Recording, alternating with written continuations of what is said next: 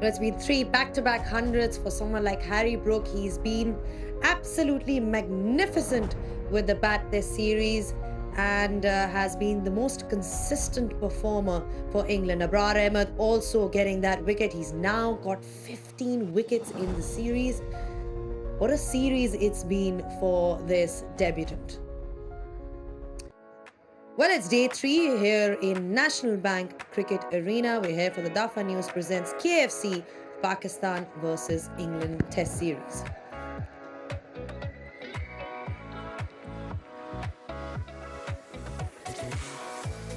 Well, the match is interestingly poised at this point of time. Pakistan are trailing by 29 runs. They were 21 for 0 at stumps yesterday. England were bowled out for 354 with Harry Brook, the main scorer, with his 111. Hello and welcome to Solar Energy Inverex Pitchside Show. We're really pleased to be here because we've definitely got a match on here. Plenty to look forward to in this one because Pakistan will be looking to pose a good total. England, of course, will be looking to restrict them. Let's see what happens in that regard. I've got with me David Kawa and Waqar Yunus. David, I mean, in terms of England chasing down big totals, I mean, that's what we've seen in the entire summer from them, whether it's that 378 against India or against New Zealand. It's just so difficult to set a target for them. It is. Yeah, the summer has sort of ripped up all the rule books, hasn't it? Some of those chases were on really good fifth-day pitches. That India chase was possibly the most ridiculous of all, 378 on a pitch which was still doing little bits and pieces, but turned out to be certainly good enough for Johnny Bairstow to make a big 100 and win the game. We've got a pitch here in Karachi which, again, is sort of belying prediction because it turned less yesterday than it did on day one. Now, if that's a trend, or if there are just little bits that are breaking up and little bits that are turning, then it still means there are runs left in the pitch. So for Pakistan, trying to work out what is enough is going to be quite tricky. But if you start banding around figures like a lead of 300, which will still take some getting for Pakistan, let's face it, then that's the sort of figure that they would be happy with initially, I'm sure. I think it's going to be a crucial day for Pakistan's batting too, Waqar. I mean, if you look back in the series, that's been the one aspect where Pakistan has been let down. What kind of approach do you think they should come up with? Look, anything around about 300, given back to England, I think Pakistan will be very, very happy because, yes, pitch is still battable, is still not really turning that much. But I feel once you have, runs on the board, fifth inning, the track record of England, I know it's very good chasing, but this is going to be a different ball game. It's not going to become onto the bat that easy. So I think Pakistan need to really bat well first. I don't think they'll be thinking what sort of target. Bat first, bat really well, and get to somewhere around 300, and I think that'll be a game on. Well, we had Mohammad Yusuf in our show yesterday, and he mentioned how this pitch is rather offering low bounce in comparison to some of the other venues, and it's getting slower and slower. But we've got Arooj Mumtaz, who earlier on had a closer look at the pitch. So it's over to you, Arooj, for the pitch report. Pitch report brought to you by Inverex Solar Energy. Yeah, in Karachi for day 3, and we continue to talk about how spin has been effective on this, again, drier surface. Now, the cracks really haven't deteriorated. The one thing that has happened is the loss of bounce, and we've pulled up a visual from Hawk depicting how the bounce has deteriorated from day 1 to day 2. It is a little bit substantial because it makes all the difference. What we also saw was inconsistency in that bounce, where there was a few that stayed really low. So when the batters are looking to play back to the new ball, LBW and bolts come into play quite effectively. Now, we keep talking about spin just because the nature of the surface. 15 out of the 20 wickets to go were to spin. 2 run-outs and just 3 to the quick bowlers. That says a lot about the surface. But because of the rollers being used, it'll continue to spin. It won't be extravagant. It won't be quick and sharp. And that's the surface, and the nature of the surface is going to continue to be, again, a slow, low turner here in Karachi. Pitch report brought to you by Inverex Solar Energy. Well, she has sort of agreed with the thoughts of Mohammad Yusuf that it's going to be low, slow, and might offer a lot of turn, but Are we expecting a lot of turn at some point? I mean, we haven't seen a lot of turn Well, yet, but I'm talking about that exaggerated turn that we sometimes see. well, I'm not sure we are. I mean, I keep getting confused, bemused, whatever it is, by these pitches because you'd expect a dry pitch like this one to just gradually fall apart, and you'd see a sort of progressive deterioration, I think is the word. Sorry, Ruj. Or deterioration, whatever it is, you know. But you'd expect that to happen, but it hasn't. And when you look at it, apparently, there are most of the pitch is still in very good shape. So there are only little bits of it, and you've got to really be so precise to hit those little bits, and they're not always in the right place. So you want somewhere, you want a patch. If you're a spinner, you want a patch there which you can attack consistently and see the ball bouncing and turning, and then you think you've got a chance of taking a flurry of wickets. But this is very different. What does Pakistan need to be cautious about when you have such conditions? What is the one thing that they need to watch out for? Well, first of all, I think Pakistan need to get rid of the lead. That's going to be crucial. Don't lose any wickets. Last night, I thought Pakistan played quite nicely. First of all, they allowed, I think, few too many runs at the end to England to score. But yeah, that's gone now. They batted well. Make sure the 20 runs remaining of the lead, just don't lose any wicket and then build on it. And once that's gone, I think Pakistan will feel a lot more confident. And Babar's wicket, Shafiq's wickets, I think they're going to be very, very, very, very crucial. So, as I said, the 300 is a lead. I'm not talking about 300 total because they need 300 to sort of trouble England. Yeah, they'll be looking to get rid of those initial runs, the trail, rather quickly. Now we've got plenty more for you on the other side on the Inverex Solar Energy Pitchside Show.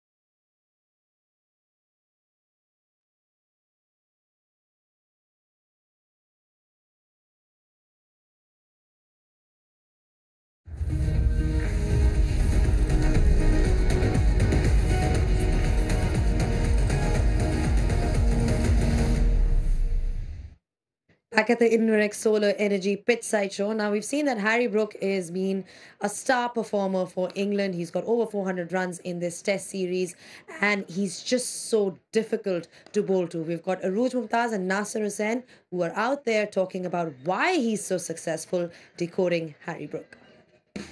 Expert advice brought to you by Inverex Solar Energy.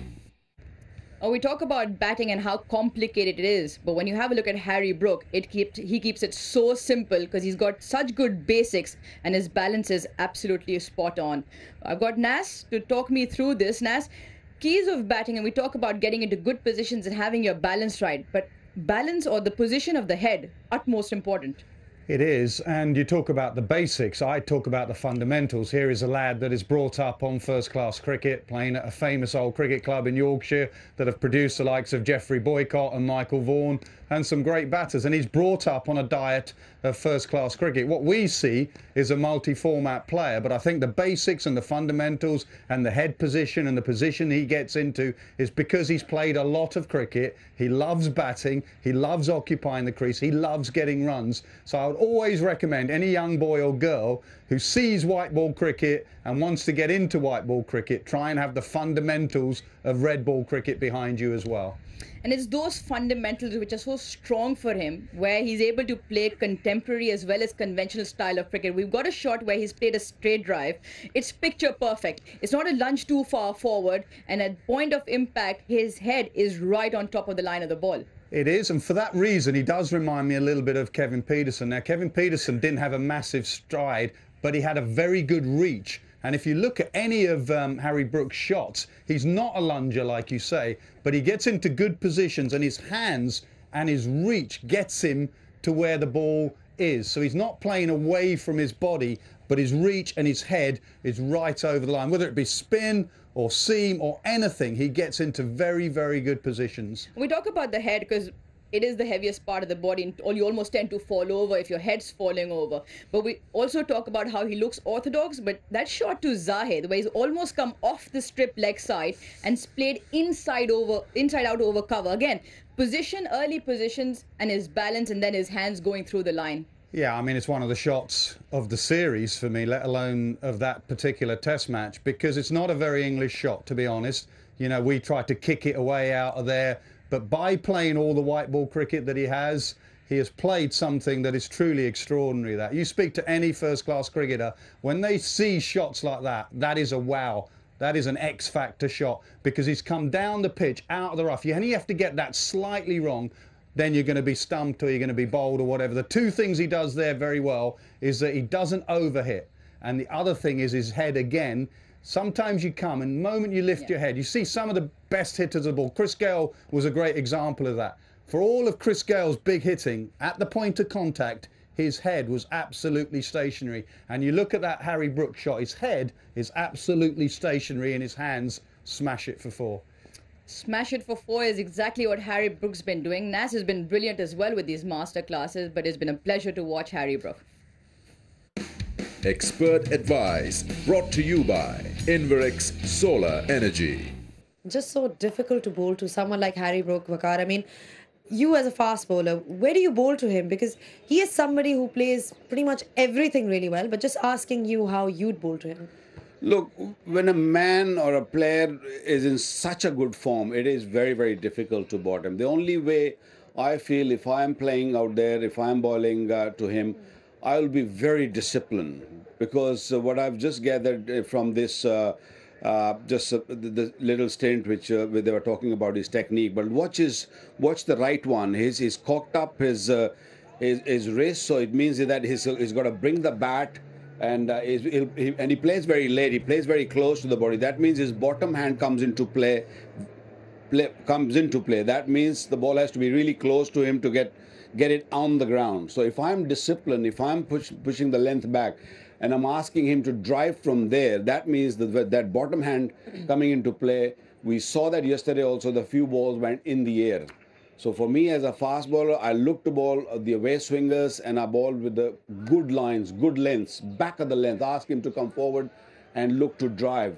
with that bottom hand, I've got a chance to get him out in the slips. Right, you heard it from the expert itself that it's all about that good length and obviously bowling it slightly away from Harry Brook. Now it's time to hear from the experts what they have to say about how many runs or how many wickets Pakistan will lose in this session. Expert prediction brought to you by Inverex Solar Energy. Right, how many wickets for Pakistan in the first session? Right, my first wild guess of the day, based on everything we've seen over the last 2 days, is 3. What about you? I think 3 is okay with me. I don't have problem if we lose 3, as long as we get 100 runs lead.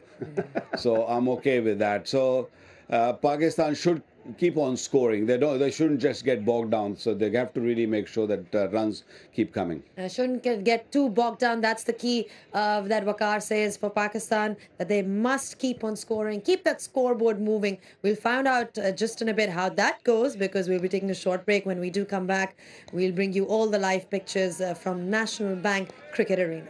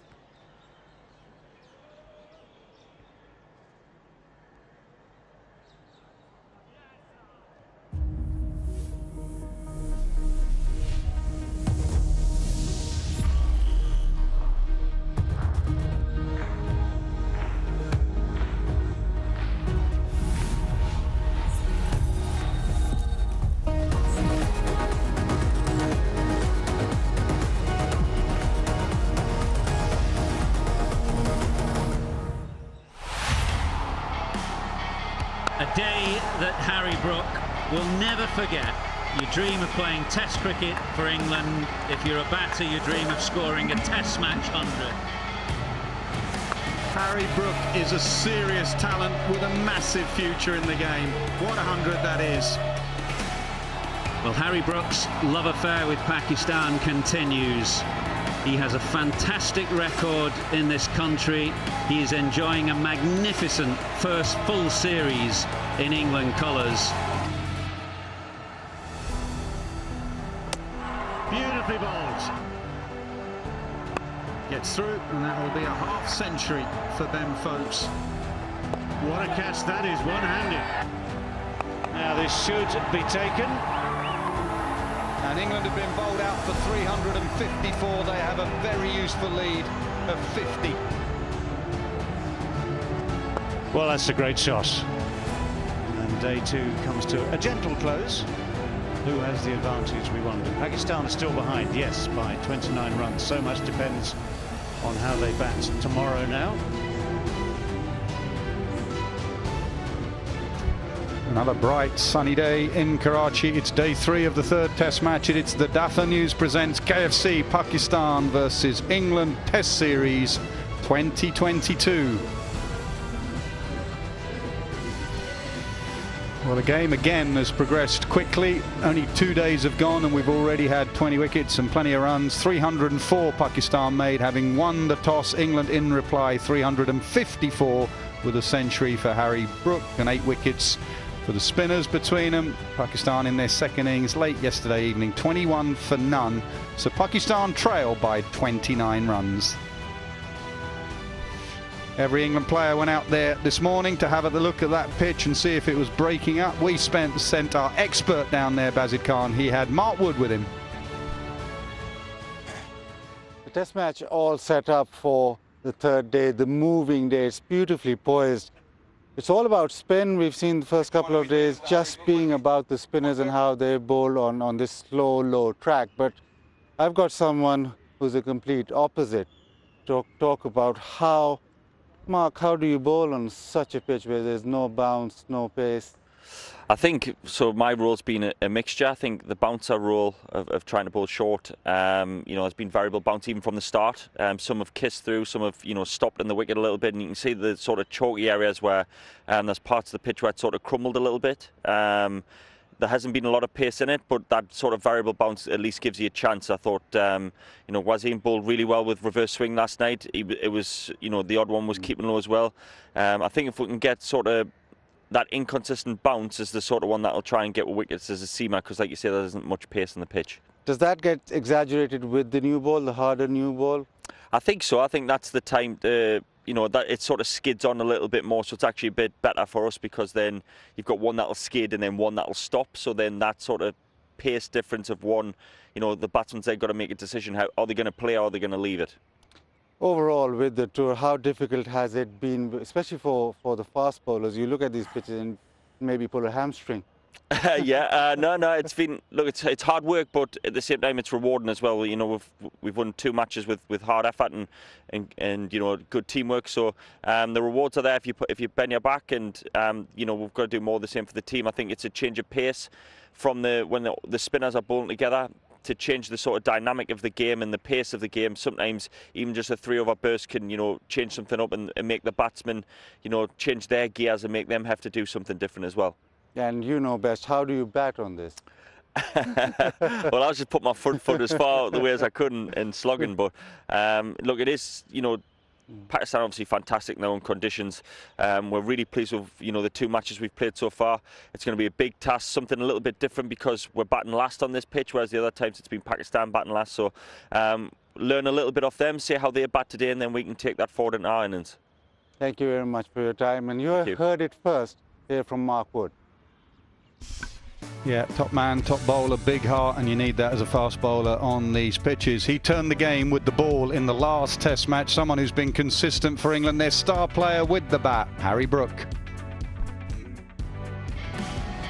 A day that Harry Brook will never forget.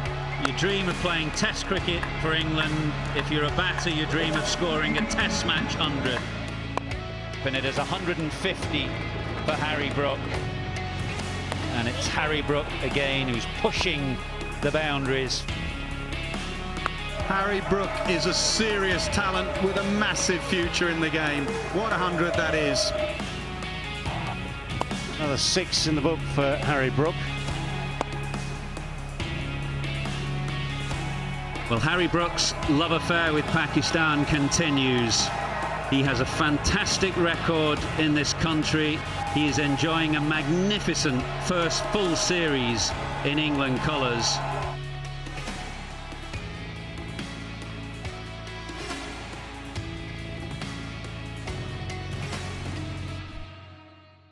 Well, he's been busy writing his name on various honours boards around the country. 3 and 3 now, that's his wagon wheel. And I'm sat next to David Gower, a man that he went past the record.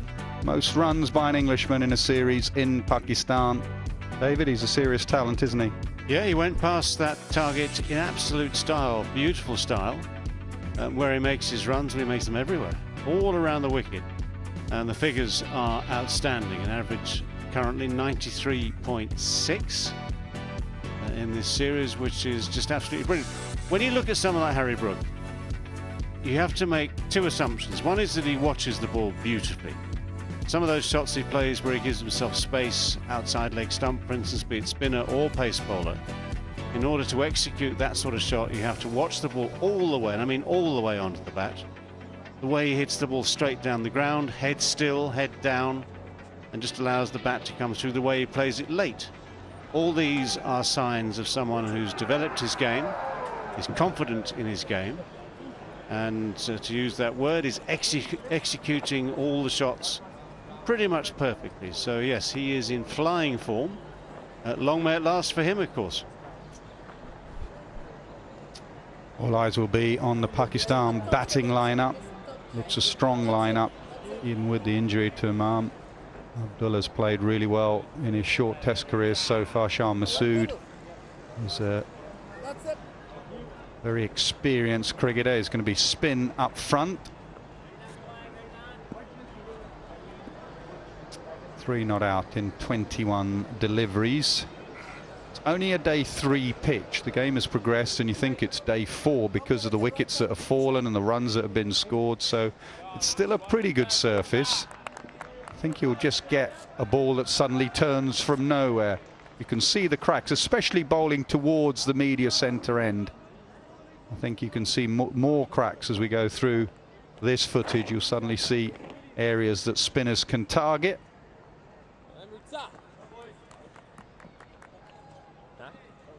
Just around about there, suddenly you start to see, there you go, more cracks. But as Bazid Khan said yesterday, they can look ugly here, the pitches, and not do a lot. We shall see in the next couple of days.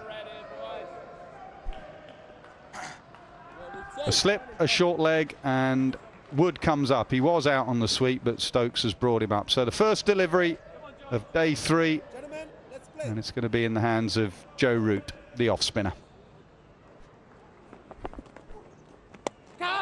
In the air, and it squirts away, and it could well go away for 4. It does. It starts off with the ball that does turn. And just outside off stump, it has gone with those little bit of development outside the off stump in terms of the pitch, but Shah Masood, a loose drive, lucky to get away with that. That's a couple he's hit through there, and Stokes could think about a gully, maybe bring mid-wicket in from the leg side and try and get Shah moving and manoeuvring to the leg side.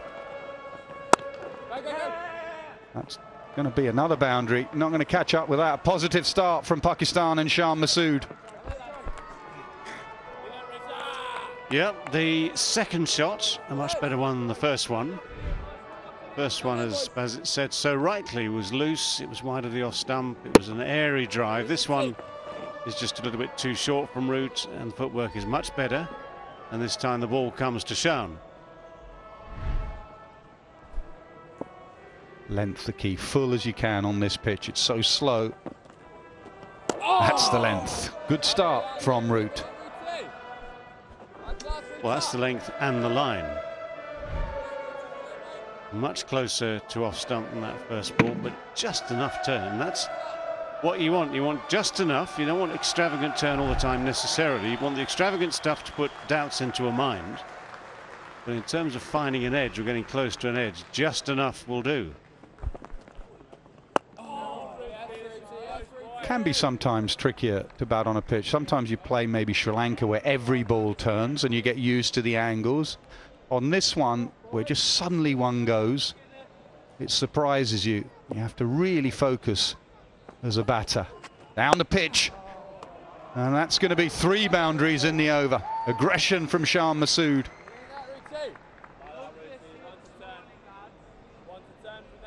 Now, Shan is not going to sit back. We know that, especially against spin. I think he was slightly bothered with the turn, but he thinks the better option is just to get at it. And it's a lovely drive. Very much in control. Straight away, first over, the battle is on. Yeah, he just played for the close last night. He was, what, 1 not out and hadn't got many. Now he's aggressive.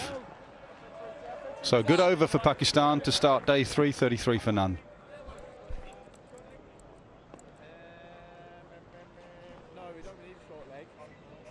Well, they could have been none for 1 from that over. As it is, they're what, 12 for none. Reduced the deficit, hasn't it? That shot, that first shot was definitely a first ball of the day oops shot. Definitely loose. The second boundary was controlled, the third boundary equally so. Just found a part of the pitch that's doing nothing, used his feet well.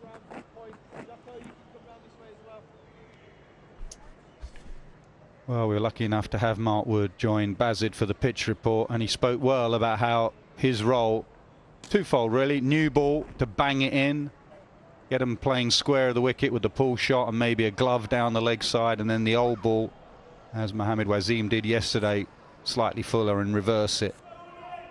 He's in the first roll here. New ball, banging it halfway down. That will scuff it up as well, get it reversing. But also we've seen Pakistan struggle at times with this short stuff. Just waiting for Nasser to say that was one of your best pitch reports. Because I didn't say much. That's a good leave. It sounds like, well, everyone should leave that, but that's where Pakistan have been struggling. Watch the way he gets his hands right out the way. If you think of all the gloves down the leg side, watch the way he gets his hands and gloves right out of the way of that.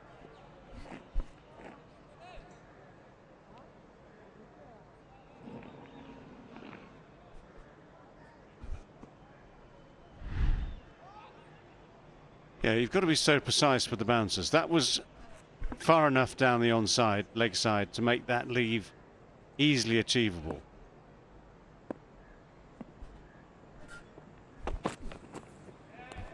Straighter as a bouncer, which is good, and good duck, good positions, good balance, so easy just to let the knees bend, and the moment you see it round about there, down you go. It's those ones which are at the body at about chest height, isn't it? You know, heart height, where as a batsman's instinct, it'll draw him into sort of trying to self-defend, i.e. get the gloves up there. When it's way down leg side, it's easier to play that exaggerated gloves out the way lead. When it's coming at you, it depends whether your instinct says I'll take a blow or I'll risk a blow, whether you just try and get gloves on it. And then you've got the variations of height. So that last one, basically waist height, not quite so short obviously, but waist height. And then you get into the tuck away on the onside, pick up your runs. So it's so important, the line from the bouncer, and if, equally so if you get that chance just to sway inside, if it's a little bit outside off stump, then good players can do that.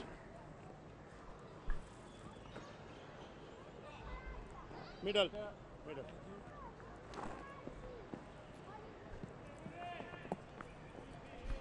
Same for Shan Masood. Now remember, Shan Masood was bounced out in the first innings. He played a couple of beautiful pull shots, and then one just kept a bit low and sat in the pitch, and he found fine leg. Leach took the catch down there. And there you go, similar to that. It comes off at 2 paces, and you see the frustration there from Shan Masood. This was in the first innings. He played a couple of good pull shots, and there was a top edge. Because the ball had died on him, he was through the shot early.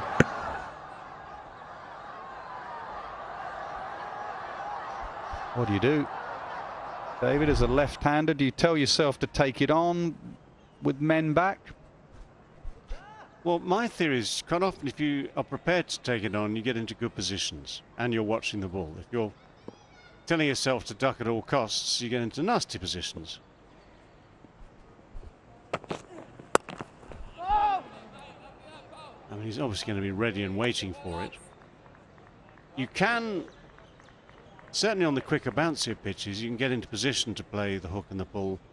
And as soon as you realise that it's either too quick or too high, you can normally get out of the shot safely. It's harder on these pitches because you lose a bit of a split second waiting to see what it's going to do, waiting to see how it's going to bounce. So sometimes your instinctive flick comes a fraction of a second just too late. It's as we've said many times over the last couple of weeks, it's harder on these pitches than on a real good, straight, bouncy pitch. He was in control of that one. He'll find one of the three men that are out, Rayan Ahmed. It's 35 for none.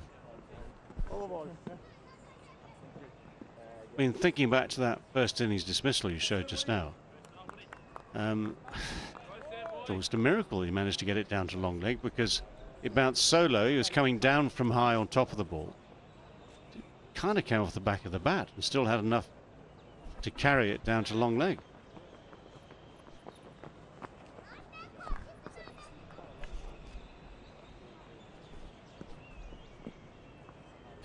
Ollie Robinson didn't start the day on the field. He's just strolled on now. Remember, he's been struggling with a dodgy tummy. So he's been off for 7 minutes. Not that he's due to bowl.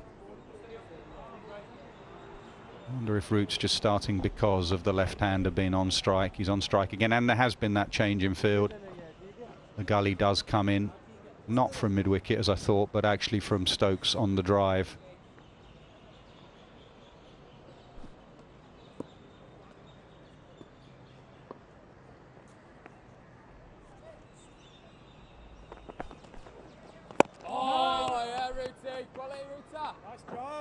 Lovely that, Rooty. Brilliant, mate. Brilliant, Rooty. Lovely that, bud. Average of 87, and reckon now in this second innings he'll have to keep that up or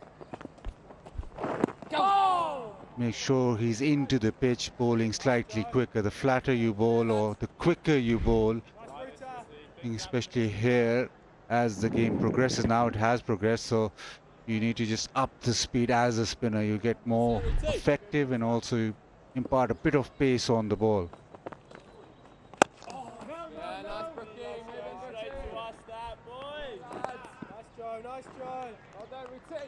Just small things, the difference between Stokes and Barber. Just have an eye on where Mark Wood is on the sweep.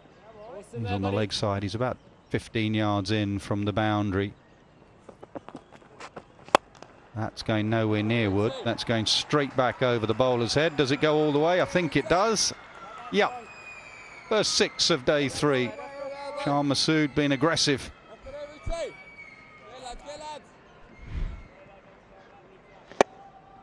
Doing it very nicely.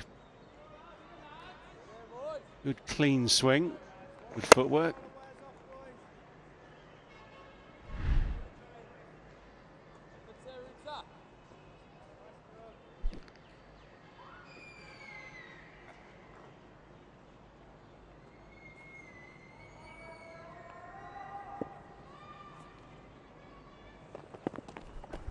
Oh, love that, Rooty. Brilliant, Rooty. High class there, Roota. Up for there, mate. Good, lads. Nice, boys.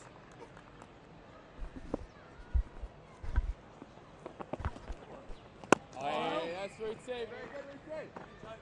Good from Shah Masood. Positive in attack and in defence. 41 for none. Yeah, and what little we can glean from those first couple of overs from Root is that in the middle of the pitch, which is where you really want it to turn from, there seems to be a lot of very solid turf that is just playing normally. A little bit wider, and you'll get a bit of rough, a bit of dust, and the ball might grip a bit more. So where he has turned it is an area where a batsman can leave it. So it's going to be this short stuff again. The other thing when you're playing the short stuff is tell yourself what you're going to do. Sometimes you say don't hook, don't hook, don't hook, and you end up hooking. Tell yourself specifically what you're going to do. I'm going to duck, I'm going to leave, I'm going to play the shot. Put a don't in there. It's amazing how many times you actually end up doing that. Good fielding in the deep. Did you write the book on the art of positive thinking? Having known me for quite a long time, David, do you think I am the man to talk about positive thinking, positive anything? Don't do yourself down, Nas. Come on. But do you know what I mean? It's an amazing amount of times. Don't hook, Nas, and then suddenly someone bounces you and you have a hook. Actually tell yourself what you're going to do when that ball goes in short. Can't you go the other way? You want to hook, you say to yourself, don't hook, and then you end up hooking. You've completely lost me there, Baz, now. Yeah, as always, Nas. Concentrate, please. You know, Baz, are you hooking or not hooking? I'm saying don't hook, but I will hook. Well, you might have a hook. Yeah, correct. Okay. Well, good luck to anyone trying to take advice from this commentary team. Were you playing in that series where your mate Botham kept bouncing out? Who was it? Andrew Hilditch? Ah, well, there's various examples of people he kept trying to bounce out. There's a fellow called Yashpal Sharma in India, 81, 82, who he said, I'll get him. I will get him. Leave him to me. Bounced him all day for about 160. So he didn't get him. Well, he might have got him eventually. I've forgotten. I'd lost interest by then.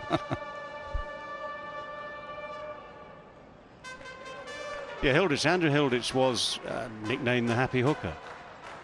Because anytime he puts it short in that tour, on that tour of England, he'd have a go at it, and quite often it was seen to end up in the hands of long leg.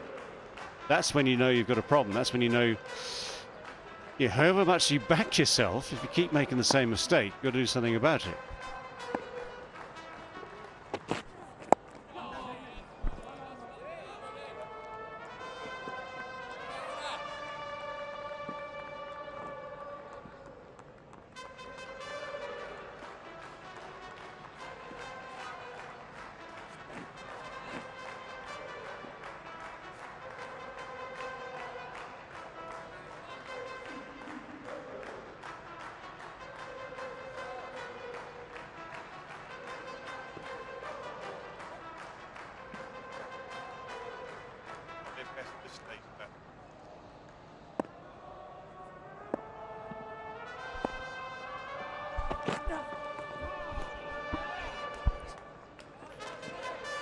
One of the over. One of the over.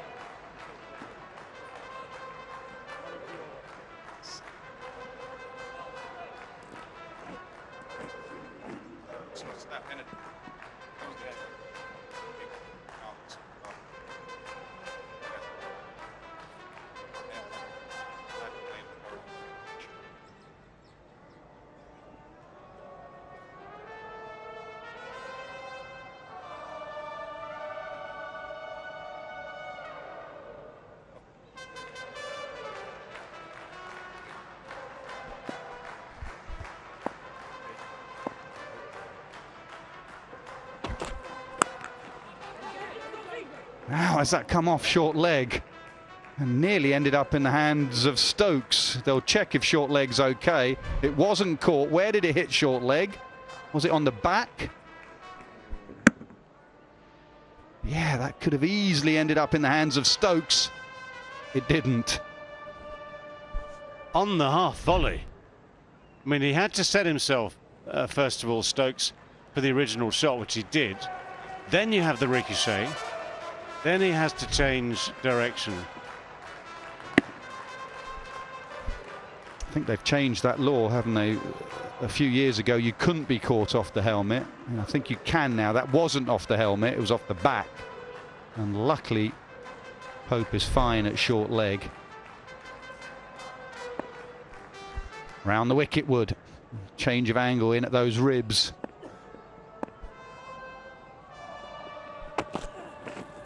Gloves out the way again from Shafiq, 43 for none.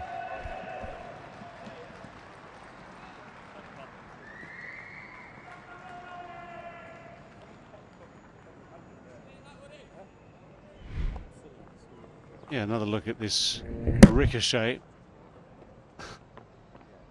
The tortoise head goes in, back into the shell. The helmet there exposed as top line of defence. It just glances the shoulder. It's the fact that Stokes has to change direction stopped him in his tracks.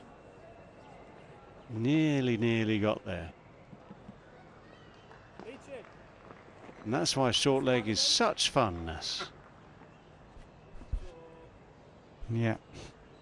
You go in there as a youngster generally. Don't want to become too good at it because you'll get a job for life.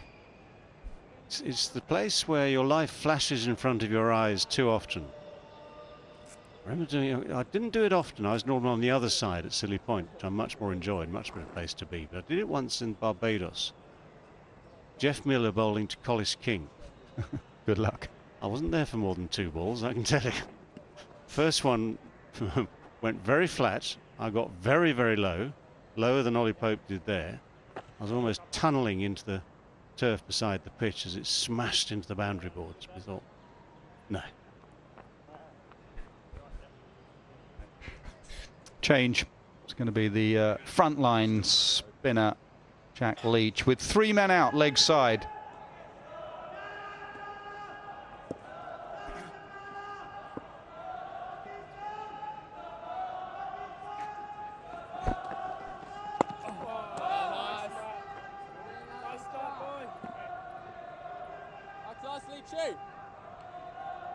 Well, Leach can maybe access some of that slightly rougher stuff outside left-handers off stump. Bring the ball back in. We've seen Shan take the attack to root with the off-spin taking it away. So a complete change of angles.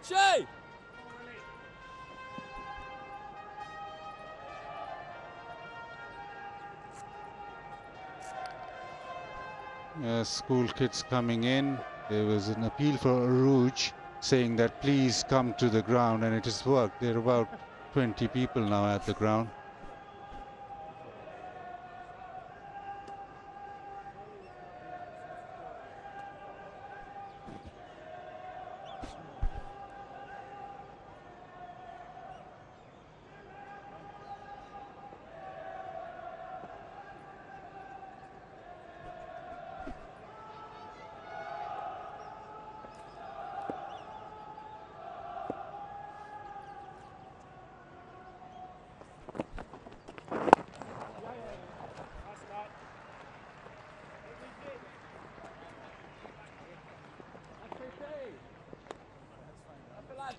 It's a reminder that for every boundary struck when the boundary boards light up, the Saka will donate 10,000 Pakistan rupees to the batsman concerned. That should go into a nice big kitty. One leg. Come back. Leg stump. Come a touch for middle back. That's middle.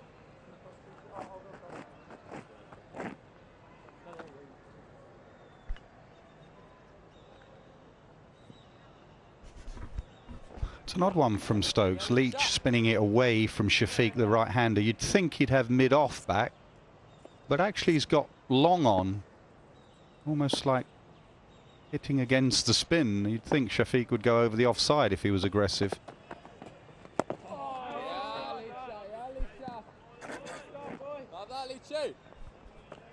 Maybe Leach is going to bowl very straight, try and get LBW. But long on's back, mid-off is up. Usually the other way round for a left-arm spinner to a right-hander.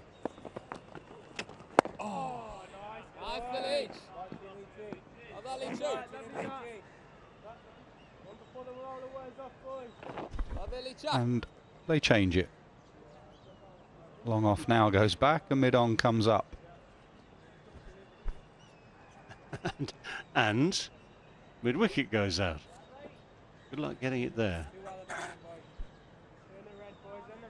Nice,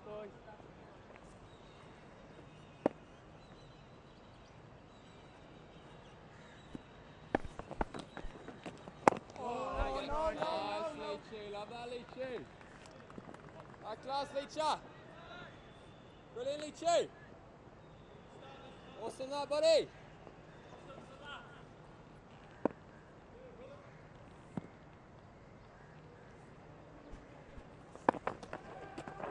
Go, go. Beautiful shot, just a back foot punch. Picks up length well.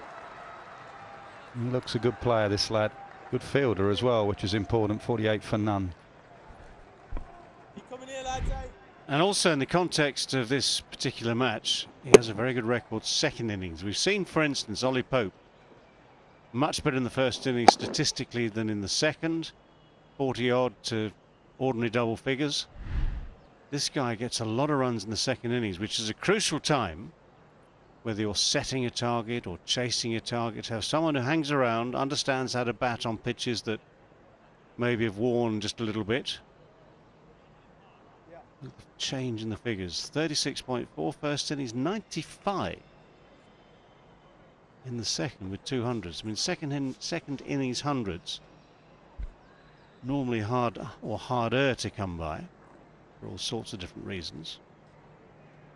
So if he fulfills those figures, he keeps that record alive today. That puts, or is in danger of putting Pakistan into a pretty strong position.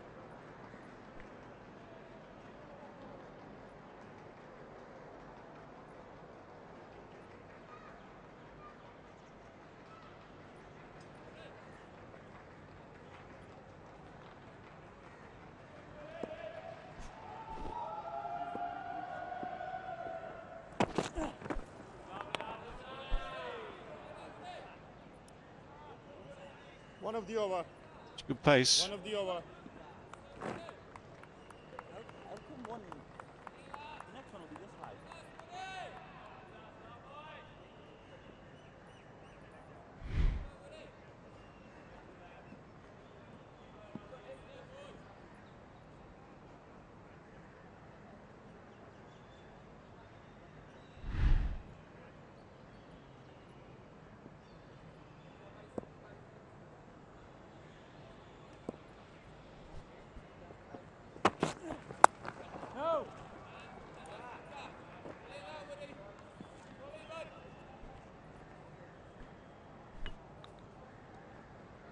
And with Abdullah Shafiq, he's the kind of player who, I think ugly is a strong word. He doesn't make ugly runs. He doesn't make sort of scratchy runs. You remember the runs that he makes because he plays so purely.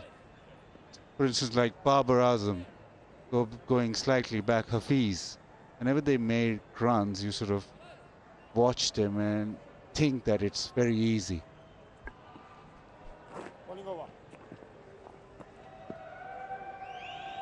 Middle.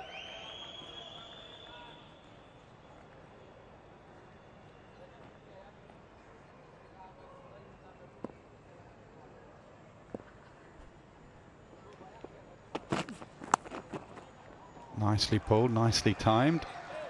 Good fielding from Duckett. Who would have spotted Shafiq? Bazid, it's like a gut feel when you see someone just 3 first-class games, going to be an international cricketer. It's a talent that everyone doesn't have to spot a player. Who would have spotted him? He got 100 on first-class debut. The 100 that he got on T20 debut, that was televised, and a lot of people watched that, and there was this aura of him having a lot of time. But it was basically Misbah ul Haq, the coach, head coach at that time. He thought that this guy's got what it takes, and he spent a lot of time, did Abdullah Shafiq. I think that was time of COVID, and you had big squads going everywhere. He spent a lot of time with the Pakistan squad, and people thought maybe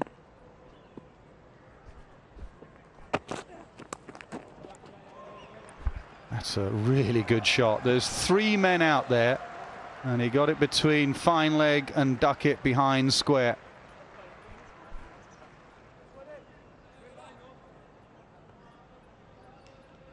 And the shot achieves 2 other things.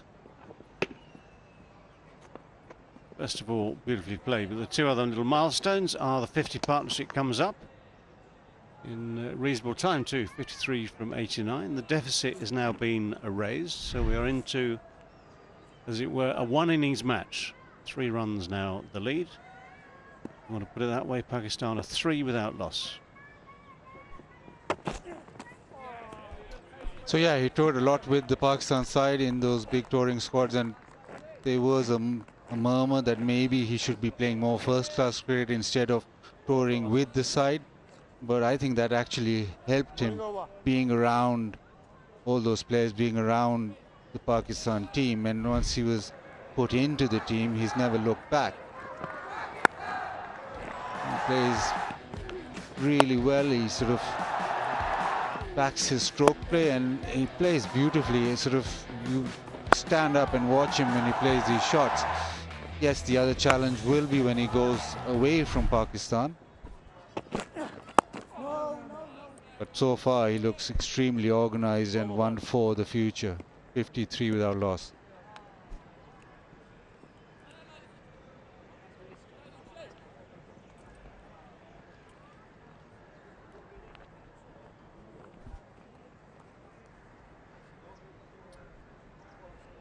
Just into his 10th test match, average of 59 and a bit.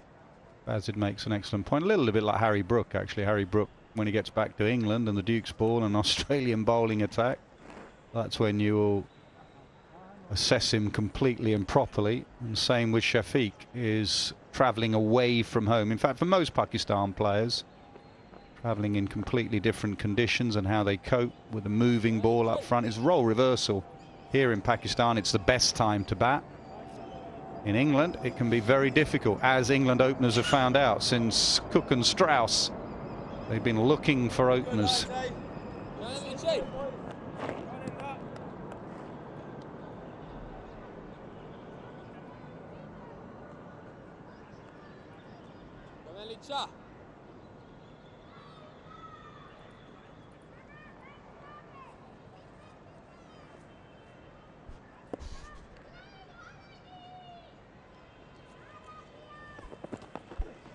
Oh, yes, Lichi. Love that, Lichi. Get in there, pal. Great grip in, Lichi. Nice like that. Brilliant nut. Love that nut. Quality nut. Always difficult to know whether to have a leg slip or a short leg. Good, lads. I had a short leg catch from Pope around Ahmed's first test wicket. They've gone with a leg gully. It's a bit of guesswork. Oh, gone! Gone for the reverse sweep. England have their first wicket of day 3. And it's Leach that's grabbed it.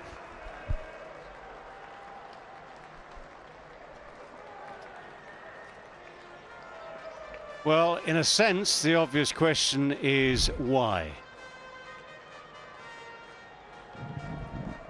Bottom edge, the bottom edge just drags it on.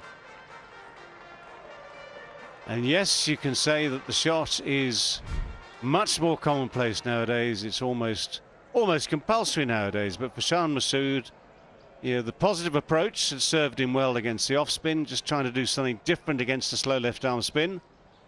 Cost him his wicket. 53 for 1.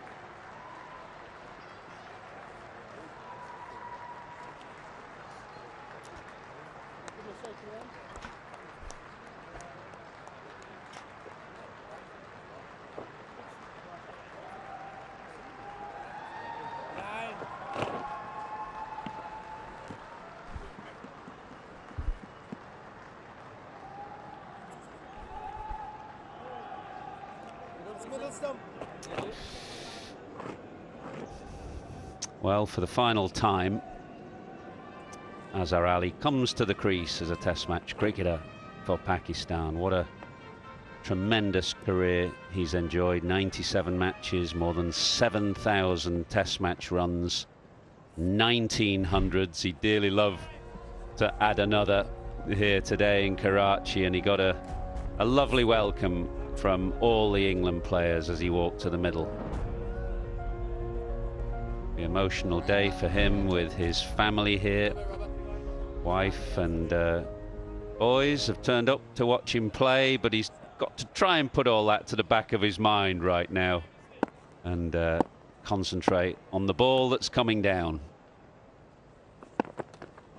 Yeah, nice Leacher. Love that, Leacher. Played quite nicely till this happened. The shot he hasn't really mastered yet.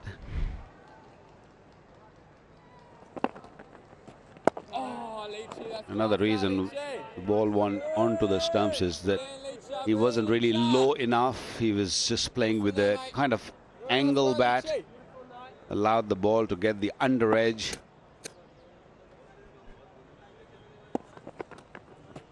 Yes, the Leach, yes, the Leach.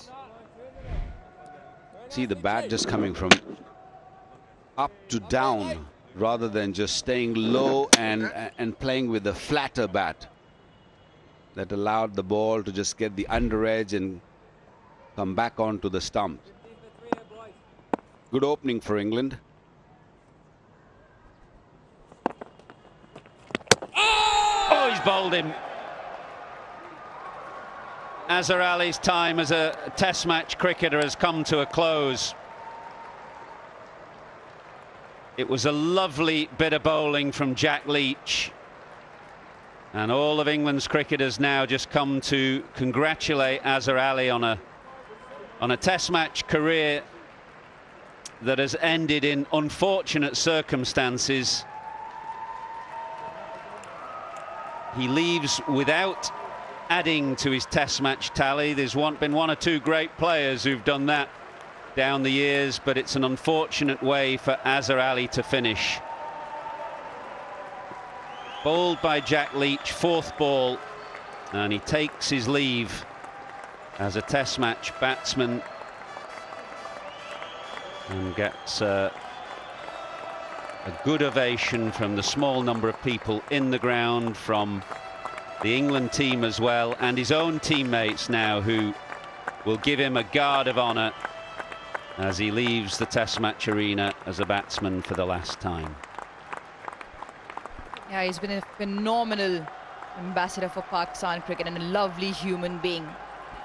Obviously not the way to go out on your final test, but the scenes obviously very emotional, and he can be very proud of what he's achieved, Azhar Ali.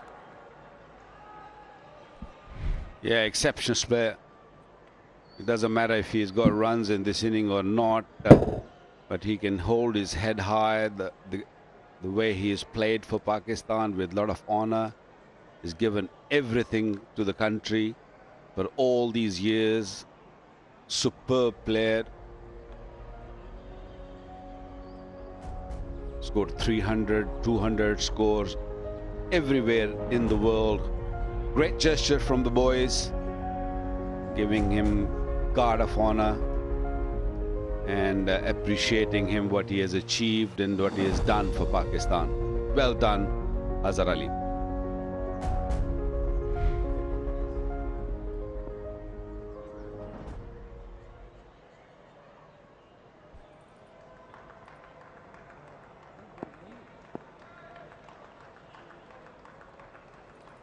Well, the change from Root to Leach has done the trick for Ben Stokes this morning. Root was taken to the cleaners really in the first 2 overs, so Leach quickly into the attack. Gets Shan Masood on the reverse sweep and then squeezes one past Azhar Ali's outside edge. So 2 down now, Pakistan leading just by 3. Marwood is pounding the ball into the middle of the pitch, but not getting much response.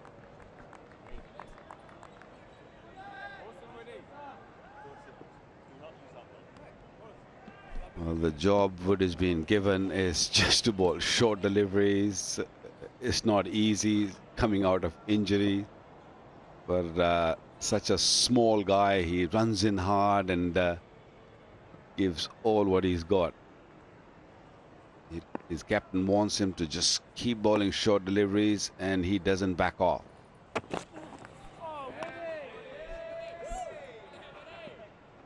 One of the over. Yeah, I thought One of the Pakistan, over. obviously recognizing that deliberate ploy from England and from Wood in particular to strangle them down the leg side. I thought Babar particularly played him well in the first innings, where he looked to put his hands away and take a few on his body. Abdullah Shafiq here also not engaging. This is good as a counter attack or an understanding of that and not falling into that trap. The leg spin, the leg slip rather, now comes in as well.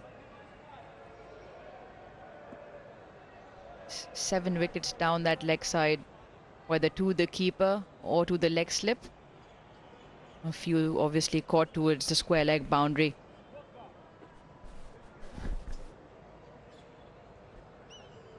What an odd fielder right behind Ben Foakes on the boundary. Shafiq is going to keep taking the short ball on. There's a couple of men out to the leg side. There's a short leg and a leg slip, and then this very odd position. It's not really a backstop for Foakes. It's there for in case the batsman looks to try and play the uppercut over the top of the wicketkeeper's head, but going to move a bit wider for Babar Azam now.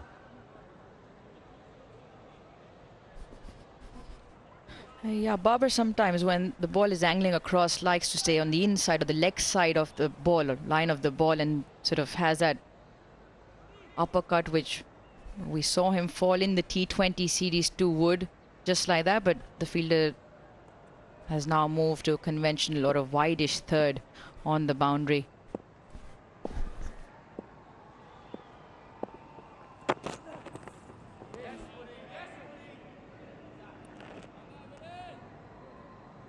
Babar is such a good player, and Wood will look to tickle with his ego because he doesn't want to get bogged down. He likes to score runs quickly,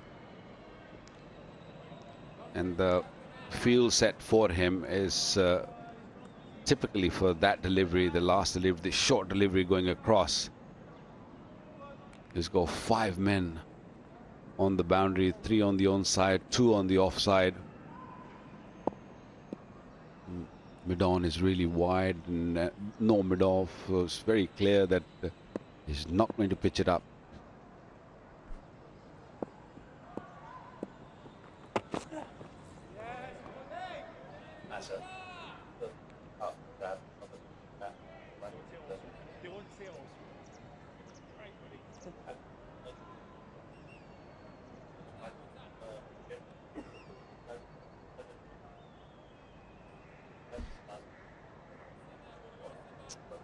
Well, he's in the best company of all, isn't he, Azhar Ali, leaving the Test match arena with a nought. The greatest who's played the game did that, of course, at the Oval many years ago. Don Bradman, bowled by Eric Hollis.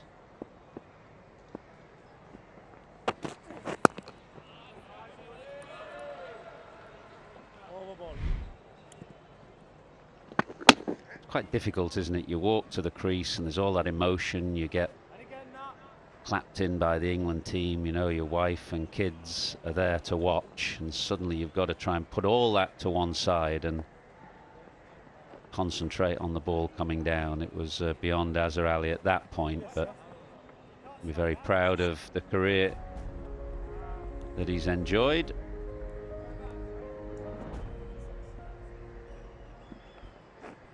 As I was saying, 1 or 2 other well-known Pakistan batsmen have finished with a nought as well, not least yourself, Waqar. I'm also in the same company. Bretman, Azhar Ali. Who are the others, Mazhar? Mohammad Hafiz, Ramiz Raja, the chairman. So there you go. Not a bad company to be in.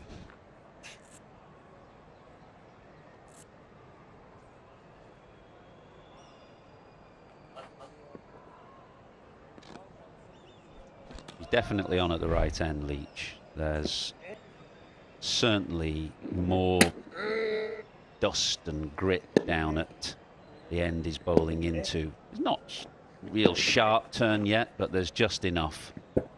That one certainly went off the straight, and Azhar Ali just fell over a touch and looked to work it to leg.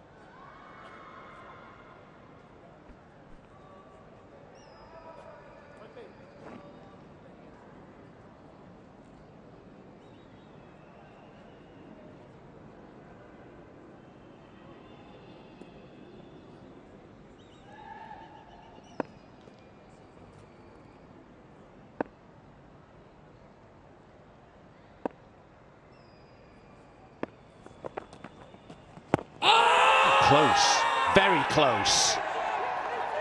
Yeah, that ball just skidding on and hitting Shafiq on that front pad again. That's exactly how he was out in the first innings. And although he's going to send this upstairs, I think he's struggling.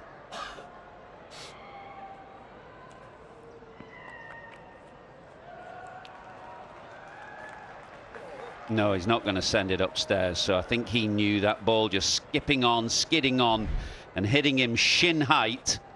So that's a third wicket now for Jack Leach. That looks out, doesn't it? And that's why Shafiq has not reviewed.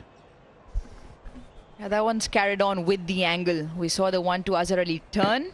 That one's just gone in with the angle. The drift in and it continued, and he's played down the wrong line. Good decision not to review in the end. Abdullah Shafiq goes for 26. Pakistan in a spot of bother, 54 for 3 now.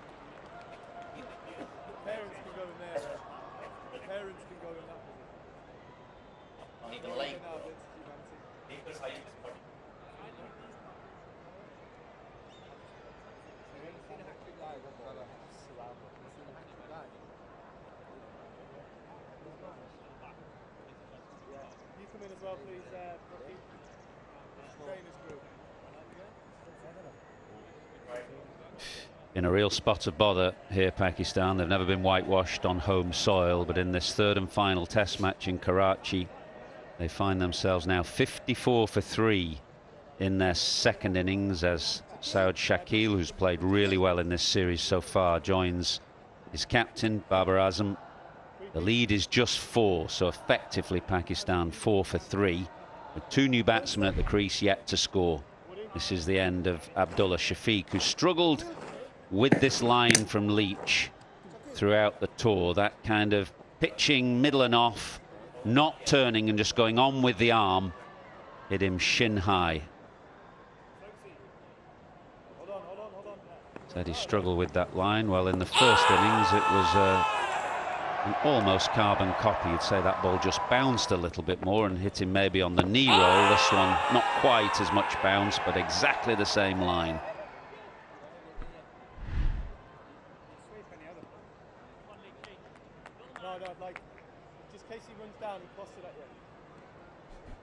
He's got a bit of company.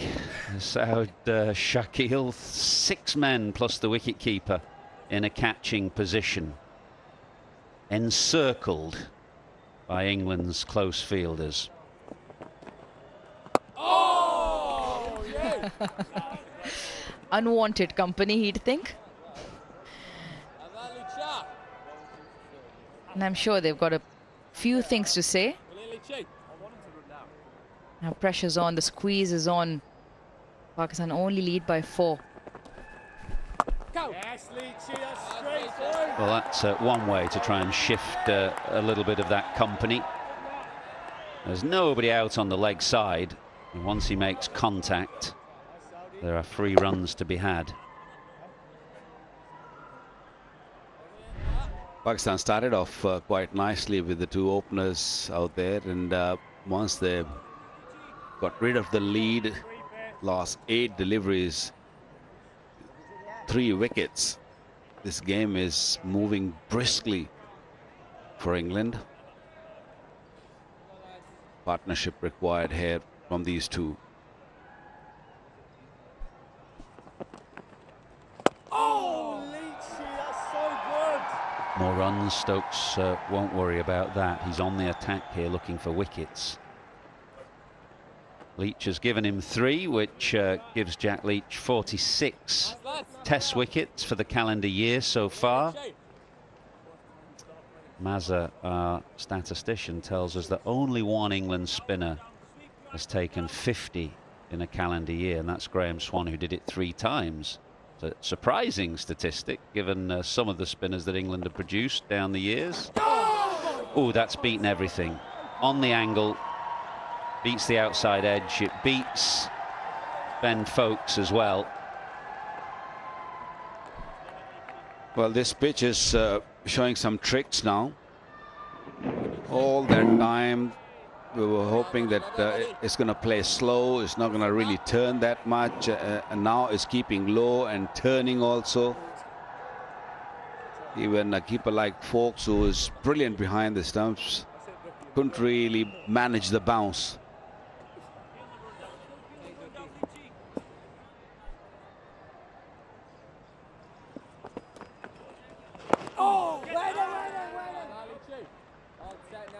Very good pressure applied by Jack Leach. 64 for 3.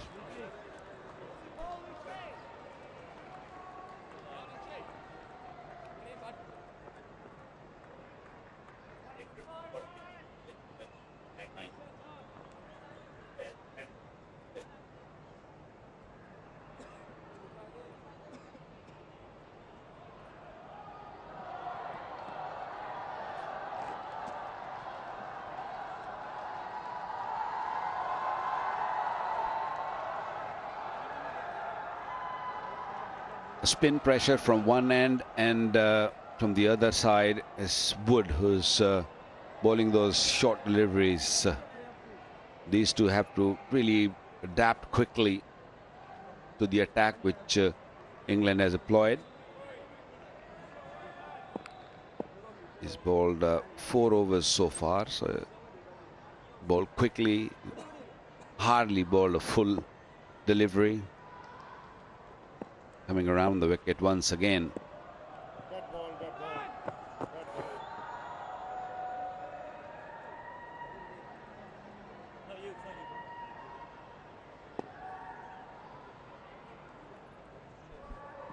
He's pretty light of tread, is Mark Wood. He's not a heavy man. He's quite a lithe kind of body, but bowling round the wicket, the added advantage for the spinner is that there'll be a little bit of rough as he follows through. The umpires will keep an eye on it and make sure that he's not following through into the danger zone, but he'll create a bit more rough there.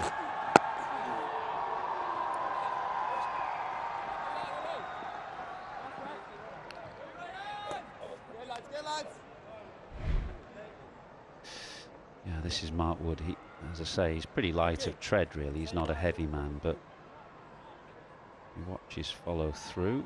He'll at second stride and third stride and fourth stride is in the business area.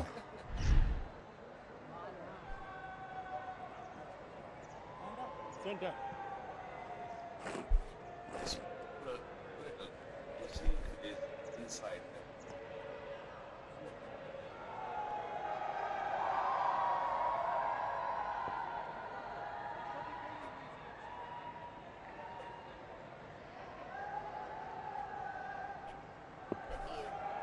Yes, and Raza has got to really keep a close eye on Wood's follow through, because that last replay we saw seemed like that is coming in that danger area.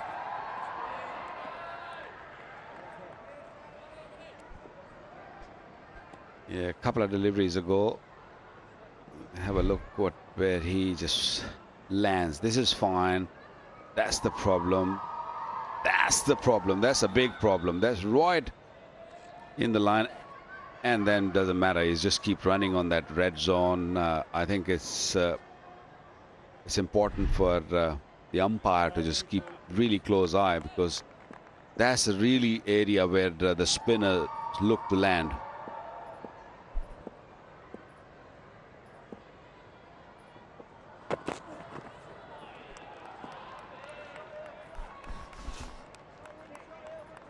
He might be light on his feet, but not easy when you're running in at that pace with that angle to deliver the ball and then break momentum while you're still at pace and then sort of move away. Obviously, the muscles at that pace, working in contrary angles, not easy, and hence why the umpires will obviously have a hawk-eye look at that. But as a bowler, you've got that at the back of your mind always, and you just want to very quickly change your angle to get off.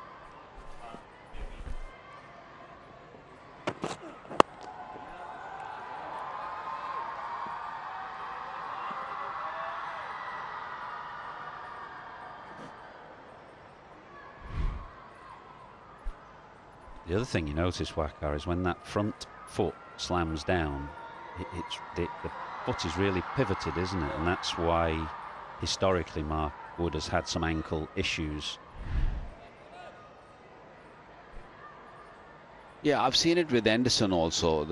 The foot goes sort of more toward gully side, and that's not really good for the ankles, because you're putting so much pressure on the ankle, and especially a man like him who's not that big and just pounds it in.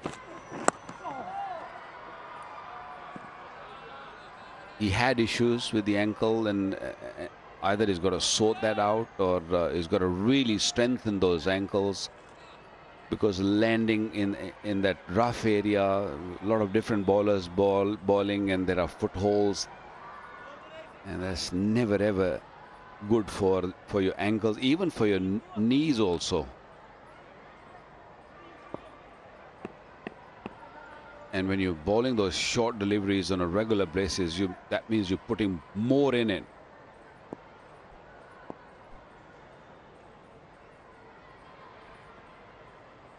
And I think that's also a reason he falls over a lot.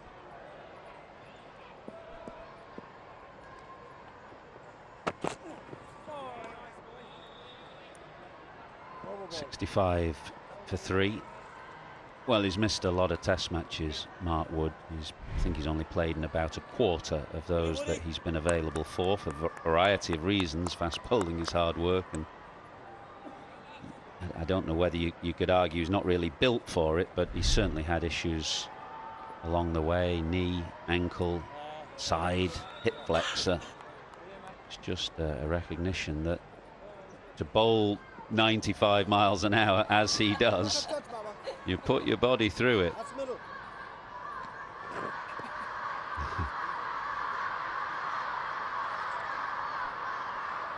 Well, the modern day footwears are very soft. They're not like from the 80s or the 90s when we played. The soles were a lot harder. Nowadays the soles are very soft, and it just gives you a little bit of cushioning.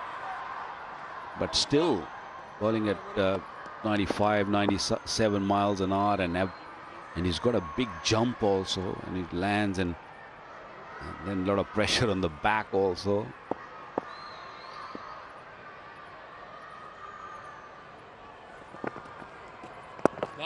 Not many fast bowlers in the past have not gone through the injuries, but if you have issues, you will probably get more injured. Like if you have a foot landing in a wrong direction,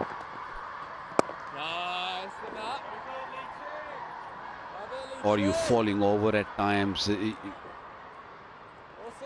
putting your body under a lot of pressure.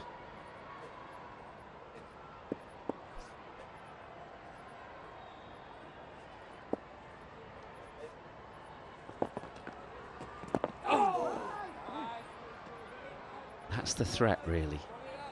As much to the inside edge as the outside edge. You think naturally a left arm spinner bowling to the right hander, the threat is to the outside edge, but DRS these days, a lot of left arm spinners look to bowl quite straight and target the pads They're in business.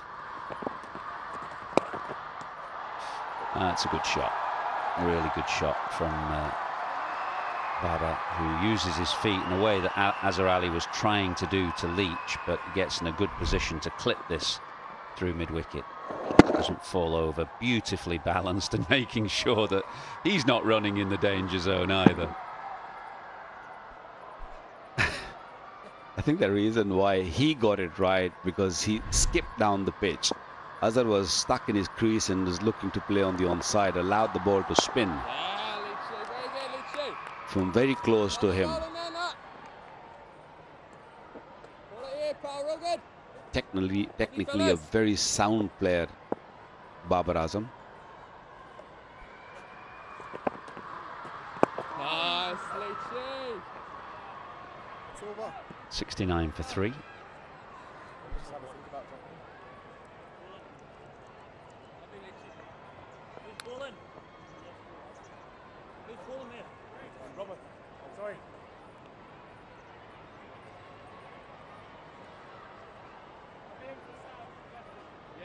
Well, it beats double Latin watching Babar Azam bat.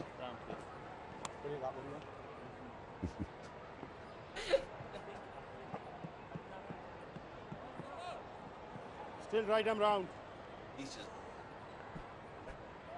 Well, they've got their teachers there, so they have come with the consensus.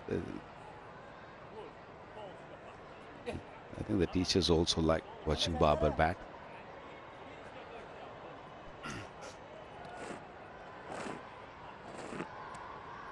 I don't think they'll be staying there for the entire day, but it's good to see girls also coming.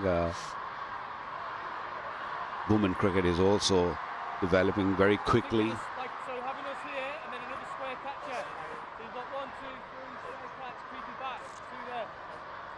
Aruj was complaining about people not coming. I think the schools, teachers, principals, they all heard her. And there you go, Aruj.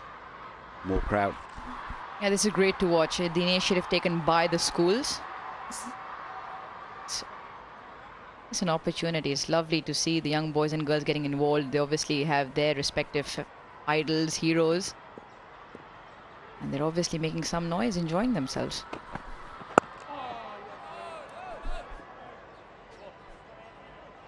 Well, Mark Wood, his lengthy spell has come to an end now. Ollie Robinson has replaced him.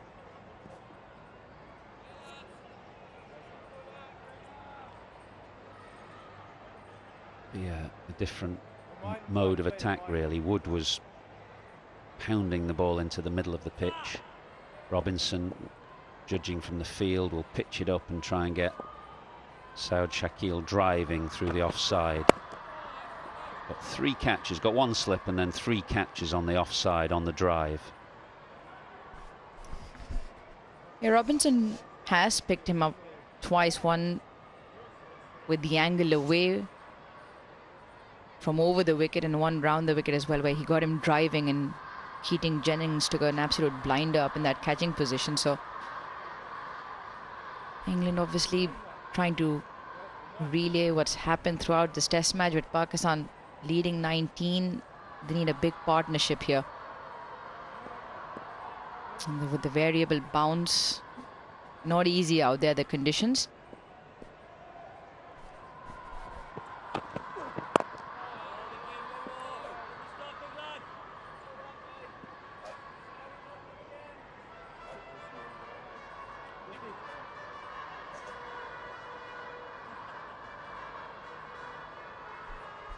So Stokes is the straightest of those catches. Brook is just joining the semicircle there. Pope next to him, and then Duckett, the squarest of the 4.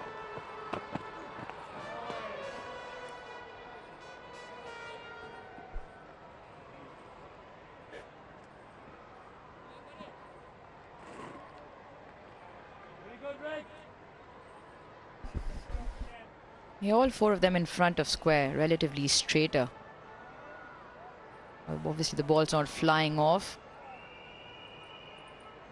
So pitched up, it's more likely to go to one of those four, unless he wants to wait back and cut it away.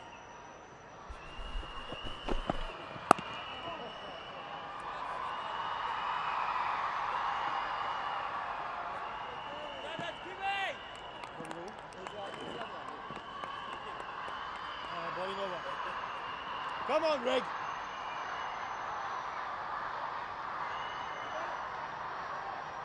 This cricket ball is what, 20 overs, almost 21 overs old. So the way Wood has bowled, and I'm sure a lot of leather would have come off, and we will see ball reversing very soon.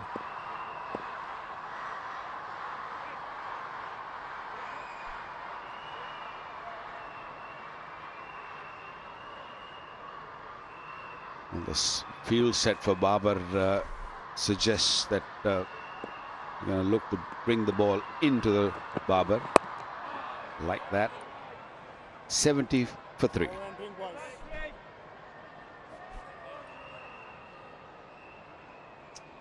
Well, it's a good first hour for England. Shan Masood started brightly against Joe Root, but the moment that Jack Leach came into the attack, all changed. 3 wickets have fallen. Morning drinks.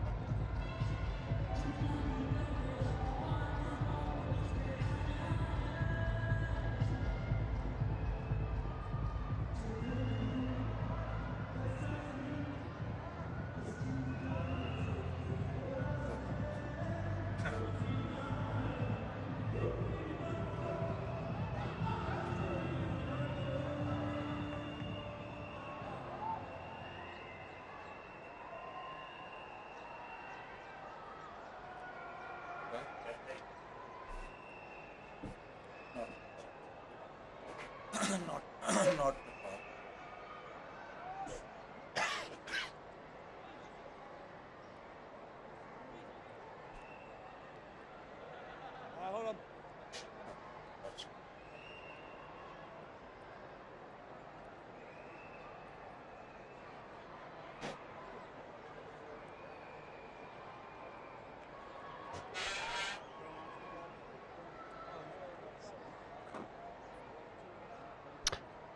Day 3 here in Karachi at the National Bank Cricket Arena, and it's been England's morning. First hour of play has seen those three wickets go down. Jack Leach has taken his tally for the year up to 46, an average of just shy of 37. Leading wicket taker in the world this calendar year. And And this was Shafiq, just beaten on the inside edge. See, there's the difference, pitching almost in exactly the same spot as one that does something just ever so slightly different. There's the challenge, each and every ball for these batsmen. So Leach picking up 3 in the morning session. 3 in very, very quick succession for no runs added. Figures of 3 for 22 personally right at this moment. 70 for 3 in effect, 20 for 3 Pakistan. So England right at this moment holding all the best cards.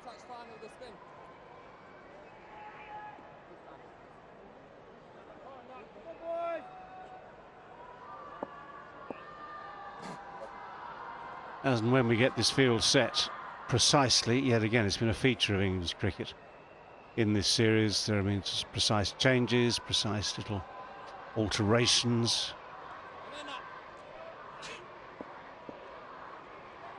Finally ready, Leach over the wicket to Saud Shakil. Just 3 men on the offside slip and 2 men saving 1. Men in short, men in the deep on the onside.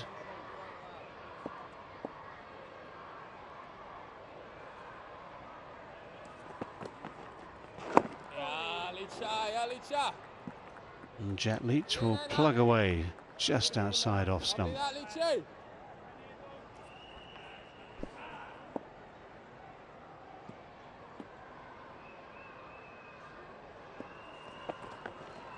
Catch. Out comes the sweep shot, no one behind square in the deep. Sweep shot is perfectly safe and perfectly played.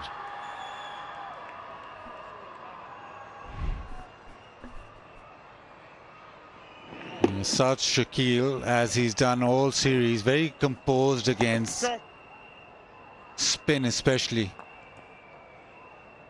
He knows that the opportunity for a boundary with the field set is with the sweep shot. Now there's lots of changes happening, a bit more protection leg side. Leg slip and a slip, but a short square leg and a deep square leg too.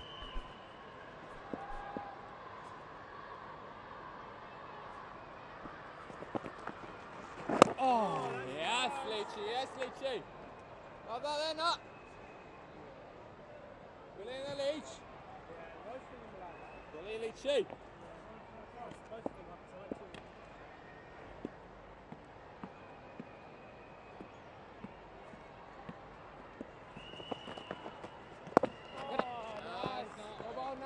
Well, the absolute challenge for Pakistan is not just survival in this current crisis, but trying to find a way of making runs as well. If Stokes blocks off the run-making shots, certainly achieves the plan of keeping the pressure on both Saud and Babar.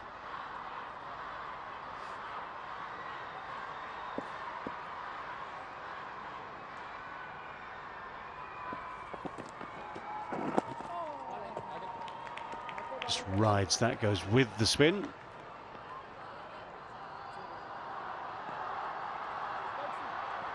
.75 for 3. Yeah, obviously runs important in any test match, in any setup, on any pitch. But in this test match for England, it's the first time they'll be batting last in the series. And so Stokes has to be careful of that bottom figure there. 25 at the moment is absolutely perfect. And 25 for 3 effectively. And the pitch hasn't done that much this morning. And that's why England have been very good. 3 wickets in an hour on here has been excellent. But batting last, Stokes will just be a little bit wary of boundaries being leaked. And every run they get come late today or tomorrow when England get in that 4th innings and Abrar Ahmed and the spinners are going at them. At the moment, England in control. Yeah, you're right. All the chases they successfully completed in the summer back home against New Zealand, India and South Africa were on very different pitches. They all got better, didn't they, those pitches in the summer? Some of them are the most brilliant 5th day pitches. I mean, that Trent Bridge one was just the flattest thing you'll ever see, with a bit more bounce than we've seen here in Pakistan. So shot making was on, and my word, it was enjoyed, wasn't it? Johnny Bairstow to the fore.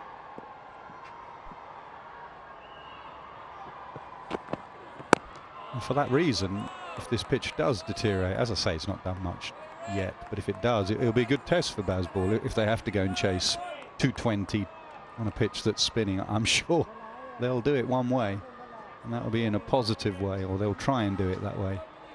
But it'll be the first time they're chasing on a pitch that has deteriorated, possibly, as it doesn't think this one will spin much.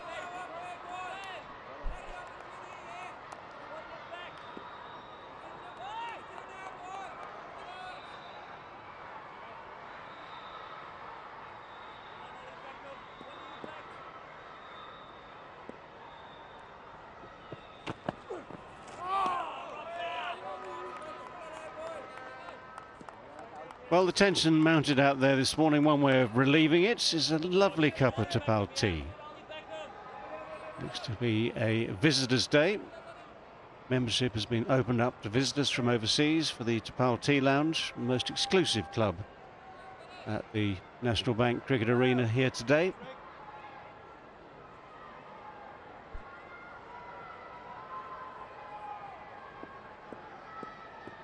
Maybe they've got reciprocal rights from Betty's Tea Shop in Harrogate.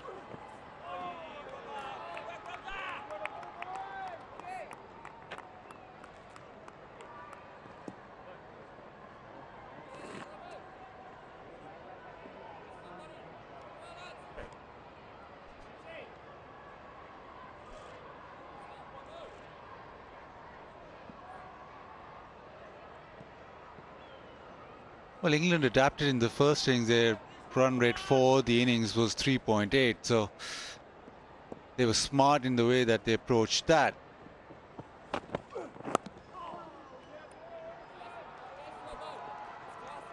And you would think in the fourth innings they'd sort of adapt to that as well. Don't think it'll be the matches you've mentioned. I don't think it'll be as viable for stroke play here in Karachi, but they've spoken about this. They've spoken about being able to adapt to conditions, and maybe we'll see that when they come out. Yeah, they've already chased 270 plus on 4 occasions in Test this year. One occasion, Stokes won the toss and said, we'll have a chase, almost like a one-day game. Never really hear that at the toss of a Test match. We will have a chase.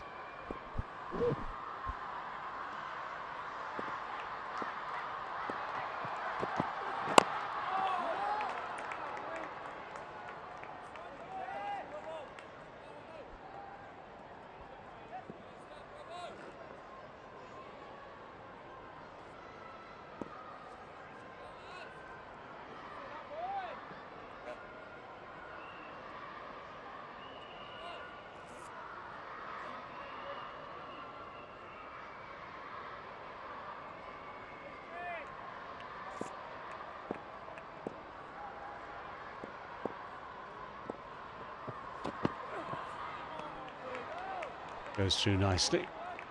It's the one from the over, 76 for 3. Robinson bowling as he does with such control, and that just keeps the pressure on at one end. But you start to think, or I'm starting to think, now what about Rayan Ahmed? Because you've got the conundrum for Ben Stokes is this: what Nasser mentioned just now, the need to sort of try and keep an eye on the scoring rate, the runs, the total, the target is one thing.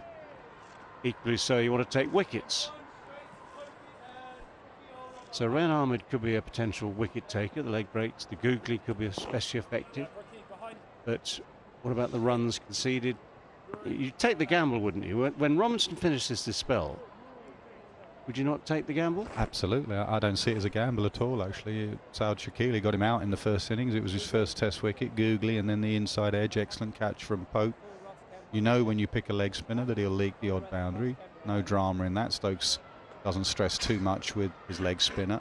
He'll give him fielders out in the deep. But as soon as Robinson's had enough, get your leggy on. Googlies to a left-hander. Barber played him pretty well in the first innings.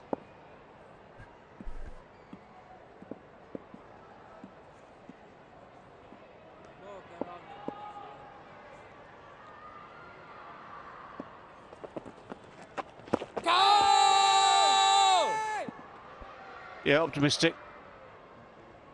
No follow-up from either Leach or Folks.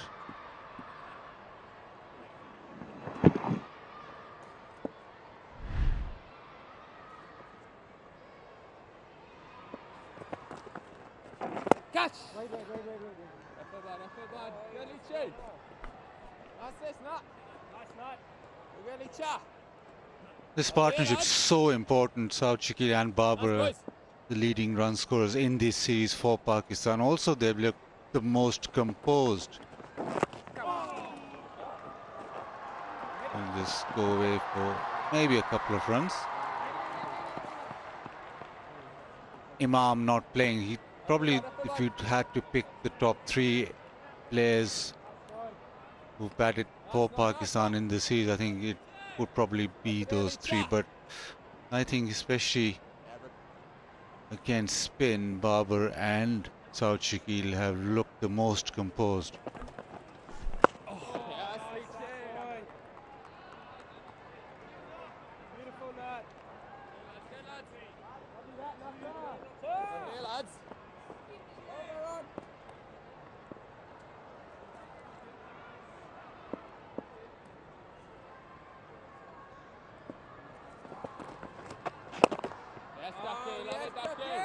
Second time in the over, he's trotted down the pitch. Gets good ground though, doesn't he? Not just a couple of steps, it's just that bit further.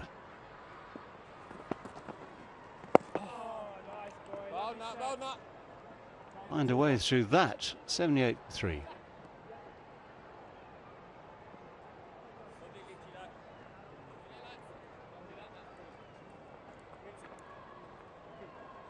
Just looking ahead to a stage of the game we haven't quite reached yet. England in 4th innings in tests in this calendar year, 2022. Still amazed at that 378 just for 3 that saw them beat India. 299 for 5 at Nottingham was an absolute thumping.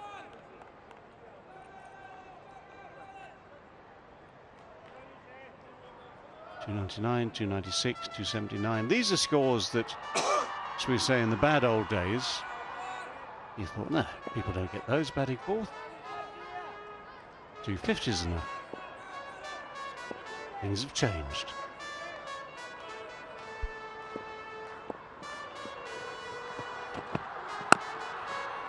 We're talking about the potential target for 4th innings, discussing it before the game today with the car. And the figure of 300 just came up as a, where would Pakistan like to be? They'd like to be 300 ahead. That should be, good spot to be in, good place to be. Good chance of winning. 300 looks, a lead of 300 looks a long, long way away at the moment.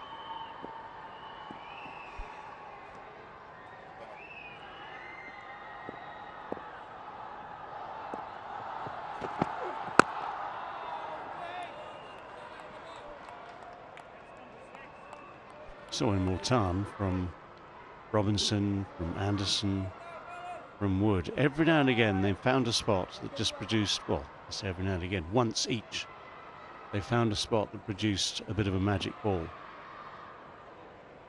Can't see that spot at the moment. No, what they're hoping for is the reverse swing. Mark Wood mentioned it to Bazid on the pitch this morning. Mohamed Wazeem yesterday. It was late though, it was like 50 overs that ball started to reverse and reverse well.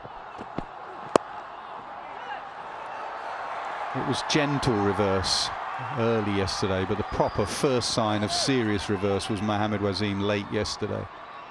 And that's when Stokes will turn to Robinson and Wood again, and maybe Stokes himself. Haven't seen him for ages with the ball. Yes, is this a... How many men in this attack?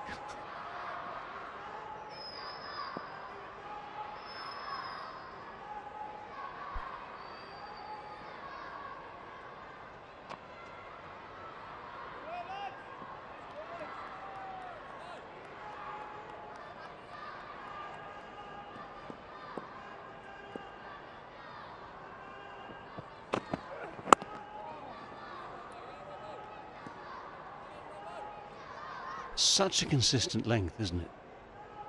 Such a good rhythm that he has.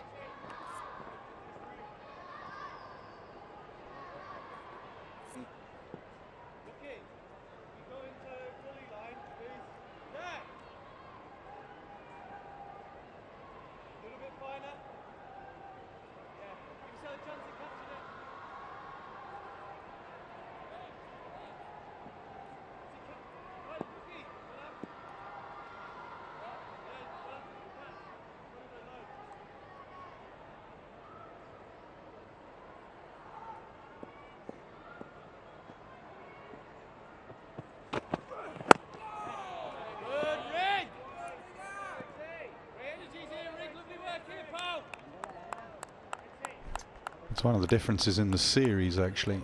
It's how the England seamers have bowled. They've completely outbowled, as in wicket taking, the Pakistan seamers, but also the economy and the control. Jimmy Anderson in the series has gone at 2.2, and this is under Stokes, who has told him don't worry about your run rate. Same with Robinson here, economy of 1.76. Just metronomic accuracy, ball after ball, just there, and you have control, and you wait for it to reverse. Your spinner bowls at the other end. 81 for 3. And that field is so tight as well on the offside. That ring of fielders is, should we say, what, 7 to 10 meters closer in than your orthodox field on the offside. So the ball that's just dabbed into the offside, you cannot get a single. You cannot just dab it and rotate the strike. In itself, I'd say, is clever.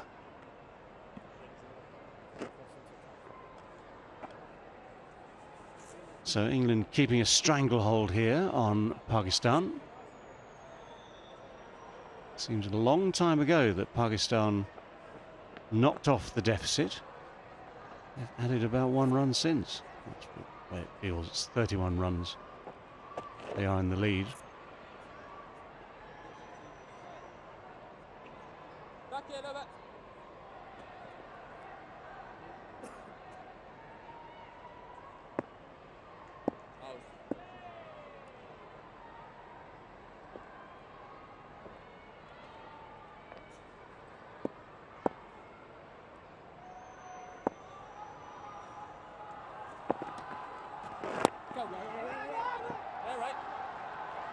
It's a run.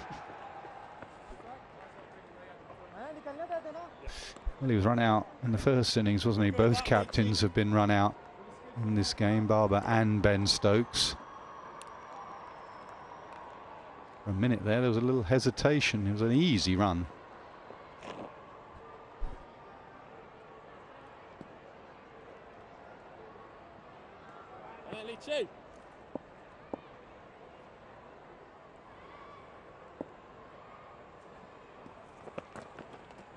Oh, that's a nice ball, Nat. Yeah, Barber was at the non-striker's end in the first innings. This time he was at the striker's end. This was in the first innings. Salman just knocked it and Barber was run out. Good take from Folkes, even though one bail was dislodged. Lovely shot. You've seen how he uses his feet well. He gets a long way down the pitch when he decides to go. Races off here and then just gets himself in the right position. Holds the pose at the end of the shot. Even though there's a little bit of turn, he was so close to it that able to control the shot and just bang it away over the top of it off for 4.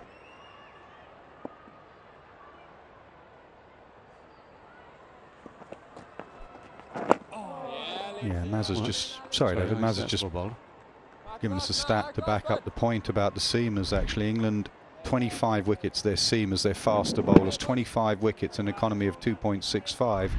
Pakistan seamers, 11 wickets and an economy of 5.34.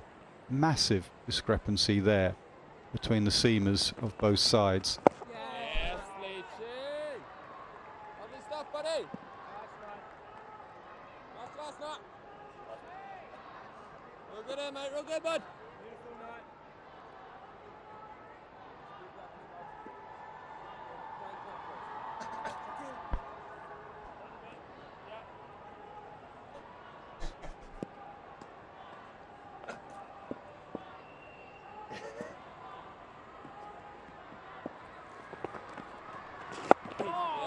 Very good, buddy. 86 for 3.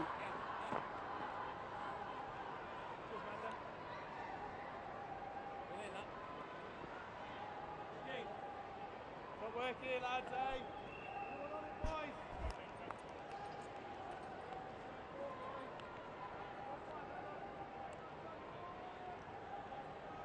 Peace.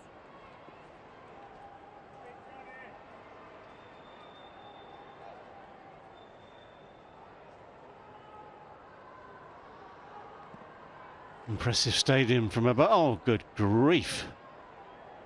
More Black Opal tourists. Well, certainly one. Sweet drinks, ice lollies. Yes, the message is clear. Life is indeed too short for sensitive teeth.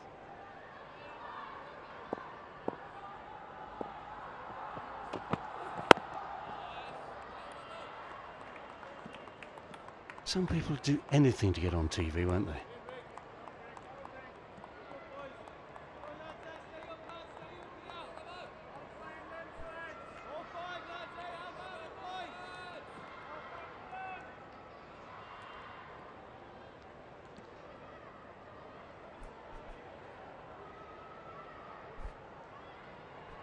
Robinson's lengths, very, very consistent. But you just see how far he drags it back. There's nothing to drive, nothing to hit, because there's no width either. Oh, that's past the outside edge. He plugs away, he tests the patience of even the best in the world. Might just have been a tiny bit of shape there. Yeah, the length again, it's slightly fuller, but not full enough. Barber just suggesting that the ball didn't come back in. He thought it'll come back in and he'll be able to hit it through the covers, but he's been done with the length. Yeah, maybe just straighten. Did just move a little bit, but it was wide, wasn't it?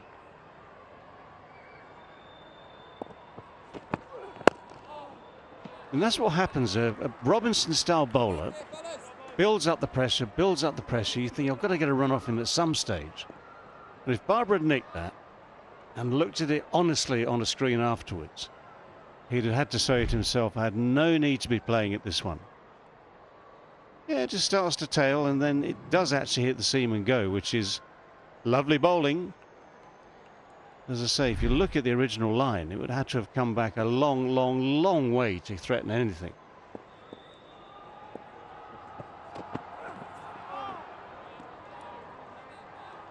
More exaggerated leave this time. Yeah, I think it is just going off the straight, which is a miracle on this pitch for the seamer. He went to play that, he went and then left it late. He gets good players out. I said in the last test match, if you look at his stats, he's got Kohli a couple of times, Steve Smith, Rohit Sharma, and Barber obviously in the last game twice, once in each innings with a couple of beauties. So Barber's just watching on him here, just sitting on him thinking, this lad's bowled pretty well at me, I've got to see him off, which is unusual on this docile surface for the seamer. A bit in and a bit out. Maybe it is just starting to reverse. Yeah, and the length so consistent with the length. We saw it on the pitch map. We saw Anderson earlier in the couple of tests that he played, and Robinson throughout this series has been so consistent. But the moment for me was just on your chat, Nas, where Anderson praised Stokes and he said the captain I played for in my first test match. He didn't use a word, but expression said it all.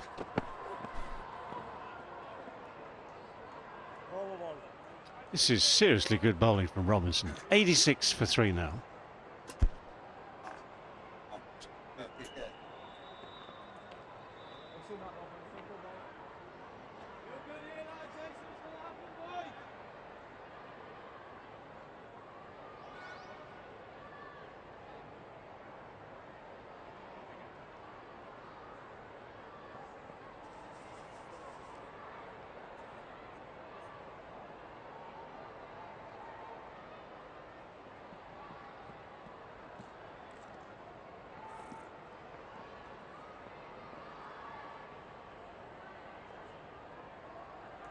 Well, it's been a very good morning for England, a very good morning for Jack Leach, who came on after a couple of exploratory overs from Joe Root and quickly picked up 3 wickets to transform the morning.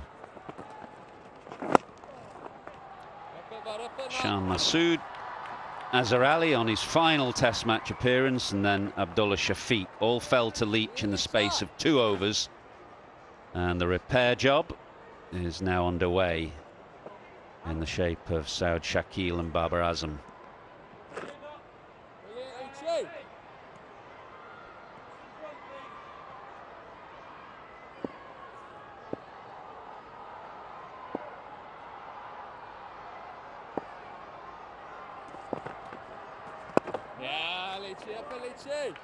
Just joining us for the first time, we'll show you those 3 wickets to go. Shan Masood first of all missing a reverse sweep, or maybe bottom edging it onto the stumps, but picking the wrong line to play the shot.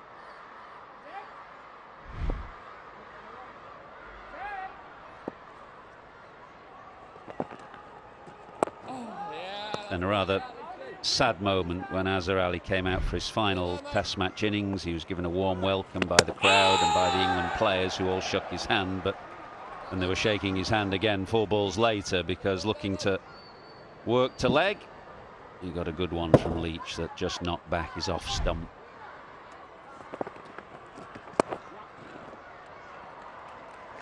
And then Abdullah Shafiq, almost in exactly the same fashion as the first innings, missed a straight ball from Leach and didn't bother reviewing very wisely.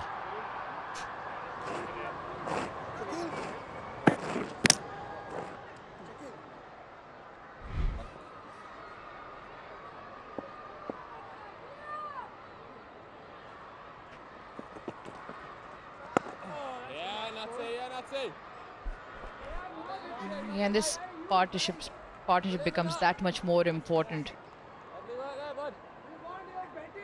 The bottom line there, 38 the lead, and we're still into day 3.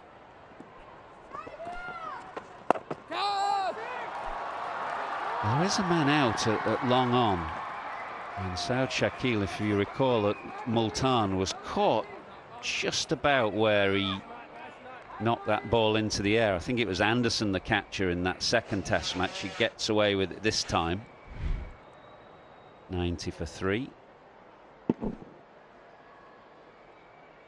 In the previous over of Leach, he came down the pitch and he was looking to hit over mid-off. It was a very clean hit. This time when he left the crease, I think Leach just checked him coming out and pulled the length back. That's why he had to drag it on the onside. South is a wonderful player when it comes to tackling with spin, but you get frustrated at times. This is Multan. He's looking to go straighter, and the ball spun a bit, and a wonderful catch taken by Anderson. It's what you get with when 3 Test matches come quickly, or indeed a more, if you play a 5 Test match series, you start to get repetitive dismissals, or you get to a situation where a bowler starts to work out a batsman. Think of how Leach has got Shafiq out on both occasions in this game. Imagine if there was another Test match and then Shafiq comes in and he knows how Leach has got him out. And that's the challenge of playing a Test series that's longer than just a 2-match series. It just gives bowlers a chance to get on top of batsmen and to develop weaknesses and chinks in their armour. That's why for batters, a 3, 4, 5 Test match series is the biggest challenge of all.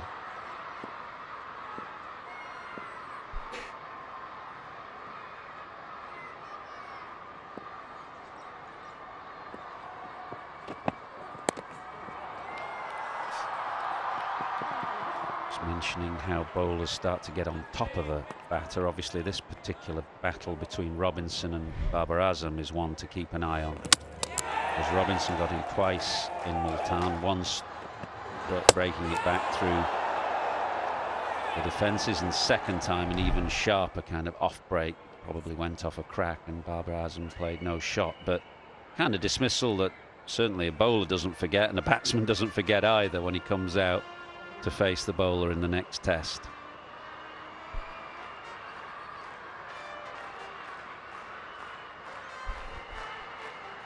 Those were quite special deliveries to Babar Azam with the ball tailing back in. It's been slightly circumspect from Babar against Robinson, rightly so. Like you say, I think obviously continue to play in your memory somewhere there, you know, one might just snip back. He's played Wood well in the first innings, he played Wood well in the second innings as well here, Babar.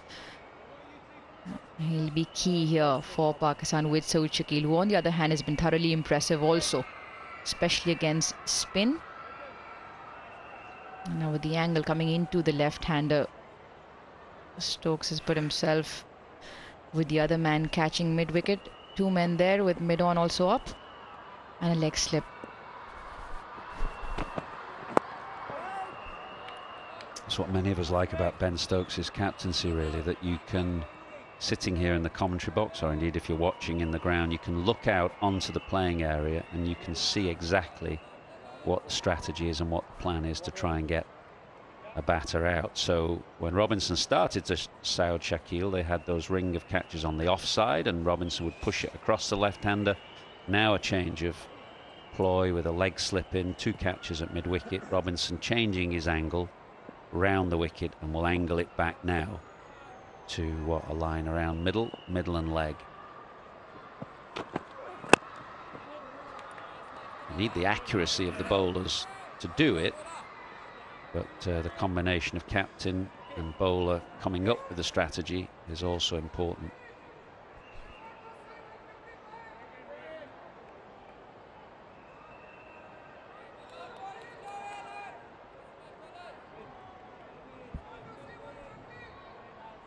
I really enjoyed watching the disciplines from the bowlers. Yes, the captain put up a field to ask you to bowl certain way. Oh, where did that hit? Hit him in the helmet, I think. He just took his eyes off and hit him straight onto that badge, I think. Well, it was a heavy clunk, wasn't it? A short ball from Robinson. And Saud Shakil was not a tall man. He just kind of bobbed his head down. Wasn't that far away from the gloves. You've got to try and drop the hands if you can, drop the gloves to get them out of the way. And it hit him right on the top of the helmet. So there'll be the delay now. They'll have to change that helmet. They'll give him a concussion test. But you see how his hands were high there. Ouch.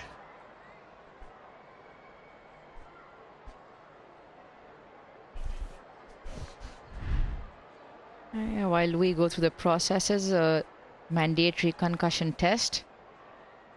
The crowds have been enjoying themselves in the Tapal Tea Lounge. Tapal Tea moment.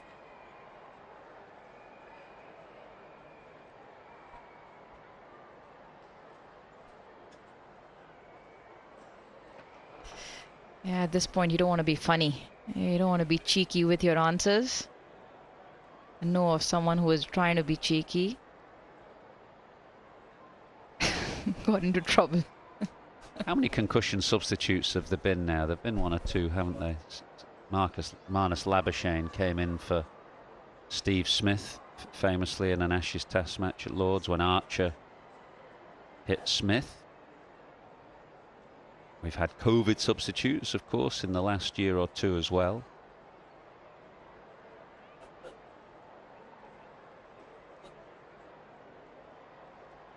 You have to change that helmet. It might be his favorite helmet, but if there is a bump in there, because this one was hit really hard, and definitely a little lump or a softness in the helmet. You don't want to use that helmet again. Saud Shakil is persistent to use the same helmet. Yeah, Pakistan haven't taken a concussion replacement up till now. Real time, that was quick. was sharp and it's hit him before he even knew it. He tried to get out of the way. And lucky for him, it didn't glove anything. That's going to shake him up. Oh, but he looks all right. The doctor's given him the go-ahead. Play will resume. Totally surprised him. I don't think Saud was expecting that short delivery. He was more worried about the fielders on the onside ball coming in. So he was aiming more, coming forward and dealing with the ball coming in. And that bouncer and a quick one definitely will have some effect on Saud Shakil's technique.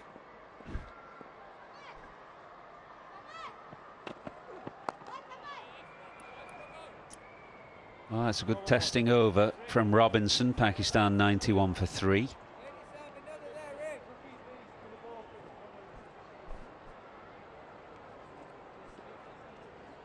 He's an excellent bowler, without a doubt. And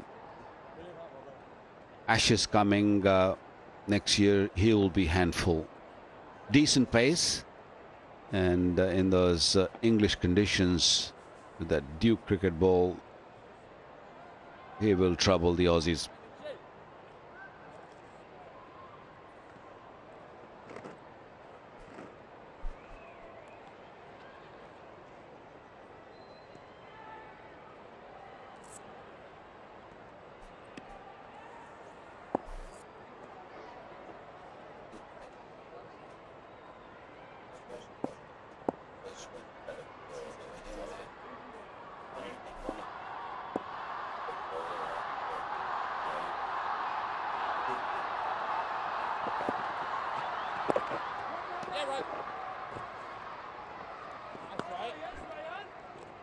England will have a really good bowling attack next year playing against Australia, as they're spoiled for choice in batting. Is the same with bowling also. Yeah, well, those 5 test matches come in the English summer in June and July, so they're quite crammed in a 2-month period. Normally an Ashes series would stretch out further into the summer, but not next year. It's just 2 months, so 5 test matches coming quickly, and you'll need a few reserves in there in terms of the seam bowling unit. It'd be unlikely that bowlers will be able to play 5 tests consecutively, particularly James Anderson, who's 40 years of age, Stuart Broad, who's in the latter bit of his career as well. So they'll be hoping that they're all fit and available, the likes of Jofra Archer and Mark Wood, Ollie Robinson, Broad, Anderson, Chris Wokes, I see, has pulled out of the IPL in order to push his claims. Then you've got the likes of Craig Overton, Jamie Overton, who's here. They'll want as many of them to be as fit and ready to go as possible, because 5 tests in 2 months is a tricky ask.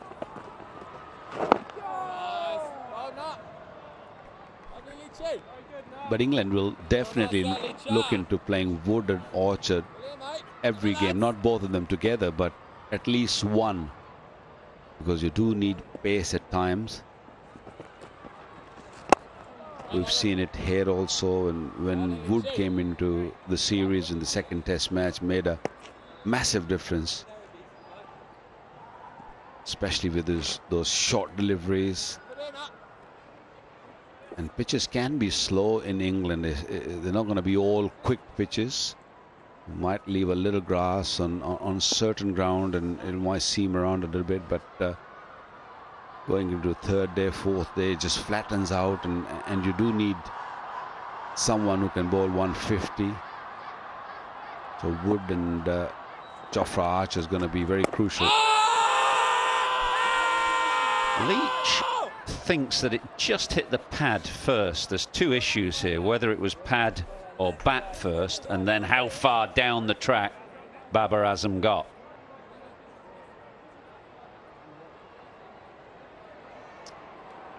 Stokes sends it upstairs.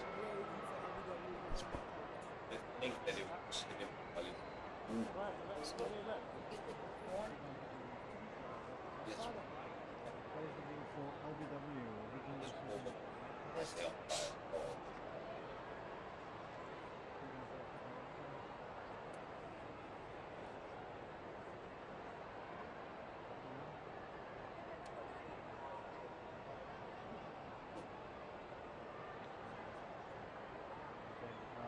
have to do it this way. Yep. I've checked the front foot. It's a fair delivery. And can we start the spin vision, please?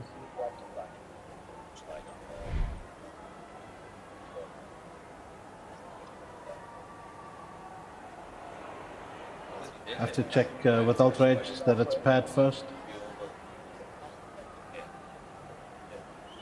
Yes, definitely pad first. Ball tracking when ready, please.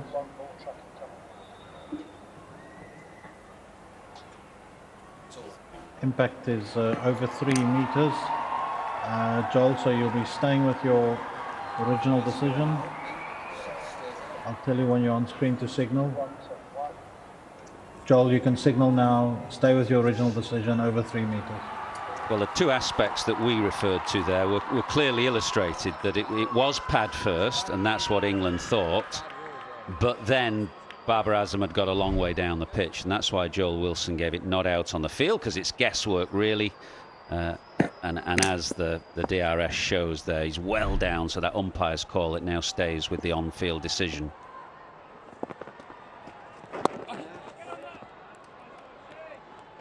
You often get it when, I mean, it only just flicked the pad, but Leach knew it. And that's why England reviewed 93 for 3. Just have a look at from the side angle how far Babar was down the pitch when it hit the ball, hit the pad. He shimmied down and just, yeah, that's well over 3 meters, I would say. Imagine that ball still hitting the stump, so you can guess that the pace in the pitch is keeping low.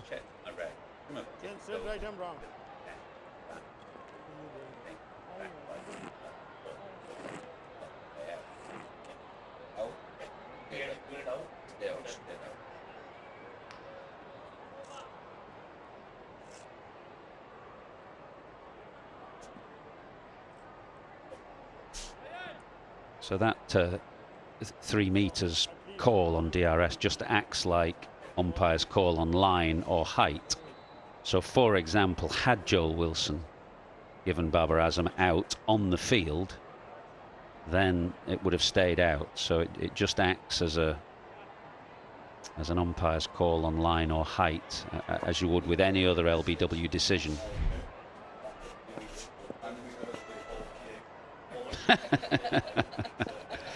Was he saying good decision, Joel, or let's move the game along? Good game's a quick game. Yeah, it's also an area of the game where the umpires, after all, are human, and there's so much prediction left. And it's almost guesswork when you're that far down. And it's important to go back to the on-field umpire, because Hawkeye is obviously predicting something that hasn't happened. Happening in real time, I think that's a good margin or a cushion to give the umpires on field.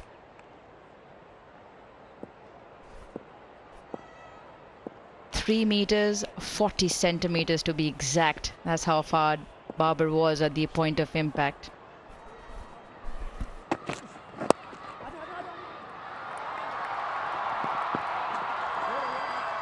Just a little nudge on the onside.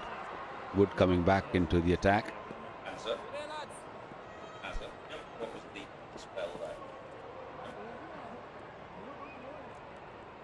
I'm just thinking, what if the ball hits the pad at 4 meter or 5 meter, and can umpire give that out if it's an umpire's call? It's all up to the umpire, isn't it? Doesn't matter if it's 3 meter, 4 meter, 5 meters. If umpire gives it out, it's out. Simple as that. Yeah. So it's not. There's no limits that from 3 to 4. The on-field umpire. He's guessing so much, isn't he? Once the batter is 3, 4, 5 meters down, I think an umpire just says, "Look, I can't be certain on this."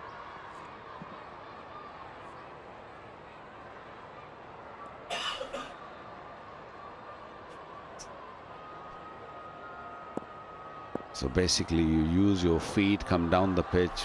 Most of the time it's not out. As long as you get a decent way down the pitch, as Babar Azam did there, 3 metres and 40 centimetres we hear, but some people just shuffle a bit, don't they? Because they're kind of, there's a few batsmen who are like tethered to their crease. They're a bit wary of missing the ball, and they come reluctantly and might only get a couple of feet down the crease, and then it's less guesswork for the umpires. But I think the chat between the wicketkeeper and Stokes was that did it hit him on the move, or was it fully stretched? And I think Babar was fully stretched, and that's why he's just gone out of that 3-meter range. They just took a risk because it's a big wicket. If they pick up Babar before lunch, they'll feel that they can finish the game quickly. Also, with the DRS reviews, it becomes so important to work as a team, especially with that decision to Babar. How far down he was would have something the fielder square to either side of the wicket would have picked up. And then probably relay that information back to Stokes, who's also looking for the height of where they've hit. The bowler and keeper will come into the line of the ball. So it's not that straightforward as well on field for the fielding skipper.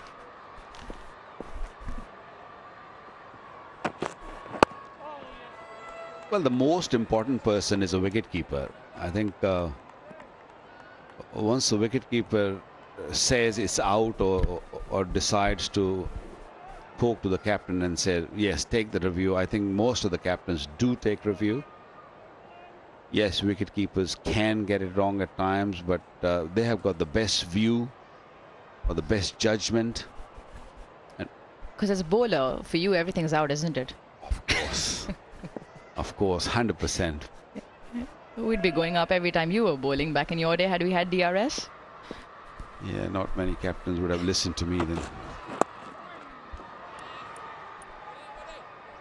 nicely tucked round the corner.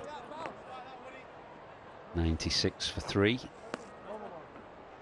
What you want is your wicketkeeper to be calm and rational, though, don't you? I can think of somebody like Niroshan Dickwella of Sri Lanka, who are a bit excitable, and that's not necessarily what you want as a captain. You want a calm, rational mind behind the stumps.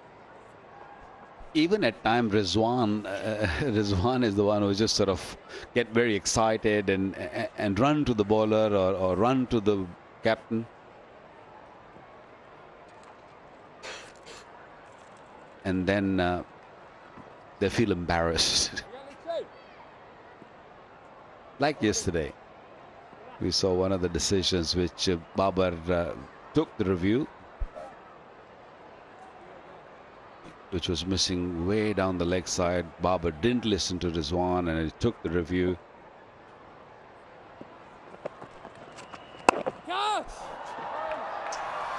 Sweet as you like from Saud Shakil, who just skips down the pitch to Leach and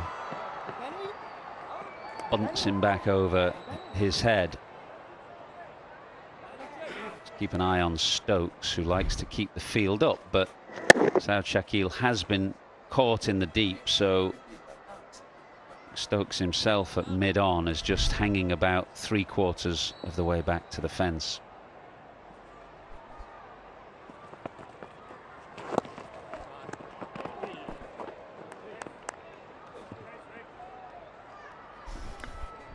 Yeah, I just got a feeling in that he still didn't quite.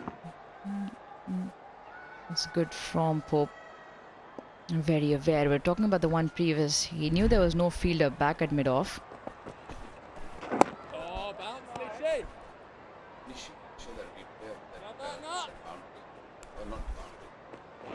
Lovely fellas.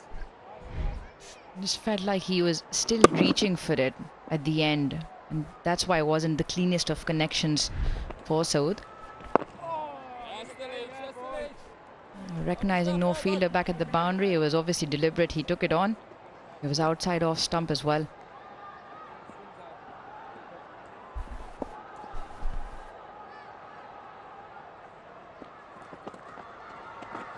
Go, go. Wow, Very good from Ollie Robinson.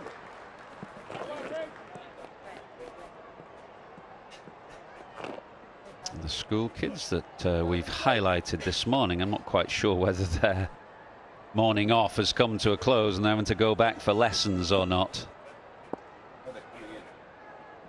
Oh no, they're coming in, I think, going to the posh seats. They've been sat in the concrete stands so far. Looks like they're getting the posh seats now. 99 for 3.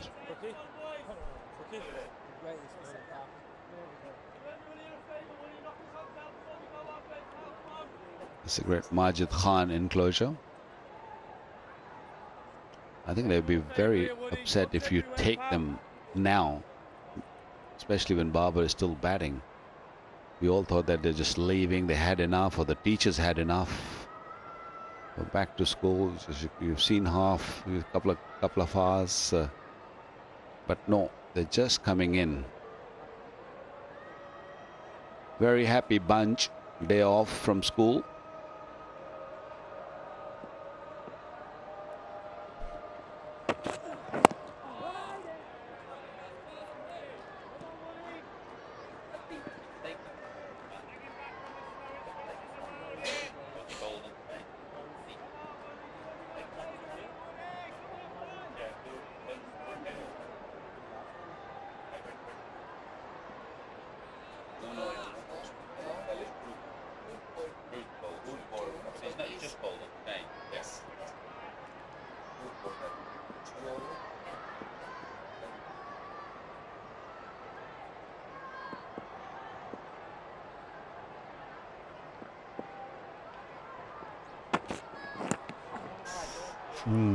That's where Pakistan's batters have got into a bit of a tangle.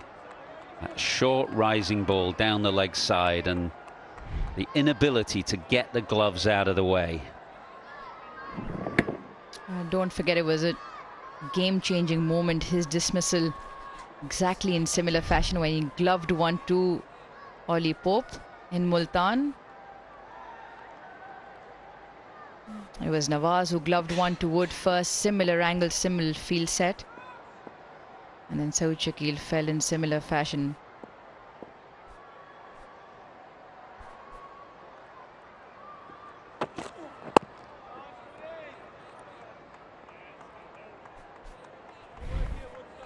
There's his dismissal from Multan.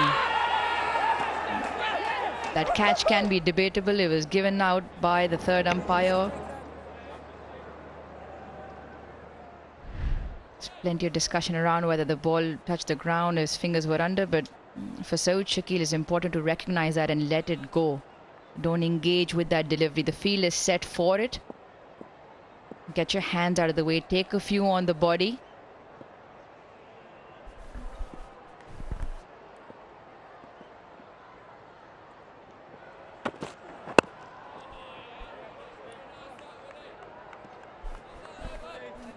My favorite moment of the day, a Sensodyne sensitivity free moment, because life is too short for sensitive teeth.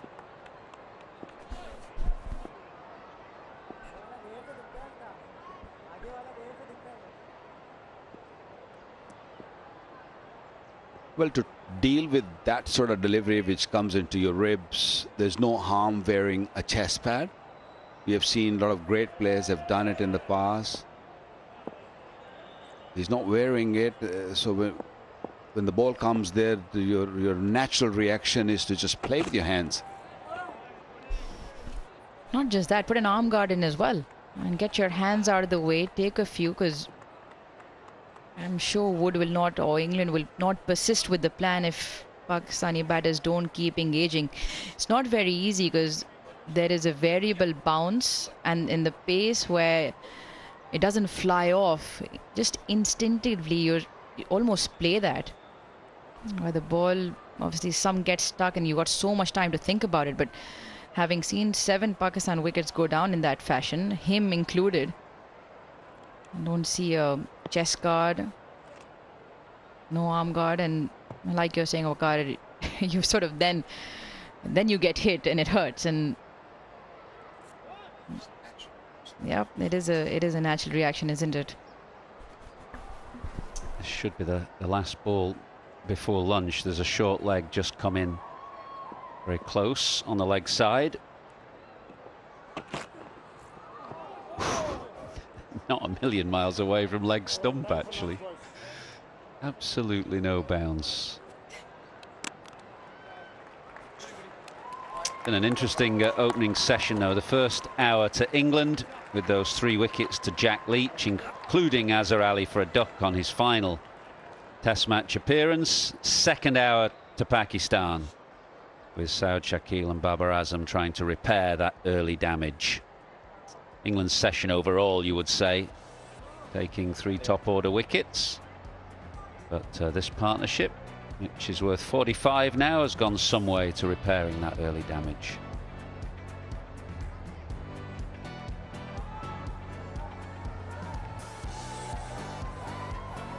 Lunchtime on day 3, the game progressing, lots of time left in the game for a result. Pakistan in their second innings, 99 for 3 and leading by 49.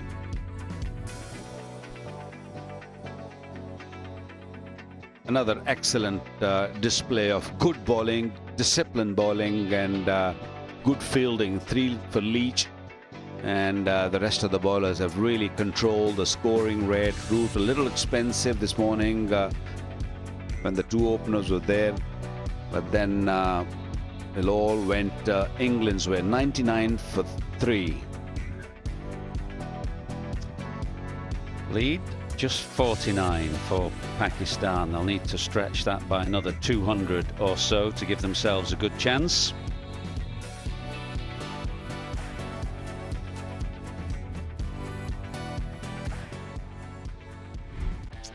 Well, Pakistan's openers came out this morning, and Shan Masood in particular came out looking to score. Joe Root bowled a couple of overs, and Shan Masood hit him for 3 fours in the first of those overs and then a 6 in the second. That prompted Ben Stokes then to take Joe Root off. That was the nearest Mark Wood came to a wicket, a ricochet off short leg, but Leach came in and immediately things began to happen. Shan Masood paid the price for a poor bit of decision making, trying to reverse sweep Leach through the onside. Azhar Ali, his final Test match innings, was bowled for naught, but received a warm welcome and a warm exit. And then Abdullah Shafiq in Leach's next over, his second, missed a straight ball and didn't review the decision straightforward for Joel Wilson. Saud Shakil then and Babar Azam started to repair matters, and both have played very well. Shakil has looked strong on the sweep to Leach and has hit him down the ground and over the top on a couple of occasions. Got 1 nasty blow on the head from a short ball from Robinson and had to just take a standing count and make sure he was okay. That appeal from Leach did hit pad first, but the DRS review showing that Babar Azam was a long way down the pitch. Understandably given not out by Joel Wilson. So it's been an interesting morning. Those 3 wickets have pushed England into the ascendancy. Pakistan 99 for 3 second time around, leading by 49. Half an hour break for us, and then we'll bring you the second session when we return.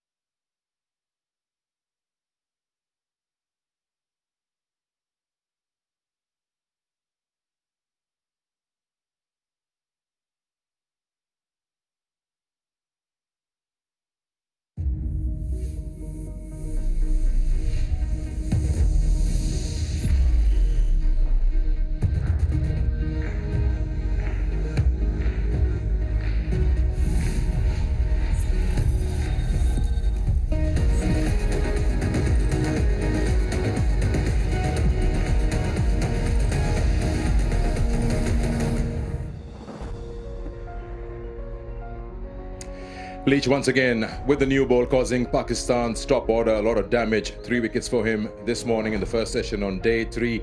And he's getting the ball to, of course, grip.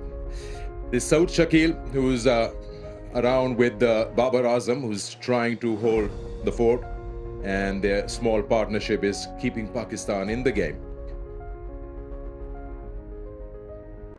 All right, just a quick look at the match summary. Pakistan is leading at the moment by 49 runs. They're 99 for 3. All the 3 wickets to fall today, and all 3 of them going to Jack Leach.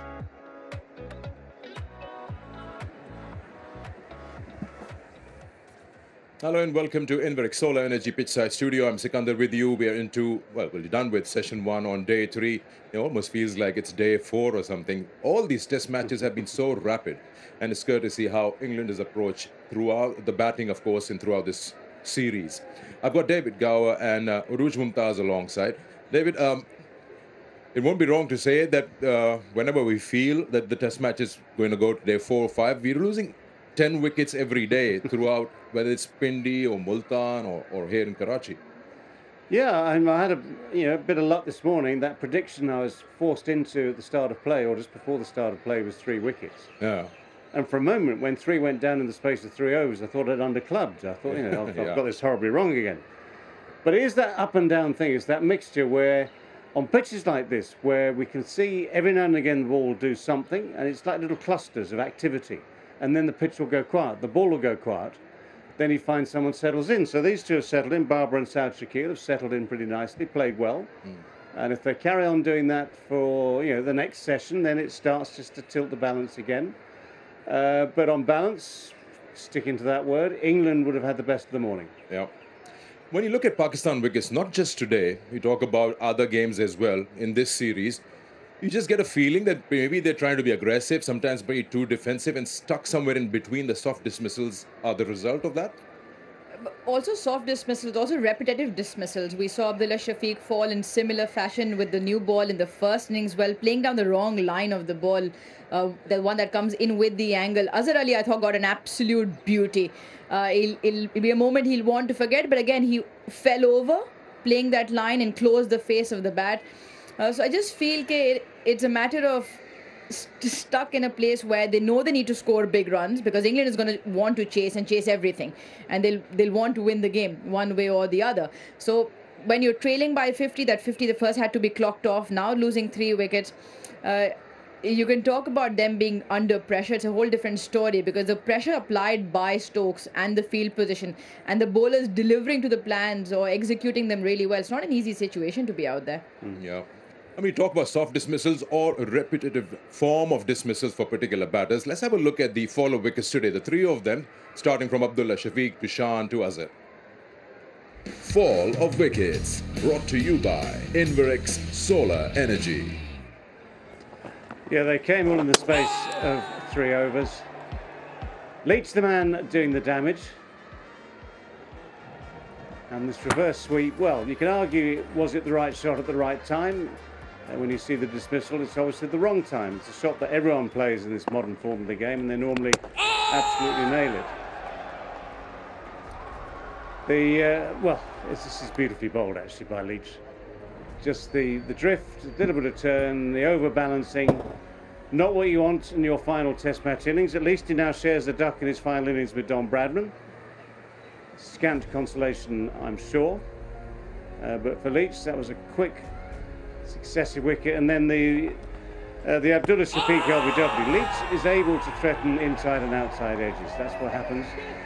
And he's done it a couple of times now to Abdullah Shafiq. All confirmed by... Fall of wickets, brought to you by Inverix Solar Energy. We just get back to Abdullah Shafiq. We just saw how he lost his wicket. Uruj, when you look at this mode of dismissal, it's not the first time Abdullah Shafiq has been wrapped on the pads by Leach.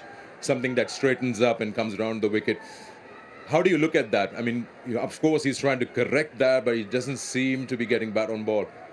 See, it's a difficult situation because Leach gets the new ball to skid on with the arm, which you would see in a left arm spinner. But at the same time, he gets one to grip and turn away, which we got to Azhar Ali. So it's a difficult situation. Abdul Shafiq does have a good technique, and that's the second one. It was almost repeat telecast of what happened. On both occasions, he played for the one that would turn. And on both occasions, a new ball skidding on and getting him on his pad. And there's something that I've noticed. Yes, as good as technique is, but sometimes you feel when Leach is bowling to him with an angle that comes in, his bat also sort of comes across. So he plays down the long line. When you stop it in slow motion, his bat might be there. But because it's coming from outside from out to in, it almost like it crosses over. Whereas when you see Babar playing that, it's almost from into his body straight down the line of the ball. So there's a couple of things in there where he might want to look at, obviously. But the first one is to pick the one that comes in straight with the arm, and it's Leach has just got the better of them. He's been the better bowler throughout, and he's bowled some absolute gorgeous deliveries. Jack Leach has been so good, especially with the new ball. Talk about Azhar Ali, David. Just seems to be a little fidgety early on into his innings. When you really watch him, it's not a pretty sight. And today he was dismissed very early, of course, as we know. Well, yes. Whether you've played 97 matches as he has now, or just a couple, people have their mannerisms. People like to settle. And for him, yeah, it does look as though he needs an over or two or three to settle in, to start moving more fluently. But it's been a perennial thing for batsmen over the years, the decades, the centuries. You have to get in somewhere. And if you get a good ball early on, that was a good ball. That's good bowling from Jack Leach. You get a good one early on, which beats your defences. Sometimes you walk back into the rooms thinking, well, could I do much about that? Yeah. Sometimes you walk back thinking, yes, that was entirely my fault. I think that was largely Leach's fault here this morning. That's his final moment, his last innings. Of course, that probably wouldn't be the ideal one to get a 0, but he's got a lot more to celebrate throughout his career. 97 test matches for Azhar Ali, and as we know that he's called it quits. This is the last game, and of course his teammates want to make it special for him, the guard of honor, the bat of honor. Let's have a look at this graphic, which just tells us a little more about Azhar Ali. 7,000 plus runs, and he's got a triple century as well. He's got a double 100. His most memorable one is in Australia, as he mentioned, when he was getting that shield from the chairman of the Pakistan Cricket Board. He's enjoyed his time, and as we discussed earlier as well, came in as a leg spinner and then worked his way up as a batter. He's worked very hard, and of course he's achieved those numbers. Talking about working hard, we've been talking about these dismissals. The one common factor is Jack Leach, David, and the way we've seen he's adopted to the conditions here in Pakistan on this tour, especially with the new ball, how it rushes onto the batters. I think he's understood exactly what's required out of him, and he's been on the offense through and through in the 3 test matches. Yeah, I'd say he's had his ups and downs. I mean, for instance, in the second test match, I don't think, and even the first test matches, control wasn't quite 100%. He gets a lot of backing from Stokes and the management. He's had a huge amount of backing over the last few months since Stokes has taken over, because look at him 12 months ago. He was being smashed all around the park in Brisbane. It wasn't a great selection at the time, but it would have done a lot of harm to his confidence. By the end of the Aussie tour, they'd worked out how to use him better under Joe Root. Under Stokes, he has a really good operational working method. So I think his confidence has improved. There are still things you'd say, every now and again he'll drop too short for a finger spinner. But if you're ending up with the most wickets in a calendar year in the world, let's put it this way, you're doing something right. Jack Leach has got 3 for 43 right now, and he is our top performer, dismissing 3 top order batters. Top performer, brought to you by Inverex Solar Energy. Well, Ruj, have a look at this. This graphic just tells us how good he has been in the year 2022. He's leading that table. And most wickets, of course, in this series. He's got 15 of them. And if you talk about the whole year, he's got an average of 37.6. And he's been doing very, very well. Just to endorse what I'm saying, look at these numbers, which are now coming on your screen. And these are most wickets in test matches in the year 2022, and Jack Leach right on top. 14 matches, he's got 46 wickets at an average of 37.6. And then the list, Rabada and so on, only 2 spinners in that. Yeah, and I think it was mentioned on commentary, Graham Swan is the only other spinner from England to pick up 50 wickets in a calendar year, and he's done it 3 times. Leach has been exceptional. I think his control has gotten even better as we've gone into the series, and he's leading wicket taker with Abrar. and he's probably still got 7 Pakistan wickets to look at, and he's probably eyeing a few more, and if he can get 4 more, he tops that charts with 50 in the calendar year. But I think he's been there along with Wood. We've seen moments of brilliance from Robinson, especially to Babar, but I think he's been a consistent factor for them throughout the series. Yeah, 3 for 43. Jack Leachy is the top performer. Top Performer, brought to you by Inverex Solar Energy. Okay, time for us to take a short break. When we come back, we'll discuss what is the realistic number that Pakistan can have a fight with when England comes out to bat.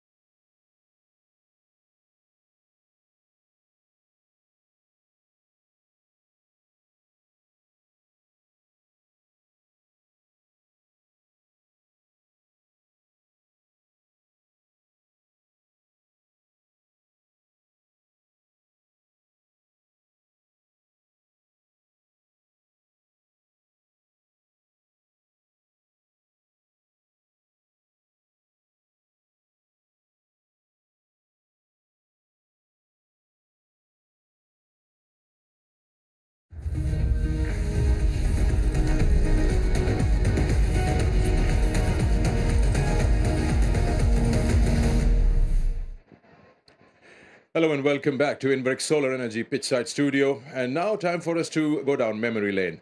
We've got quite a few former captains who've turned broadcasters into top broadcasters. And it's always good to hear how their journey has been. Basit Khan caught up with Michael Atherton. Let's join them.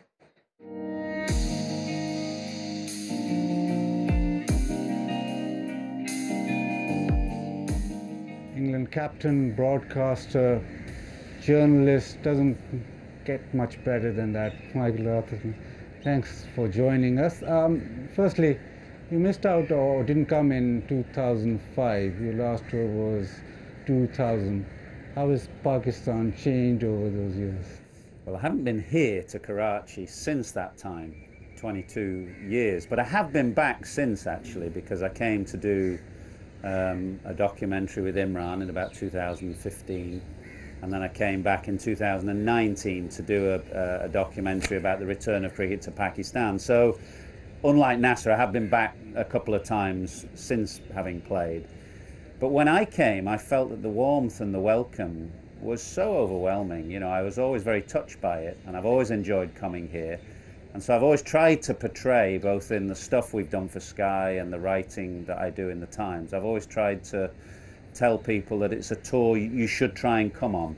A, because the cricket is good, B, because it's an interesting place, and C, because of the warmth of the welcome that we get.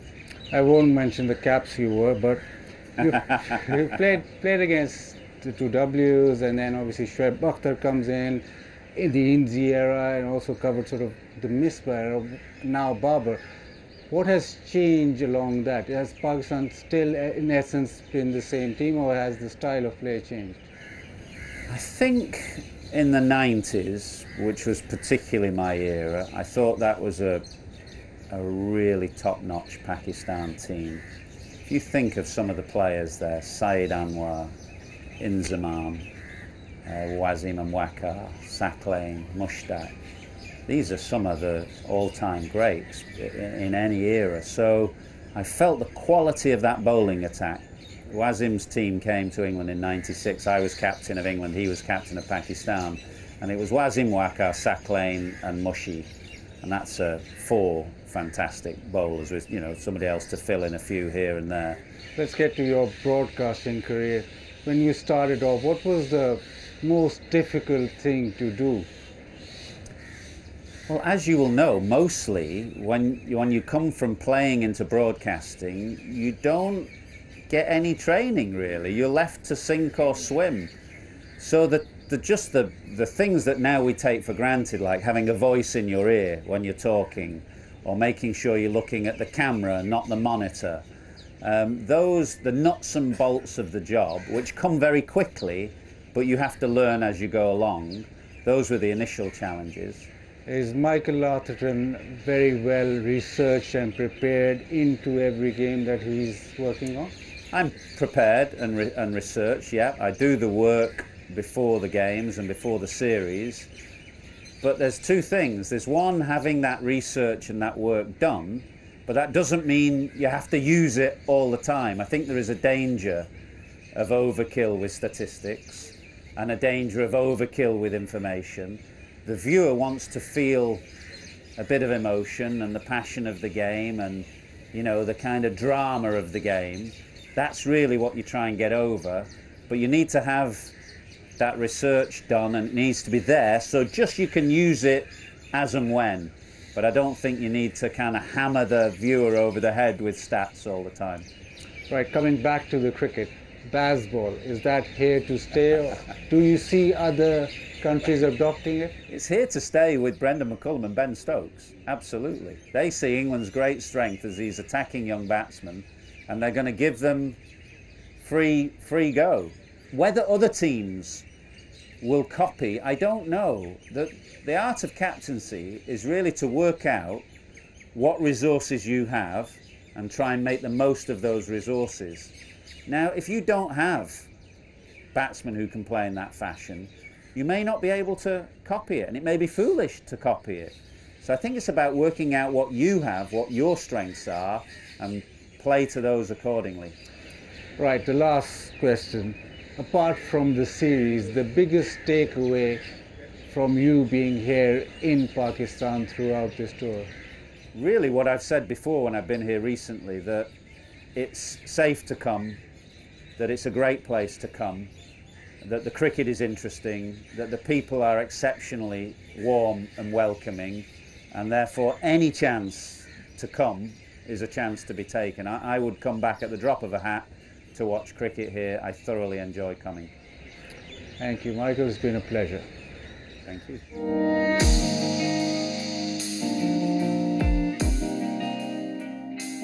All right, welcome back to the Inverex Solar Energy Pitchside Studio. Talking about former captains to broadcasters, we got loads of them in this comm box, and 2 of them sitting next to me. If I was to ask you, well, no, I won't ask that question. Give me one. Okay, I wouldn't give you that answer. Give me one liner. What makes a good broadcaster? If you just put it? Oh, crikey! It's a whole book. The right words at the right time. That's yeah, okay. Actually, I'll give you another line. Richie Benner, one of the best of all time, he had a little saying at Leifrism, which is, "Please engage brain before speaking," and it is the best advice to anyone in this business. Okay, you heard it. All right, time for us to watch and learn something unique. We found it in Karachi. Have a look, and then we'll talk about it. City Trail, brought to you by Inverex Solar Energy.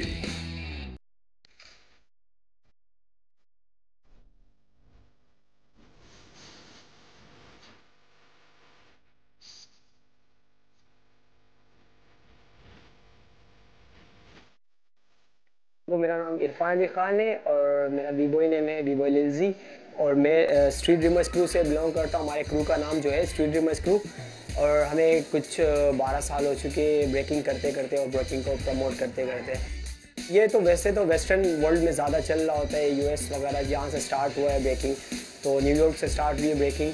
हम भी videos वगैरह में देखते थे काफ़ी चीज़ों में ना।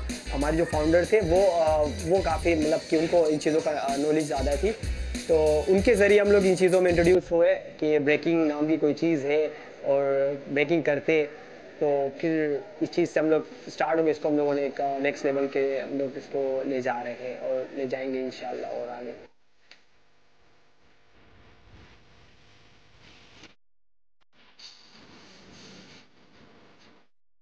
बाकी वैसे हम लोग सोसाइटी में रहते तो सारे एक दूसरे के हमारे जो एक्स्ट्रा टाइम होता है हमारा स्टडीज़ के अलावा जो जितने भी एक्स्ट्रा टाइम होते उस पर फिर हम लोग अपनी ब्रेकिंग को टाइम देते और इसको एज अ स्पोर्ट लेके हम लोग चल रहे। हमें खुद करने में काफ़ी अच्छा लगता है और लाइक पॉजिटिव है, हम लोग काफ़ी नेगेटिव चीज़ों से हम लोग बच जाते हैं और हमारा फोकस अच्छा रहता है। तो हम लाइक कॉम्पिटिशन्स में जाते हैं और इवेंट्स करते हैं, हम लोग कमर्शियल्स करते, तो शूट्स एड्स वगैरह सब करते, तो काफ़ी अच्छा लाइक हमें मोटिवेशन मिलती है कि हाँ भाई आप एक अच्छे डायरेक्शन में जा रहे हो, तो उसका आउटकम हमें मिलता है अच्छे अच्छे इससे।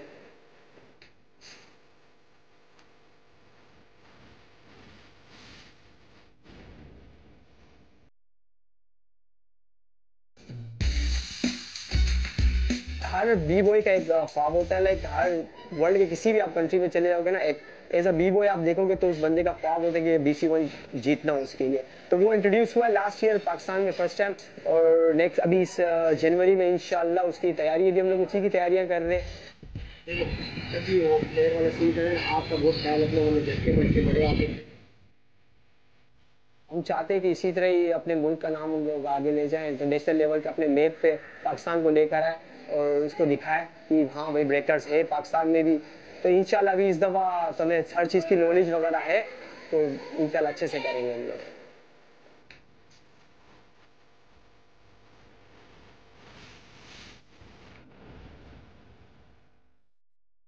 City Trail, brought to you by Inverex Solar Energy.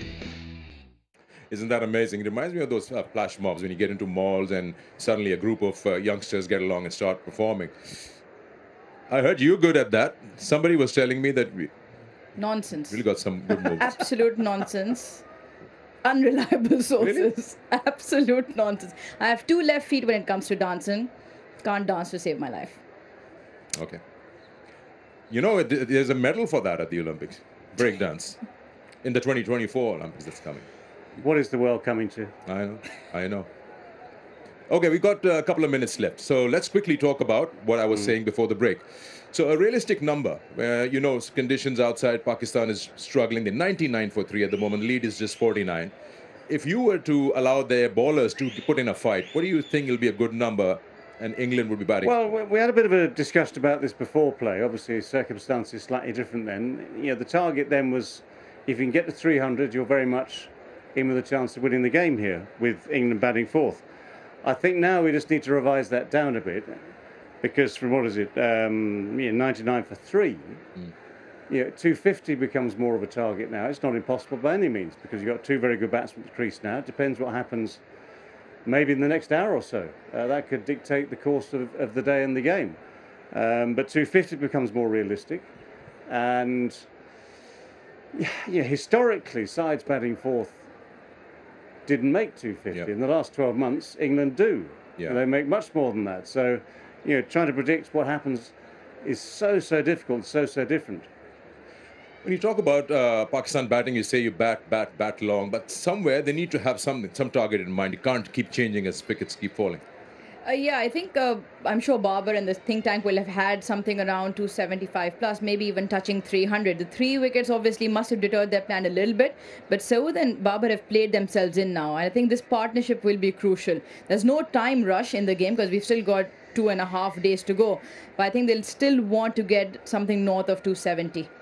Okay, so if that's what we're talking about, then probably Pakistan will have to score another 225 to get to that 275 mark. Well, we'll wait and see. Session 2, day 3 is all set and ready. Babar Azam, Saud Shakil, both are out there, and they probably hold Pakistan's hope because they've been in form with the bat compared to the others. So let's enjoy some Test cricket here in Karachi. Thank you so much to my guests. Let's go.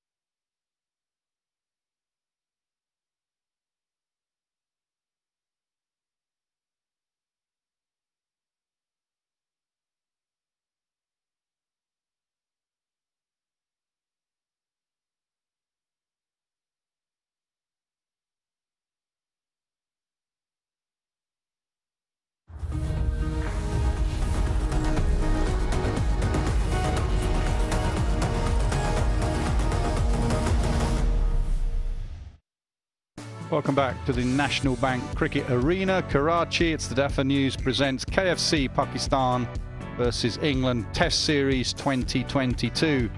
And the game is nicely poised. You'd say you'd want to be in England's camp slightly, but remember they will be batting last on a pitch that may turn. At the moment, Pakistan are effectively 49 for 3 with their 2 best players of the series in the middle, Babar Azam and Saud Shakil. Babar waits for his partner. 3 wickets have fallen in an hour this morning, and they all went to Jack Leach. A reverse sweep from Shan Masood. He dragged on to his stumps. I think it was the toe end of the bat. And on to middle and leg. England will take them however they come. Shan was very positive this morning. Used his feet on a number of occasions, as did Azhar Ali. In his last Test innings, he fell for a duck. Bowled by Leach. He just got a bit too close to this one. The drift doing him, and then it just gripped beautifully and spun away. A nice delivery from Jack Leach, that one. Handshakes all round. What a stellar career, what a man he has been for Pakistan cricket. And it was Groundhog Day for Abdullah Shafiq. Exact dismissal from the first innings. A ball just drifting into his pad, and he played around it. Yeah, Shafiq's problems remind me a little bit of what Kevin Peterson had against left arm spin for a while, with the bat coming down from gully across the line of the ball. That's not happened to these two. Saud Shakil has played spin beautifully. Babar Azam is the class Test match player that he is. Class player, full stop.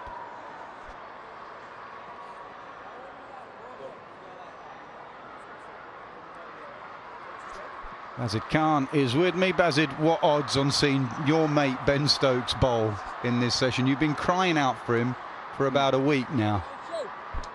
Yeah, my eyes have dried out now. Stokes' last ball at 4:33 p.m. on December the 5th.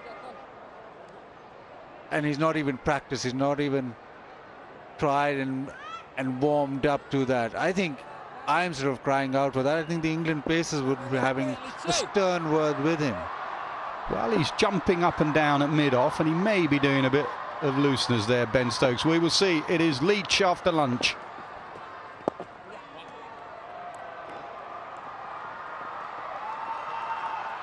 Wonder if Stokes... Yeah, I think Stokes is getting loose. Definitely going through a few bowls at long on. I reckon we're going to see a bit of Stokes with the reverse swing. Yeah, he prides himself on bowling those difficult overs. I think the seamers, every over in this Test series for the seamer is a difficult over.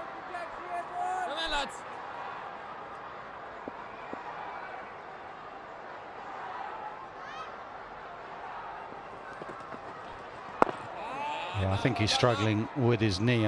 It's well known that he's struggling with his knee, but I think in the last week or so it is hurting more. So he's saving himself for when it actually does something. There's no point putting his body on the line if it's doing nothing.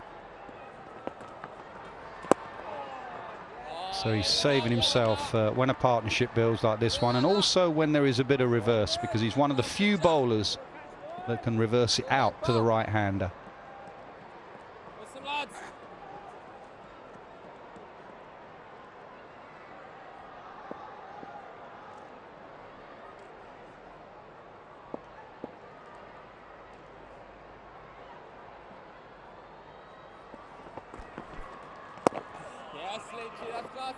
Still nothing big for the spinner. There's the odd one that grips. The one that got Azhar Ali was nicely bowled. It drifted in and spun away. But that was very full. What Leach has got to try and do is spin a couple off the main part of the pitch. Just there. Slow turn.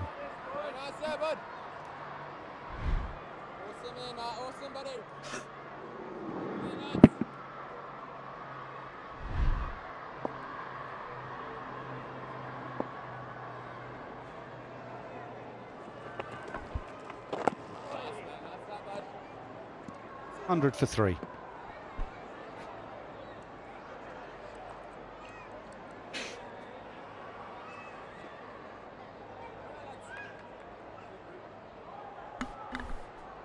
Well, it's a purposeful stride from the England captain. Took the entire game off in Multan, with the ball, that is. Obviously led the side very capably to a second successive victory and a series win as a result, but opted not to bowl. Some interesting display of tactics.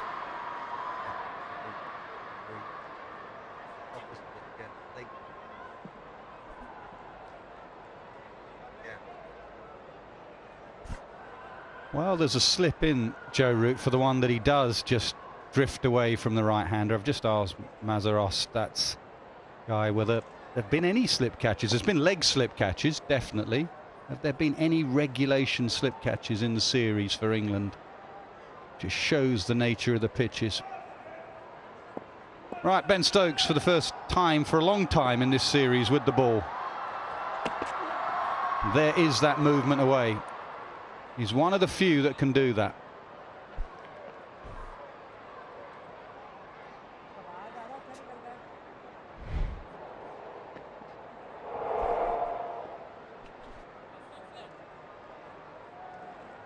Yeah, noted by Babar Azam, who will now be thinking very hard about the position of his off stump, what he needs to play out, what he needs to leave.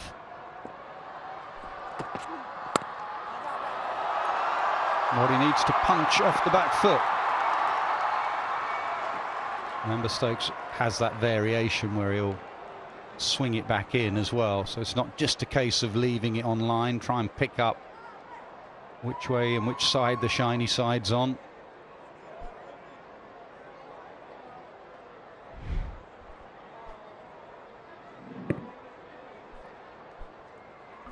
Yeah, that one's done nothing. It's just a little short of a length, and it's very much in an art that Barber favours.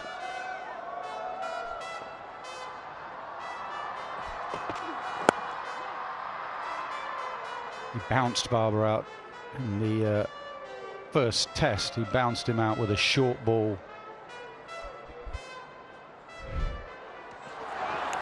This was it. A little feather through to Ollie Pope. Big smile. Stokes wins the battle of the skippers on that occasion. Yeah, under edge. Angled bat, so the inside or bottom edge rather more than the top edge.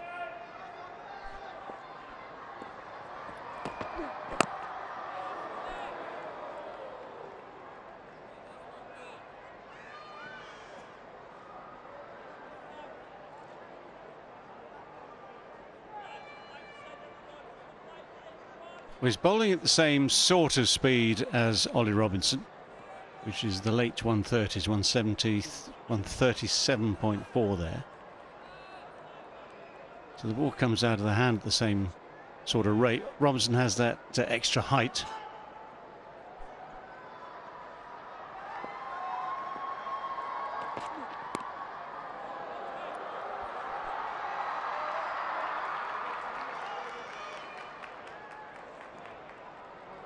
Now it works for England at the moment because the ball is reversing. So it's sort of very good spell from Ollie Robinson, second part of the morning session. So Stokes, I think, has picked up on that. And it's as good a way of keeping pressure on, keeping scoring rates down, while batsmen watch to see what happens. But at the same time, just wondering when is the right time for the leg spinner. Yeah, he's a little bit spoilt for choice because Leach is his main wicket taker. He's taken 3. Wood is his enforcer. Short balls, Saud Shakil at times has struggled with that. He's got himself with the reverse swing. He's got Robinson tying up an end. And he's got the leg spin. It's when he puts all those pieces of the jigsaw and in what order. I think there was time this morning to bowl the leg spinner, especially when Saud Shakil came in. He got him out in the first innings.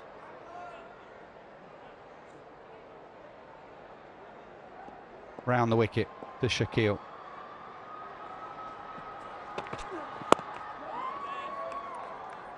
Stokes' first over for a while is done. 103 for 3.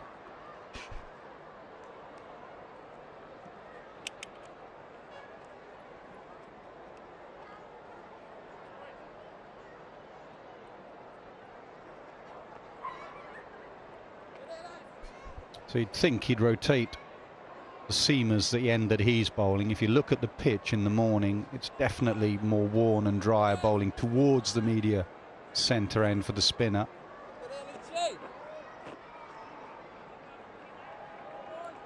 So Leach bowling towards the media centre, and then maybe followed by Rayan Ahmed that end, and then the 3 reverse swing bowlers bowling away from the media centre end.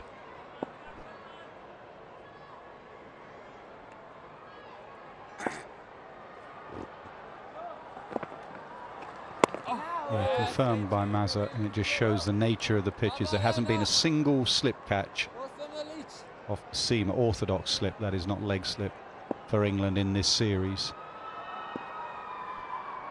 And then you say England out-bowled Pakistan. How is that possible? No slip catch at all. Yeah, I don't know if you know, Basil, but you can get people out the other way as well. There's like LBW rules and bowls and court covers, and I'll explain it to you later. Yeah, you keep me on the cricket. I'll have a word with Baz. We'll just get the laws of the game out and we'll see how many current ways there are of being dismissed. Down the pitch. He not got away with one. He had one close one that was reviewed, and because he was 3 meters plus down, the technology, there was a little bit of guesswork on the predictive element of the technology, so he survived. Trying to take the LBW out of the equation by coming down the pitch as well.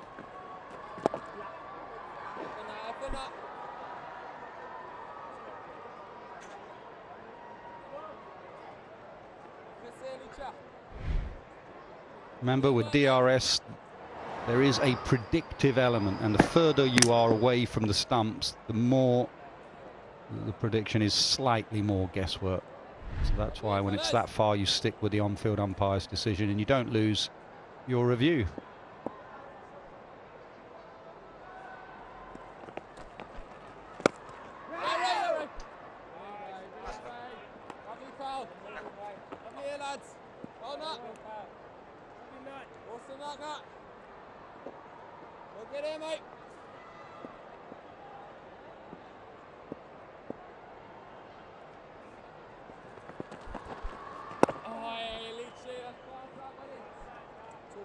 And 4 for 3.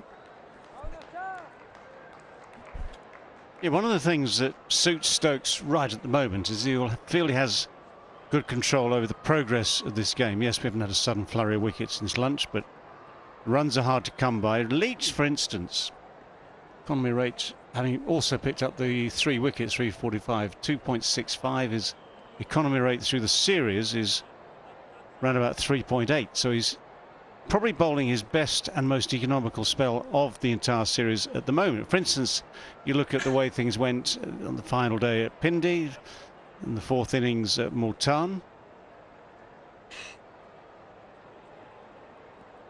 In both previous test matches, Leach has picked up his wickets. Not as many maybe as he thought he might, but he's been more expensive at the same time. So at the moment, everything's being stifled. The reverse swing from Robinson this morning, Stokes now, that sort of length, that sort of testing length, limits the scoring opportunities on this slow and getting lower pitch.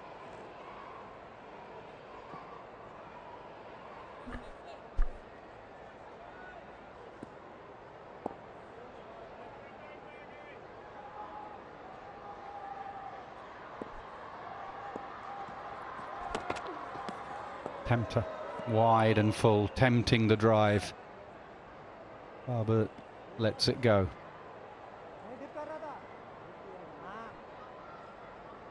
The one thing that works in Pakistan's favour is that this is the session where batsmen prosper, where the batters find it slightly easier.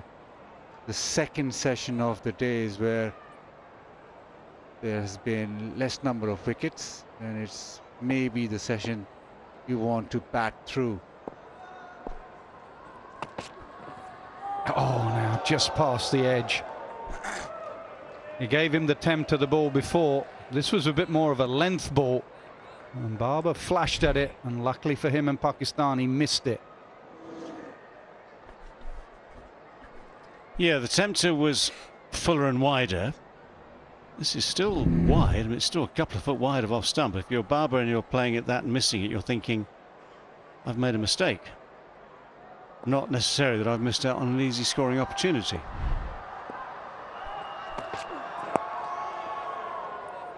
Stokes remembering the dismissal from the first test, and the short ball comes as well.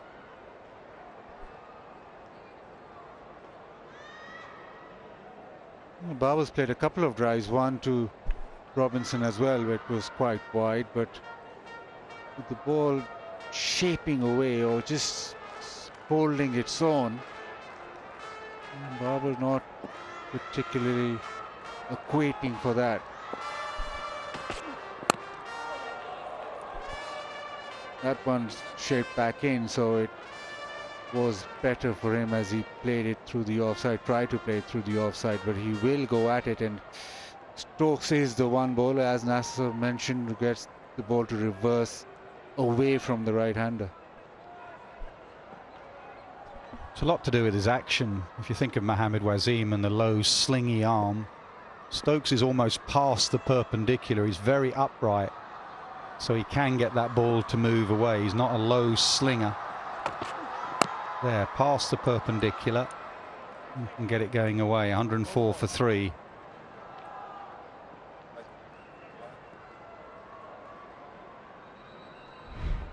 If you see Stokes here and the way he leans, if you compare, Mohammad Wasim would have a low arm. Look how high Stokes's arm is at the point of release, almost towards one o'clock. And you compare that to Mohammad Wasim, who's a much lower, more sort of Waqar Yunis style low arm, and he'll reverse it in as his go-to ball.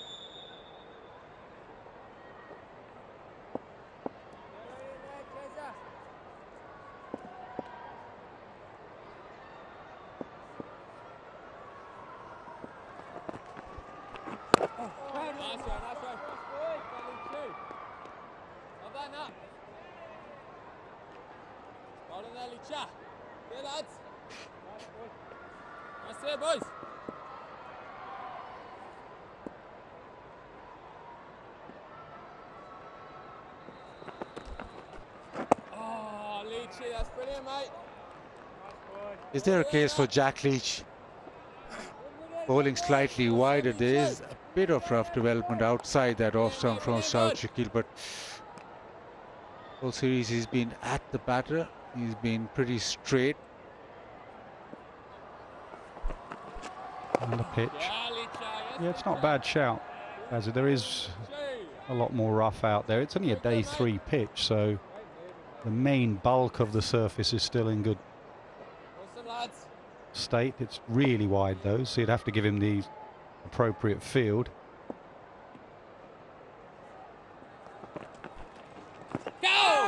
That's where, as it said, right outside off stump.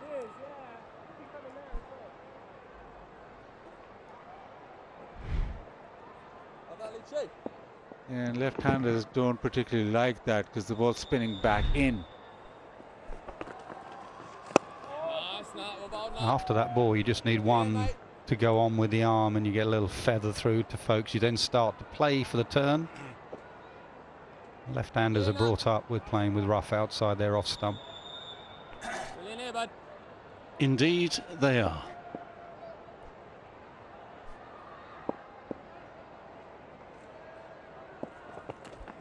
On the pitch. And mid-off is fairly wide, actually. If he had been in a orthodox position, that could well have been caught by Robinson at mid-off, but he's wide. And it goes through for 4, 108 for 3.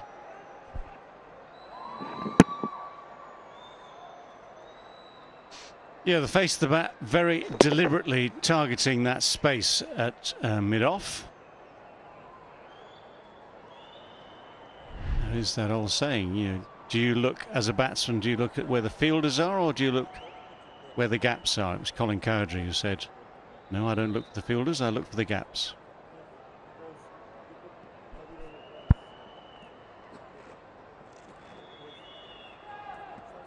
Sort of what happens in Pakistan. You get wickets on day 1 and it's spinning and everyone gets excited and the pitches don't deteriorate. We did the stat on the very first day about spin on the 4th innings highest average per wicket.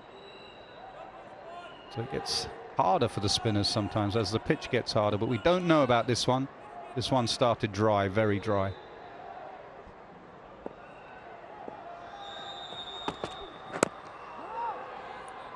Just to try and add to that comparison of Stokes and Wasim, two reverse swing bowlers with two different actions. So one's at 11 o'clock on the right there, Stokes at 1 o'clock. Round arm slingy, and that gets the ball to reverse swing in. Wakar was brilliant at that, and to hold up on the angle. Wakar used to just get that one holding up and you'd nick it occasionally, but Stokes from the higher position gets it to swing away.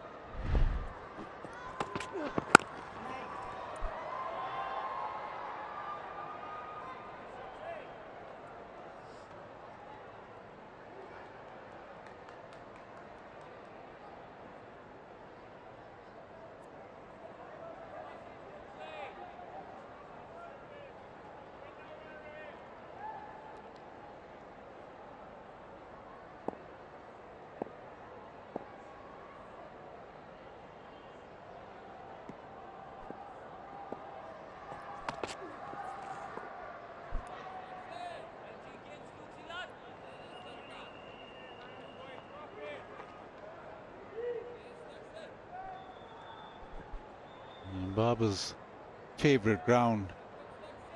This is the pitch that he likes to bat on most and very comfortable with it. Today he's been slightly subdued because England have held their line and bowled so well. That's why we've seen a couple of drives where he wants bat on ball. Toe end of the bat, not just grubbed to Barber. No bounce at all.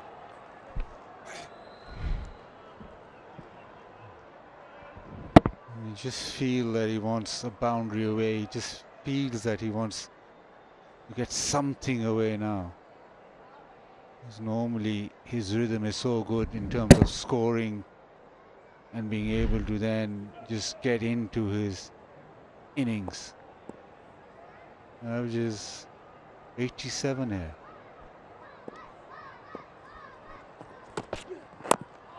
Yeah, getting lower. That's why Barber's standing out of his crease.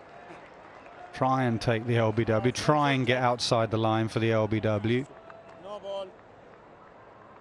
Just checking the no ball. Ben Stokes historically has really struggled with no balls. I think his first Test wicket would have been a wicket, by the fact that it was a no ball.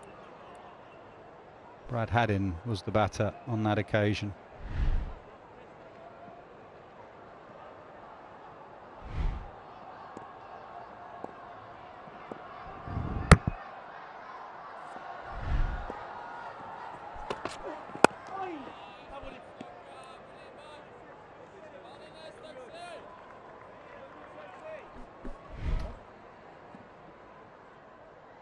He's pretty well equipped to deal with the ones that do keep a little low because his bat's so straight. If you have an angle, if you come in from, say, gully with the bat and try and position it straight right at the last moment, it has to be absolutely sheer 100% timing. If you've got a bat which is already straight in the pickup and basically held straight before the ball arrives, you've got a much better chance, if you need to adjust and go low, of coping at that stage.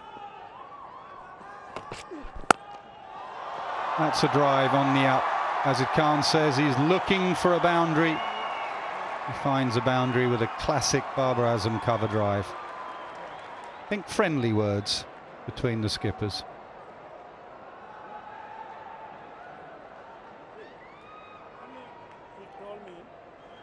I think 113 for 3.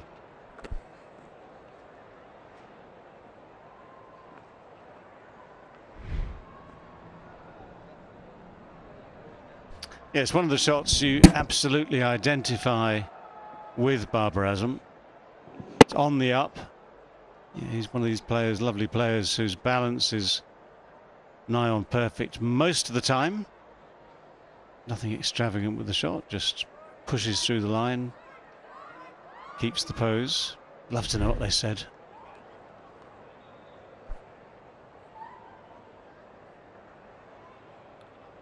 Well, we're getting to the stage of asking the question, why not Rayan Ahmed yet? Why haven't we seen the young leg spinner?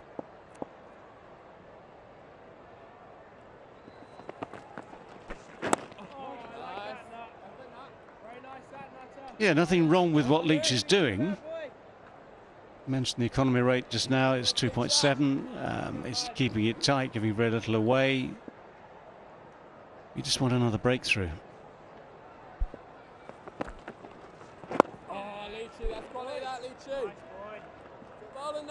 I think also as a leg spinner, to back up Bazid's point, if you bowl round the wicket, you're obviously wider on the crease as a right arm leg spinner, and you can bowl wider on the angle coming in. Leach is fairly, well, tighter as the left arm spinner. He has to throw it really wide. You also have the googly, don't you, as a wrist spinner, which Saud Shakil didn't pick on every occasion in the first innings.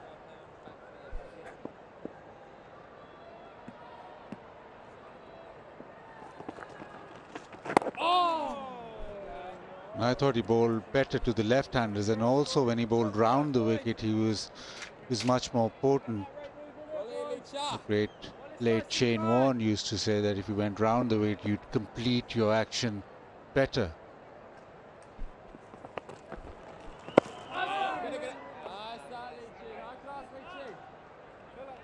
Talking to Shane Warne, the great gesture from Australian cricket, the MCG Test match, Boxing Day Test match.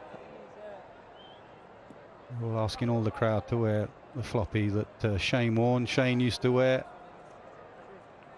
at his home ground. They have a Shane Warne stand there now. Be a very emotional occasion. It would have been the first game there, England-Australia in the T20. That would have been the first game Australia would have played at the MCG since Shane's passing, but unfortunately that game was rained off. 113 for 3. So no real need for white floppy hats on that day then? No, the crowd came in, it rained. I think Finch and Butler had a chat and they all went home. Well, they better get there early for the Boxing Day test. Another 2-day test beckons.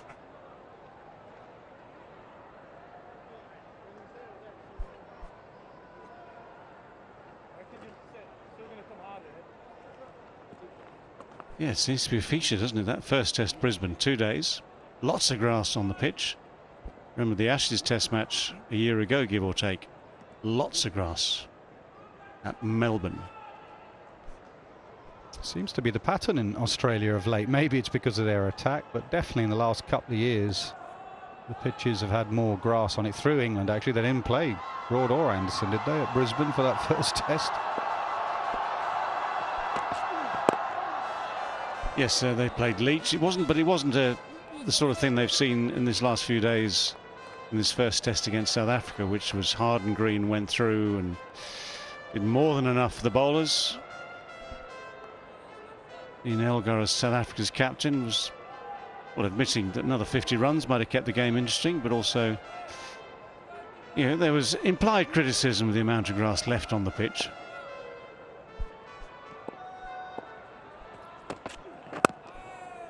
Happy compromise would be good news, wouldn't it?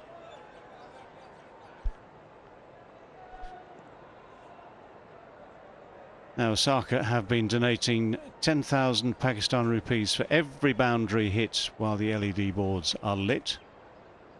Not quite sure what the current total is. There's been quite a lot of money put into the kitty. Once again, I just suggest that the Flood Relief Fund will be a very good place for the various players involved to allow that money to finish up. Same again. Babar Azam on the cover drive. Yeah, he's looking for that shot.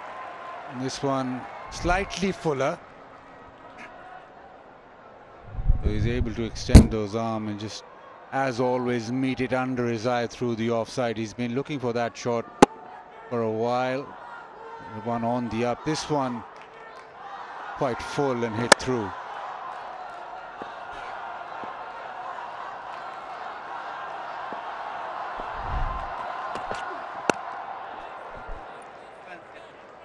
Well, David, comes the Pindi test match. After that test match, they got a below average demerit point, whatever you call it, So now that test match at Gabba, do you expect something similar for that pitch?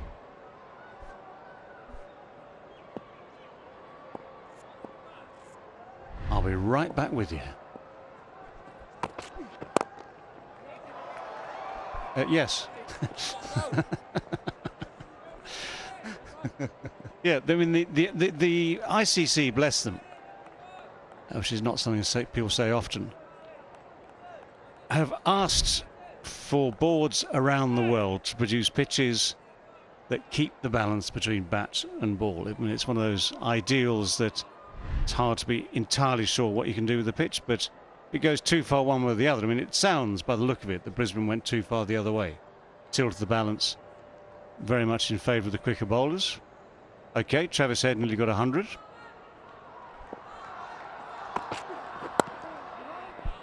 But if the match referees look at all these conditions around the world, yeah, I'm pretty sure that... I'm not sure who the match referee was in Brisbane, actually. But he'll be looking at that.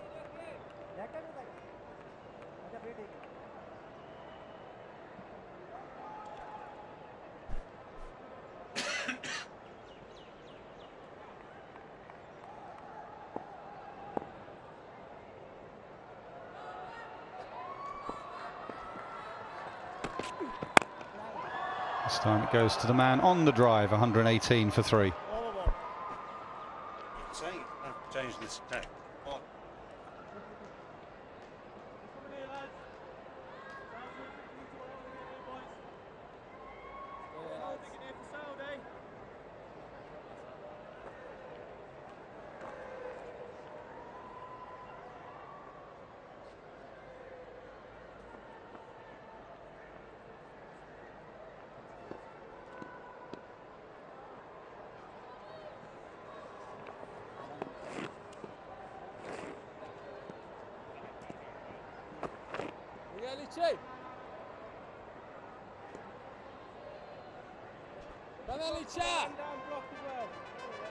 Shakil and Babar now 64 between the two of them. Pakistan have recovered from the early jolt of losing those 3 wickets.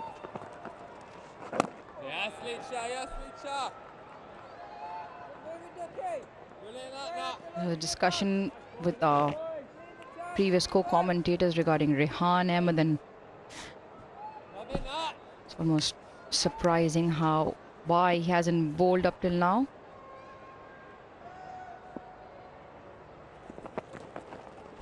Oh!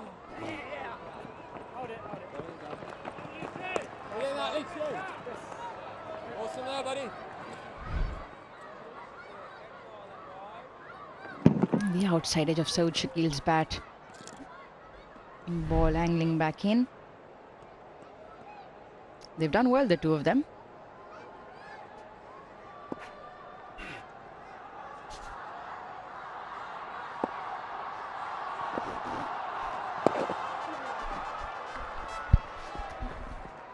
Well, they've done very, very well. Pakistan losing 3 wickets in 7 deliveries, and from there building a partnership slow, but just carrying on. 66 of 148 deliveries.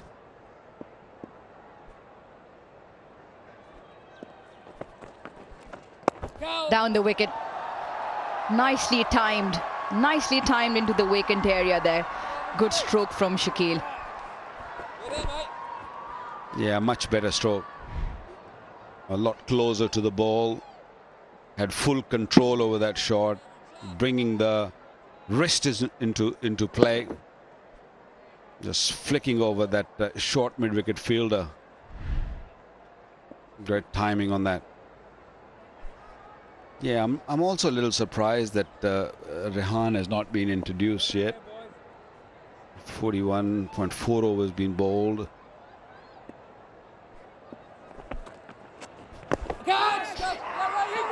In the air, he has to rush back here. Oh, a youngster, I feel he missed an opportunity. Rehan Ahmed was rushing onto the ball. So Shakil was a long way down as he skipped down the wicket. Had he collected that cleanly, Rehan could have been very, very tight for Saud to get back. Well, Babar Azam's been run out once in this game. He was damn certain he wasn't going to be run out again there at the non-striker's end. He was unmoved.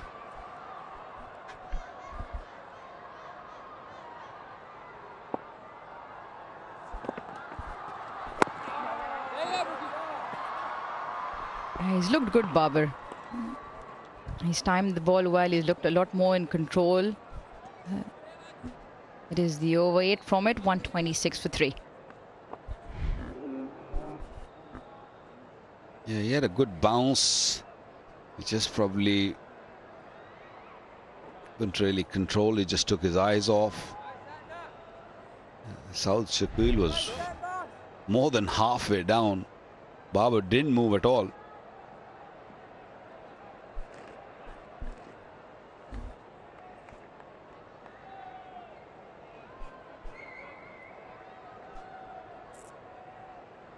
Are you surprised with Rehan's? Well, I'm trying to think why he hasn't bowled. I mean, the far end where Leach is bowling is the end to bowl spin from. Obviously, Leach came into the attack and took 3 wickets very quickly. And that combination of spin and seam is obviously what Stokes wants, because the ball now at around, what, 30, 40 overs old is time at which, if there is going to be any reverse swing, it will be there. The success of Leach has just kept Rehan Ahmed out of the attack, but it won't be long, I don't think. You probably want to try and give him Leach's end if he can, because that's the end where you're more likely to get a bit of spin from.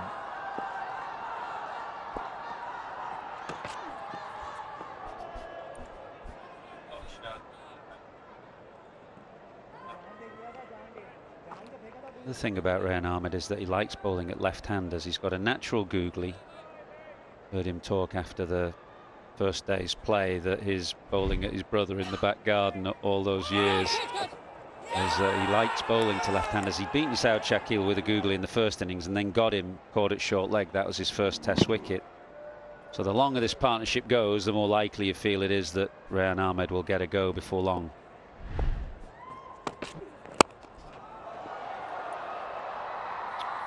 His second wicket was also to a left-hander. He got Fahim with an absolute beauty of a googly, and his setup to Saud Shakil was good to watch. Stokes obviously feels here with the ball doing just a little bit. It's not going as much as we saw Wasim Jr. He took it quite a few yards back in. It was much later in the day, of course.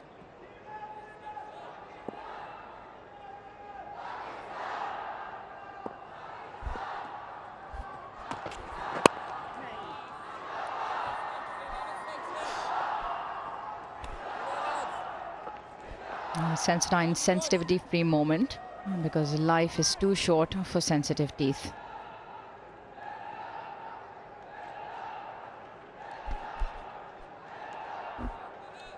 Well, another reason I can think of Rehan not being introduced is because Babar is at the crease, and Babar plays quite freely, and because Rehan is really, really young, and he does bowl a loose delivery, so he doesn't want to just give those easy runs. But then again, this is the time to just bring him on, and because he's going to learn a lot bowling at Babar, and of course Saud, who's picked his first wicket, first inning.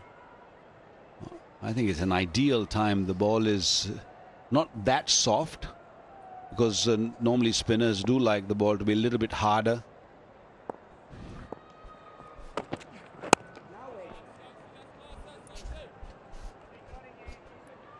126 for 3. And that will also give Leach a little rest. He's already bowled 20 overs. He's been bowling unchanged from the university end. So maybe right now is the time to bring the right arm youngster in. And also the Pakistani batsmen, both these batsmen at the crease, they're getting used to of Leach. They're not really having any trouble. Yeah, it could just be a case of Stokes seeing the ball reversing a little bit. He's obviously one of the best in the business with that reversing ball. And we saw that up in Pindi. He was the one who came in as the enforcer and changed the game dramatically for England to win that first test. And Leach will continue. And when Rehan Ahmed did bowl in the first innings, we saw Stokes did give him protection.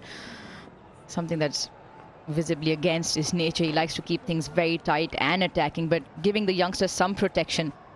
A point you make, Waqar, obviously Babar is a very good player, one of the best modern day batters there is, but he has had recent troubles against the googly. And Rehan Ahmed has a good googly in which he feels he's got more control over. And the left-hander as well, so it just makes a fair case for himself. Obviously Stokes in charge in the middle and he's got plans up his sleeve. Surely it won't be long before we see the young leg spinner.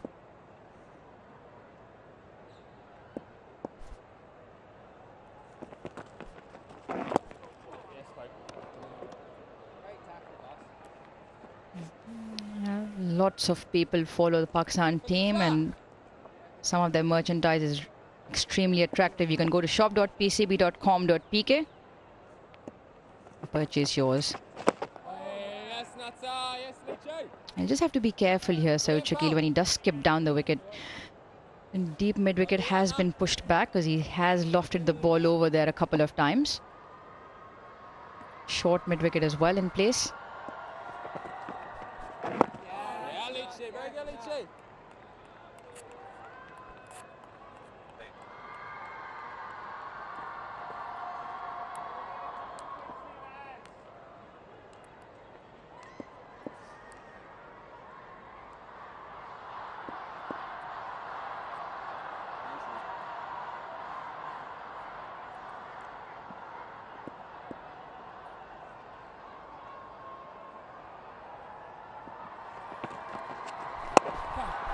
Nicely stroked, straight back past the bowler. Saud Shakil looking really good in the middle here. He's played this shot on a number of occasions today to Jack Leach. It's almost as though he just doesn't think the ball is going to spin, because he's often not to the pitch. He's quite a long way from the pitch of the ball there. And you'd think the way the pitch looks, batters would just feel that there's an element of risk there, but Saud Shakil plays it so confidently. Well, he's grown up playing all his cricket on this pitch, so he knows exactly how much the ball's going to spin, I guess.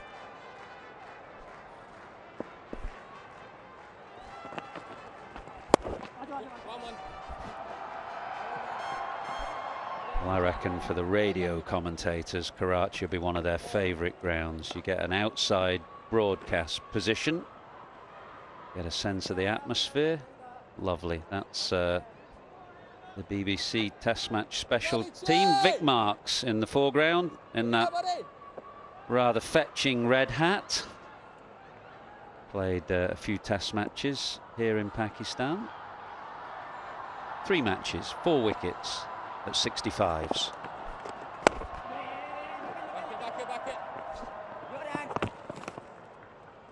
Good run to finish the over, 132 for 3.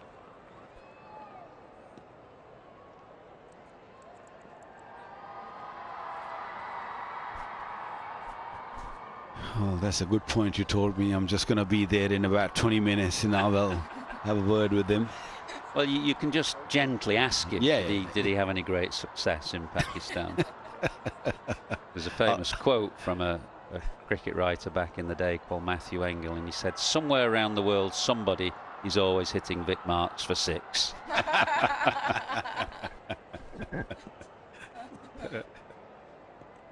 Oh dear, oh dear.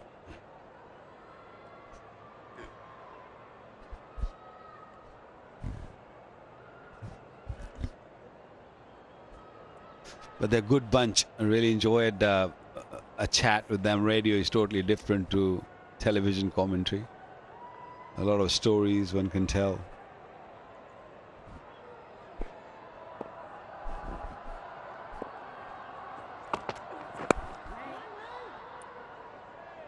Yeah, Abdullah Shafiq will be disappointed. Got on similar fashion in both innings to Leach.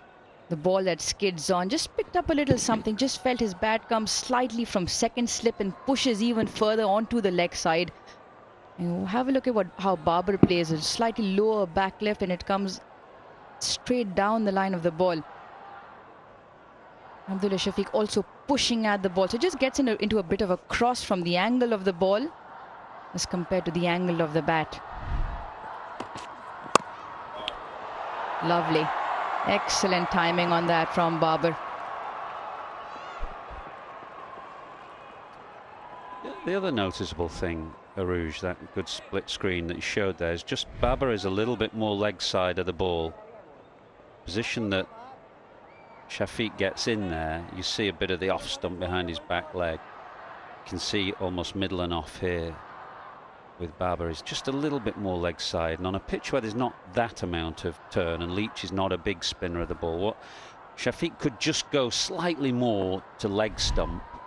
It does open up the outside edge then, but we've not really seen the ball spin on this pitch. The threat to Shafiq has been beating him on the inside edge, so he could just adjust his guard, go a little bit more towards the leg stump, and that would protect against the LBW. It's too late now. He won't get another go until 2 years' time when Leach comes back here, but you might just want to think about that.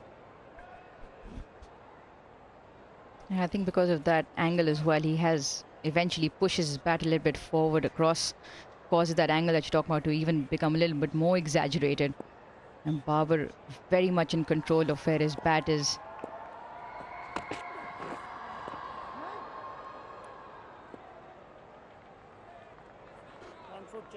Good player though. Abdullah Shafiq plays well within himself. Has the runs as well, but in a test match where hasn't gone according to him. He is a good player. I look forward to seeing how he goes outside of Asia. Obviously all his test matches so far on the subcontinent, as we see another no ball from Stokes. I think coming to places like England and Australia will make him a more rounded cricketer because of the different challenge that he will face.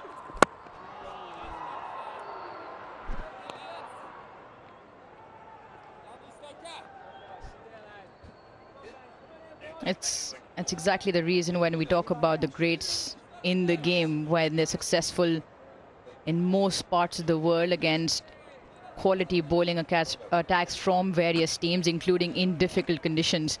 England being obviously one of them, with the ball seaming around, contrasting to Pakistan.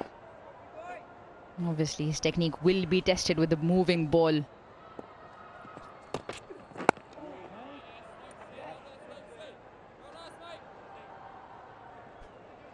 It's been a fascinating series and is going around to plenty of parts of the world. PTV Sports and Vidley live stream in Pakistan, and outside Pakistan, Sky Sports in the UK and New Zealand, Fox Sports in Australia, Willow in North America, and radio partners as well, FM 106.9 and BBC Sport.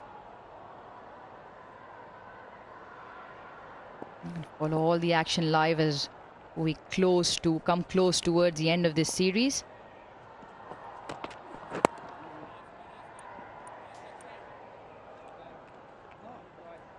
.135 for 3. There's been a lot of interest in England in the series, even though the start of play is very early on in the morning in England. We start here at 10 o'clock, which means it's what, 5 o'clock in the morning, 4 or 5 o'clock in the morning UK time, so it's very, very early. But there's been a lot of interest in the tour simply because England have not come to Pakistan for so long, and therefore on the cricket circuit these days there's a familiarity to a lot of places and a lot of grounds, but not in Pakistan for UK viewers, so there's been real interest. Well, I thought it might have been Rehan Ahmed at that far end once Leach had been given a break, but no, Robinson it is.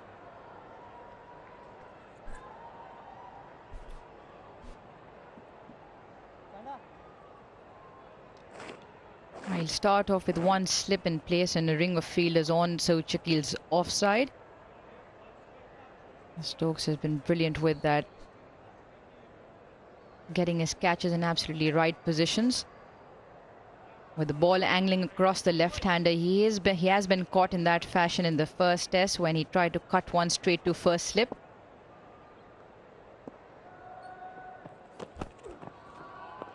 There was a similar line where he slashed hard and he feathered one to first slip.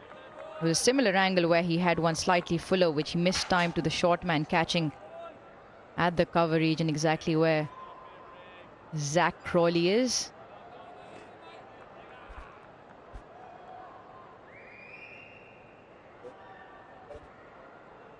Number 6, Zach Crawley, Rehan Ahmed as well, slightly square.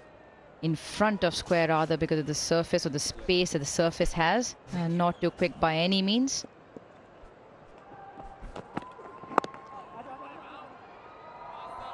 Good running. Stokes have bowled 6 overs from the pavilion end, and I'm not sure if he's going to carry on bowling further. Maybe 1 over if he feels good about himself, but Rehan might come from this end. Might be just the... It's not about the pitch, it's about the rhythm sometime. Maybe he wasn't comfortable from the far end. So Stokes might ask him to come the pavilion end and see if there is any spin available there. Also, don't forget this is a matchup. Robinson got the better of Babar on 2 occasions with the ball that darts back in.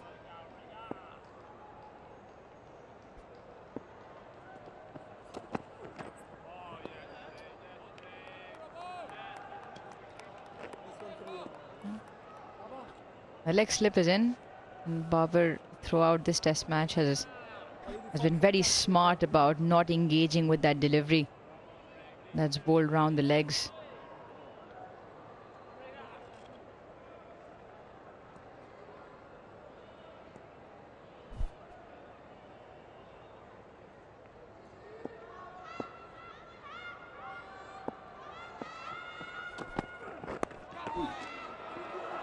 That's nicely kept down. It did get big on him, Babar, and leg slip was in place. Just feel he was in control.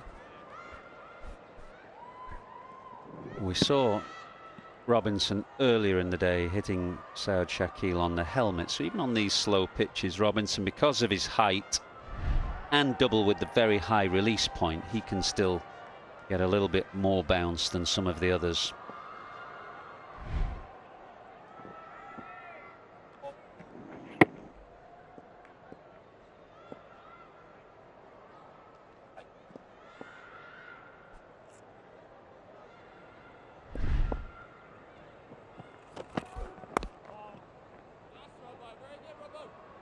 Another good single. Opens the face, runs it down.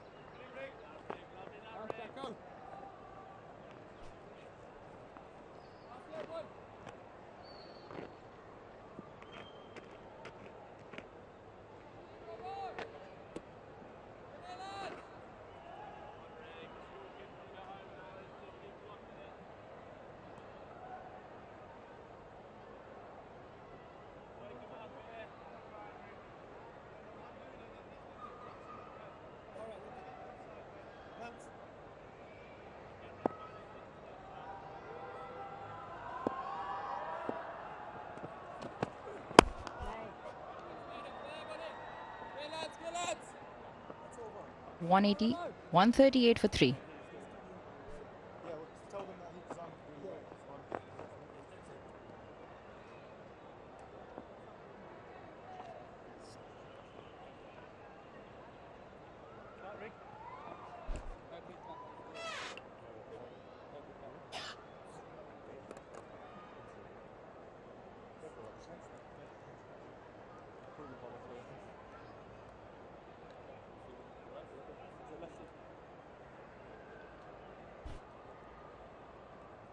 Stokes to continue.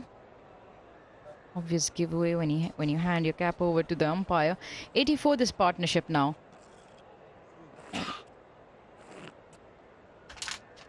Lead by 88.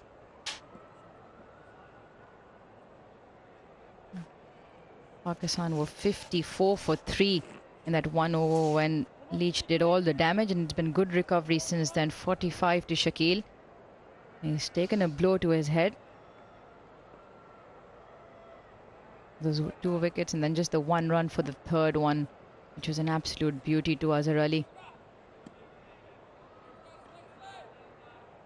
So it's been good so far from Pakistan. The skipper's taking his time as well. He's out there with 32. And it's been a bit of a commanding rebuild. There hasn't been a lot of plays and misses or edges.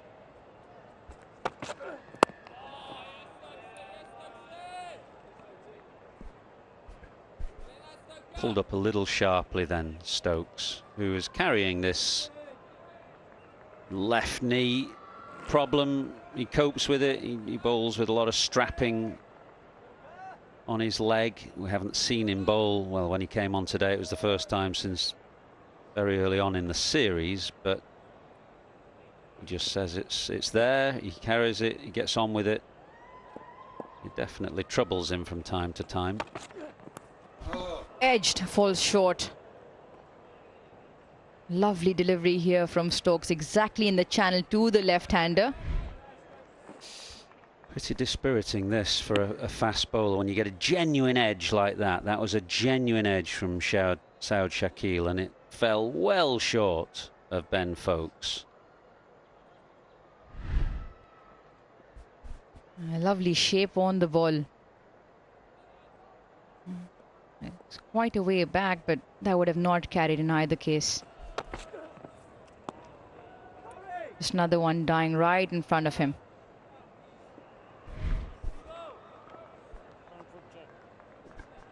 Yeah.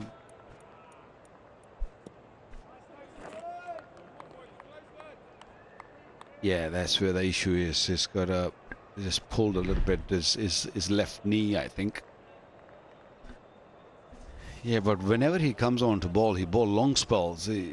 I guess once he warms up, you want to carry on, and he struggles to come back after a rest.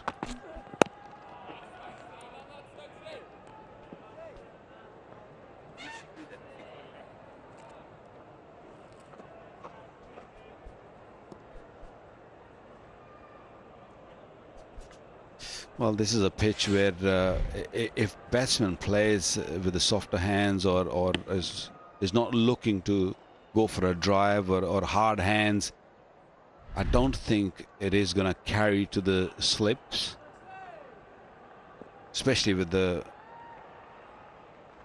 ball that old. It's almost 50-year-old.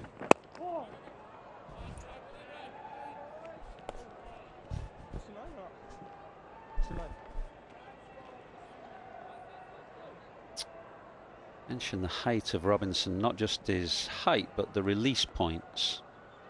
He is a bit taller than some of the others, but also releases it from the highest point of the vertical. And you can see the difference there with the other seamers in this game, and that's why even on this pitch he can just extract a little bit more bounce.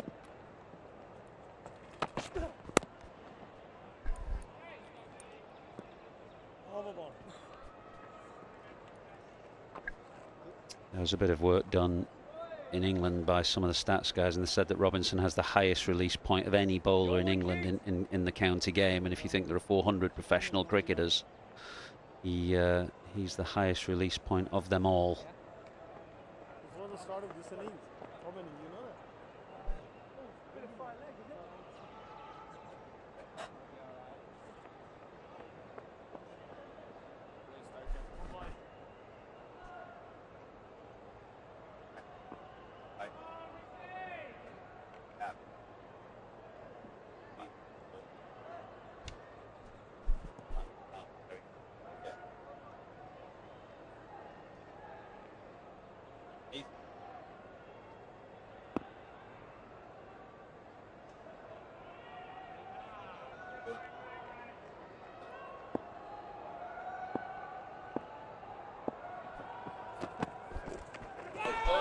Is that edged? He's gone up, Robinson. Nothing from the keeper. And the umpire also remains unmoved. I'm wondering what Stokes is thinking. He's just walked up asking. Straight away. Yep. We're not going up. Yeah, he's got a big belief in the wicketkeeper. Fox said no. He didn't look at anyone else. Although he was up, he was appealing. The alter edge clearly shows that the ball was just went over the bat or just not anywhere close to the bat. Such a tall man, Robinson, get that extra bounce. Doesn't matter what sort of surface you play on. And release point you're talking about, Athos. Just imagine if he had that front leg braced straighter, he will get further higher. That release point. He's what, 6'5". The knee sort of collapsed right at the end, and if that knee goes straight, he'll be going probably another 6 inch, 8 inches higher. He'll get a lot more bounce out of the surface. It's almost like a springy catapult where you brace that front leg and the momentum causes you to push over even more.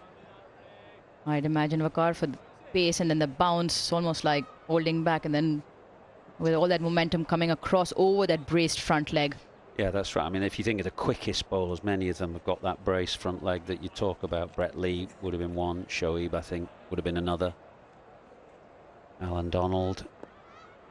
But Robinson's not that. He's just medium fast, really, and uses his skill and manoeuvrability to manoeuvre the ball.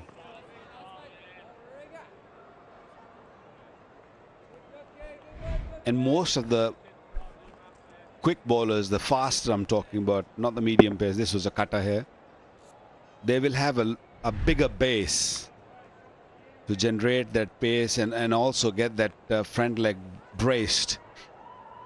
Even though Wood, if you look at it, is not the tallest one, but he's got a big jump, and then the base is a lot bigger than what his height suggests.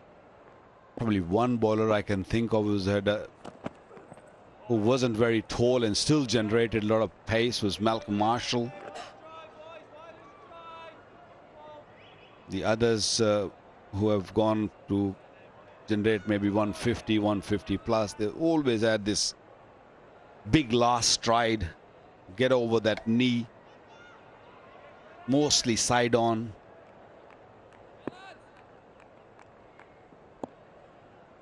There's so many mechanisms nowadays that are open-chested bowlers, side on, but mainly good bowlers keep their wrist in control.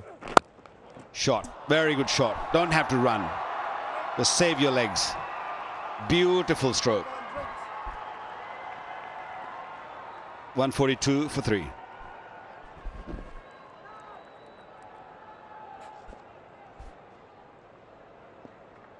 Pakistan 142 for 3 as players will break for a drink.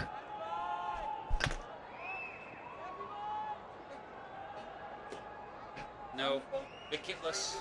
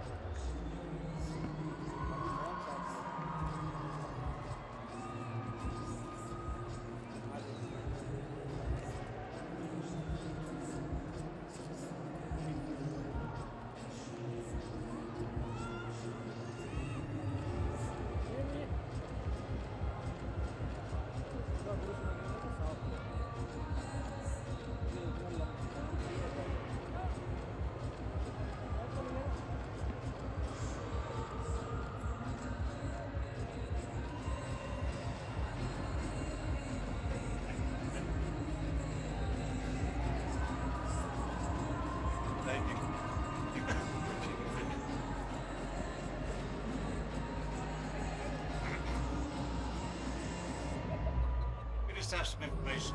Right.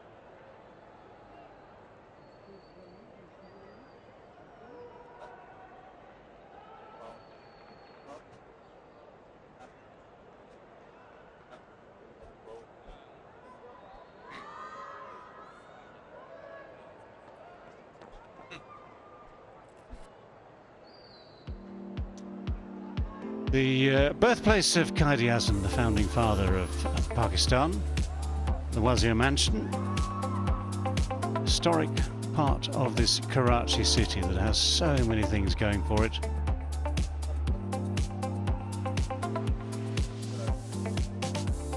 So a little bit of multi-important history for you. And in terms of the history being made today in the cricket world, well, we've got a game that's meandering a little bit. This partnership is doing well. Shaquille and Bubba are doing well. They put 88 on together in 188 balls. They've dealt with most things. There's been the odd half chance, the odd lucky escape, the odd edge, but hasn't carried.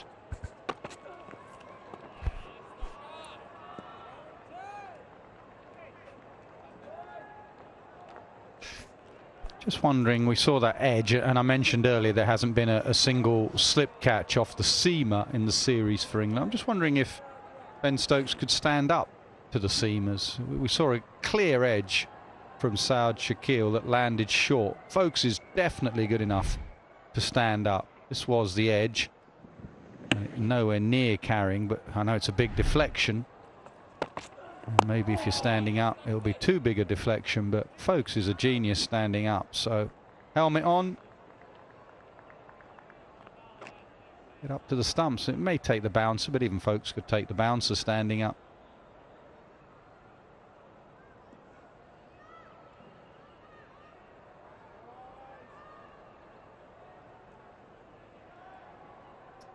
Sounds like a conversation going on between Folkes and Root there. It's been a while since that third wicket fell.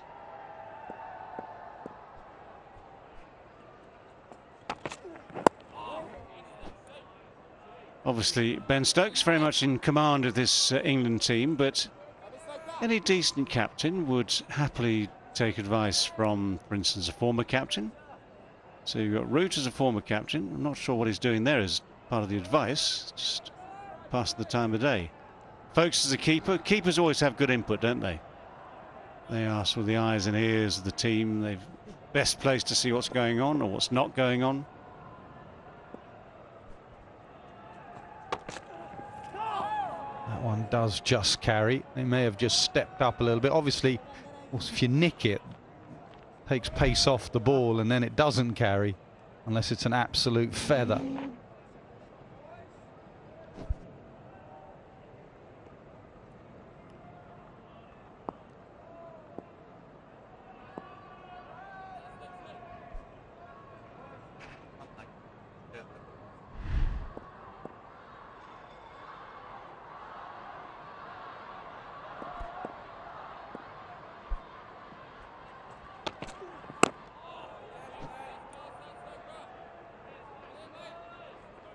The other thing it does, as we've seen with Babar Azam off Ben Stokes, when the keeper comes up, Babar will have to go back into his crease. He's been standing out of the crease, trying to take LBW. And if one keeps low and you're back. Interesting if Saud Shakil is out of his crease. Babar definitely was. Yeah, a little bit.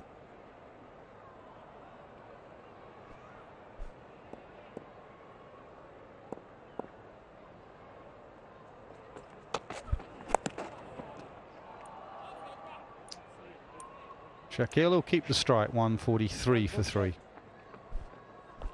May have another delivery. Stokes pushing that front line, and yep, a no ball.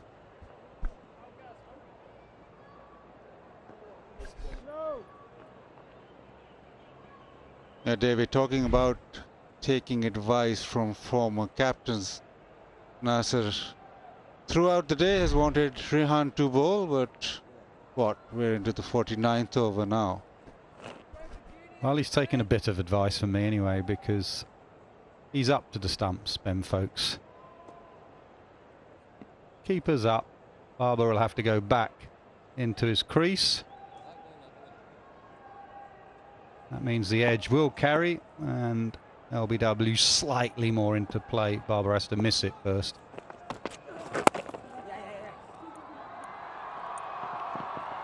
That will be a couple. 146 for 3.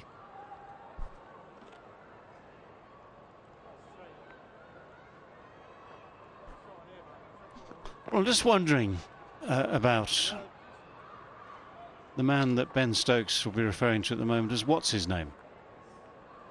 Because he's left Rehan Ahmed out of the equation so far. I mean, okay, the one possibility is that he's worried that leg spinner, it's the balance between the runs he might give away, because we know for the first innings Rehan Ahmed will bowl the odds, what you might call bad ball. But the balance against that, the positive way of looking at it is if he gives you one of those magic little bursts where 1 wicket, 2 wickets, whatever it is, suddenly go because he's changed it round, you've got something slightly different in the attack, then that is gold dust.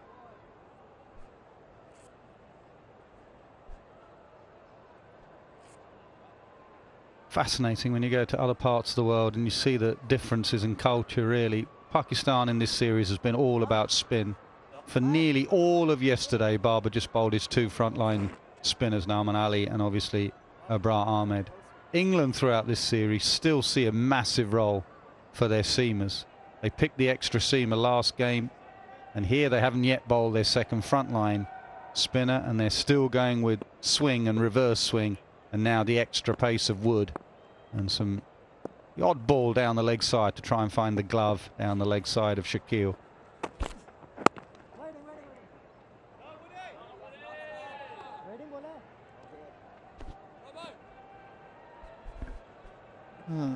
I think that's the right way to go. I think with this England attack, whenever the seamers are on, A, they don't give away a lot of runs. We've seen that all series, and B, they're more threatening. Even that game in Multan, second innings, it was the seamers that actually, in the end, won England the game.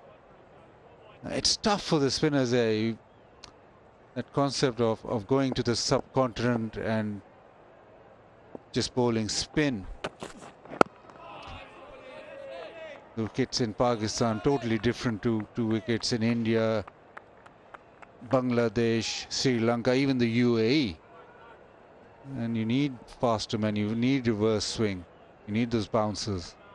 I think one thing this England side have done well since the change to McCullum and Stokes and Key, Rob Key's the director of cricket, but he's also been the head selector in the absence of a national selector, is they've selected really well. If you go back to the previous regime, Ahmedabad under lights, they thought it was going to hoop around everywhere. Played 4 seamers and it spun square.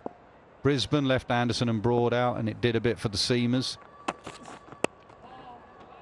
Various occasions that they got it wrong. There was a lot of rotation because of COVID before this regime, but this regime have selected well, and I reckon the skipper has just selected that man and said, get loose.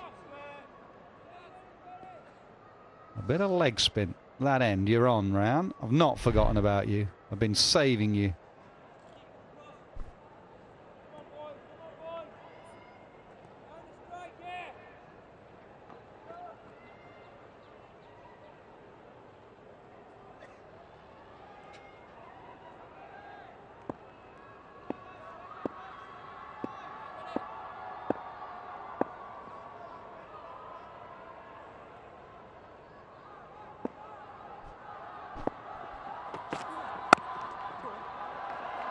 Just eases it through the offside. So much grace when he drives the ball, either straight or square.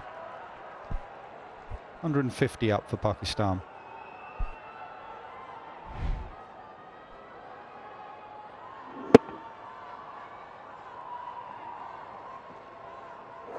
Yeah, minimum of effort, isn't it?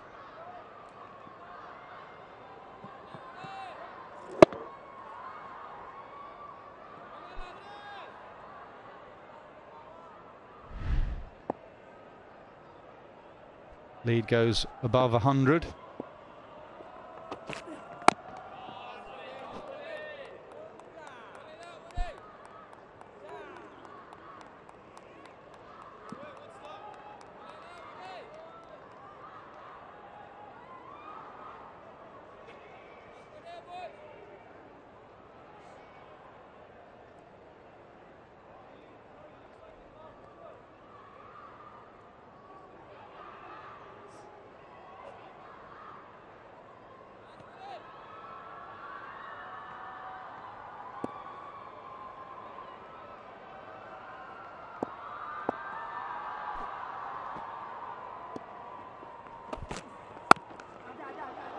Back foot punch this time. Robinson has to give chase. Don't think it'll go for 4. He'll come back for 3. 154 for 3.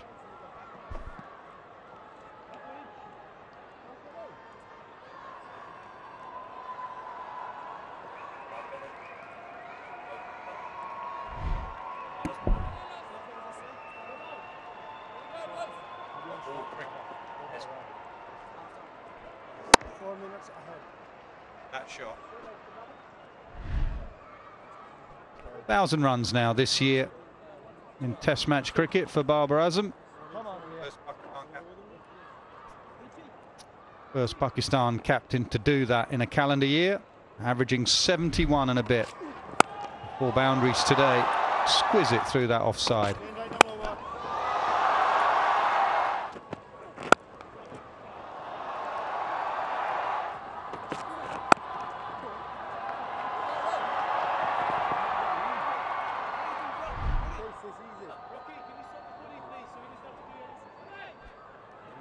Right in the middle of the bat. I wonder if he's been just rubbing off the ones round the edge. Did it take you long in your day? To do what? To rub off the edges? Yes. Well, we're going to have a bit of leg spin. He bowled 2 overs last night for the first time today. England's youngest ever male Test match cricketer is into the attack. 3 sweepers, 2 leg side, 1 off. Can he find anything from this pitch? Don't think he'll mind this. An early bowl at the left-hander Saud Shakil. It was his first Test wicket, Saud Shakil. And there's a bit of rough out there from round the wicket. See if he can do him again.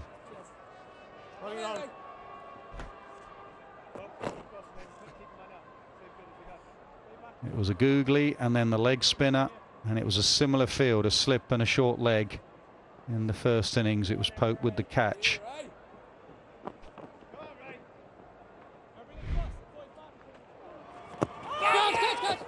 Excellent catch. Excellent catch.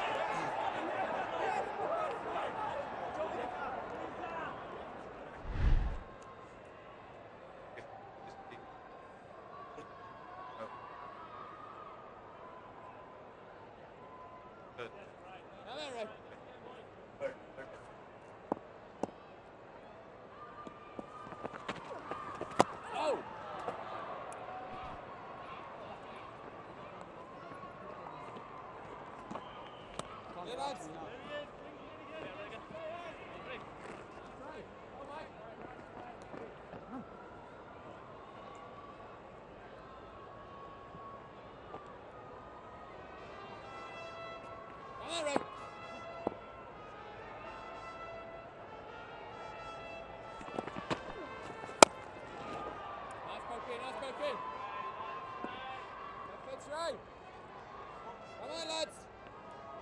Were you right? Were you right?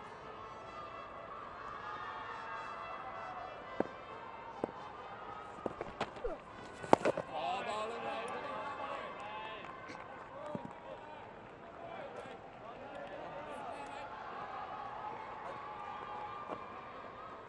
Ball right.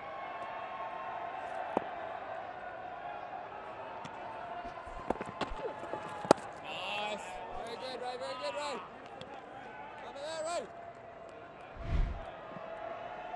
Ball in there, mate. Good, Ray. Good, Ray.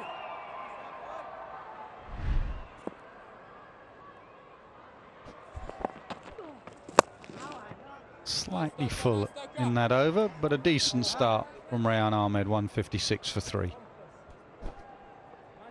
Yeah, one would always say better full than short.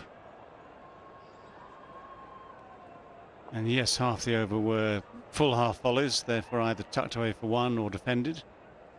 A couple of good length balls.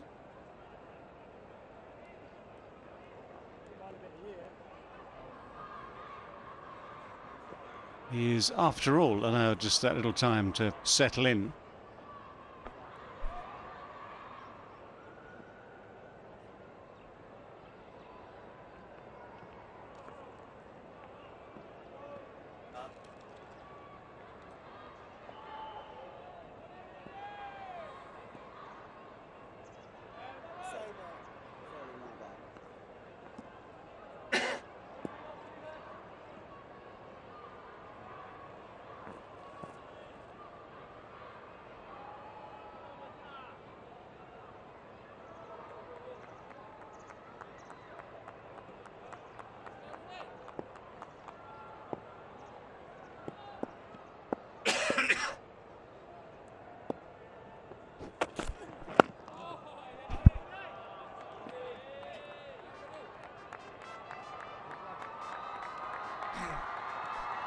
It's that time again, just to pop across to the Tapalti Lounge for Tapalti Moment.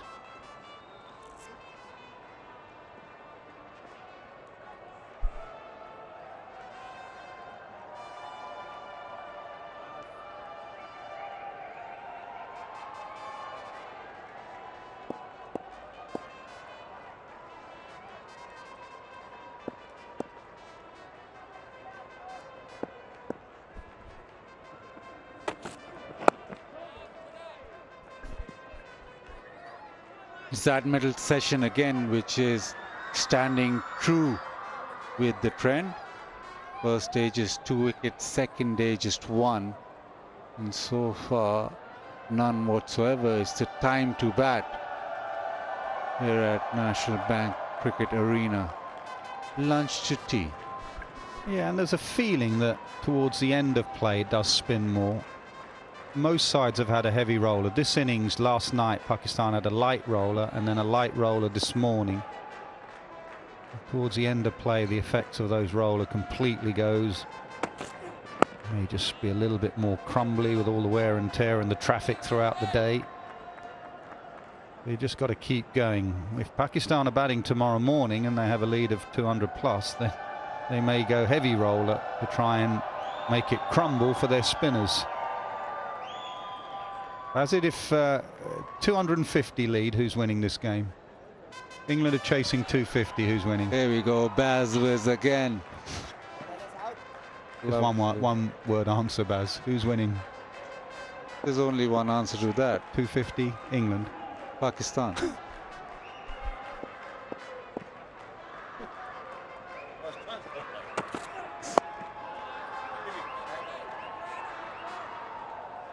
Yeah, 250 I reckon's about a 50-50 game, but this England side and this pitch, it hasn't deteriorated. I think Pakistan will want 300, a lead that is, that's a long way off. 250 would make it fascinating. This England side trying to chase 250 in the final innings.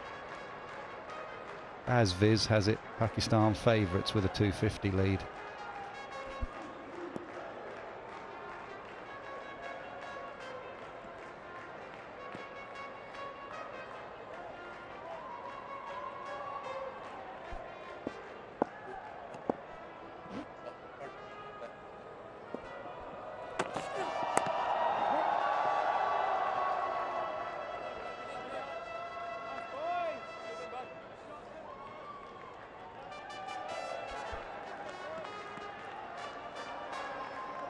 successful chases in the subcontinent.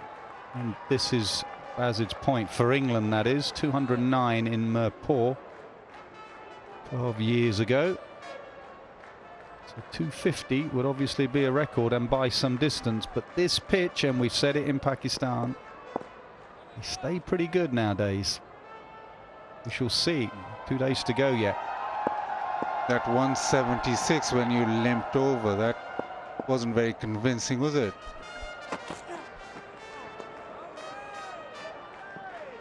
Good effort from Mark Wood. Keeps putting in 156 for 3.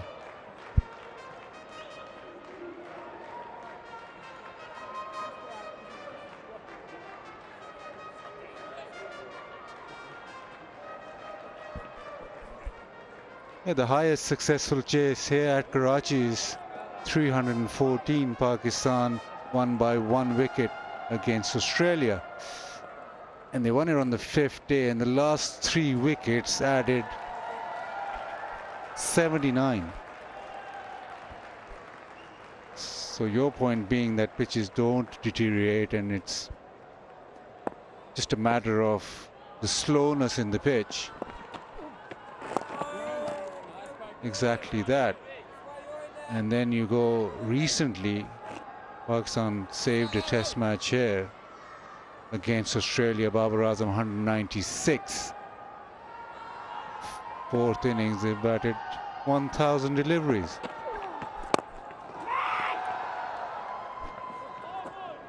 Oh, we're going to have some overthrows here. We're going to have some overthrows, and it's going to take Babar Azam to yet another half century. He's having a fine series. He is a fine player. 26 50s now in Test match cricket. And 800s, average pushing up towards 49.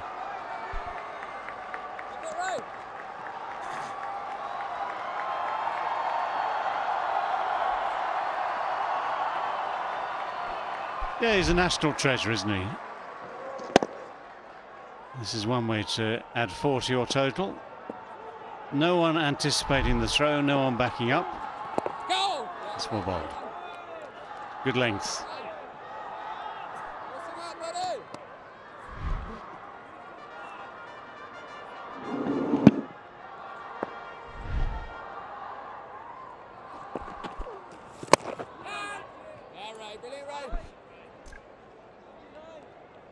And Babar Azam 350s and 200s here in Karachi, National Bank Cricket Arena. Gets it past Wood. Can the sweeper get there? He can't.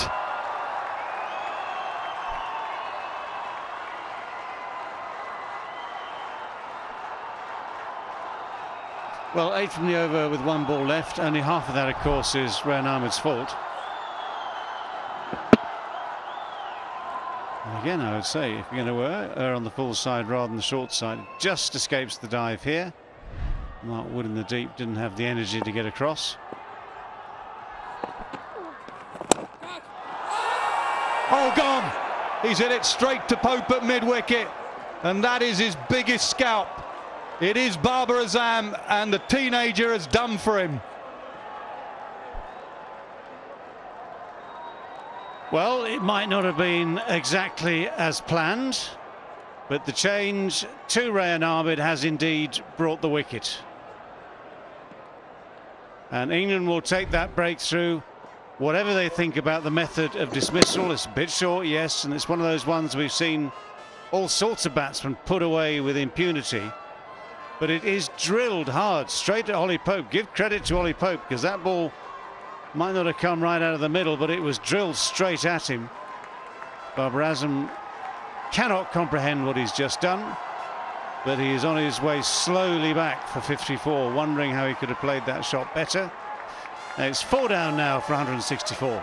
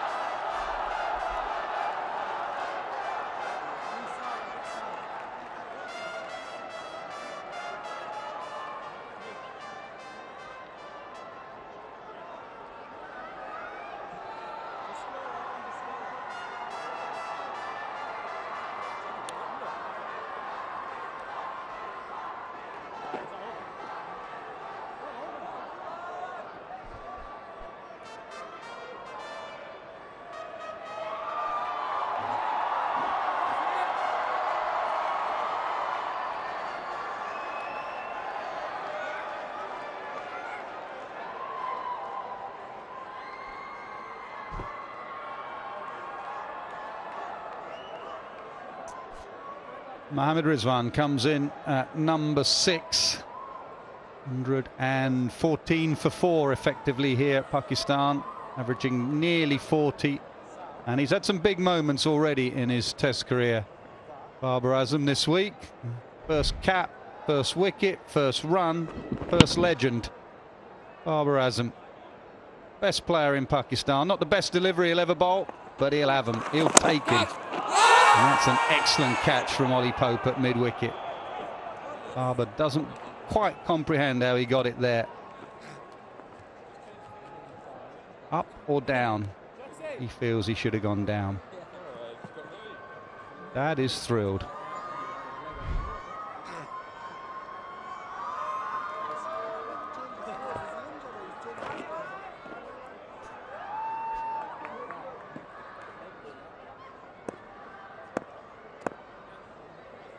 Still a bit of batting to come. 114 for 4.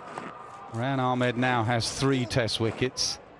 That brought the biggest smile to his face.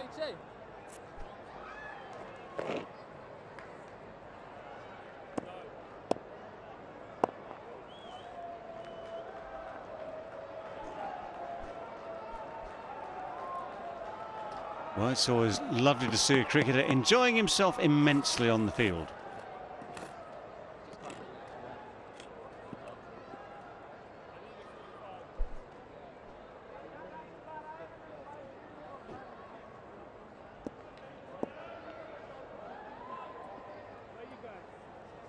That was a good catch, wasn't it? The first wicket was an Ollie Pope catch at short leg.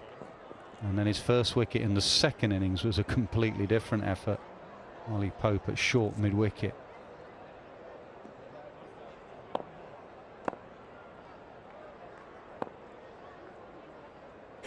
So the wicket brings Leach back into the attack.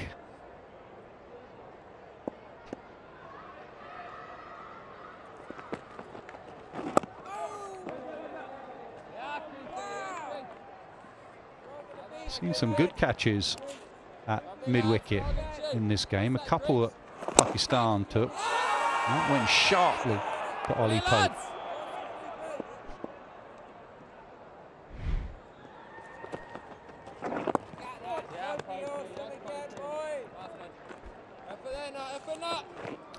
It's been that sort of pitch where you get one, you get a little cluster of wickets.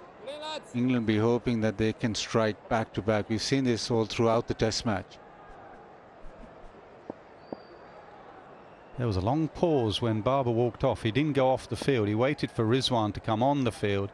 And there was a long chat between Babar and Rizwan. It'd be interesting to see how Rizwan plays. This could be 50 for Saud Shakil. It is. 4th 50 in the series. He's really enjoying batting against this England bowling attack. Very, very fine left-hander. Yeah, it looked as though he was heading for 100 in Multan in the second Test match. One actually, I have to say, fully deserved. Then a little tickle down the leg side, and that was that, and opened the door for the England victory. But he's doing his best yet again to frustrate Ben Stokes and his bowling attack. He's played very nicely.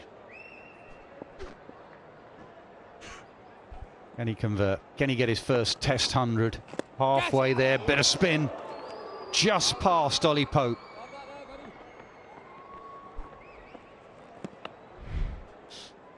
To see how close this was. Bit of dip, bit of spin. Actually bounces in front.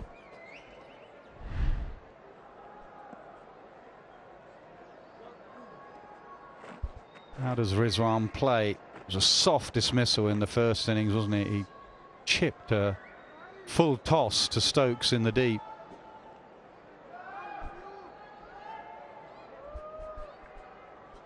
And just cast your mind back when Duckett got out. This is last innings, full toss. Ben Stokes couldn't believe it, so happy with catching it and then celebrating as if it was all to plan. But yeah, just cast your mind back to when Duckett got out and he gave Root some advice and Root came in and nicked the first ball. Not sure that was the advice. So maybe Babar's getting better advice. We'll find out after this first ball. Slip and a very, very short, silly point right up in front of Rizwan's face. Oh, love that, Lichi. Brilliant, bud. So far, better advice. Brilliant, bud.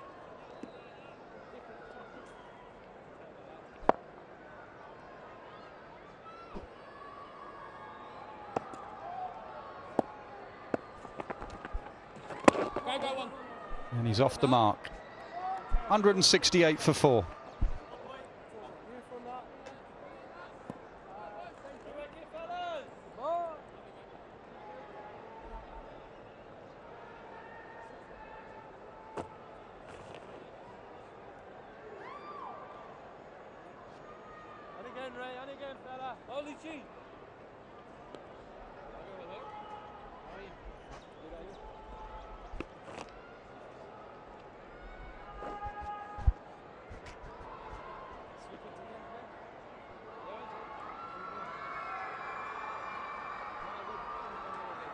Well, that lead is 118 for Pakistan. For the first time in this series, it's Saud Shakil who's leading the way and standing between England and a victory push, taking some fluids on board on quite a warm afternoon here in Karachi, but he'll have experienced many warmer for sure.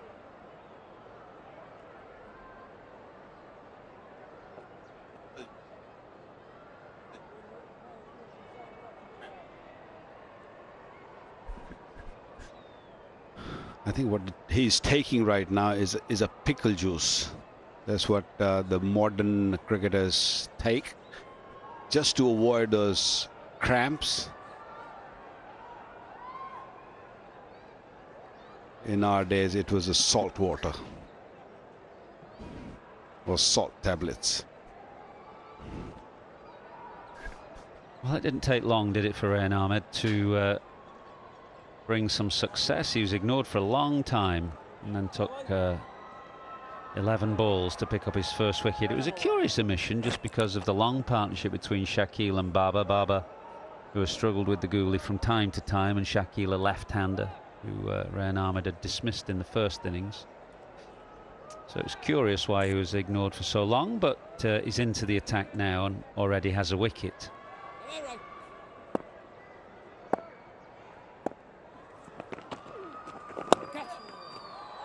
That is the wicket ball. Although Rizwan deals with it rather better than Babar had done.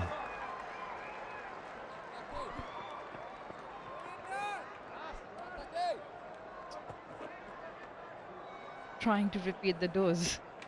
Obviously not intentional, but I'm sure that Babar Azam wicket will probably be his best in terms of the class of the player that he is. And Duckett's done well at the boundary.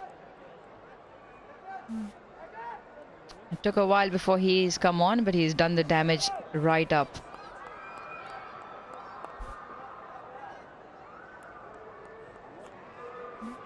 I'm just going to make sure the diameter of the ball or the shape hasn't distorted. You might be thinking otherwise, Robinson, just getting stuck in that mold, maybe?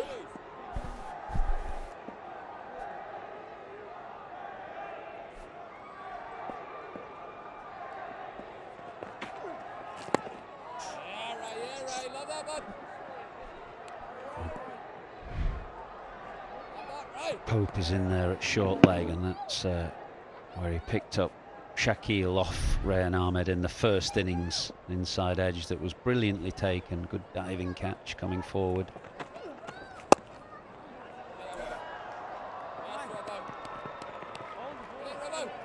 Well, there have been few full tosses bowled at the Pakistani batsmen, and they've just hit straight to the fielders. And sometime when you don't get runs on loose deliveries, you just sort of look to hit it harder, and that's what I think Babar did. Babar saw the ball short and he was there.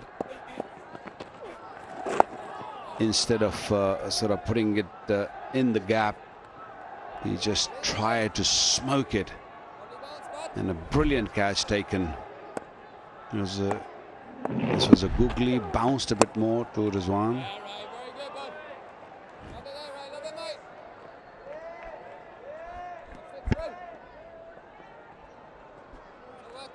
Rehan feels much better when he's bowling to the left-hander.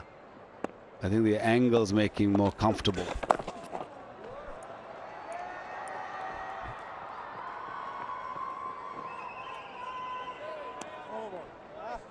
.173 for 4.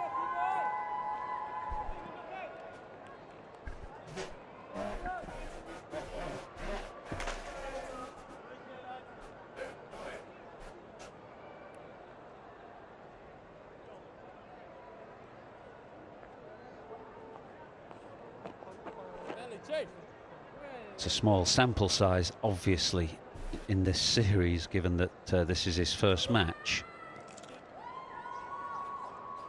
It will be interesting to know whether that kind of discrepancy is throughout his first-class career, which again is only relatively small sample size. This is just his 4th first-class game, but it'd have more overs to go on.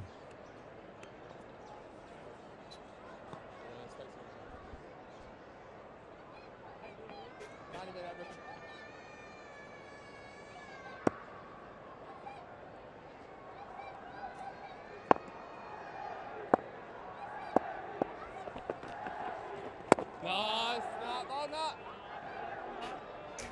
That's that, Lichi. Licha.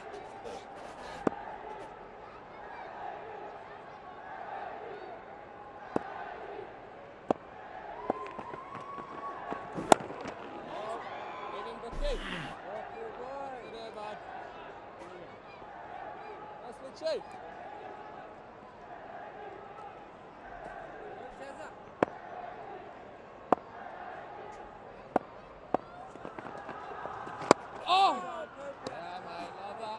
Well, Rizwan was the unfortunate recipient of 2 fantastic deliveries in Multan. First innings he got that one from Leach, and then in the second innings got a beauty from Jimmy Anderson. There's no way that Rizwan could look back at Multan and say that he gifted his wicket on either occasion.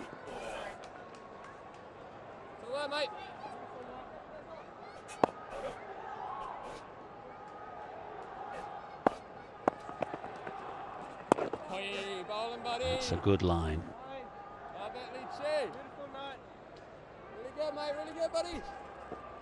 He maybe could have survived the first dismissal of Leach.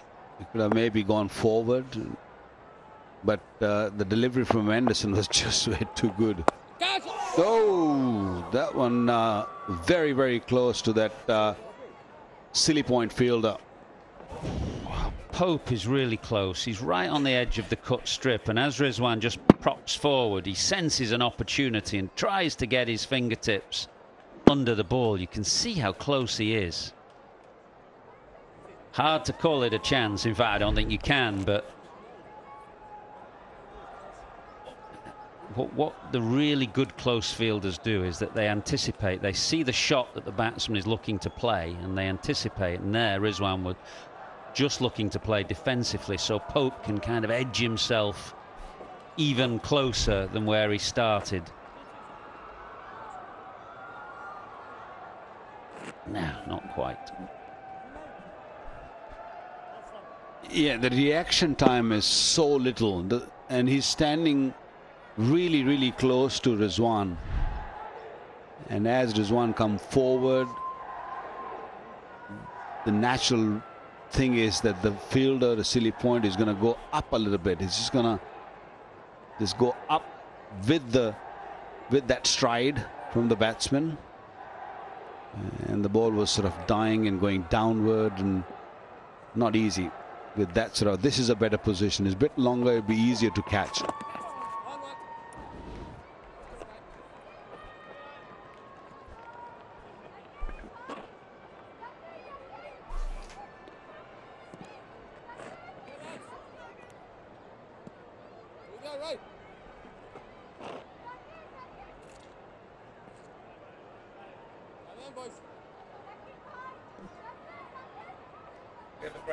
Rizwan is under immense pressure. He hasn't really produced the results which the captain was expecting, or the team was expecting from him. He played it late, allowed the ball to come, open the face of the blade. He plays that shot quite nicely. So Sarfraz being in the dressing room and him not really performing well with the bat put a lot of pressure.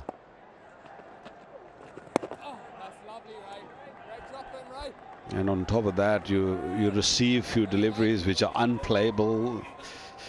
You cannot really do anything. Sarfraz waiting in the wings for a long time now.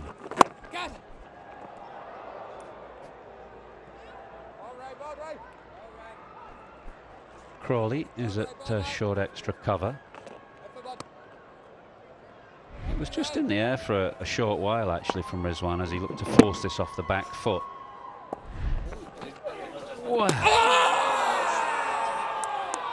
Yeah, it's going. The finger has gone up, but Rizwan was on his way. So the belated entrance into action for Rayan Ahmed today has paid dividend now. Firstly, Babar Azam, now Rizwan. Looked like a drop catch the ball before as well to Crawley, but it didn't matter because the next one was a perfectly pitched leg break and it spun and took the edge.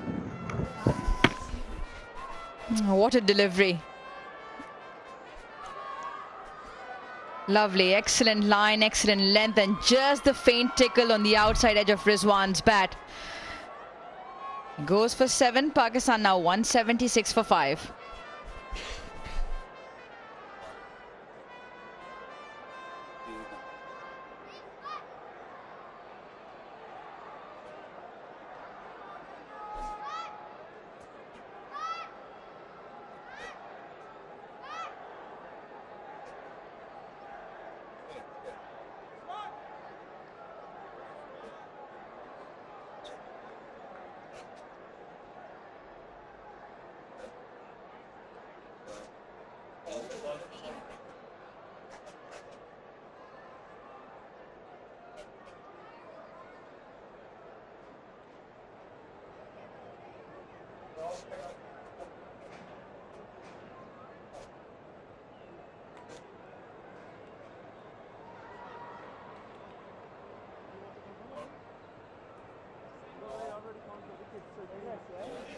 I counted the ball as well. Well, after a long partnership between Babar Azam and Saud Shakil, Rayan Ahmed has changed things again for England. We thought it was a drop catch from Crawley, and that angle perfectly illustrates that it was. And Crawley at that moment would have been feeling a little sorry for himself, but relieved seconds later.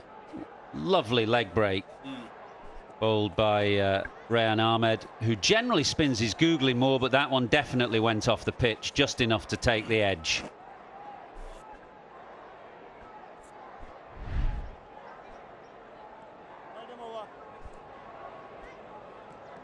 And that brings Salman Agha at the crease, who had a fairly good series. Played with the tail most of the time. Have to develop another partnership, these two. Oh, beauty, a beauty. He's just starting to get his leg spinner to work, and Pakistan are 176 for 5 and under pressure here. Stokes must have been thinking, why have I kept him out of the game for that long? Those deliveries, amazing deliveries, 176 for 5. Normally good with the googly, but now he's getting the leg spin going. Pitch is really helping him. And the length he's bowling is just the right one for this pitch. Dragging the batsman onto the front foot. First 2 overs, I thought he was either too full or too short. 1 wicket of Babar made a big difference.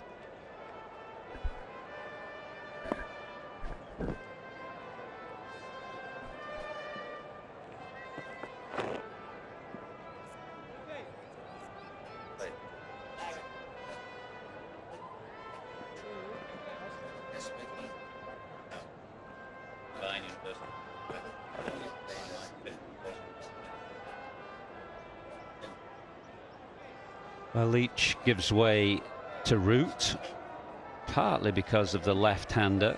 Root will spin it away to Saud Shakil, and bowled a couple of overs at the start of the day, but he was quite expensive. Shan Masood took to him.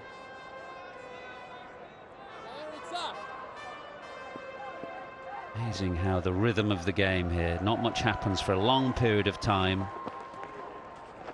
and you get a wicket with a long hop, and then another wicket shortly afterwards with a really good delivery, and all of a sudden the complexion of the game has changed again. Pakistan only lead by 126, effectively 126 for 5, 10 minutes or so before tea on day 3.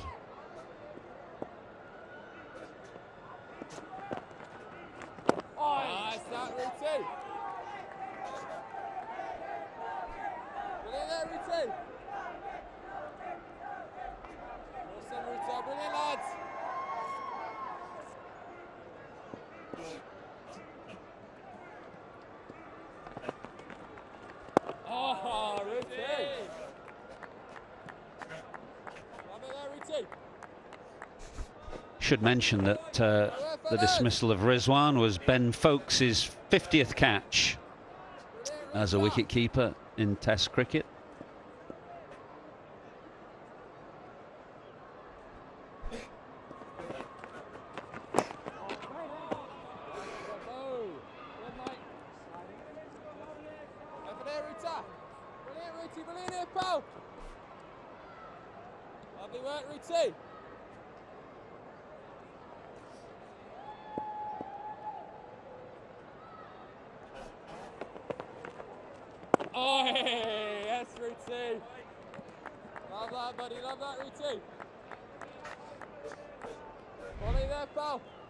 Well, he'll have taken many more difficult catches than this one, Ben Foakes. It was just a feather, really, and not much of a deflection at all, but safely nestled into the gloves, as it usually does.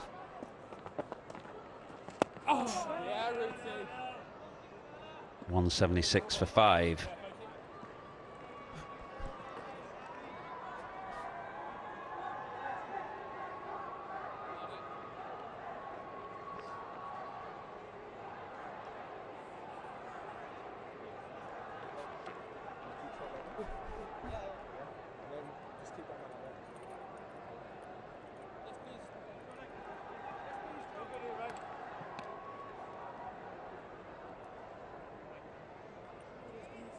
So really good signs in the last over from Rayan Ahmed, spinning one onto Rizwan's outside edge. He beat Salman Aga's outside edge as well. And the attacking fielders are there for both edges, really. The outside edge to slip. And for that googly, which was the one that he bowled there, that's why short leg is in place.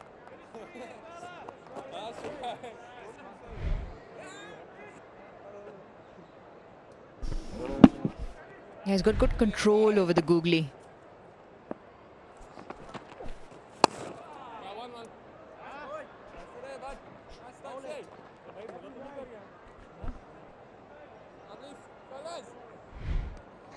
There's good pressure applied. There was a couple of few short ones, a few full ones, but then he got his rhythm going. He got his leg spinners to turn until he bowled that absolute beauty.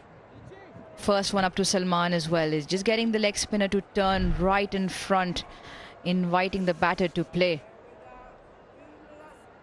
Watch out for the googly here as well.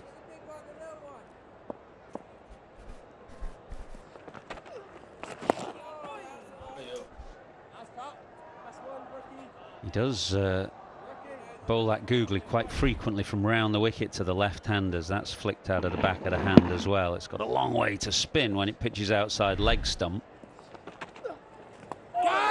Top edge sweep. And another one goes to Rayan Ahmed.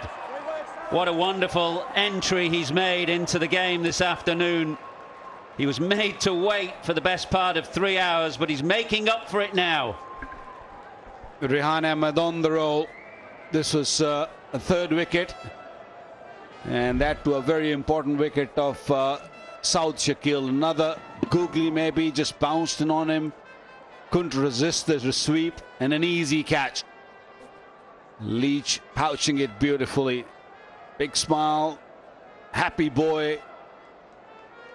Not a bad debut. Picked up 2 wickets in the first one and 3 now in no time.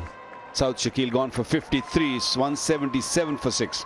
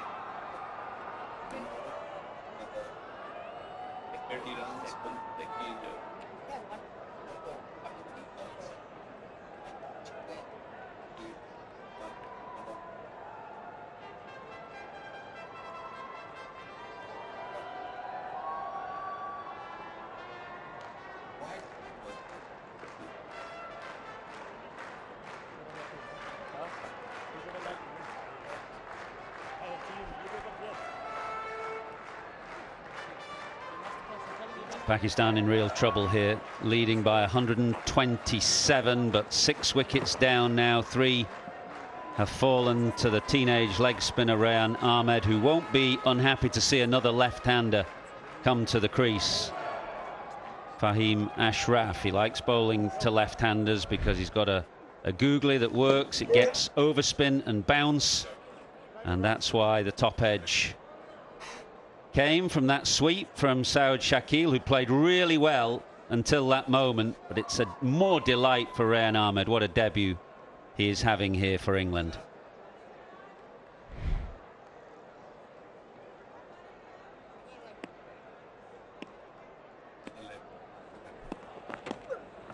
Go!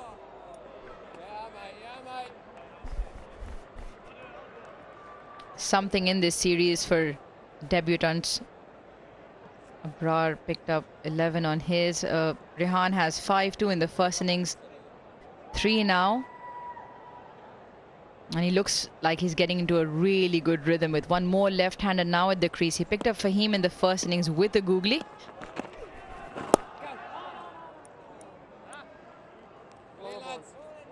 Excellent over here from the young 18-year-old. 177 for 6.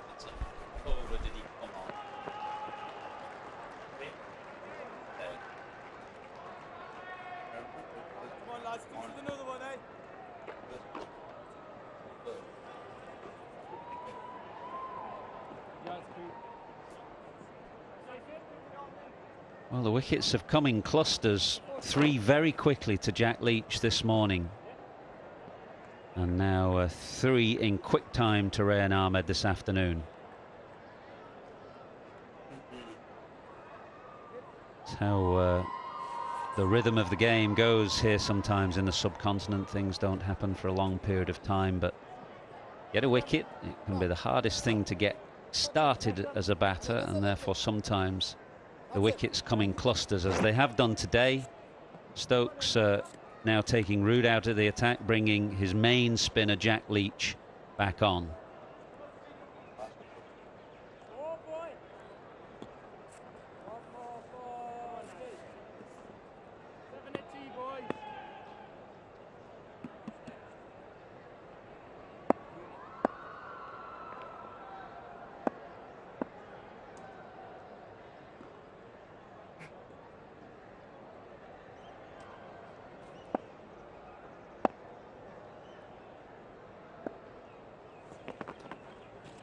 Nice, Nat. Well, Nat. Well done, Lichu. Lichu. Crowd's been good throughout this Tapal Tea Lounge. Enjoying a Tapal tea moment.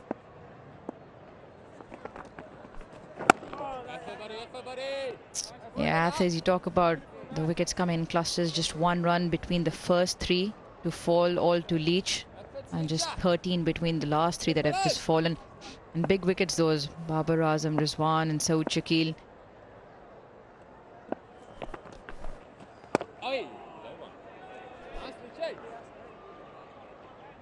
A mainstay of the lower order innings has been Sochikil, and he held together quite nicely for his 53. Don't think he picked up the googly. Didn't get it on the bat either.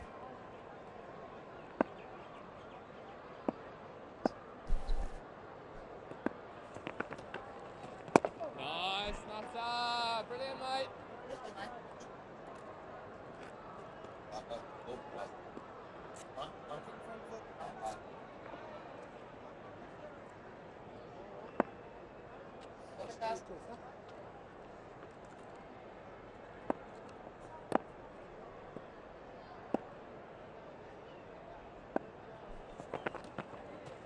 Yeah, Lucci. Very good this one. That early shot. Oh, that's the money. Very good this night. Brilliant here, pal.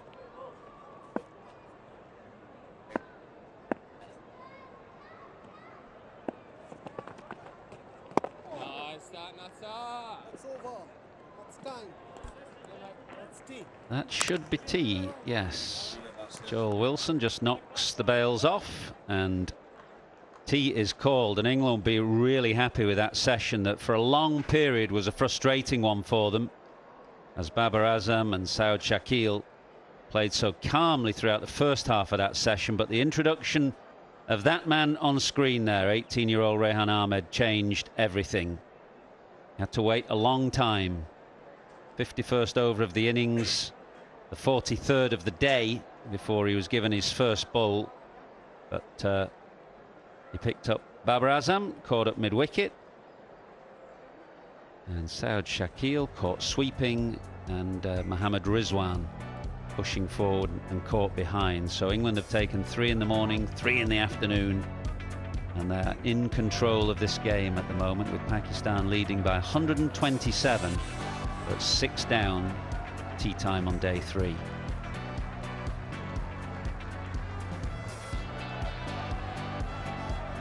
Watched by his father, who is actually standing just about 10 yards in front of our commentary box. There he is. And what a few days he has enjoyed. He'll remember these for the rest of his days, as will Rehan Ahmed.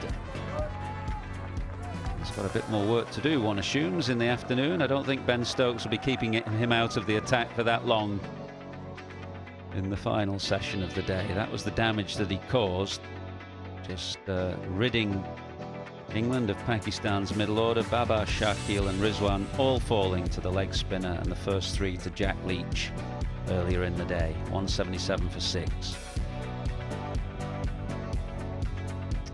Leach 3 for 67, becoming the leading wicket taker in tests this year in the process. Rehan Ahmed 3 for 21 from his 7.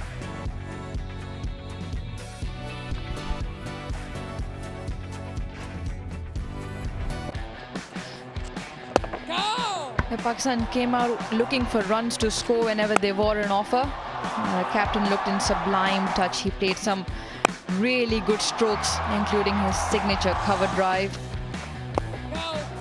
Sochikil also looked like taking Leach on and played a few shots using his feet. Could have been a run out. Rehan Ahmed going with his left hand, not a clean pickup. This was a really good shot. Came down, stayed leg side off the ball, and Babar Azam continued his classy touch.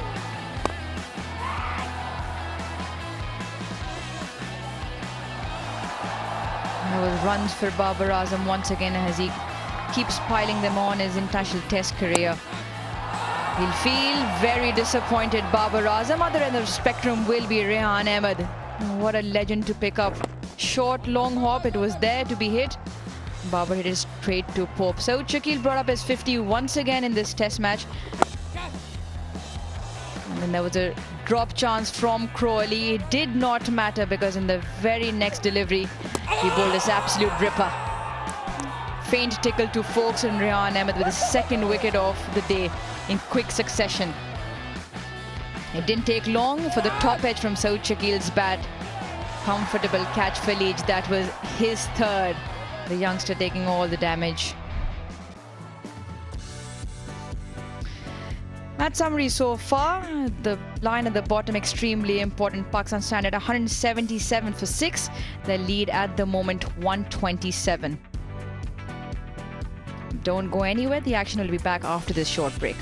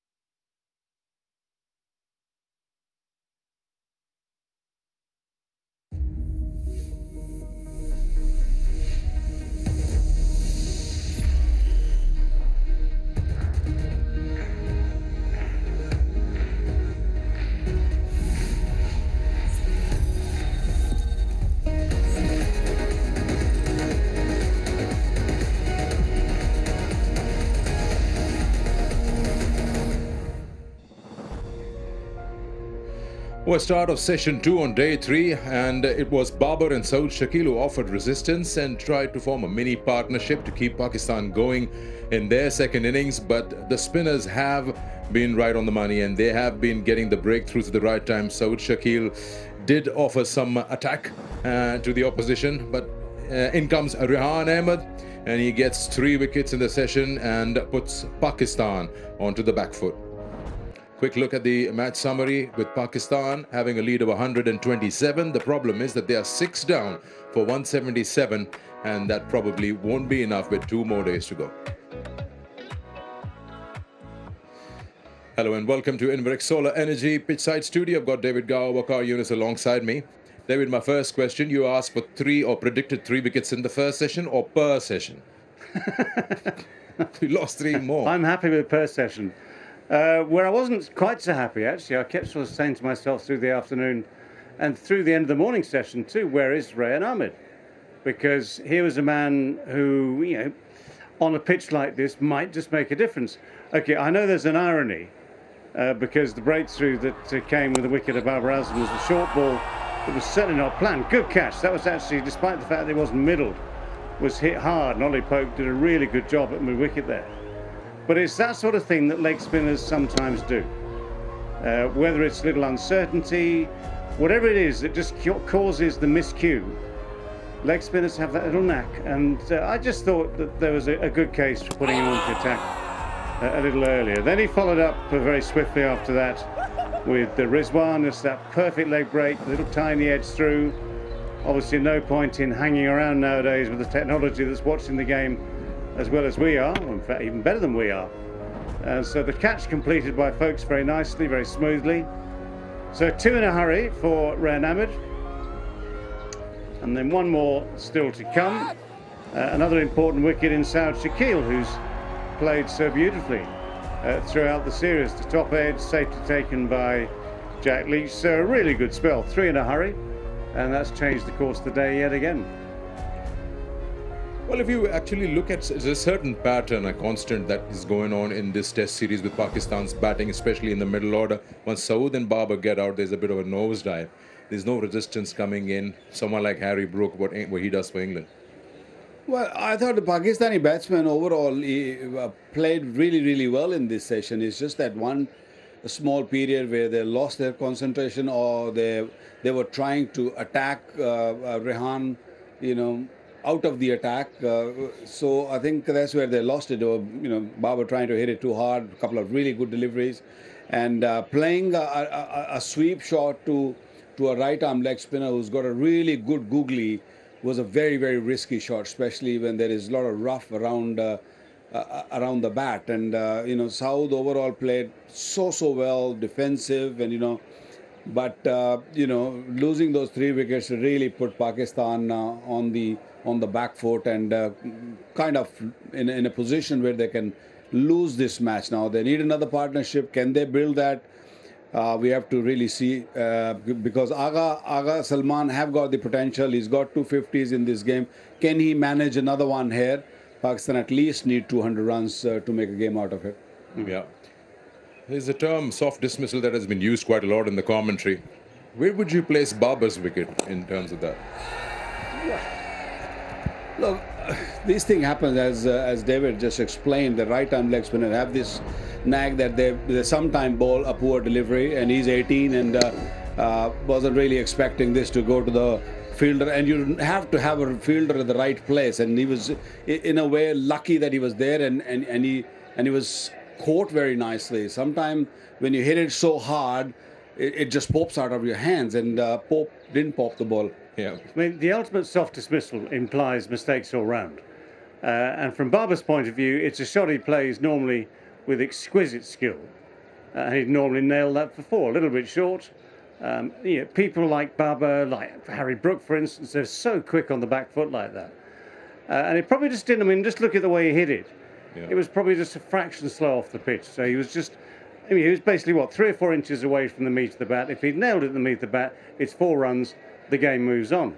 If you get it at the bottom of the bat like that, yes, it is a bit soft, but it's not the ultimate super soft. Yeah. Let's have the expert predictions. Expert prediction brought to you by Inverex Solar Energy. That's more of a curse, not a prediction. When you're talking about. Okay, let's see. Let's see how good you are. So Pakistan's lead. Pakistan's lead, which is currently what, 127, will be 180. I'm predicting. I'm going to up my game. 4 wickets will fall for Pakistan, and who knows, maybe even 1 from England. Well, we only got 20 seconds. Will that be enough? I think England will be back batting this evening sometime. Okay. All right, so here we are, session 3, day 3. Pakistan have 127 lead. Let's see what they can manage with 4 wickets in hand. Enjoy Test cricket. Enjoy this series. The last game. Don't go away.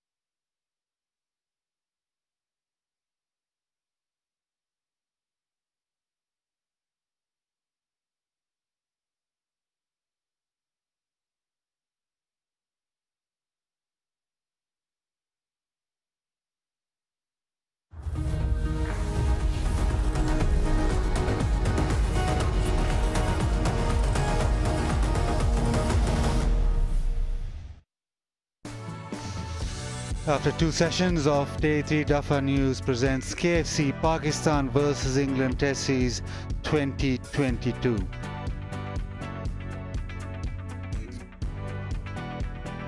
Right at the end of the session, it was Rehan with those 3 wickets that has meant that Pakistan now lead by 127 but have lost 6 wickets.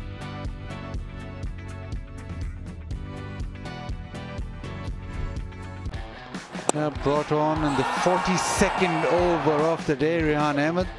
First got Babar, then Rizwan with a very well pitched leg break, and then that googly bounced a bit and got South Shakil. In quick succession, he's put England in the driving seat as they come out for this final session. Pakistan, well, they would have thought when Babar and South Shakil were batting they'll get a substantial lead or substantial target they would set for England, but the leg spin. Man on debut did his magic.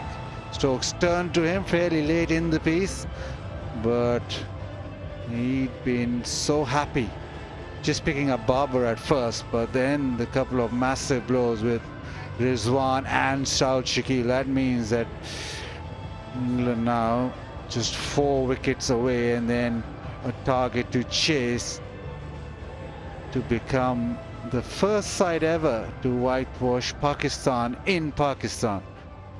There's still a lot of work to be done. We know it's not a square turner. It's quite a decent pitch to bat on. Agha Salman and Fahim Ashraf, if they can build a partnership here, Pakistan will then get back into the game. It's been that kind of test match. Ebbed and flowed one way or the other, and then suddenly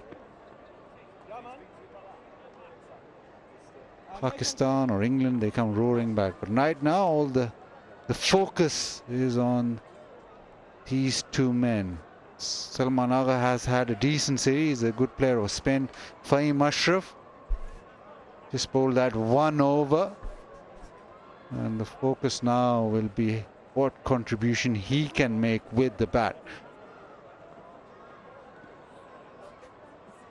And also the focus will be on way Ben Stokes juggles his bowlers now.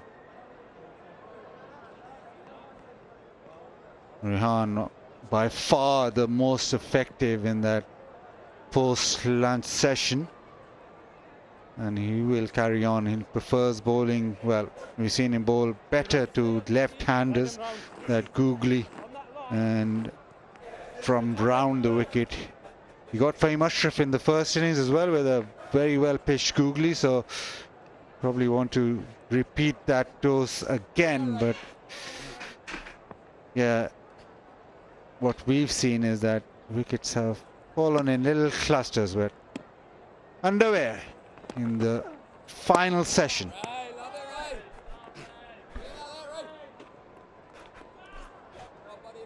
As congratulations on a soliloquy to rival the great William Shakespeare.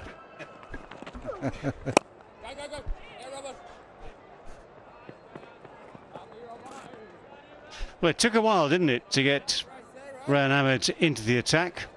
I'm sure there are all sorts of reasons in Ben Stokes' mind why the tactics used beforehand were entirely justifiable. That's the way it goes. That's wonderful, isn't it? Even if it's a long hop that brings the breakthrough, it's still in the book, and that one breakthrough brought two very useful ones straight afterwards. And again, that is a really good sign for Rayan Ahmed, that if he can just go past the outside edge of a right-hander's bat, it doesn't have to spin much, just that amount is perfect. Then the googly and the top spinner become more effective, because they're worried about both edges of the bat. That's 4 times now. A couple of times to Salman, once to Rizwan, and the edge of Rizwan as well.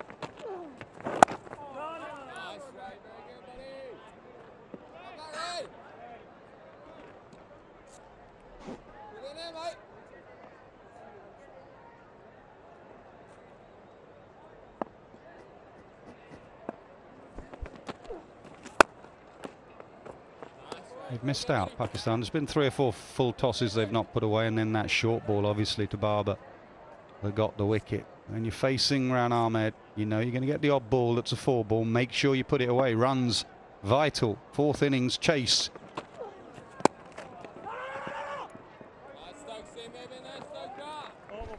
$178 for 6.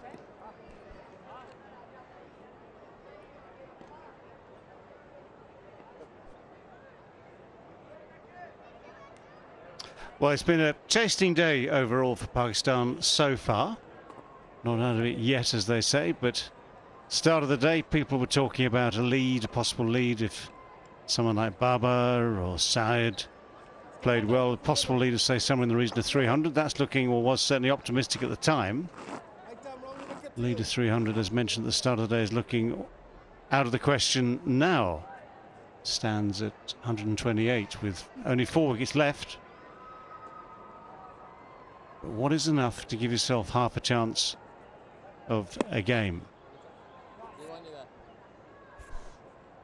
Well, they got 3 bowlers to come, and a couple of bowlers that will give it the long handle as well. Mohammad Wasim and Abrar Ahmed, who can try and smash a few. Now, is there an edge there? Is there an edge there? Root thinks so. The umpire thinks so. England have 7, and they're now into the bowlers.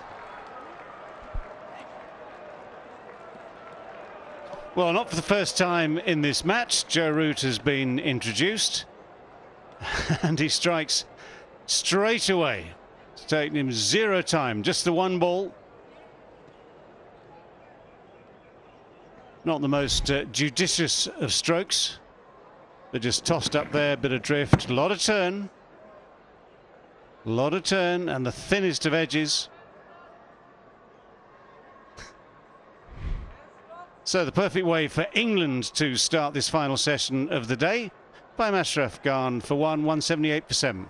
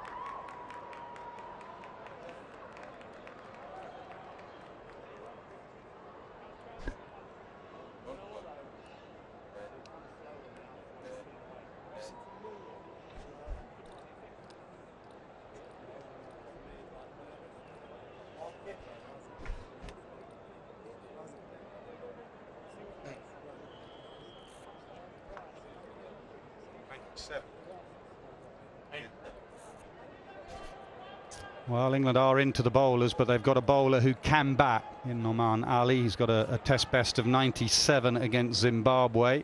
Someone who looks to be positive. That's his one and only 50 in 12 matches. Another left-hander, so both Root and Rayan Ahmed will like it. Not sure where Fahim was hitting this, to be honest. The ball turning away, and he's almost hitting it through mid-on. And another good catch from Ben Folkes.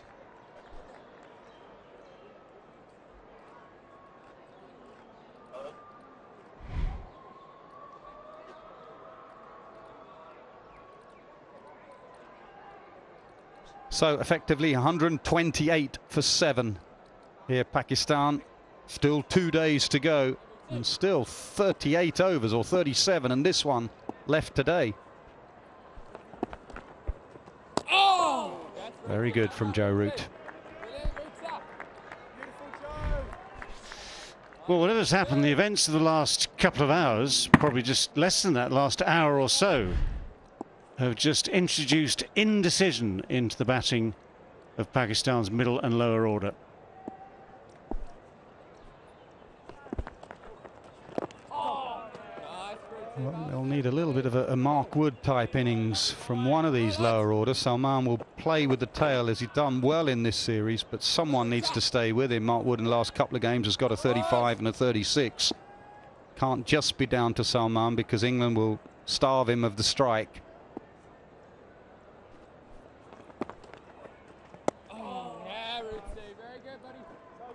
Collapse here. Pass that routine. They lost. Roll it, lads. Right now. Yeah, right hand came on. Black was 14 for 3.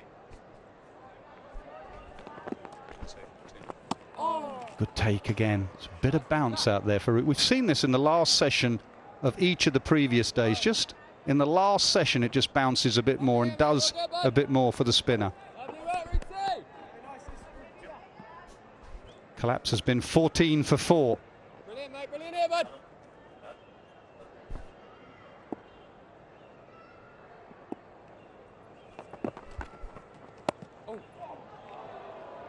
He's off the mark, and he'll keep the strike. 179 for 7.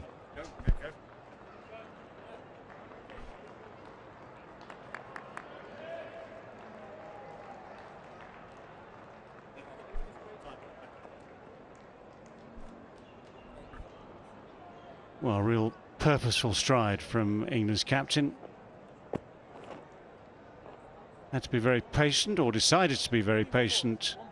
End of the morning, start of the afternoon.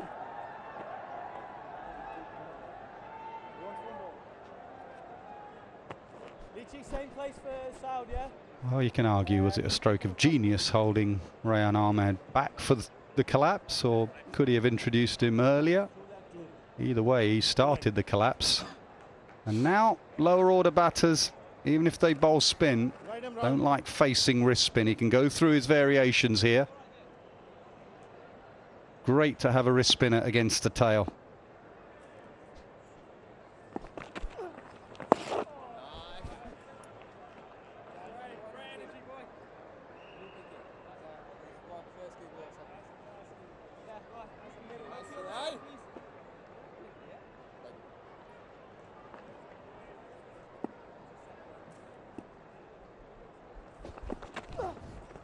Yeah, very good.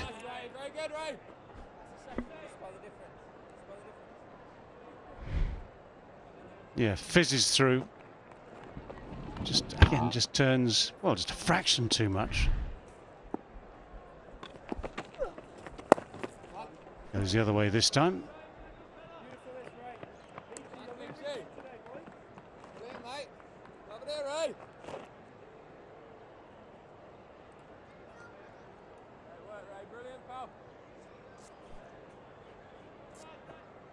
Boys.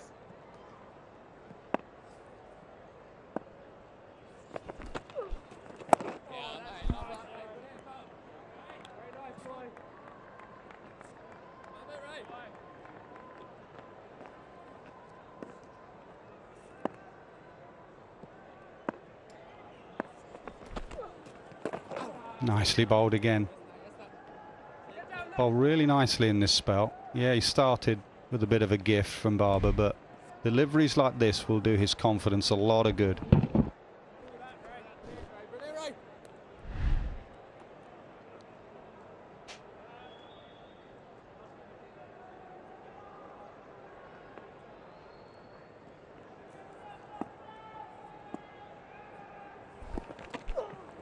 Catch! Yes, Stokesy, brilliant, Stokesy. 181 for 7, lead by 131.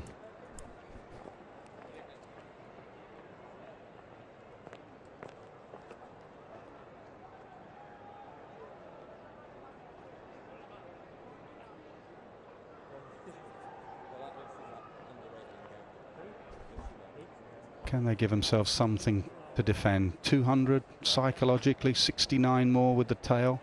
Can that tail wag?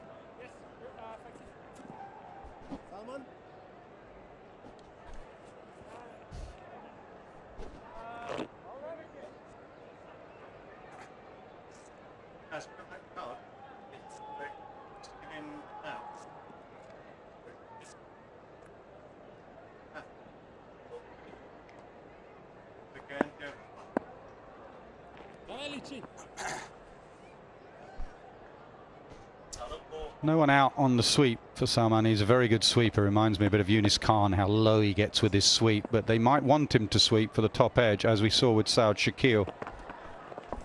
He does sweep.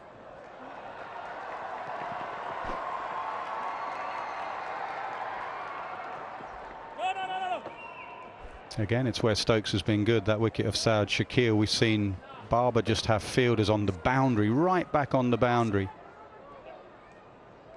The skipper kept the fielder up for Saud Shakil, and top edge came.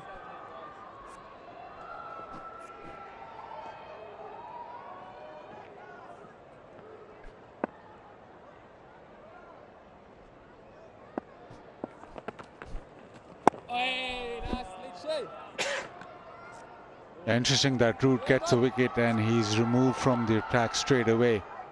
Goes to his premier spinner.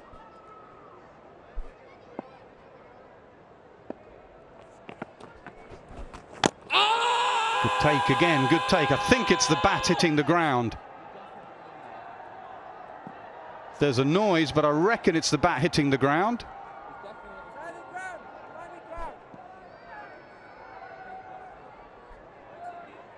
It definitely hit the ground. I just don't know if it hit it. I think just ground.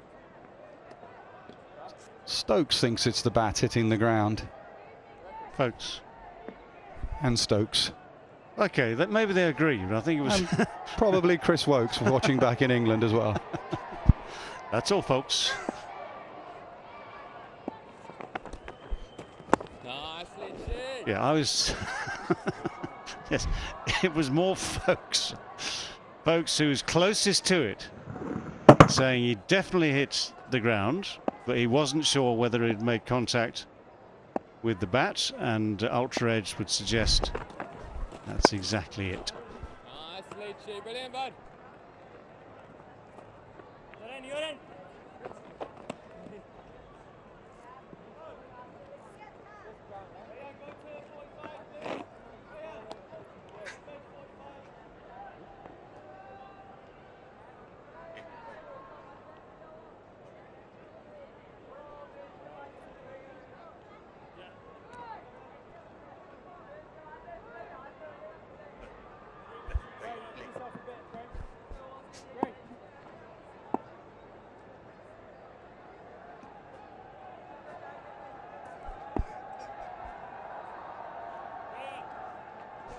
One ball to the left-hander. Bit of rough out there. I wonder if the left-hander was on strike at the beginning of the over, whether it had been Joe Root would have bowled, whether he's saving off spin for Nauman Ali. 184 for 7.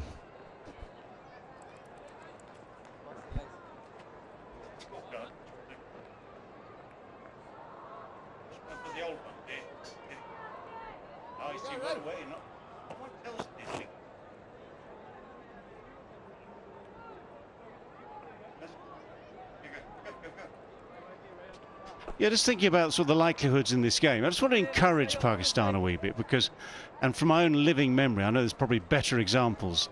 The 84 Test match here in Karachi finished in dramatic style.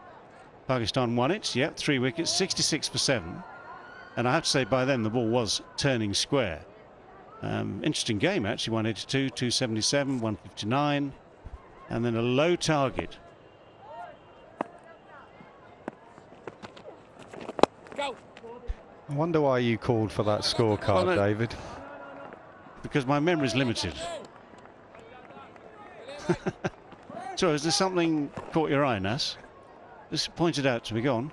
David Gower 58, David Gower 57. Oh, Bassett. Ah, look at that against me, the great Abdul Qadir as well.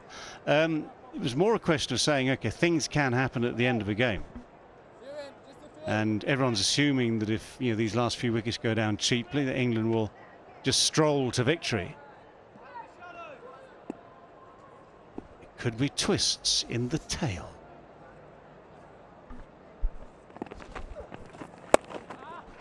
Pulled away on the leg side. It's Mark Wood out there. That will go away for 4. And Nauman Ali's good against spin. And he'll more often than not take the positive option. This one's slightly short, so the invitation there and wide open space is leg side.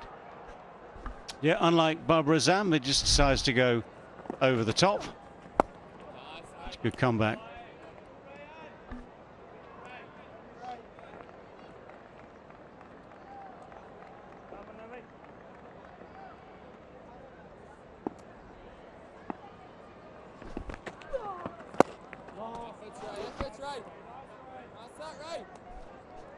And Salman throughout this series has trusted the lower order. He's batted with them, but he's trusted them in giving them the strike and actually just batting normally.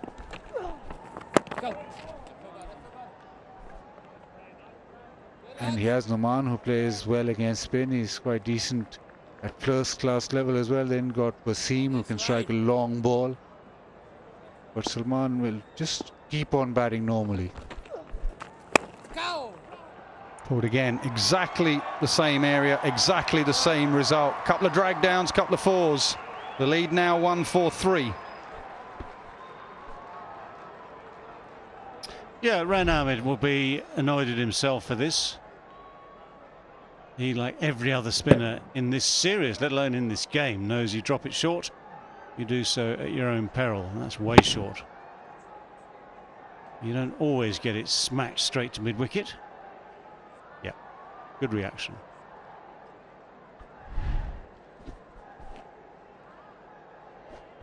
Yeah, I think Stokes has got to start thinking about giving Ran Ahmed just one more man out leg side. deep mid-wicket, in outfield. He'll bowl some beauties, but he will drag the odd one down. Yes, Tuxi! Easy, easy. Last one. Ball नीचे. आपकी call है सामने वाली. अपने है ना. In Pakistan's innings, Wasim got Harry Brook out in the 65th over and the ball started to reverse appreciably. Will that come into the equation for Stokes? Will he be thinking reverse swing to wrap the innings up?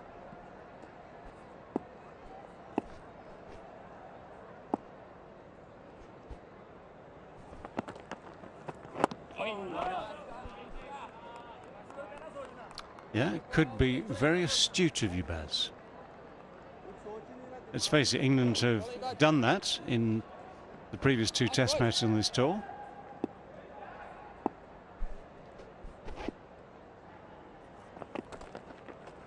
Yeah, Leachy, very good, Leachy.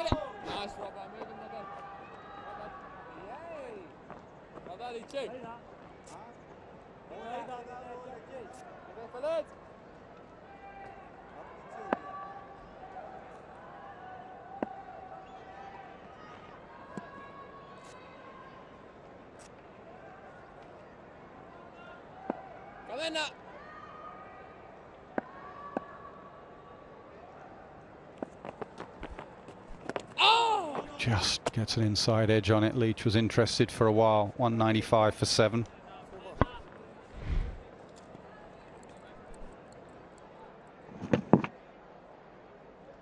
Yeah, you don't get the same sort of skid that you get with the newer ball, which has been successful for him, but that sort of tactic.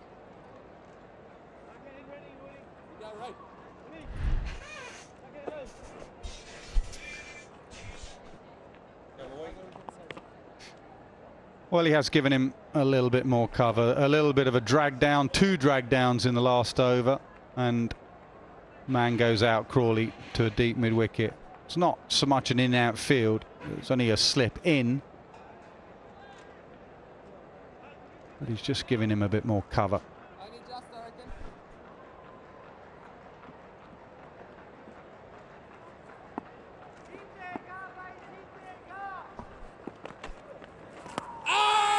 No, just going down on the angle from round the wicket.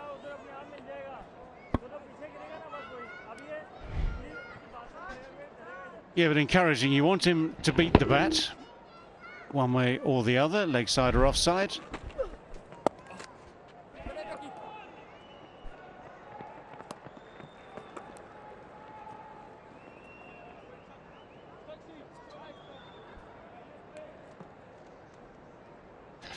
Don't really want that. Minor criticism.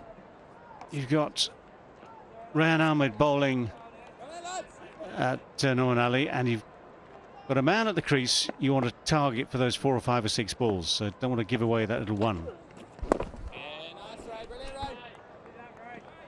England's fielding by and large is just excellent. But it's those little moments, those little details that can sometimes make a difference.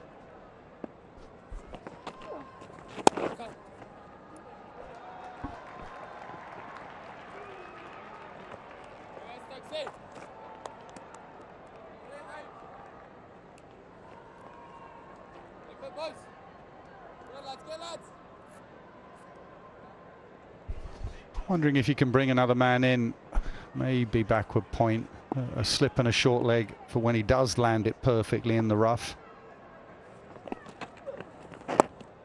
Get that bounce that a wrist spinner gets. Have to be backward point, I reckon.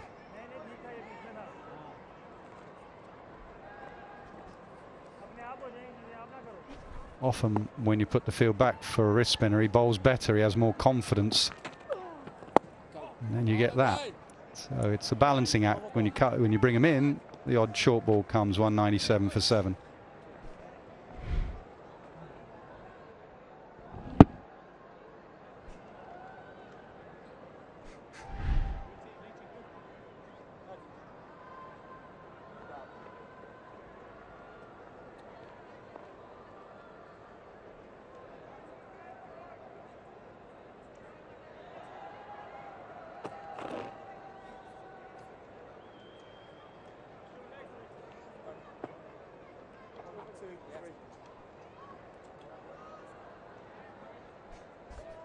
Something that Barber didn't do.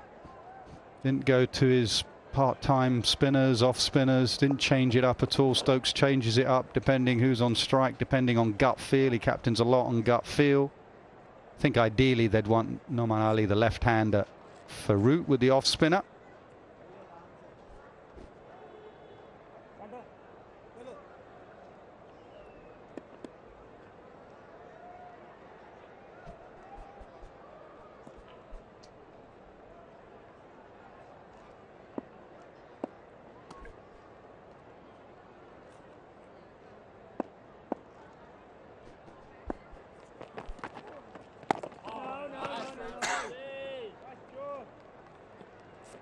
Plenty of conversation between the two batters. Salman just making sure that Salman just bats normally. And when Noman is on strike,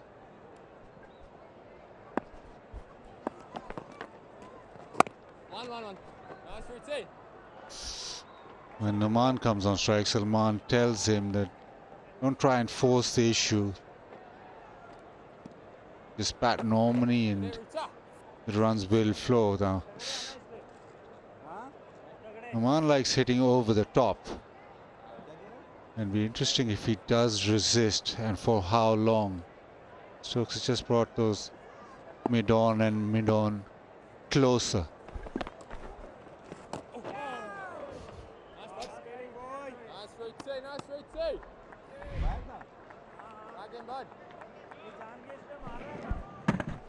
This is where root can be so good, so useful, because get the left-hander in your sights, the ball's turning away.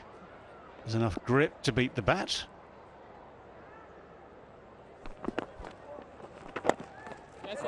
Yeah, I think it's one thing this match has lacked, really. And Joe Root's a very useful off-spinner, but he is part-time. A really high-class off-spinner. Someone like a Graham Swan bowling on here. There are patches outside the off-stump for the right-hander, the end that Root's bowling, that a high-class off-spinner with it. And obviously the left-hander with all that rough out there will find it.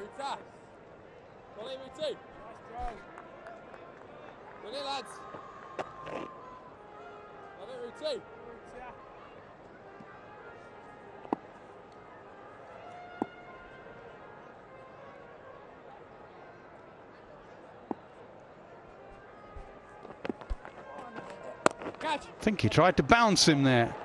Or at least it was a drag down. It nearly worked again. It got over mid-on. Harry Brook gives chase and they settle on 2. The lead now 150. Useful runs, 150 for 7 effectively.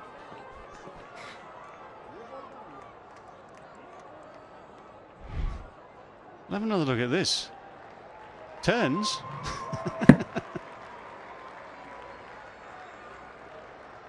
It's sort of the slower ball turning bouncer.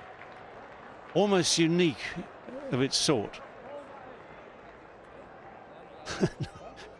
Norman had to actually just adjust a bit to reflect the turn, but got it away all right.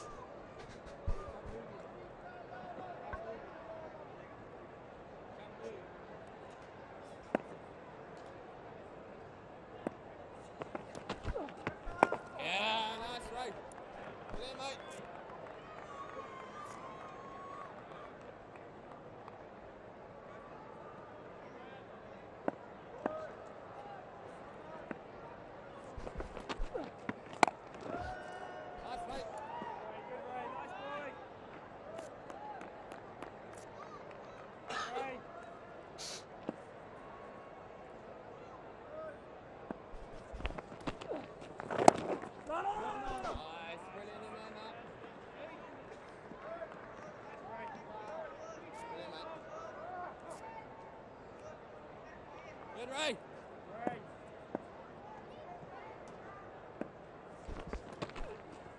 Hey!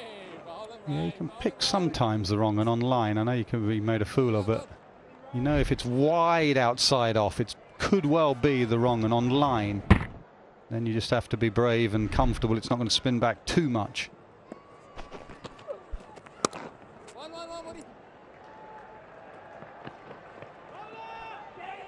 Okay, come back for two. Good running.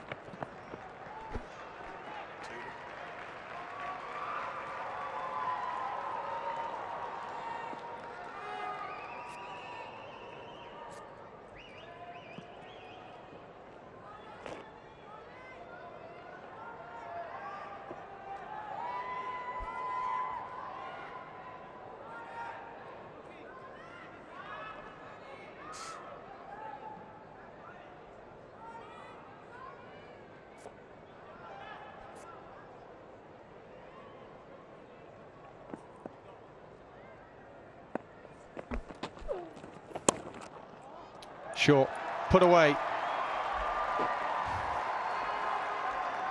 Go for four. Useful runs, another boundary. 206 for 7.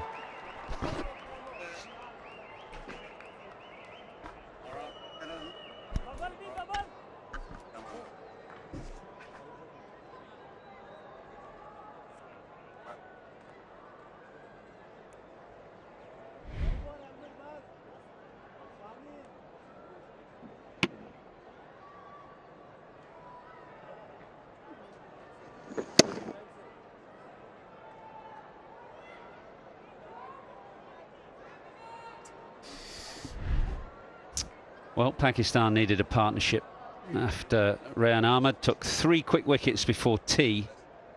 Really dangerous situation for Pakistan, but since then, Nauman Ali and Salman have put 28 on together, so that lead is 156. Wickets have fallen in clusters today, 3 in 11 balls at the start of the day, 3 in the space of, 25 minutes or so just before tea. And Ashraf, the 1 wicket to fall after tea to Joe Root. 156. What could Pakistan defend, do you think? Not 156, I reckon, but how many, Aruj? No, 156. Looking at the way England are and they like to chase, they want to probably add on, when I say this, at least 100 here. 250, they've still got Noman and Salman. Noman can hang around. Salman will have to do bulk of the scoring.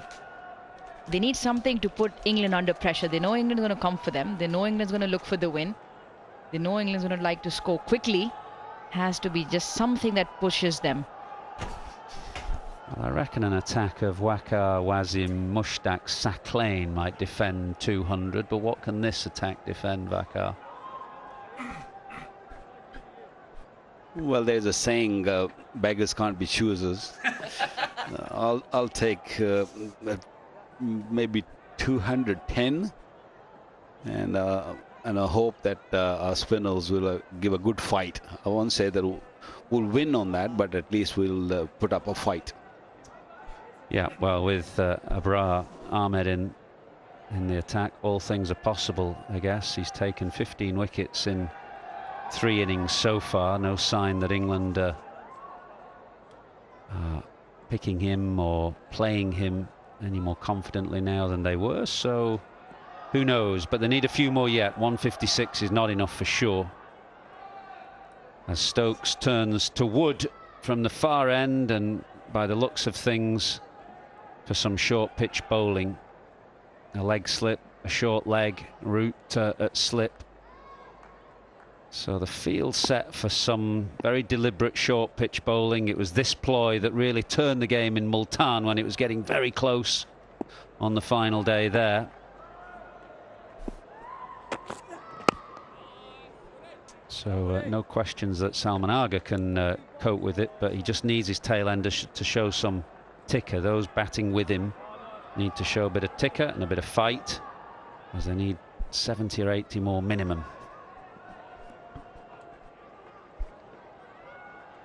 I'm very amazed with Stokes' captaincy. He reads the game really well. He's relatively very young at this level. Handful games he is captain, but you know, the way he has moved his bowler, apart from maybe bringing Rehan a little late, I think he hasn't done anything wrong. Well, he's put himself at short leg right now, which is an unusual position for him. I can't think that I've seen him in that position before.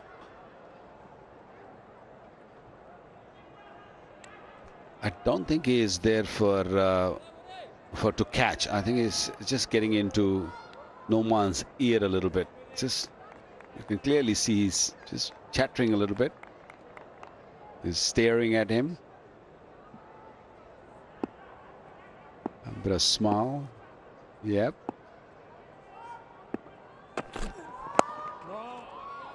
Well played.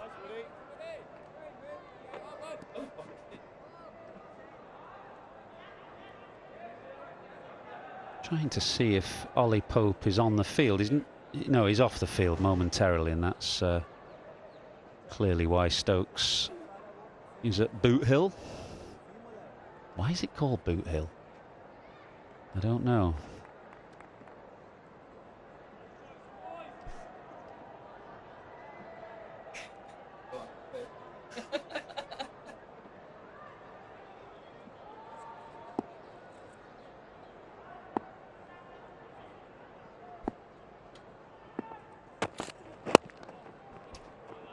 Ploy is pretty clear from Wood. Take the pitch out of the equation. Bowl short, bowl full, bouncers, Yorkers, not much in between.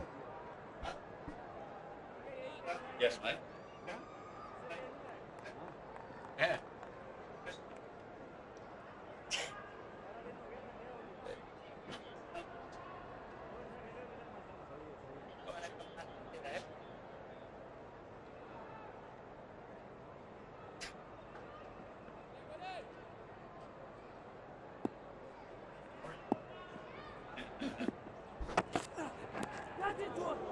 No, I don't think it was glove anyway. Noman Ali played that well, actually, because what he did do is drop his hands. Drop his hands, take it on the chest. You might get hurt, but you're not going to lose your wicket. 10 out of 10 for the effort from Wood. Just bowling those short deliveries. He's been doing it since morning. Every time captain asked him to come and bowl a spell, a fiery spell, a short pitch deliveries, he's up for it, and he's said yes every time.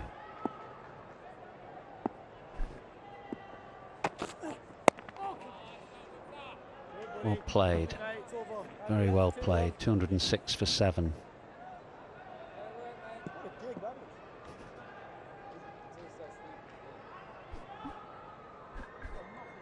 Normally on this sort of pitch, when the ball's not really coming on, hard work for the bowlers.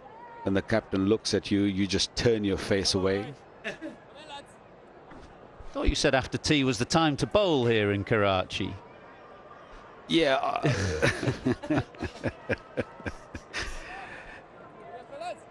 Yes, it does swing, but not the way Wood bowls. You know, the way he's been bowling the entire day. His job is totally different. If you ask me to bowl at this time, go back 20 years, I would say yes, because it will swing. But if you ask me to keep bowling those short deliveries, no. He gets a bit of bounce, doesn't he? Because he bowls with so much overspin. High arm, we've mentioned it before that he's got a very natural googly, bowls with a lot of top spin. His leg spinner doesn't really spin a lot, but he can just get it to go enough.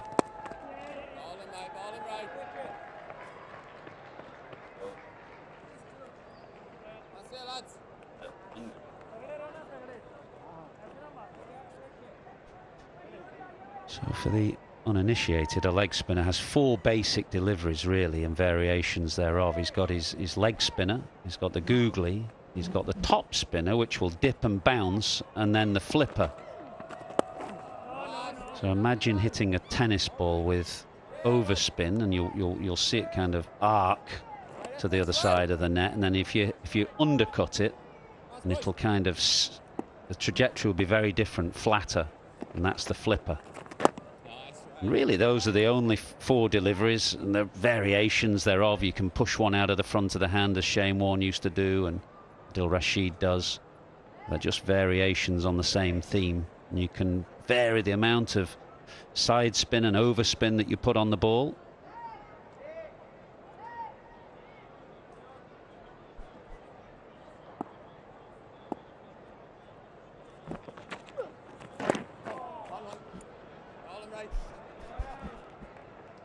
Yeah, he's already made an impression. He's now amongst the wickets, 5 to his name, and if he can start becoming consistent, pin down one batter at one end, have a go for 5 or 6 deliveries to that batter, and clearly the struggle's on.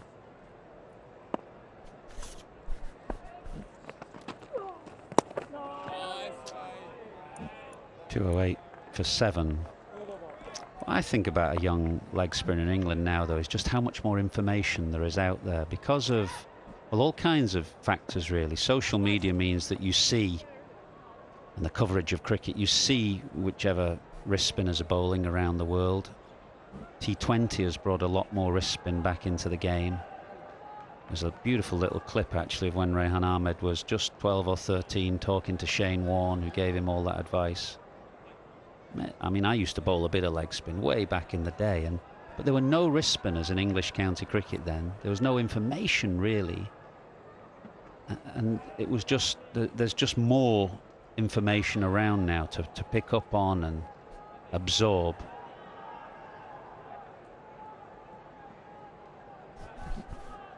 Technology and research as well. There's so much data available and how the overspin works and why it does cause it to bounce a little bit because of that overspin, and why the undercut or the slicer sort of skids on. Good position, silly point in. Oh, it nearly worked. I was just thinking, you know, at the end of the previous over with Noman Ali playing as he is, which he's looking to stand and play. If the short ball gets a bit big on him, then a catcher right in front on the offside would be a good thing. And it nearly worked. Very good effort. Very good effort. Almost got there. This delivery will create a lot of doubts in Noman's head, because what does he do now? Is he going to pull? I think it's going down on the angle. Shake of the head from Joel Wilson. The suspicion was that it was just sliding down. Maybe umpire's call at best. England have 3 reviews, and therefore they will try and use one of them. Slipping down, maybe. TV Ampati Director, we have a players review for LBW. Original decision not out. I've checked the front foot, it's a fair delivery. Start with a spin vision front on, please.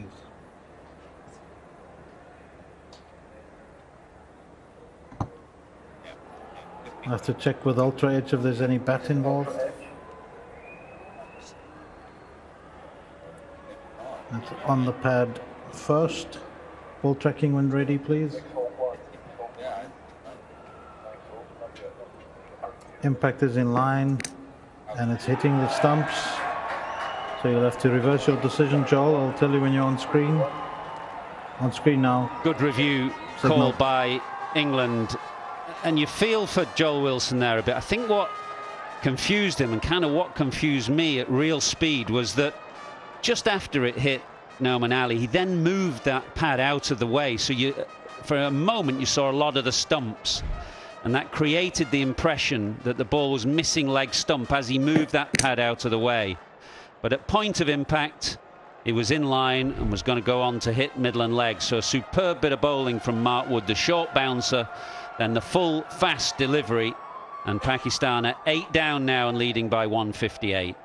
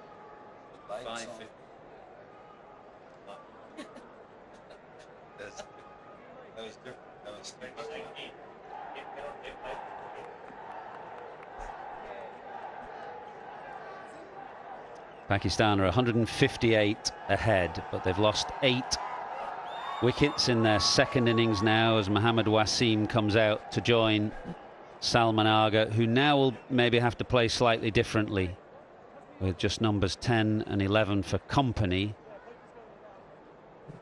This was a fantastic bit of bowling from Mark Wood on a lifeless pitch. The bouncer followed by the quick full ball.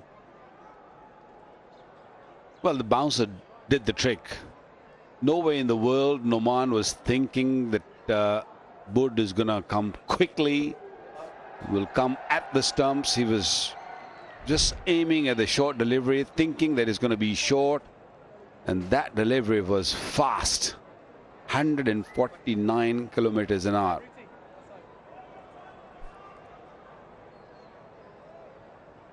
He is quick.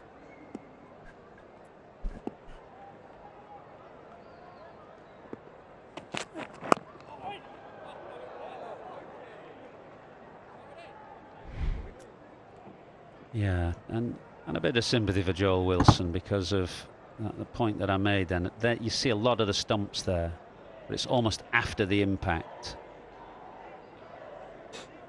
And England didn't review immediately, actually. They needed a bit of a conversation, but then decided to review.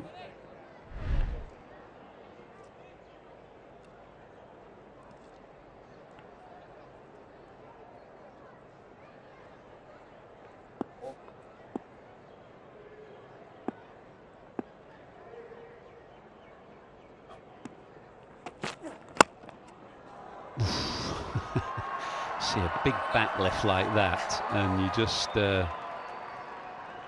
think that a fast bowler like Wood, who can bowl a good Yorker, is in business.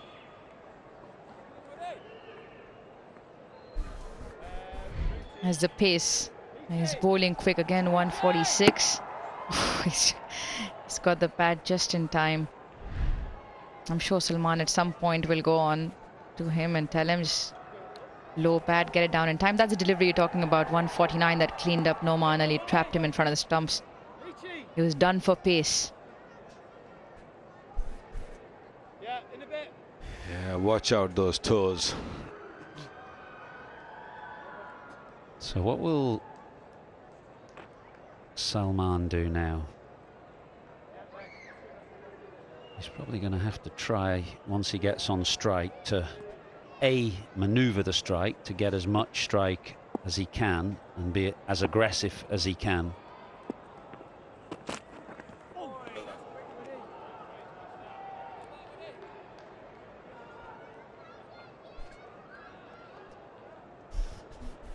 A slightly more different game for Wasim. Obviously not the most accomplished batter. They've blocked out all the scoring shots, so with the line that's being bowled, with the short stuff, is trying to probably get out of the way, and if it does hit it, the fielder's placed both behind square on the leg and offside. Big boundaries here, so, and then the odd one in fired into the stumps.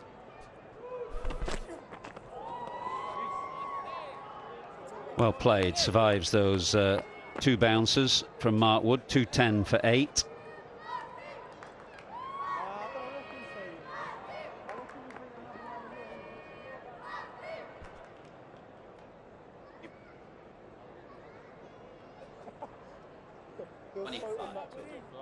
Lose 2.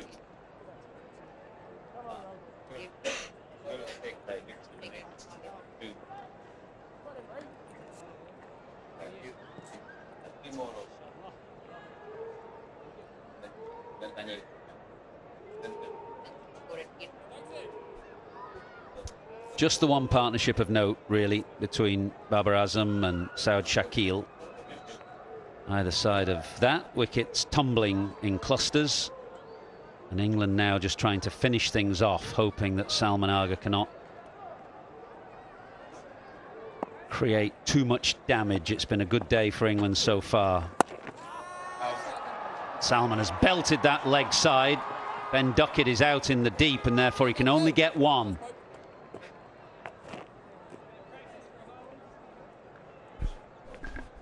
I don't think Duckett picked it up straight away because he was looking in the sun. And that's why he's just a little late, had to run a little left. But good thing is just release the ball quickly. Only 1 run given.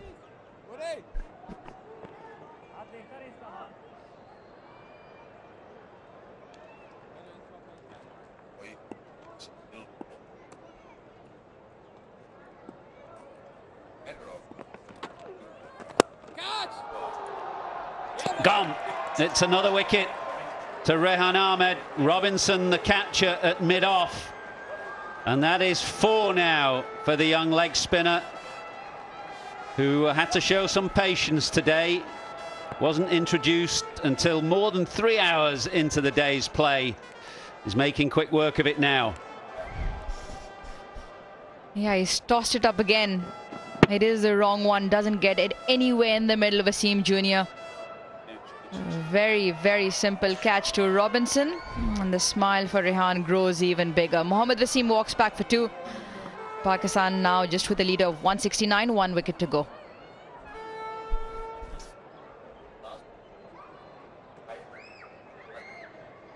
Yeah, Abu Dhabi.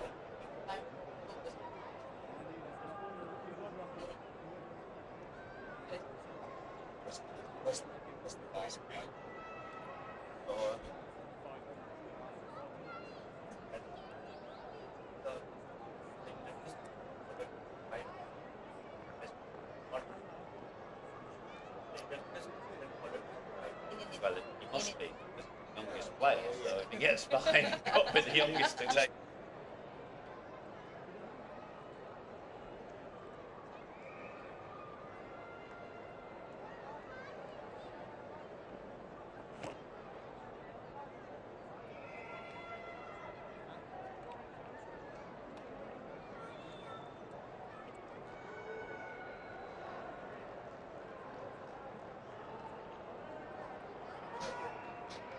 Four for 44 now for Rehan Ahmed, and a chance to take 5 wickets on debut. Last England leg spinner to do that was Adil Rashid in Abu Dhabi. What was that, about 7 years ago? He wasn't 18 years of age. This is the 4th wicket to go. It was a googly, and it was drilled straight to Ollie Robinson at mid-off, who made no mistake.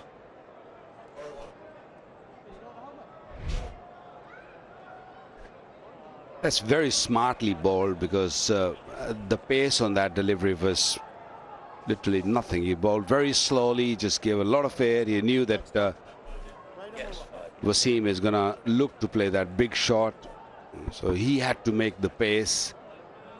And also Wasim didn't read his googly.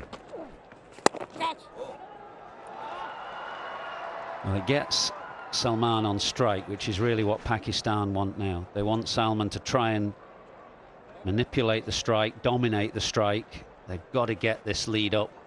It's just 162 at the moment, and that's not enough. In fact, the race will be on. If a wicket falls now, England will be trying to complete this game tonight. 26.3 overs remaining. You lose a couple for the changeover. The rate at which England score, it's a possibility.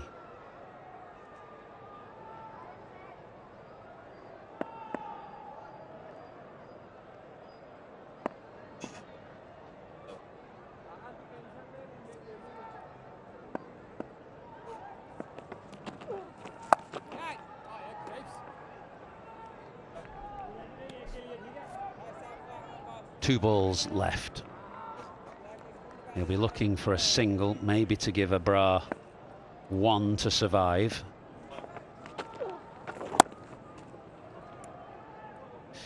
Gets the single, takes the single.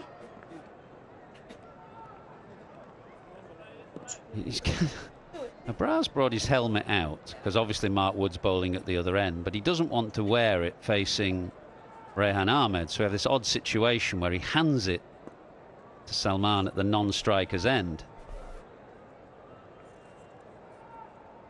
Kind of got enough to carry without your mate's helmet as well. Do 13 for 9.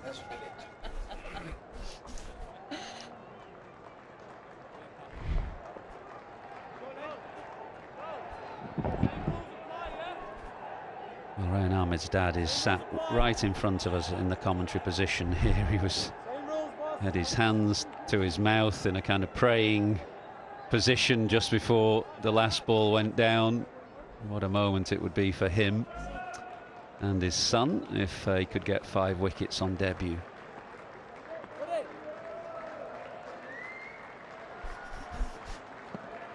Sensodyne sensitivity free moment, because life is too short for sensitive teeth.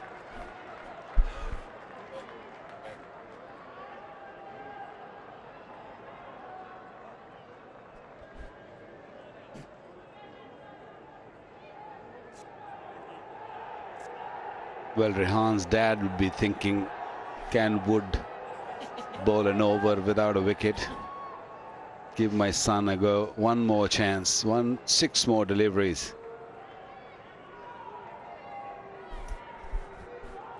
Problem here for Salman, who's probably going to look for runs, is all scoring opportunities are blocked off. He might get that one to fire straight into his stumps, but they're willing to give him the single to get Abrar on strike, and with 5 men on the boundary would be hard to come by. Mentioned that Adil Rashid was the last English wrist spinner or leg spinner to take 5 wickets in a test match. I'm trying to think who would have been the one before Adil. I don't know. I'll pass the question on to Mazza, our statistician, see if he can come with an answer.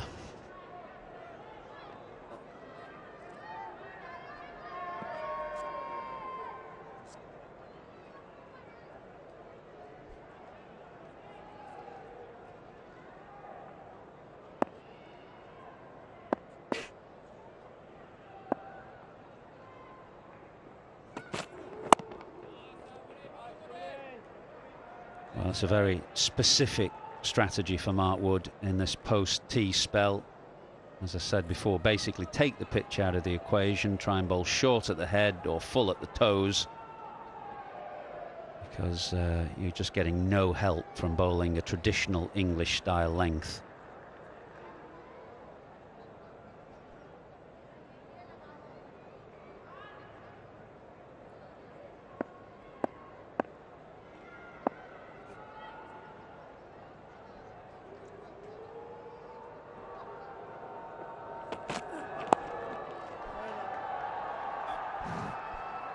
Well, with only 3 balls gone in the over, he doesn't want to take the single yet and expose Abrar Ahmed to 3 balls from Mark Wood.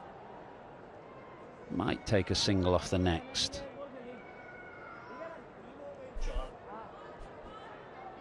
Maz has come with the answer. Charles Marriott, 1933. 11 wickets, didn't play many games.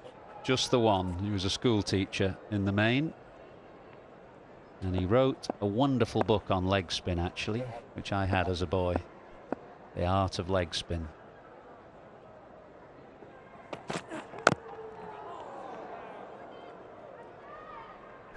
So that is a long gap between Charles Marriott, known as Father Marriott, to Adil Rashid in Abu Dhabi in 2015, and now, if he gets one more, to Rehan Ahmed.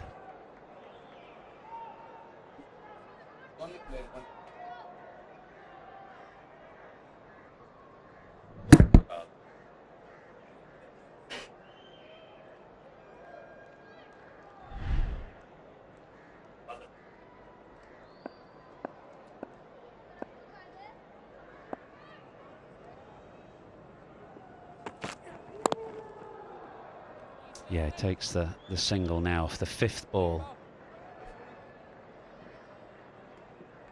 So Abrar has remembered to put his helmet on, thankfully, for this one.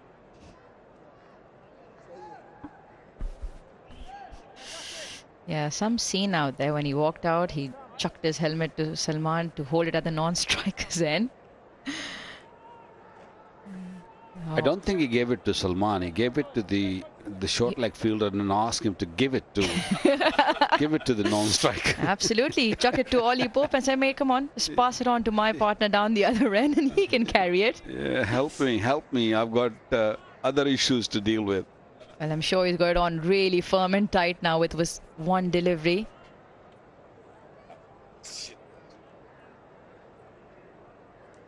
Nose or toes. Yeah, Pope at short leg, Duckett now coming into silly point. 2 fly slips. That's Brook and Root. And 1 man back on the hook with a mid-off and mid-on. So short and full is the field. That's what it's set for. That is going down the leg side, just not quite straight enough from Wood. Pakistan 214 for 9, the lead 164. And Abrar can take his helmet off now.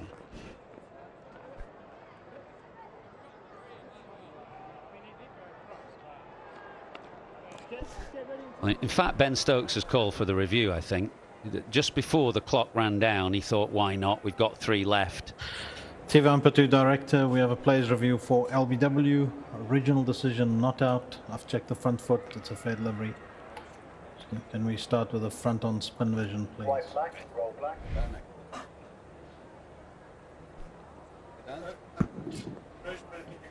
Can I have roll trades to check any bat?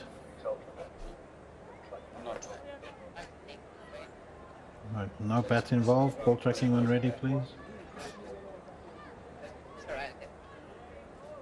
Impact is umpire's call and it's missing the stumps, Joel. So stay with your original not out. I'll tell you when to signal. If he gets there. Signal now. Yeah, it looked like it was going down. Ben Stokes probably thought, why not? Still got 3 reviews intact. 1 wicket here to pick up for Pakistan. Pakistan now 164. And they'll probably want to accumulate as many as possible for this final wicket. At the moment, it's just hard surviving out there. They block out all options for Salman to score.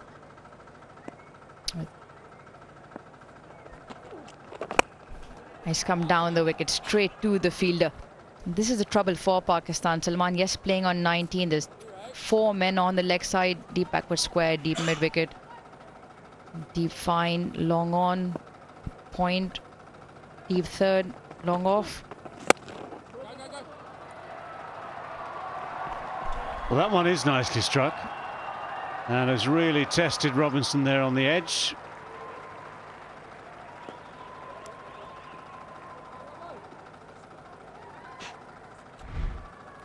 Gets up a little gingerly, goes down with the hand, yep, flicks it back, so that's fine. The emotion, I'm sorry.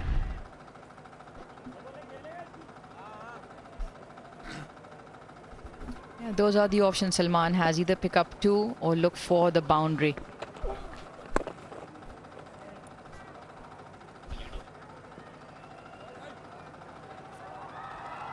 At some point, he'll also look for the single to get down the other end to face Wood from the other end.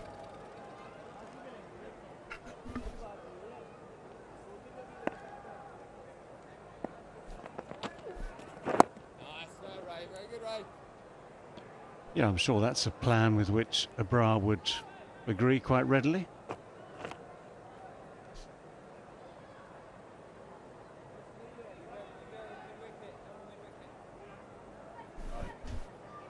Just a couple of balls left in the over. All the fielders now start to come in square off the wicket. In fact, apart from deep mid wicket, everyone has come in to block that single.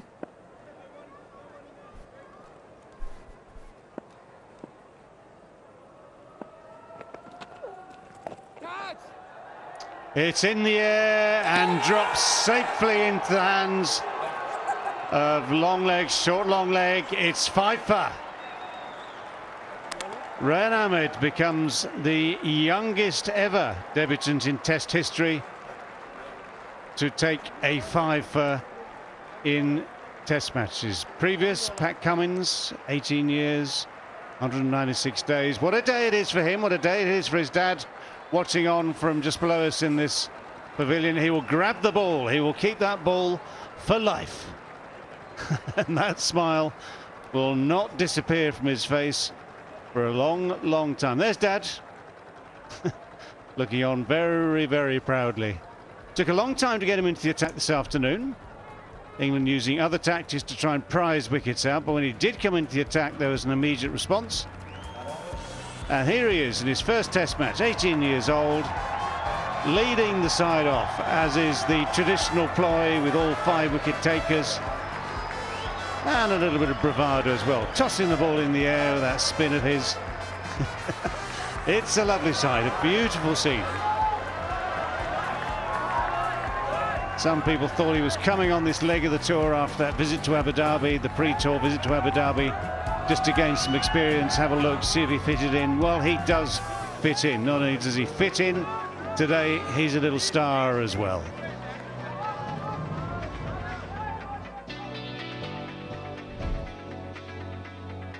Salman Agha trying to hit this over the top of square leg, but the extra bounce that the wrist spinner gets, and once it's into the hands, the elation. Pfeiffer, and everybody knows about it, but his part might well be a match-turning part.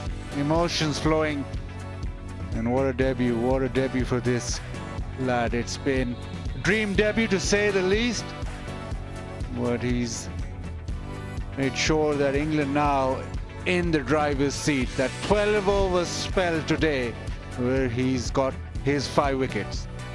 Well, real synergy in the fact that the family comes from Karachi originally.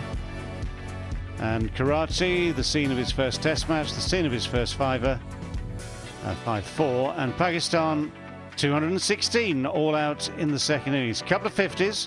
Babar and Shakil, both of whom look very good yet again, but they needed more.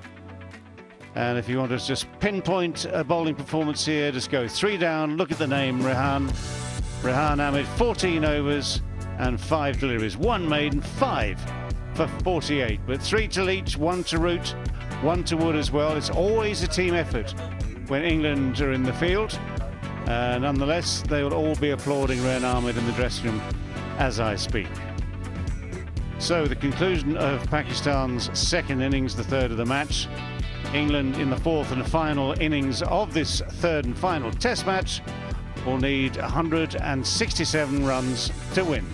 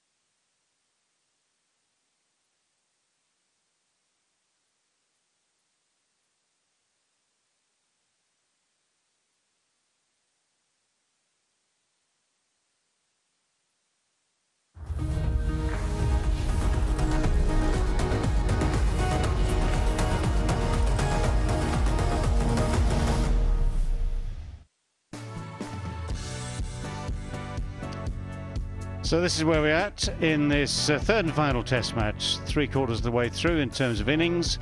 167 is the target for England.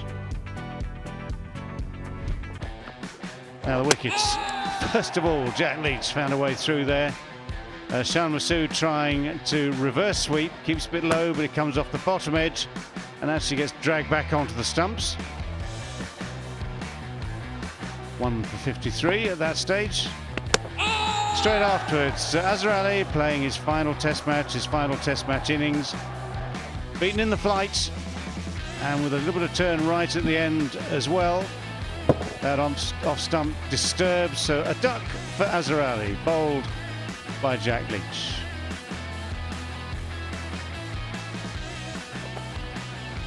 Abdullah Shafiq beaten on the inside edge, just goes straight on with the arm. So Leach at this stage had all the first 3 wickets to fall, and that was going to be clipping, or in fact hitting leg stump pretty firmly. And it took a long time for Rehan Ahmed to come into the attack. When he did, Babar Azam miscued here, dragged this short ball straight to Ollie Pope as a good catch. Seriously good catch from Ollie Pope. Was hit still pretty hard. Straight away after that, it was Mohammad Rizwan, just beaten by the turn. Tiny edge, no point in hanging around. Folks does the job very, very comfortably indeed. So that was 5 down for 176. Top edge. Saud Shakir, one of the stars of Pakistan's series. 53 this time. Caught by Leach off that top edge. 6 down for 177. And Fahim Ashraf just straight after the break, straight after the tea break. Joe Root comes on. First ball tossed up outside the off stump. It grips and turns and bounces. Little edge goes through into the gloves. Norman Ali beaten by the pace of Mark Wood. Needed a review just to sort it out. On reflection, always out. That change to pace did the trick there.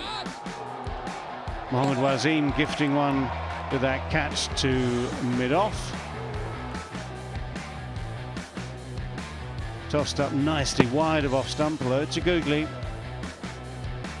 Mohammad Wasim can hit the ball a long way, but nowhere near far enough that time. And then just to wrap things up, Salman Agha for his 21. Top edging to Harry Brook round the corner. And celebrations began for Rehan Ahmed with his 5-wicket haul in his first test match.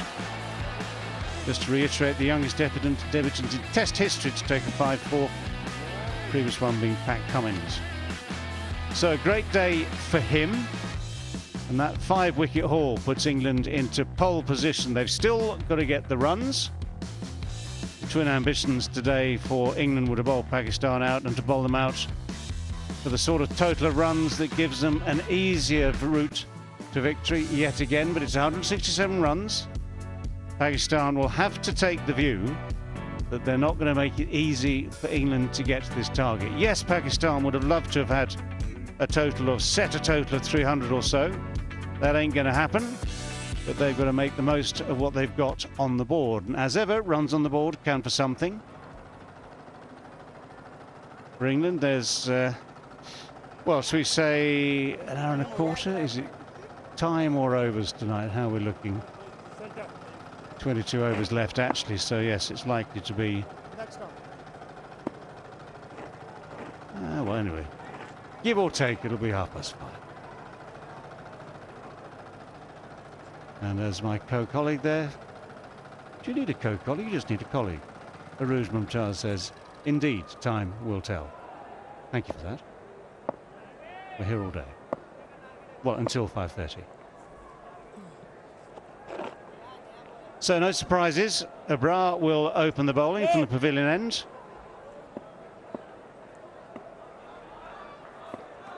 Short leg in a slip in attendance. And first ball is a lovely shot. Zach Crawley just using his feet has eased it away past mid-on. Even with the slide, Fahim Ashraf can't get there. So Zach Crawley will not suffer the ignominy of a pair. Comes down to his first ball with positive intent, just puts it away. was stuck on the crease in that first innings. All, I think 3 or 4 deliveries that Ebrar bowled with the new ball. So he's come out with the intent of getting to the pitch. Ebrar wants just to have that shorter length delivery with the new ball which skids on.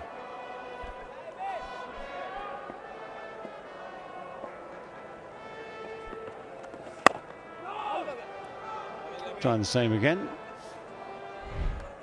Yeah, first innings, this is what happens. Caught on the back foot, just enough turn to beat the bat. And 3 reds it was.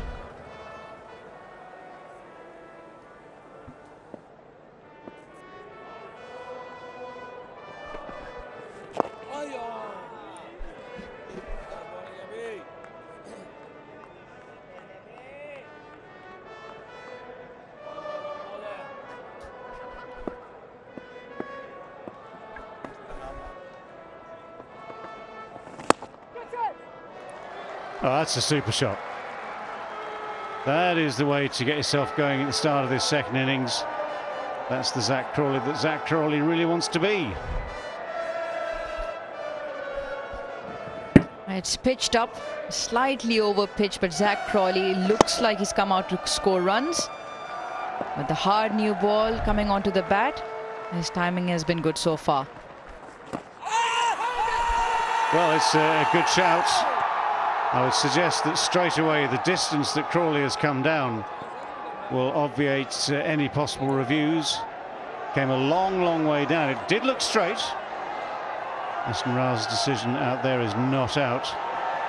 Now, you might as well give it a go, Baba, because this is a tight situation and you need all the wickets you can get. Steve Amper to director. We have a players review for LBW. Original decision not out.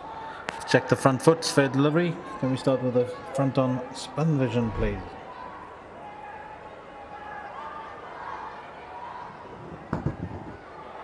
I'll need ultra edge to check if there's any bat.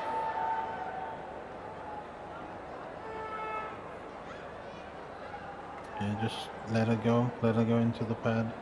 Just rock and roll that for me. Looks like there's a gap between bat and ball. Yep. Thank you. No bat involved. Ball tracking when ready.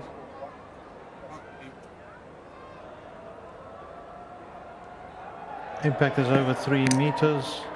And it's umpire's call on the stump, so you can stay with your not out decision, Hassan. You can signal now. Signal. So 2 ambers.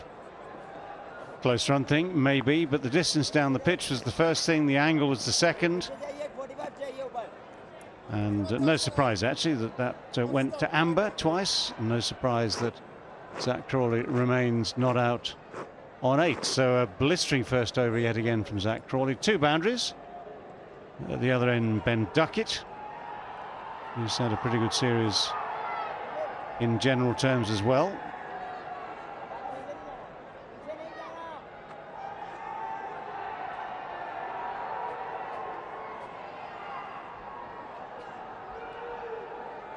Once again, it is spin at both ends. So Abrar at pavilion end.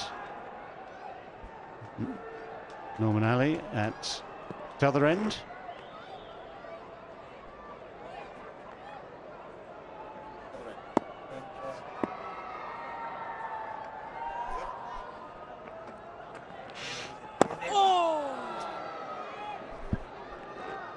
Yeah, Norman Ali is bowling from the university end, and they've swapped ends. Previous innings it was Abrar who was bowling from that end. Now it's Norman Ali. Maybe it's to do with that little bit of rough outside Ben Duckett's off stump.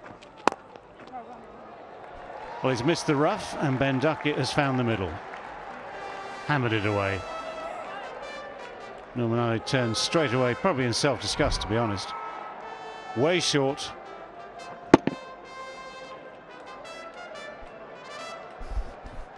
Yeah, he had plenty of time.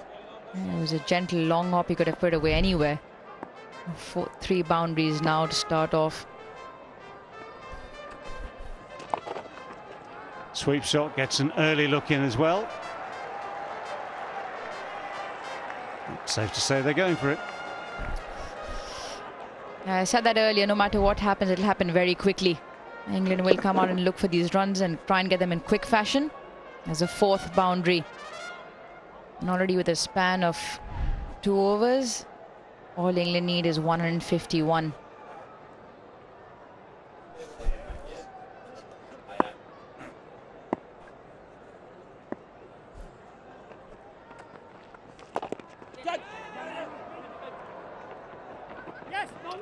Well, that's been, should we say, well, the blow has been taken at short leg.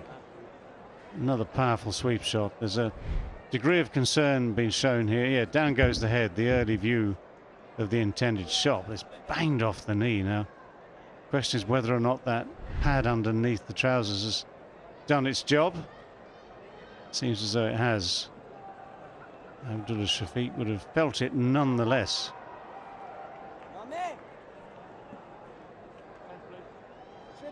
Should be center. That's it. That's it. That's it. That's leg stump. Yeah.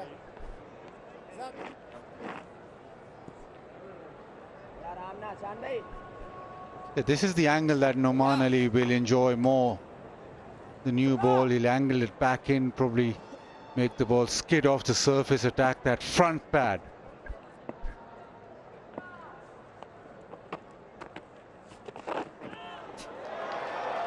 Well, that's quite a clever response from Zach Crawley, just paddling it round the corner.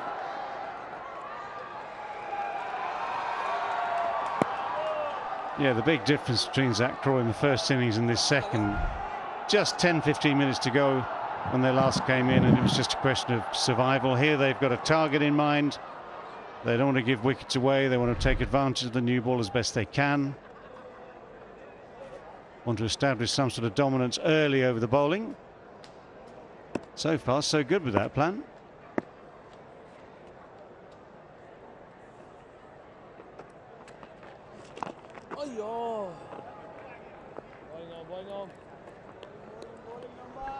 There's a lot of brushes and brooms out there.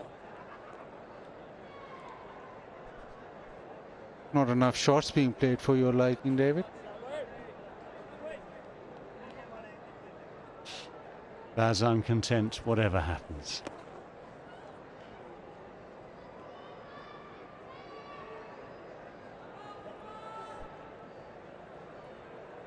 Right. Today is it? The day of the test.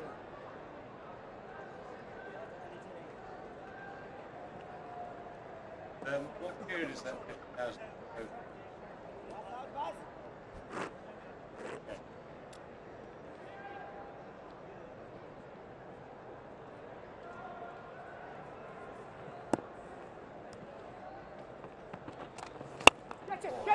Well, England not hanging around. Neither Crawley nor Duckett are prepared to wait and see what happens here.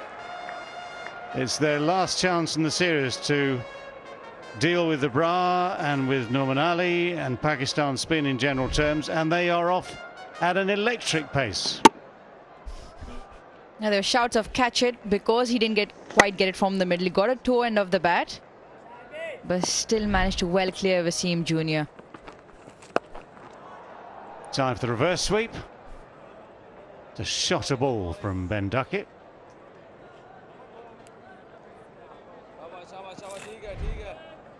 Here we go.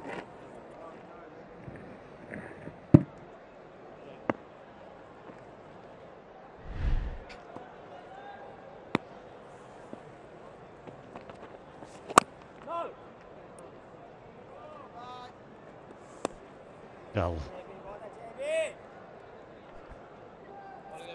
15 deliveries, 5 boundaries already.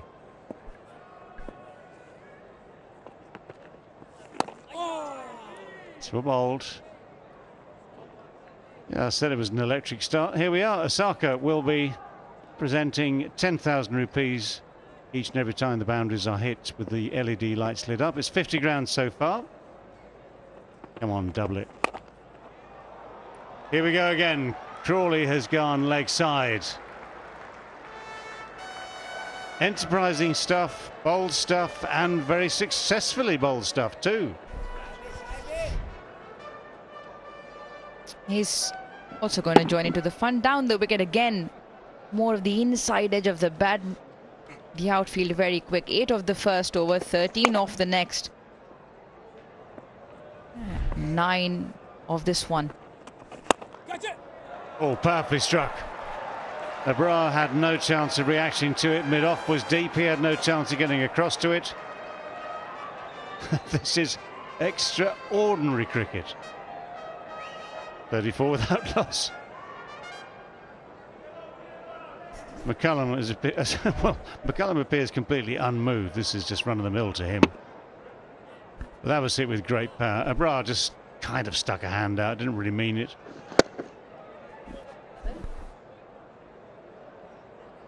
And even Mohammad Wasim, who's halfway back to the boundary, had absolutely zero chance of getting across to it.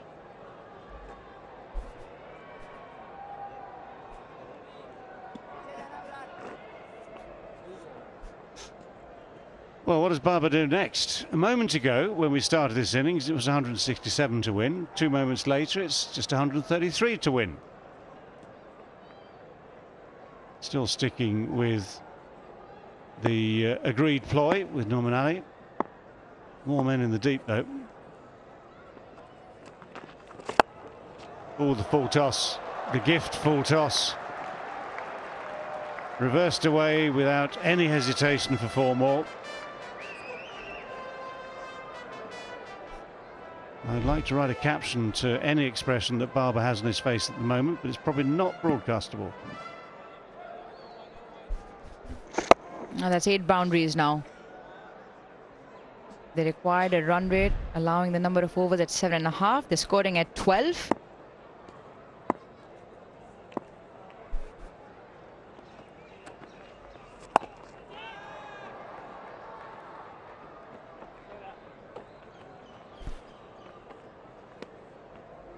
Well, as I say, from Ben Duckett, in fact, from both of them, basically a shot a ball. We have an hour. An hour for 128 runs.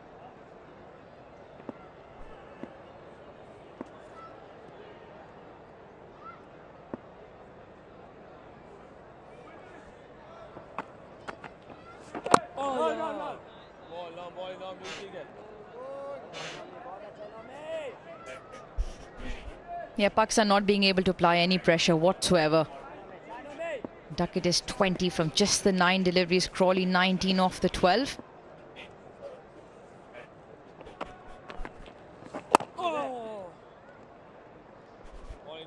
And the rate at which England is scoring right now, David, the hour looks more than enough.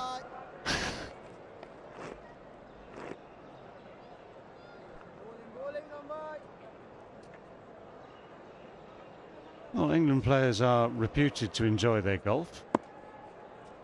Well, let's face it, whatever time they finish tonight or tomorrow, they'll still have time for a game before they go.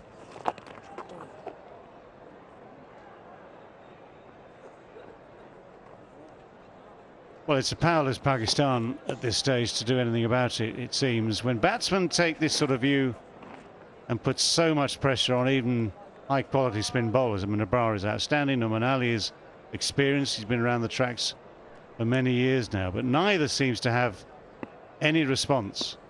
We've had the odd dot ball, that's about it.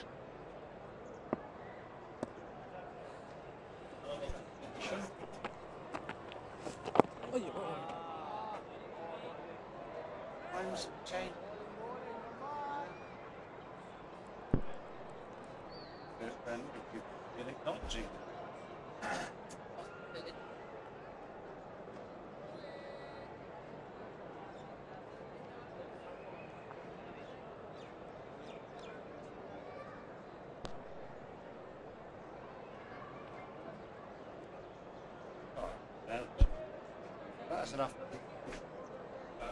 Enough meaningless waffle.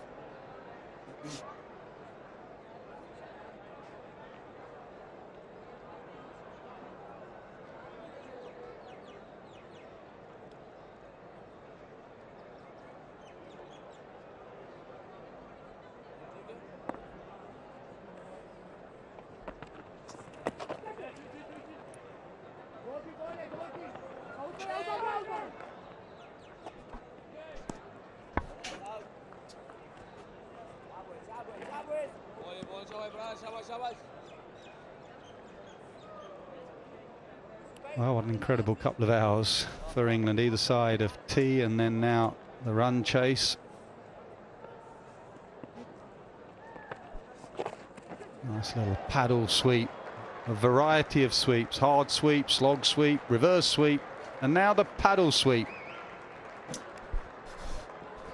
Well, we were here before the start of play, Nas, weren't we, watching Zach Crawley work with Marcus Trescothick over in the nets. He's not a natural sweeper of the ball because he's so tall, but he was working on staying low in his stance, getting low to try and help him. It's much easier for Ben Duckett, who is much shorter than Zach Crawley.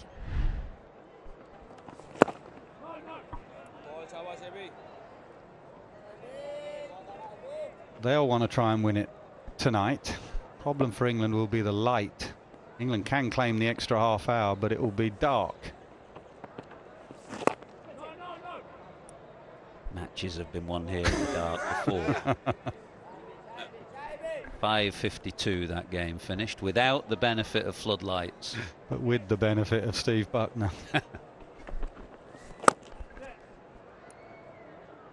Are you still on that 22 years ago? No, but you know, the written press obviously are worried about whether they need to file their copy tonight, what the result's going to be. Everyone's thinking, can they finish it tonight? You know, a couple of wickets. There's a drinks break as well. Umpires have been checking their lights meters around about 5:15, 5:20. They've gone off at 5:30 because you can't play after that. So that will be the issue. Pakistan have to get wickets, and by England going like this, they might think, right, you're going for it tonight.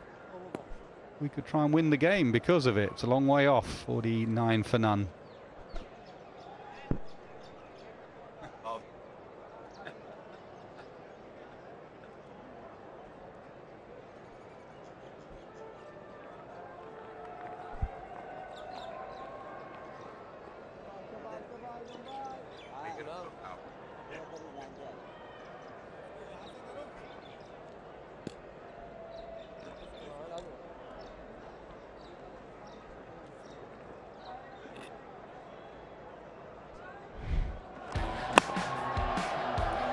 Well, graphics lads are just having a bit of fun there with a bit of a power play question mark. It did feel like it, didn't it, with these two? 48 in 5 overs. Pakistan somehow try and get a couple of wickets. England will just keep going hard. These two have played brilliantly.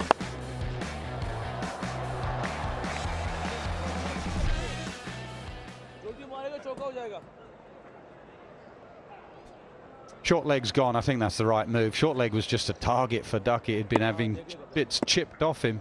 Goes to square leg now for the catch.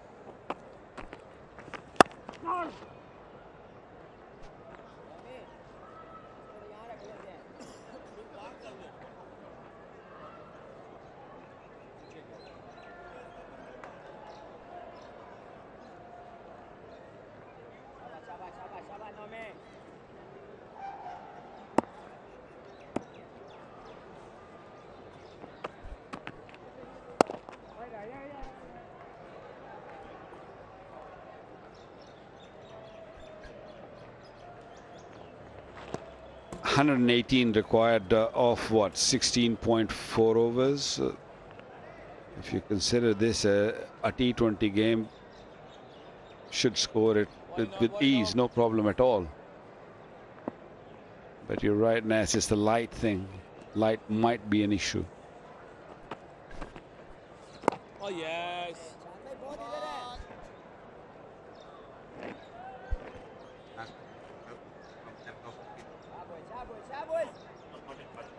Well, they've never lost 4 home tests in a row. They've never lost a test series at home 3-0.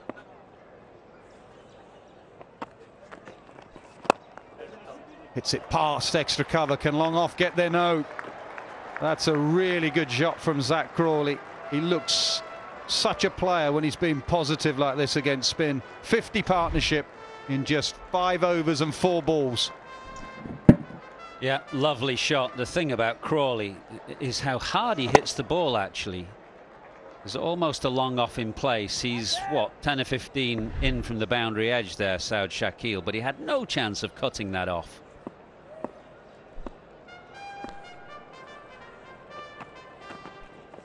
Comes again, this time goes over mid-on. Crawley is in a hurry, they both are. Well, if Pakistan want to take this game to tomorrow, they have to change this bowling attack because it's too easy for both these batsmen. They're toying with them. Wherever they want to hit, they're using their feet nicely. You don't need slips or leg gullies or all these fielder catching positions. You need to spread your field. And don't forget your seamers either. Mohammed Wasim on this kind of dying pitch, skiddy bowler, could be hard to hit, and you just change things up for a couple of overs and then bring spin back if you need to. 58 for none.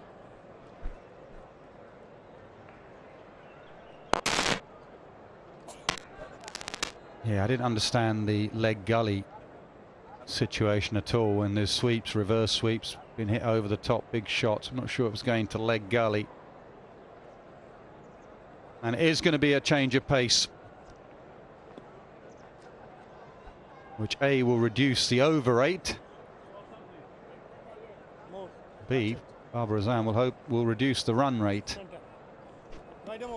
And he may be able to switch Abrar Ahmed to the other end, because bowling from the old scoreboard end into the media centre end, there's definitely a bit more to work with for the spinner. You have to change something. 58 for none off 6. You can't just let it drift. So I think Babar Azam had to make this change and bring Mohammed Wasim on to bowl. Yeah, and just tell him to bowl straight. Give him a split field and bowl straight, which means hitting off stump, back of a length, hitting off stump. See if he can do that.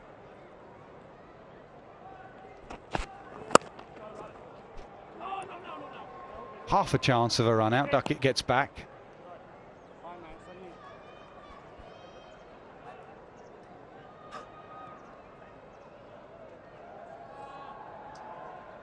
Remember that the playing condition and the laws of the game that you can claim the extra half hour if the umpires feel that there could be a result in that half hour. But again, that half hour will probably start after 5:30, and then it will be light permitting.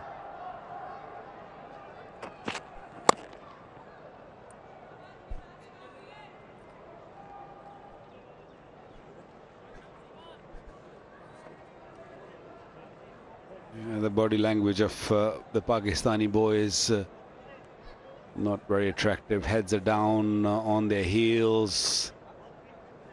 They can see that they're losing this game. 3-0 in the series against England here in Pakistan for the first time. That's a big defeat.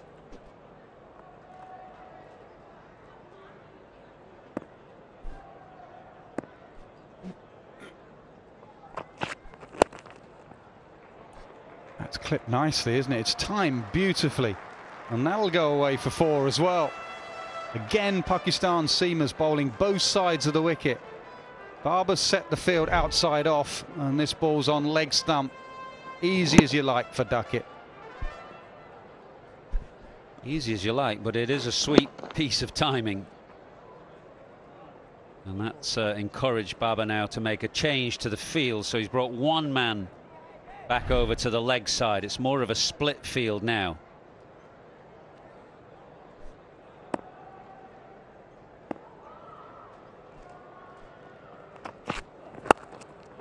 Been given a bit of cover now. Babar's taken an extra man over to that leg side, put a sweeper out there. What I don't understand is that Pakistan have never tried that short pitch bowling tactics in this entire series. It's all been full or trying to be a little bit a reverse swing, but nobody has just bowled short deliveries. Set the field for a short delivery because they're looking for runs. They're going to go after it. So put a man back or a couple of men there on the deep and then bowl short deliveries. You think they're quick enough? I think Wasim can. Yeah. But because they're just they're so demoralized at the moment. That's why the space is not there. Last night you saw him bowling with the reverse swing. He was touching 144, 142. He was around there. So that's not a bad pace. Well, it looks we may have seam at both ends. I thought I saw Fahim Ashraf warming up.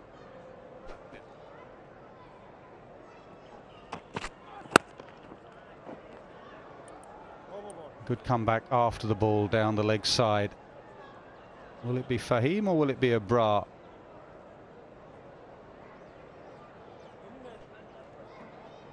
Bit of a conversation between Rizwan and Barber. We shall see whether it be seam both ends or a bit of change of ends.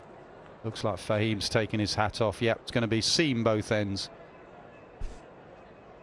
Well, England are not there yet, of course. They need 103 runs to win. But what a stunning performance it has been here over 3 test matches on these flat, unresponsive pitches. To bowl Pakistan out twice, as they have done each of the first 2 games and now here in Karachi, is a stunning triumph, really.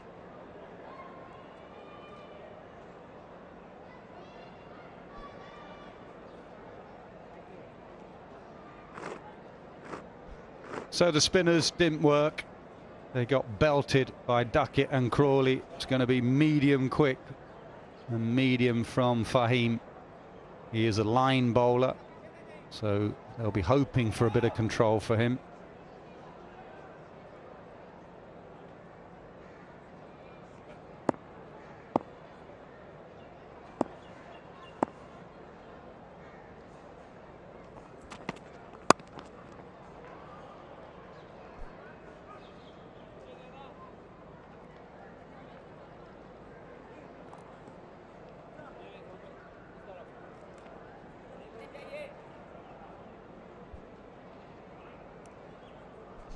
Wonder if Crawley will try and put pace on the ball. He likes a little shimmy down the pitch to the medium pacer.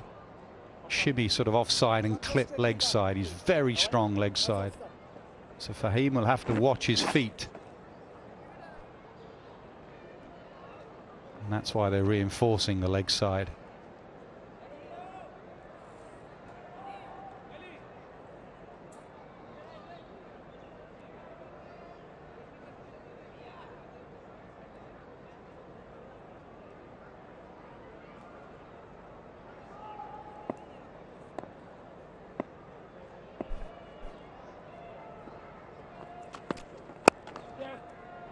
Does he get that through? No, mid-on will cut that off. Much better from Fahim. Better line bowler. Just bowl straight. He was totally ignored in the first inning. He only bowled 1 over, and then Babar literally forgot about him. I asked him this morning, he said, carrying an injury or maybe some issues with your health or anything? No, nothing. He said he was fine. At one stage he was main bowler for Pakistan.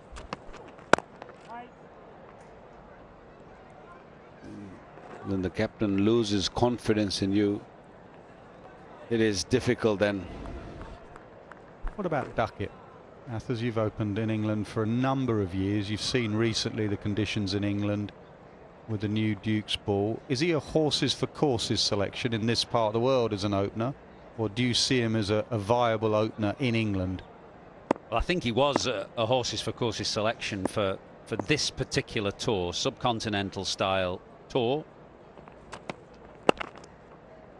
I think there was an expectation that there was going to be a fair bit of spin bowled, and on these slow, skiddy pitches, Duckett was the perfect man, really. He'd had a very good domestic season, but what you're getting at, of course, is that his domestic form for Nottinghamshire was at 4. He's bats middle order in England. Very different conditions come the Ashes. There's 2 test matches in New Zealand, first of all, and I think that will probably give a better clue as to England's thinking, because it'll be Southey and Bolt on fairly green, or much greener pitches than here. It's clear that Duckett will get selected for that tour, will play those 2 test matches, and how he goes there in different conditions against a different seam attack, quality seam attack, should provide a pointer towards the Ashes in England. One thing to say is that in the conditions that you talk about, not that many openers of any type have been successful. No, and that's why they may give him a go. And they like him as far as his attitude and his mindset. Gets in good positions.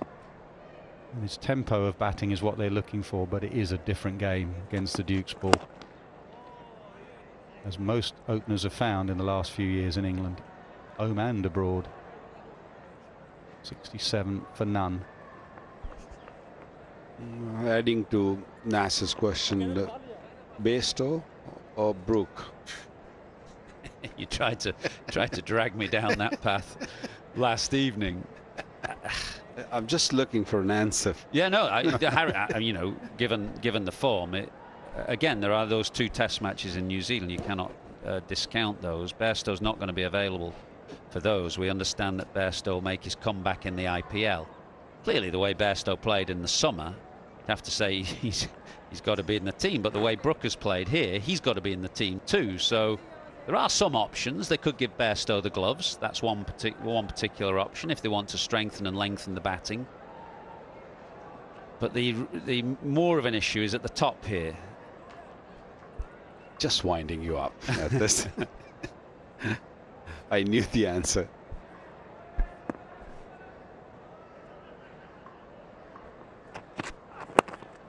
The amazing thing, Vakar, is, you know, within the year now, England's problems are who to leave out, not who to pick. About 12 months ago, it was completely the other way round. So that's been the measure of this transformation, amazing transformation. And England now just 99 runs away from a historic whitewash here in Pakistan. So who would you give that credit to? Who was the man behind this whole strategy?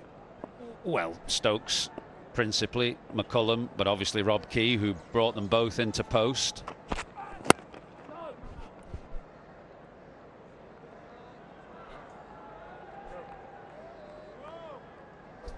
Shadows just lengthening. England won't be that fast, then come back tomorrow morning. The run rate has gone down. It had to once the seamers have come on. The spinners just got belted everywhere.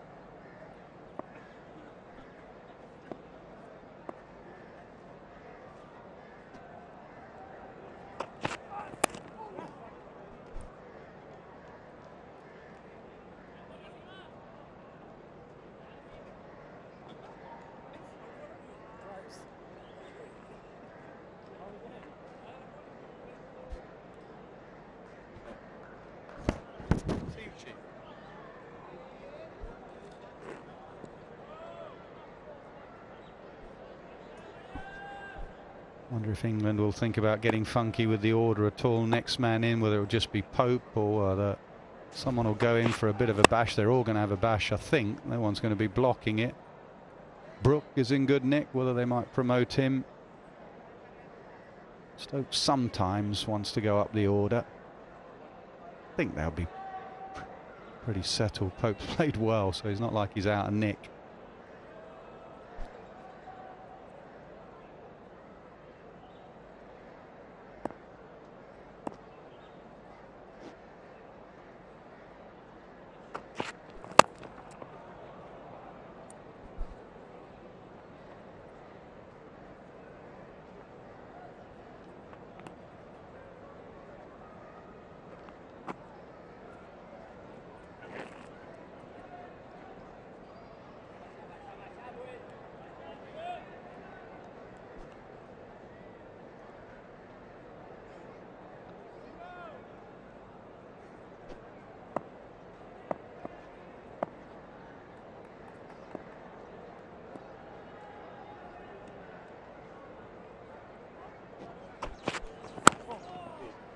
That's the line, that's the length.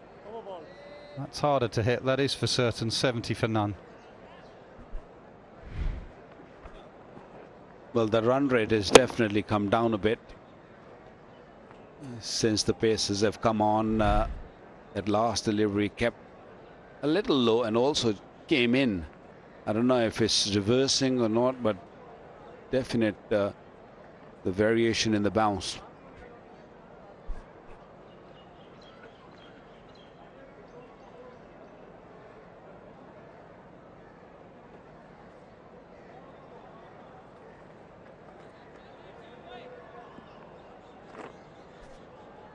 Well, for all of Bazball with the bat, what England have done well in the last 9 months or so is take wickets, 20 wickets nearly every time. There may have been one occasion where they didn't need 20 wickets, but they've been brilliant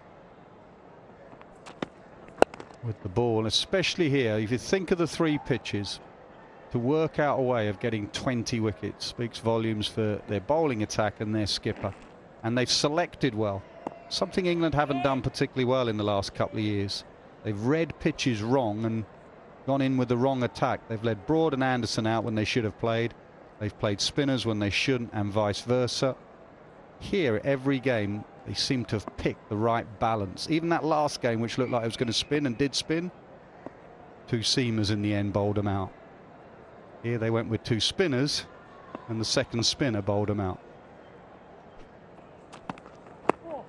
Going down. Yeah, and just to add to that point, obviously, that no Broad or no Anderson in this game. It would be a long time since England won a Test match, I imagine, without either Broad or Anderson in the team. So they've taken those 20 wickets in every game that Stokes has won as England captain, bar that defeat to South Africa at Lords, and they've done it with a different batch of bowlers, so the pool of bowlers is expanding, and if you get somebody like Jofra Archer back and Chris Wokes back, you've got a decent pool to choose from. The other thing, Ath, is how would you handle, we're asking you a lot of questions, sorry, you're our expert here, well, how would you handle Rayan Ahmed in England, because he may not play as your second spinner in English conditions, and do you make or ask Leicestershire to play more in first class cricket?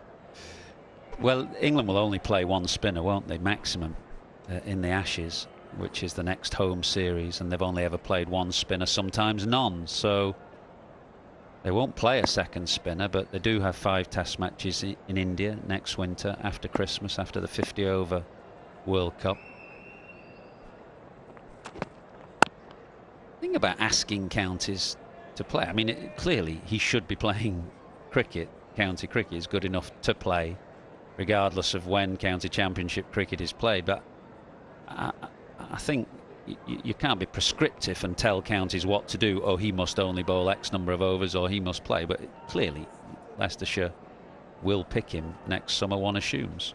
Well, that's why I asked, because it's, you know, it's disingenuous for England to say we're only playing 1 spinner, we're not playing Rayan. And you're only playing 1 spinner, Callum Parkinson, but you have to play Rayan. But you have to see the bigger picture as well. We need a second spinner. The cupboard's a bit bare. That's a good shot. Bit off the toe end of the bat. Sweeper doesn't get there. He may have got a boot on it. No, it goes for 4.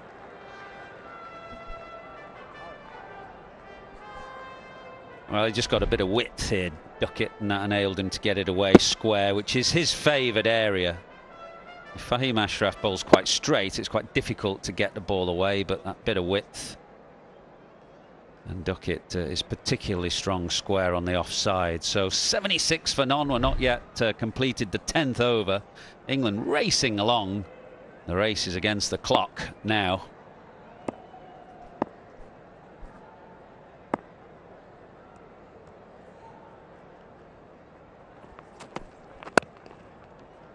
That he has hit hard.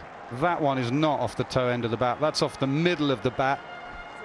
That is trademark Duckett. He loves it there. 80 for none.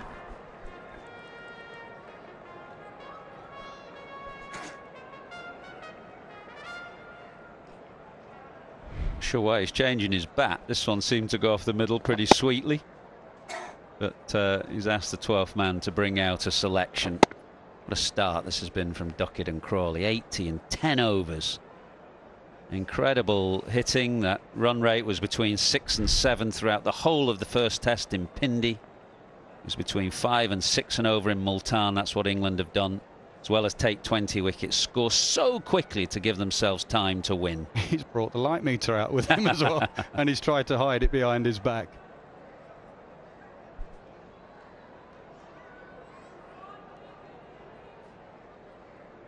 All right, guys. England no doubt outplayed Pakistan in this series. They were just too good. I just want you to just talk about Pakistan, where they went wrong and what do they need to just improve from here on. On the leg side, nothing on that. There was a noise, but I think it might have been the boot just flicking it or a pad. I think they need to select better, Waqar. Okay. I think their batting lineup, I was a bit surprised, like Shah Masood didn't start, and just play all your batters. And then, you know, Bra Ahmed, the impact that he's had. Once he came in the second test, you got to look and think, how did he not play in the first test, really? I think the captaincy has been a bit of an issue. I think he's been out-captained. Yesterday was a classic example of that. Stokes will mix it up. Different bowlers. Root has a bowl, part-time bowlers. He just stuck with 2 frontline bowlers, Babar Azam. TV Amateur Director, we have a players review for caught behind. Original decision not out. I've checked the front foot, fair delivery. Can we start with a spin vision front on?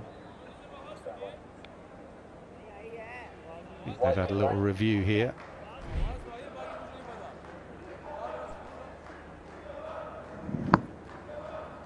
I'll need the ultra edge, please.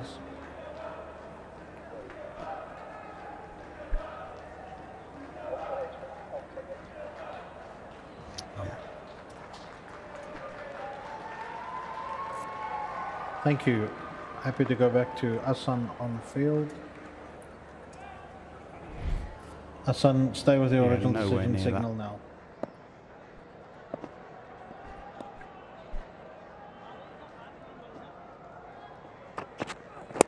Obviously, the other things, injuries that you're unlucky with. Shaheen Shah Afridi getting injured.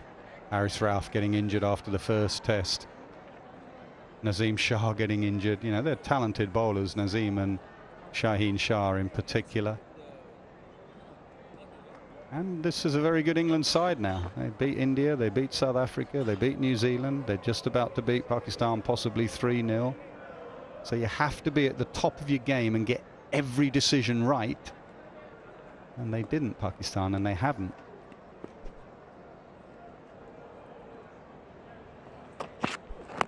Oh, now that's closer. That's closer. Is it just sneaking down? Possibly just sneaking down. He was a long way down the pitch.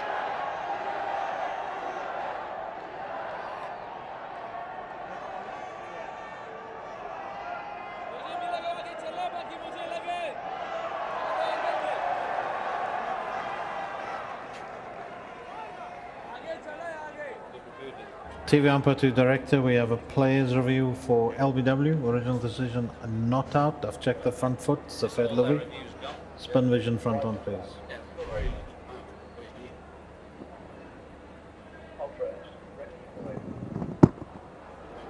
Can I have ultra edge to check if there's any bat involved?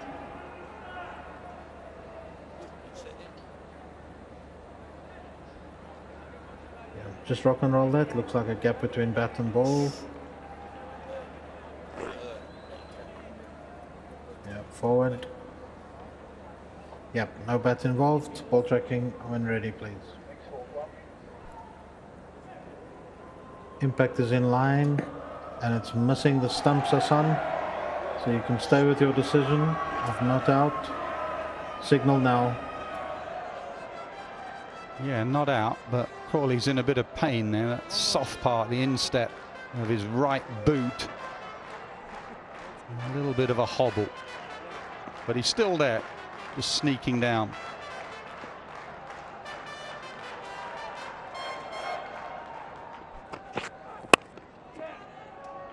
Already just a hint of reverse there. Just with his action, his slingy action, he gets that ball coming back in.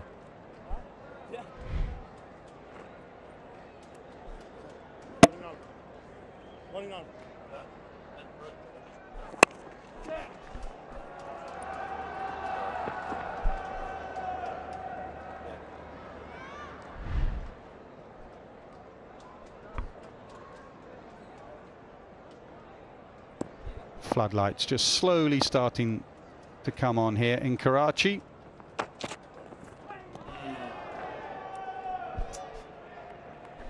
Yeah, it's a different problem for Duckett to Crawley. Everything coming in from Mohamed Wasim, but even from this angle round the wicket, he still has the ability to just move it away. And on that occasion, beat the outside edge. It was a good ball.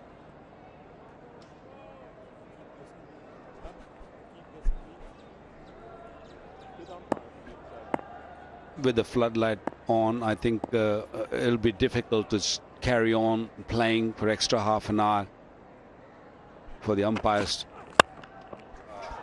Unless they keep belting it for 4. Too wide. Duckett loves it out there.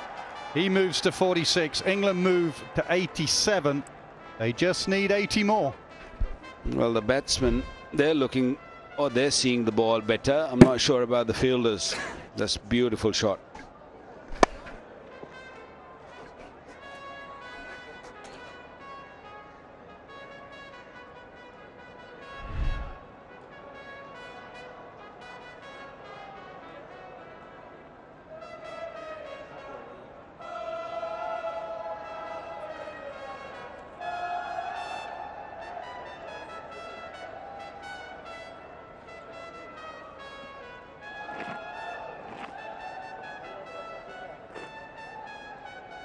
The excitement continues. Crawley 41, Duckett 46, both in double quick time. Light is fading gently, as it would, as it always will.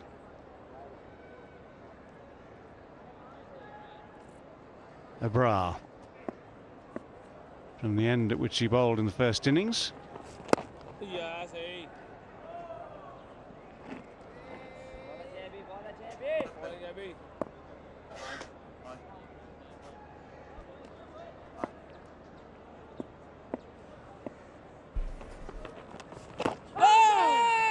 Well, Crawley has decided on very different tactics against Abrar today, using his feet as often as he can. Second line of defence as those pads is so far down that even if it's pad and not bat, all is going to be safe. Unless Abrar, of course, can find a way round him.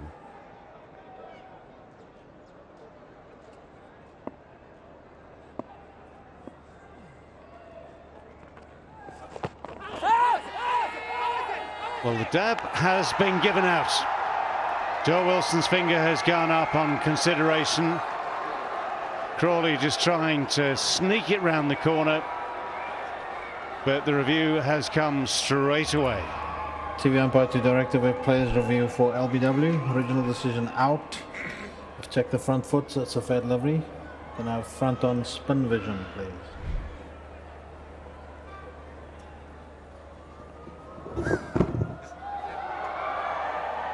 Need ultra edge. Yep, sorry. Yep. Can we just go back up? Can we have the ultra, spin vision of the right one? Here we go. Yep, thank you.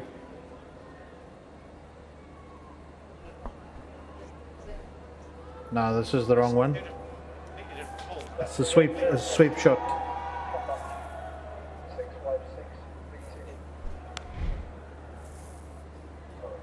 No problem.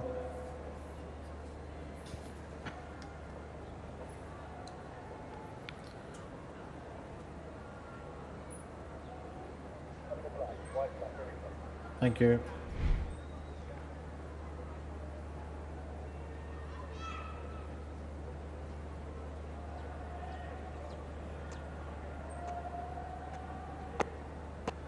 Okay, I'll need the ultra edge to check if there's any glove or bat.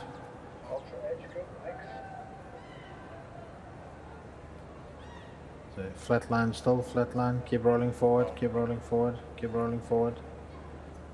And into the pad. Can we have ball tracking when ready, please?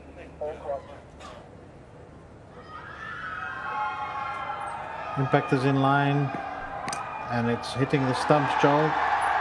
So you can stay with your decision. Signal now. Yeah, well, it took a while.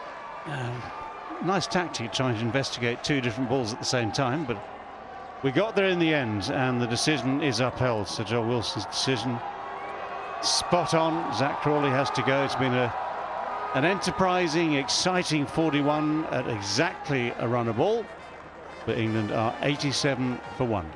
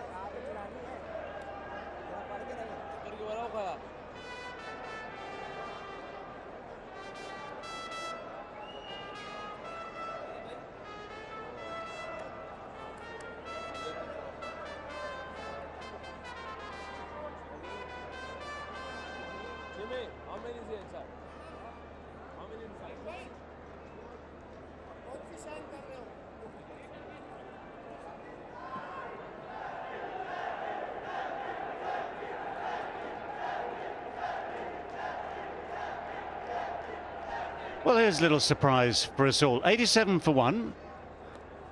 Brilliant opening partnership. Ryan Ahmed, who's had a really good day with the ball in his debut test match, picking up his first 5-fer, setting a new record in the process, has now been promoted to number 3. No surprise there, David. I saw 122 his best.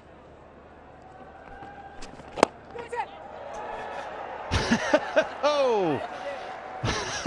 Well, it would appear he has absolute license to play his shots.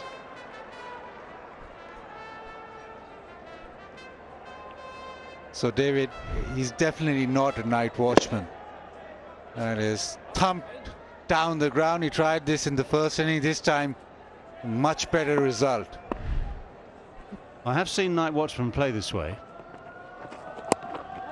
Ooh, an extravagant flick of the wrist just for 1. I've seen many a night watchman disobey orders. Have a fearful swing, get out in a hurry, but this is not one of those.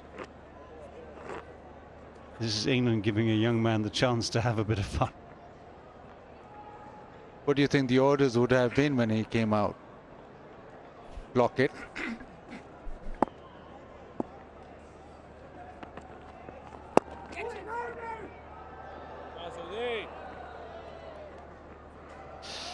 .92 for 1.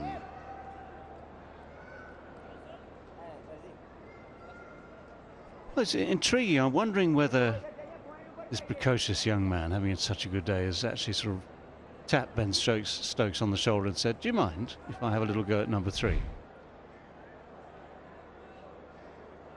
The wicket of Zach Crawley. Yeah, just tried to paddle it around the corner, misses it by a whisker.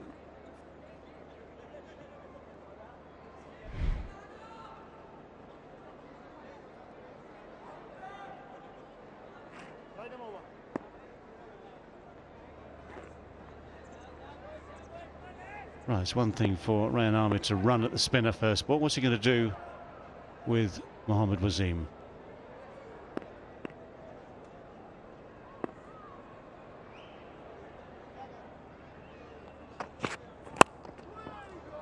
Well, tries to whip him away through mid-wicket. That's an area that is well defended. There's that little tail in.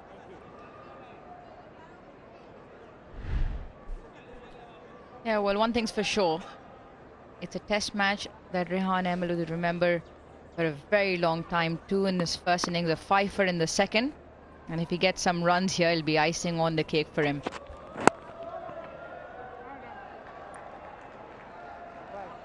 England requires 75, whether they get that today or tomorrow. We'll find out, but it would be absolutely fitting for the young 18-year-old to be out there with the bat as well, getting England over the line. Surely out there to have some fun, and he's been given that license.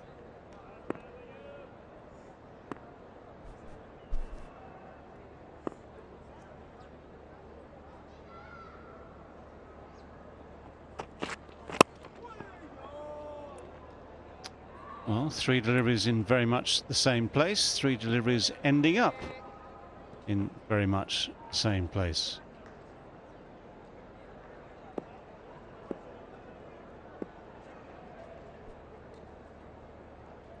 Is the short ball now on its way? He's gone length, he's gone full. Maybe now it's time to just halfway down.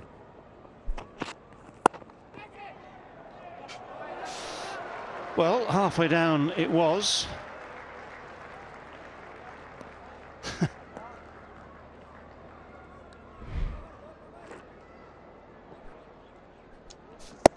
Interesting shot. And the great grasp of the English language, I think David Gower should do the honors in describing that rather classy looking shot. I'm struggling, to be honest. It's just something of a slap. Just generally, or with the lack of work. Well, that's a much longer topic, Baz, you know. Maybe after play.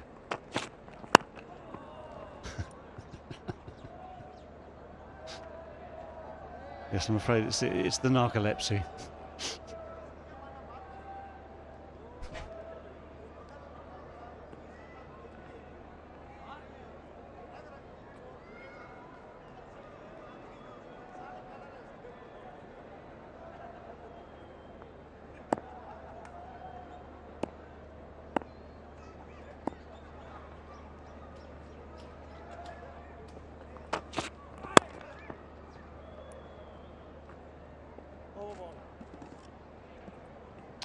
Well, there you are, 1 from the over. 93 for 1 after 13.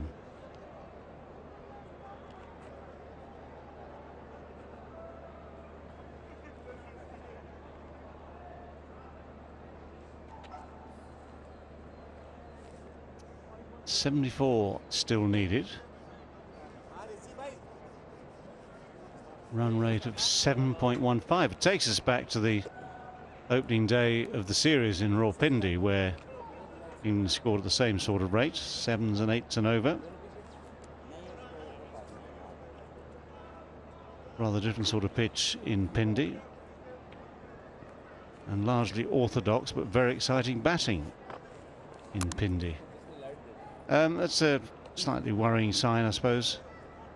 Light meters are out. Umpires will treat this like any other day. As the light fades, they will take their readings, they will know what their limits are. Who knows, it might rain for 2 days.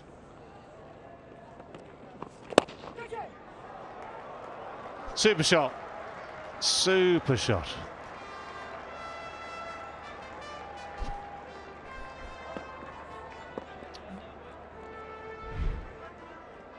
Having some fun, that's what he's doing. In 2 out, that is really nicely timed.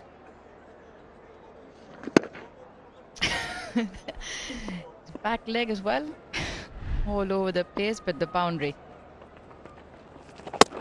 Not so good this time.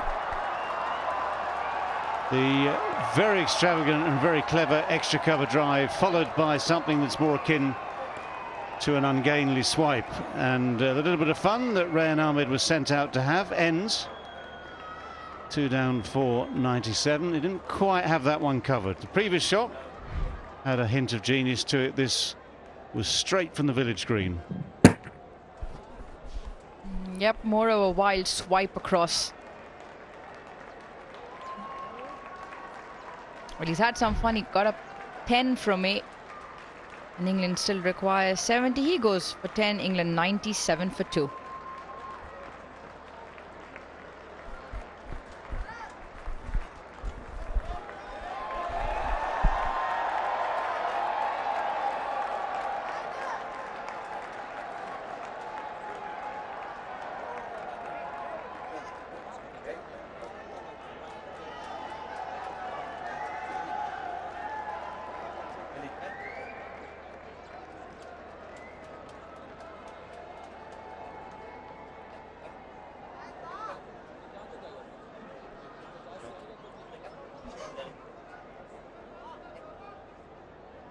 Well, the batting order is revised yet again. And Stokes, England's captain, How's he going to do it now? 97 for 2. We've seen the umpires looking at light meters. It's definitely, well, it's definitely dim. Whether it's too dim yet is a moot point. I mean, England could happily play in any light. So here's the swipe from Rohan Ahmed.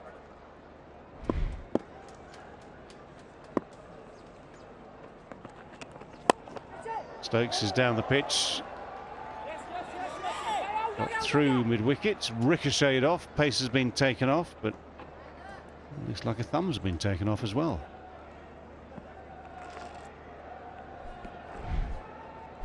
Is the reason why he's bumped himself up the order. Very clear with his intentions. Just starting to get a little bit more gloomy here in Karachi.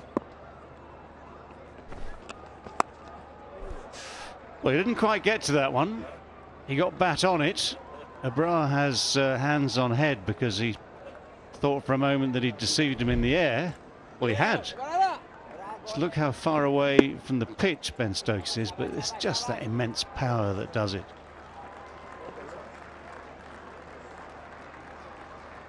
Well, if he could finish it in one blow, he would.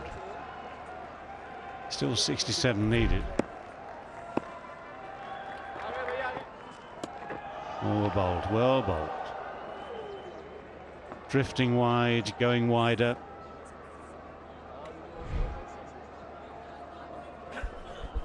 Yeah, pushes that one across the left-hander.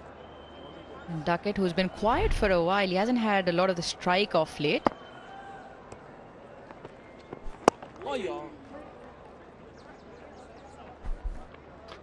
Well, he can keep the strike now. That single finishes off the over. 101 for 2.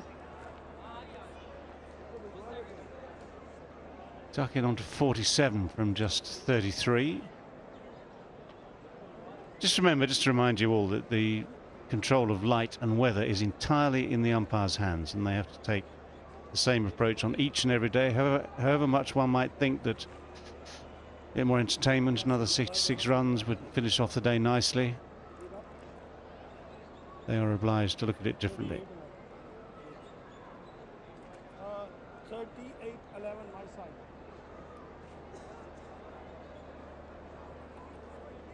Light meters have been out, bails have been replaced. It is that practice, it seems to be the accepted, or is the accepted practice, of plonking the light meter on the stumps for a consistent view of the ambient light around. It's rather nice up top,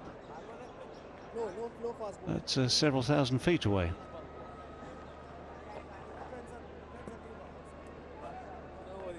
Well, there are still conversations out there. Joe Wilson clutching the light meter in the right hand.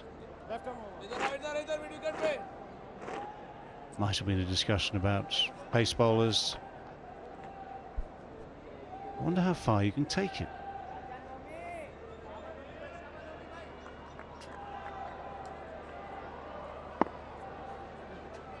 Indeed, sir. Maybe it will rain for 2 days.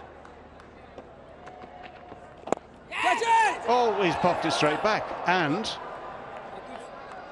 is it carried? Just pops it straight back at Norman.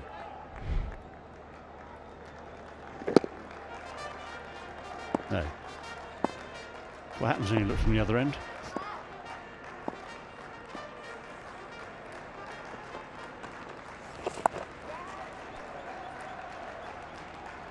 Just the one from that reverse sweep.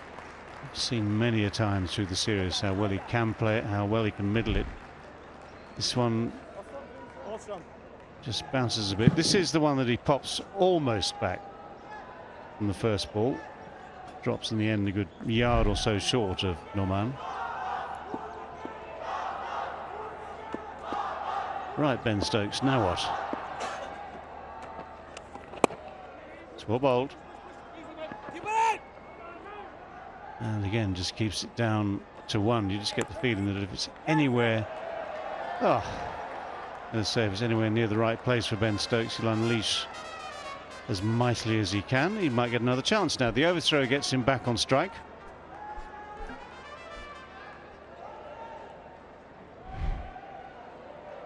Yeah, Mohammad Wasim Jr. Rocket throw in. Rizwan and Barber. 3 fielders on the leg side. Does he go for the big shot?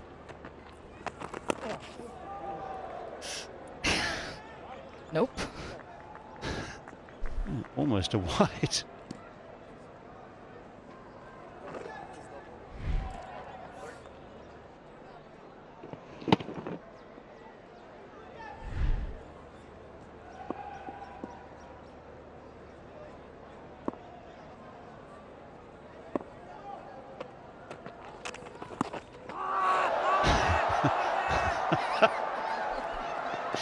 Well, it is Christmas nearly in parts of the world. It is pantomime time. Behind you is where the bat went. Just to get an idea of the immense power that Ben Stokes generates, just have a look at where the bat's gone. It has flown almost to the square leg umpire. Well, well, a bit like my golf. The club normally goes a lot further than the ball. And that's exactly what happened on that occasion. Straight to square leg. If Ben Stokes is looking for things to do when he's finished his cricket career, maybe a bit of hammer throwing. 105 for 2. Umpires will come together, will they? No, they're ignoring each other for a change. Normally speaking, at this time of night, the artificial lights are burning bright and the haze is lowering. They would come together.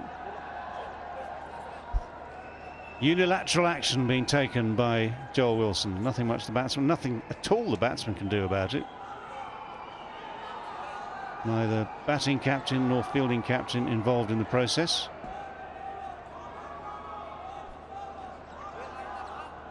So once again, the ceremony of observing the holy light meter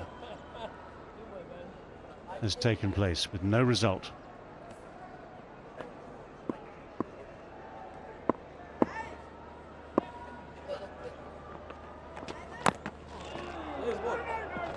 No run. It's found a way past the bat, out of the gloves, down towards short long leg, but no run.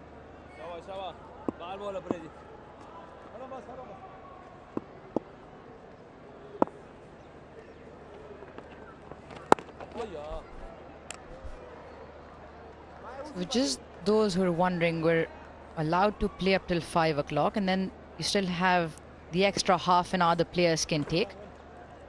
5:30, apologies, and then up till the light allows, and hence why you see every now and then at the end of every over, Joel Wilson will take out the light meter. Artificial lights have been on since 5.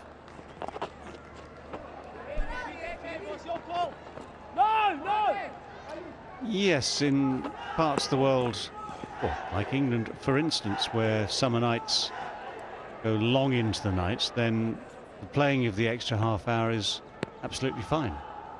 It's in the laws, you can take it very easily, as long as it's not one of those days where it's cloud levels at about 10 feet. So you can do it there. I mean, the likelihood here is we've seen the ritual of the holy light meter coming out and placed on the stumps. Umpires are on the case. They ain't going to be out there much longer by the sound of it or by the look of it. So actually, any attempts... Oh, hang on. Oh, no, don't get run out for the second time in the match, Ben. An unenviable record. So actually, in terms of the approach for Stokes and Duckett, they might as well just play for the close and accept they're going to have to finish it off tomorrow. Boring. Yeah. We're not going there. Well, they might as well. Well, they can if they want to.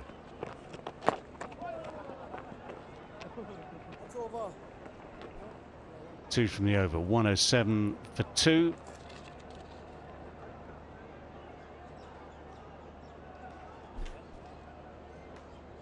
Now we saw Joel Wilson at the end of the last over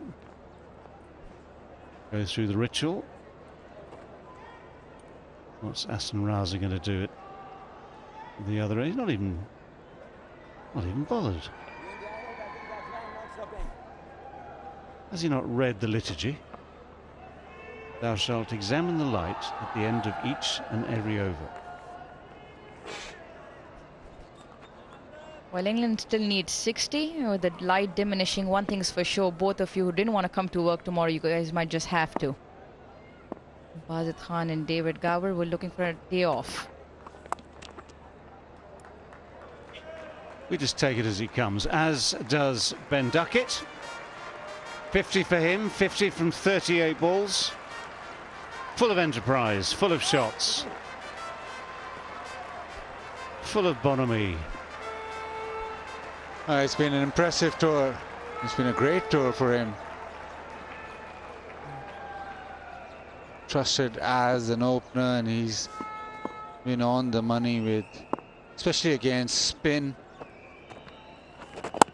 But overall, the way that he's batted on these lowish pitches, he's been able to score at a good rate every time. And third 50 to go with the 100.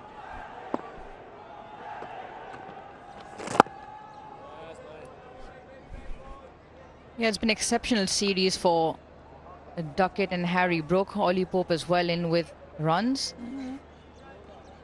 Brook and Duckett were also good to watch during the T20 series a few months ago.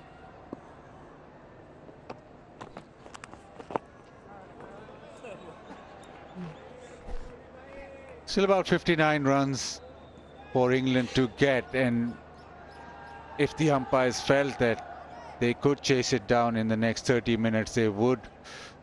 They can extend play, but looking at just those light meters coming out every other over. And Ben Stokes just resisting the temptation of going big with all those fielders back leg side. This might be the last ball of the day.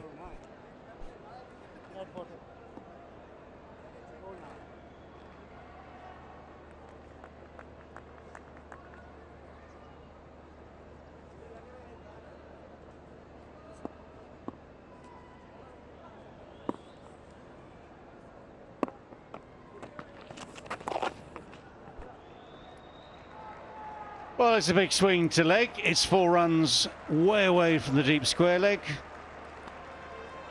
And the bails have indeed been flicked off by Hassan Raza. Joe Wilson will make his way in to do the same at the university end as well. But Stokes and Duckett are making their way off. Everyone understands the situation perfectly. This was the final shot of an exhilarating day, certainly if you're English. For the visitors today, they've done everything they came to do. They've taken the wickets they wanted for Rayan Ahmed. Just in the background there now, a 5-wicket haul for him was outstanding. England worked their way through the Pakistan batting through the course of the day. That final session, well, best part of 32 overs, 151 for 6. And a mixture of Pakistan and English batting, Pakistan and English wickets. And yet another, as it were, standing ovation, it seems. Yet another escort for Azhar Ali. Playing his last test match. Wasn't the finish he wanted today. He was out for a duck, bowled by Jack Leach, but he has had an outstanding career. Most of which he spent at number 3 for Pakistan, where he has made a whole stack of runs, over 7,000 runs. So it might not be quite the fairy tale ending that he'd have liked, but he can certainly be proud of a very, very fine career. And whatever emotions are coursing through him at the moment, he's striding off with absolute dignity.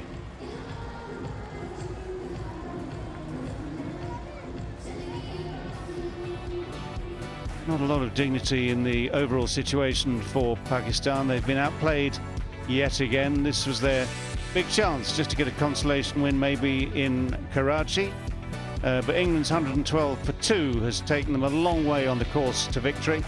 Another 55 required. Those 4 bowlers, well, those economy figures aren't the greatest.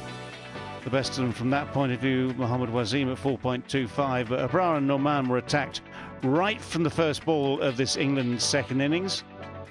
Ashraf as well. So with 3 days complete in Karachi at this National Bank Cricket Arena, we will come back tomorrow morning, day 4 of this third and final test match with England, needing 55 runs to win.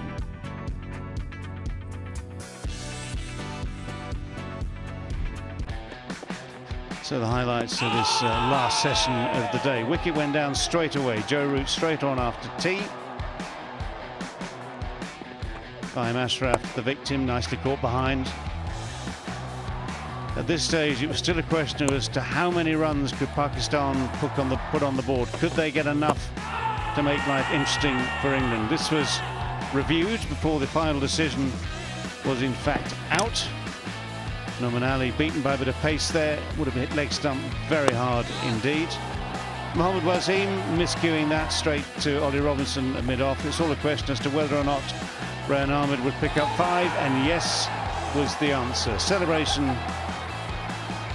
both from father and son, or son and father, and he got the honour of walking off, showing the ball to his father primarily, to whatever crowd was here in the pavilion as well. And then England started their second innings like a runaway train. Zach Crawley very positive right from the first over. 2 very classy shots we saw there, getting one through the onside, one through the off. Ben Duckett at the other end was unleashing even more so. And the two of them just went about their business almost at a shot of ball. Both spinners, Zabra and Norman Ali, found it very hard, almost impossible to contain. And it seemed that as far as Crawley and Duckett were concerned, it was not how they were going to score the runs, just maybe where. That little paddle cost Zach Crawley his wicket. Joel Wilson spot on with the decision, would have been hitting leg stump. We had a cameo from Rayan Ahmed, promoted to number 3. A couple of very, very good shots, and then a rather ungainly white to leg. Top of off stump hit by Abrar. So that left Duckett and Stokes together. Duckett on his way to yet another 50. He's had such a good tour here of Pakistan. Ben Stokes with a couple of big shots. Finished the day off with a final boundary. And the two of them accepted the light would beat everyone here at this National Bank Cricket Arena. And that would be it for the day. So the target remains 55 more. The target was 167 when England started just 17 overs ago. The run rate's been just shy of 7 runs and over. It's been entertaining. It's taken them most of the way to a series win. To a test match win to complete a 3-0 sweep. But England, Pakistan and the rest of us will be back here tomorrow. So if you want to watch the dying moments, the closing moments of this 3-match series between Pakistan and England, you can join us tomorrow morning. We'll be live on air from the National Bank Cricket Arena here in Karachi at 9:50. Hope you can join us then.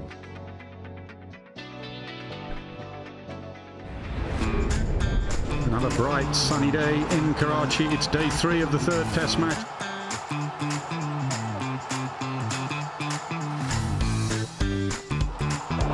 The reverse sweep. England had their first wicket. Oh, he's bowled him. Sir Ali's time as a test match cricketer has come to a close. Close, very close. That's a good shot. Nicely timed.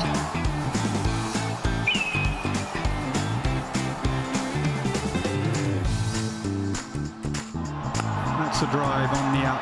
As Khan says, he's looking for a boundary, and it's going to take Babar Azam to yet another half-century. Oh, gone! He's hit it straight to Pope at mid-wicket.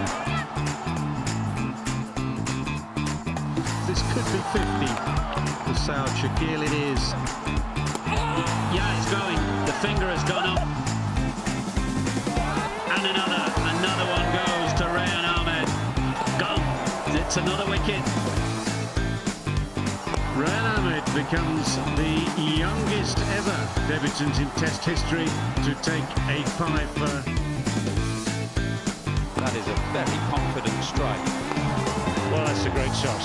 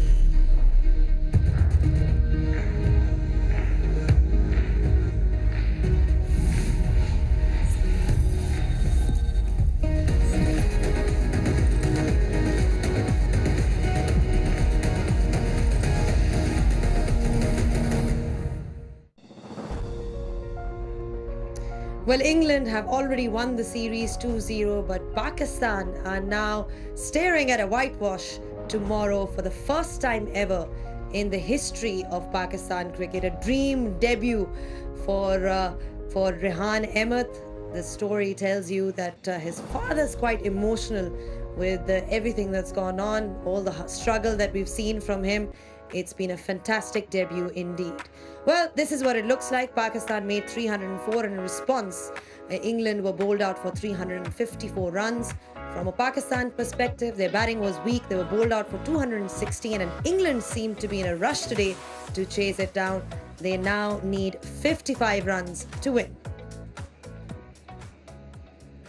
Hello and welcome to the Inverex Solar Energy Pitch Side Show. Now, England are staring at that whitewash, of course, for Pakistan.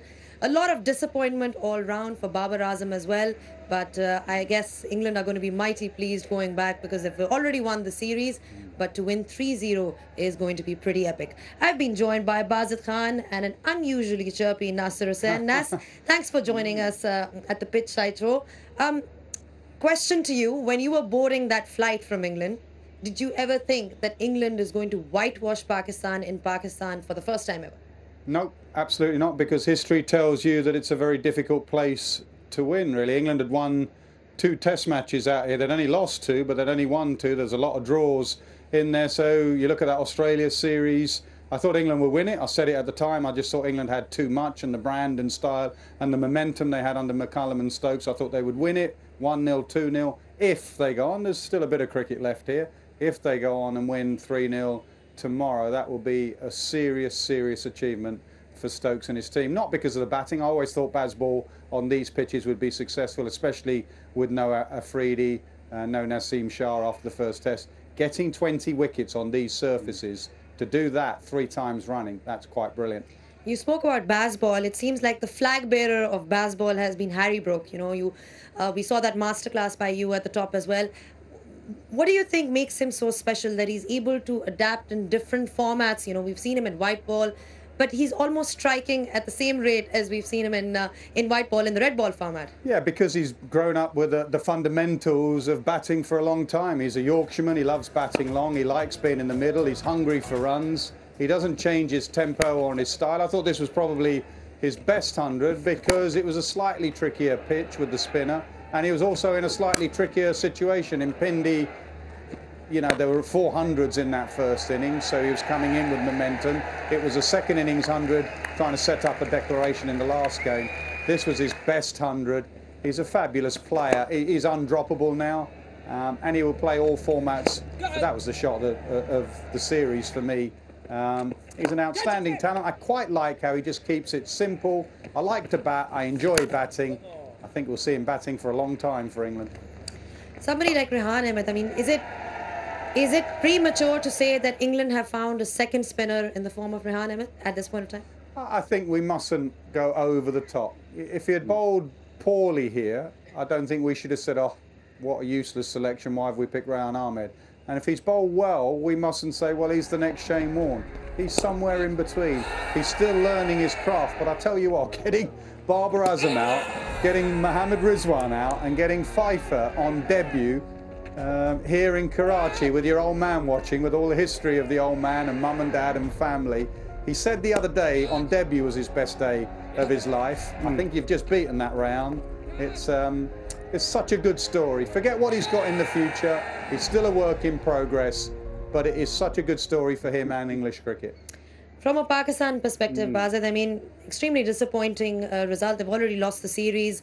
And even from somebody like Babar Azam, you know, him as a captain, I think he'd be really disappointed. I mean, what's been the most disappointing thing for you from whatever you've seen in the series so far for Pakistan? Well, the most disappointing thing for me is not the result in the end. Yes, the result's very disappointing, but the fact of the matter is that England defined the way the test would go. Every time England defined the way it was going to be played. That is something I've never seen before. For one side to actually decide how the test will play out, or how every session will be played out, is phenomenal. The way that they've imposed themselves on the test series, that Rawalpindi test match, I don't think any other side would have been able to win that. But for them to do that, Pakistan didn't have anything to counter them throughout the series. We say that Multan test was very close, but again, that first day the ball was spinning and they got to 280, which I thought was a very good score. So Pakistan not being able to then come back or counterpunch them, that is the most disappointing part of it all. Nas, you said on commentary that, Babar Azam's captaincy, you spoke about that, how it's been slightly more disappointing from a Pakistan angle. But what's been lacking for you when you see him as a leader out there? Listen, I think Babar Azam is a fine captain. I'm not saying they should change from Babar Azam. Don't change unless you can change for the better. What I'm saying is that Ben Stokes has captained and out-captained him in this series. Make no mistake of that. Ben Stokes has been proactive. He's been changing his bowlers. He'll do things out of the box, small things with his field settings. He'll keep his fielders up for Leach and set his fielders back for Rayan Ahmed. Babar keeps his fielders out for a lot. There was a top edge sweep when Brook went from 49 for 51 and Fahim Ashraf was right on the boundary. Stokes would have had him 20 yards in. The catch would have been taken. Root bowls up front earlier this after tea. Root gets the wicket. Fahim Ashraf. Babar doesn't turn to his part-time spinners at any stage. It was just two bowlers, two spinners. His hands have been tied behind his back because his talismanic bowler has Shaheen Shah Afridi. We saw that against Australia. We see that in these conditions. He's the man. He's the heartbeat of the side. He's not been there. So don't judge a captain just on results. Judge him also on what he's had available to him. So I think Babar can learn. Like a batter, you can learn. As a captain, you can learn as well. You can always improve. Look how Stokes has been going on about it. I learned from Stephen Fleming. Everyone used to say to me, I learned from Australia. Australia had Warner McGrath. They had Gilchrist and Mark Waugh and Steve Waugh and Langer and Hayden. I learned from Stephen Fleming. Why is New Zealand, with the squad they've got, keep playing everyone and beating everyone and winning, going through to ICC semi-finals? What's Flem doing so well? So always try and learn, even as a captain. Apart from captaincy, what do you think has been the downfall in this Pakistan side? What has brought them here? It's a good question. It's a combination of things. Obviously, injury with fast bowlers. Fast bowlers are like gold dust, so those two injuries were massive. Harris Ralph as well. I'm not sure Pakistan have selected properly as well. Abrar Ahmed. How can Abrar Ahmed not play the first game? Anyone with a bit of a cricket brain should know the mystery of the lad for a start will get you a couple of wickets. So Abrar had to play that first game. But just the batting lineup, I'm not a massive fan of bits and pieces cricketers. Test match cricketer, you have to do one discipline well. Either the batting or bowling. One of them, you have to be a genuine player in. So Pakistan have tried to fill in the gaps with 6, 7, 8 that bat a bit, bowl a bit. And at this level, they get found out. Baz, just touching upon what Nas said, just in terms of selection, you brought in Fahim Ashraf as an all-rounder, genuine all-rounder, but he ended up bowling only, 3 overs in the whole game. Yeah, you look at Fahim Ashraf, you look at Salman Agha, you're playing him as a batting all-rounder. He doesn't get a bowl sort of today before he bowled 11 overs in 2 test matches, so that's barely enough. That's not even touching the surface. It is a problem. I think the resources that Babar had, or he didn't use them either, and then the selection yo-yoed really. You went sort of 3 all-rounders in that Multan test, and then you went back. So the selection also yo-yoed. And the other thing that I feel Pakistan now has to look at is depth. He's talked about Shaheen Shah Afridi. Yes, Shaheen Shah Afridi is not available, but then who do you go to? First test match, you have 4 debutants, 3 of them bowlers, and these bowlers. So Muhammad Ali has come off a back of couple of really good seasons, but then you think on these pitches, do you need pace? You look back at first class cricket, is there anybody who's putting his hand up? No. So the depth is what matters. There's just one more thing I'd like to add. It's very bittersweet if tomorrow Ben Stokes wins. It'll be so bittersweet for this man on my left. His only claim to fame was a series victory in the dark in Karachi. But the upside is that this is the last day I'll see you for a very long time. Just brought that in once again. Nice one, Nas. Nice one. key takeaways for you from this tour? Obviously, we've had a lot of fun off the field as well. Yeah, it's been thoroughly enjoyable. I think you've called me Mr. Miserable off the field for the last couple of days. I've absolutely loved every second of it. Honestly, we've had so much fun. We've had fun in the combox, but just generally in and around the hotels. I cannot tell you the amount of people that come up to you and say, you know, thanks for coming over, as if it's not a job, it's not a chore. It has been great fun. We've waited 22 years, myself and Athers. It has been brilliant, and the cricket's been really good as well. So thoroughly enjoyed it. I hope we come back much more often than we have. I hope a load of countries come out here, because Pakistan is a great cricketing nation. Well, we've also got another highlight of the tour for you, which we've lined up, of course, apart from all the memories that we've had. I think, Baz, this one, the masterclass by Nasser on how to play the short ball. I mean, this is just quite incredible, Baz. Yeah, he's been nicknamed Sir Don, and he's been doing master classes every day with the Rouge. Athos suggested that short ball master class was one of his best. This is how he plays it. So remember the sweep shots and whatever he's done, it puts so much doubt on that. I'm never trusting you or Atherton again, ever. Well, I think it's been a fantastic tour, and it's been an absolute pleasure having you, Nasir. I'm sure the people of Pakistan are incredibly grateful. I know you said that you hear that a lot, but I think we're all really grateful. And absolute pleasure. She's speaking for herself.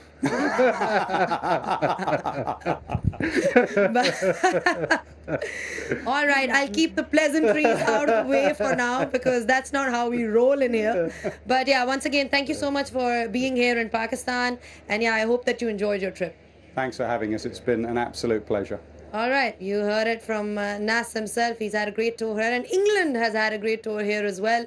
They're looking to be sealing the series completely 3-0. I'm sure Pakistan will be looking back and reflecting on a lot of things. But for now, we'll take a short breather, and we'll be back just in a bit.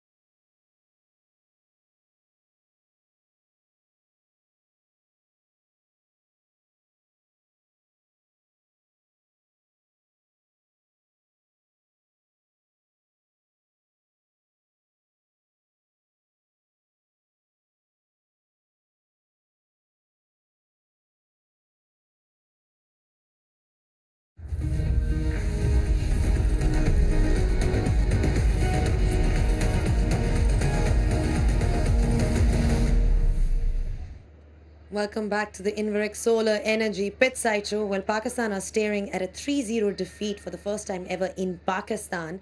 England, of course, will be going back extremely happy, a happy bunch indeed, and very well led by Ben Stokes. I've been joined by David Kawar as well. Now, David, disappointing for Pakistan, but from an England point of view, I asked this to Nas as well. Did they ever expect, or did you ever expect, that they would be here in Pakistan and winning 3-0? No, because if you look at Australia's visit here at the start of the year, that was a much hard-fought series, 1-0, and sort of right at the end of it all as well. I thought that there would be greater strength in depth in Pakistan. I would accept unhappily on their behalf that missing out on the services of someone like Shahin Shah Afridi, one or two other pace bowlers, the pitch has not been great in terms of facilitating anything but spin.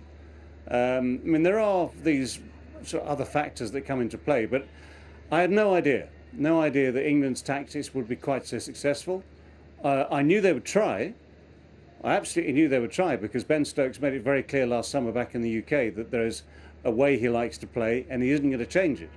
So he was always going to come here and be positive. But for instance, if you go back to that first morning in Rawalpindi and a run rate of 7, 8 and over, I mean, that was just destructive and set a tone that, okay, it has come down slightly since then, but it set a tone which meant that England were always going to be on the front foot and Pakistan likely to be on the back foot. Well, Pakistan at the start of the day were looking for some kind of a lead at the top, but that wasn't the case because there were a flurry of wickets that we saw today. Let's revisit the wickets that fell from a Pakistan point of view. Fall of wickets, brought to you by Inverex Solar Energy. A decent opening partnership, got to 53, and then there's a reverse sweep, bottom edge onto the stumps, and then a flurry of wickets. Azhar Ali comes in. That's a beautiful delivery. And for a man in his last test to receive a Jaffa, he had to walk back. And then this has been a pattern where Asad Shafiq's been caught on the front pad with the ball sort of drifting back in. And then after a long time, over the 42nd over of the day, Rehan Ahmed was introduced, and with a long hop he removed Babar, and then he went on a roll. This was a beautifully pitched leg spinner for Rizwan.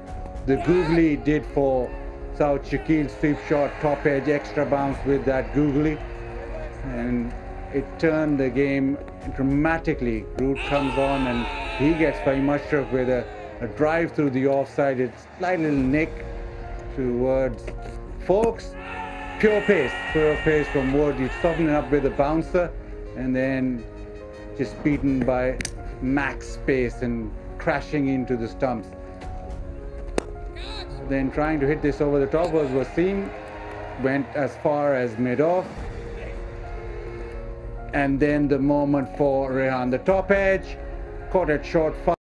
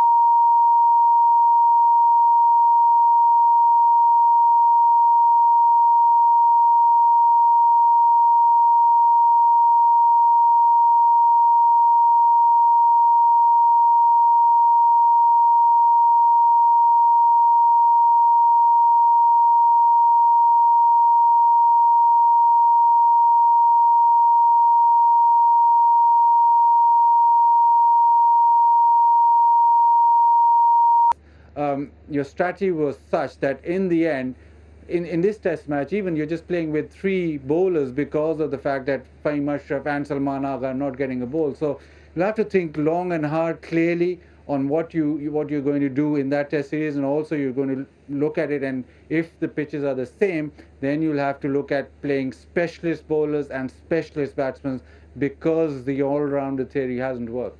All-rounder theory hasn't worked. You know, Babar Azam, of course, would be very disappointed with this result. I mean, where do you think he went wrong in terms of his captaincy, David? Well, sorry, excuse me. He played against England. I had the same problem against the West Indies. It doesn't work sometimes. England have made the running. Now, under those circumstances, you do find yourself as a defending captain, which is what he then becomes, Babar Azam, or a defensive captain.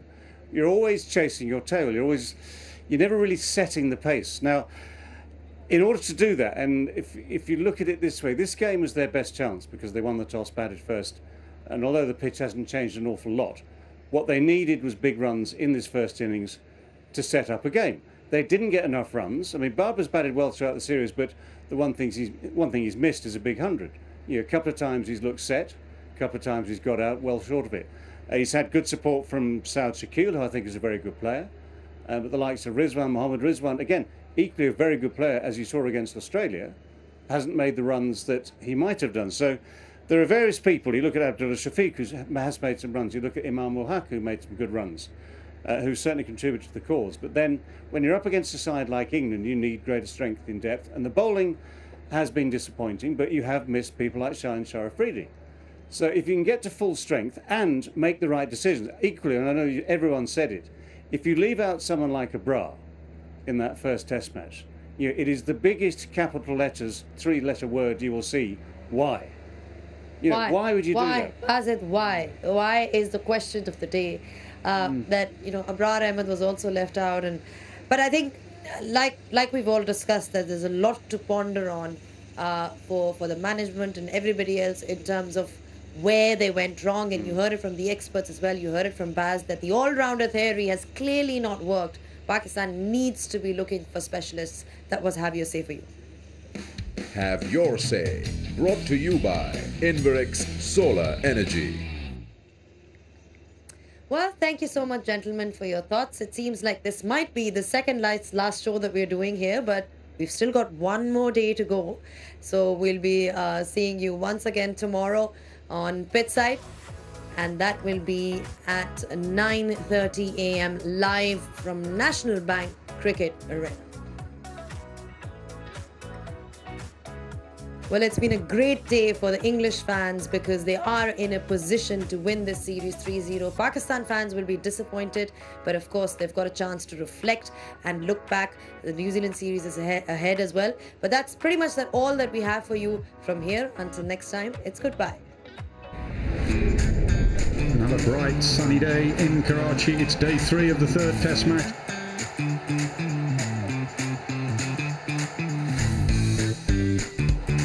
Gone for the reverse sweep. England had their first wicket. Oh, he's bowled him. Sir Ali's time as a test match cricketer has come to a close. Close, very close. That's a good shot. Nicely timed.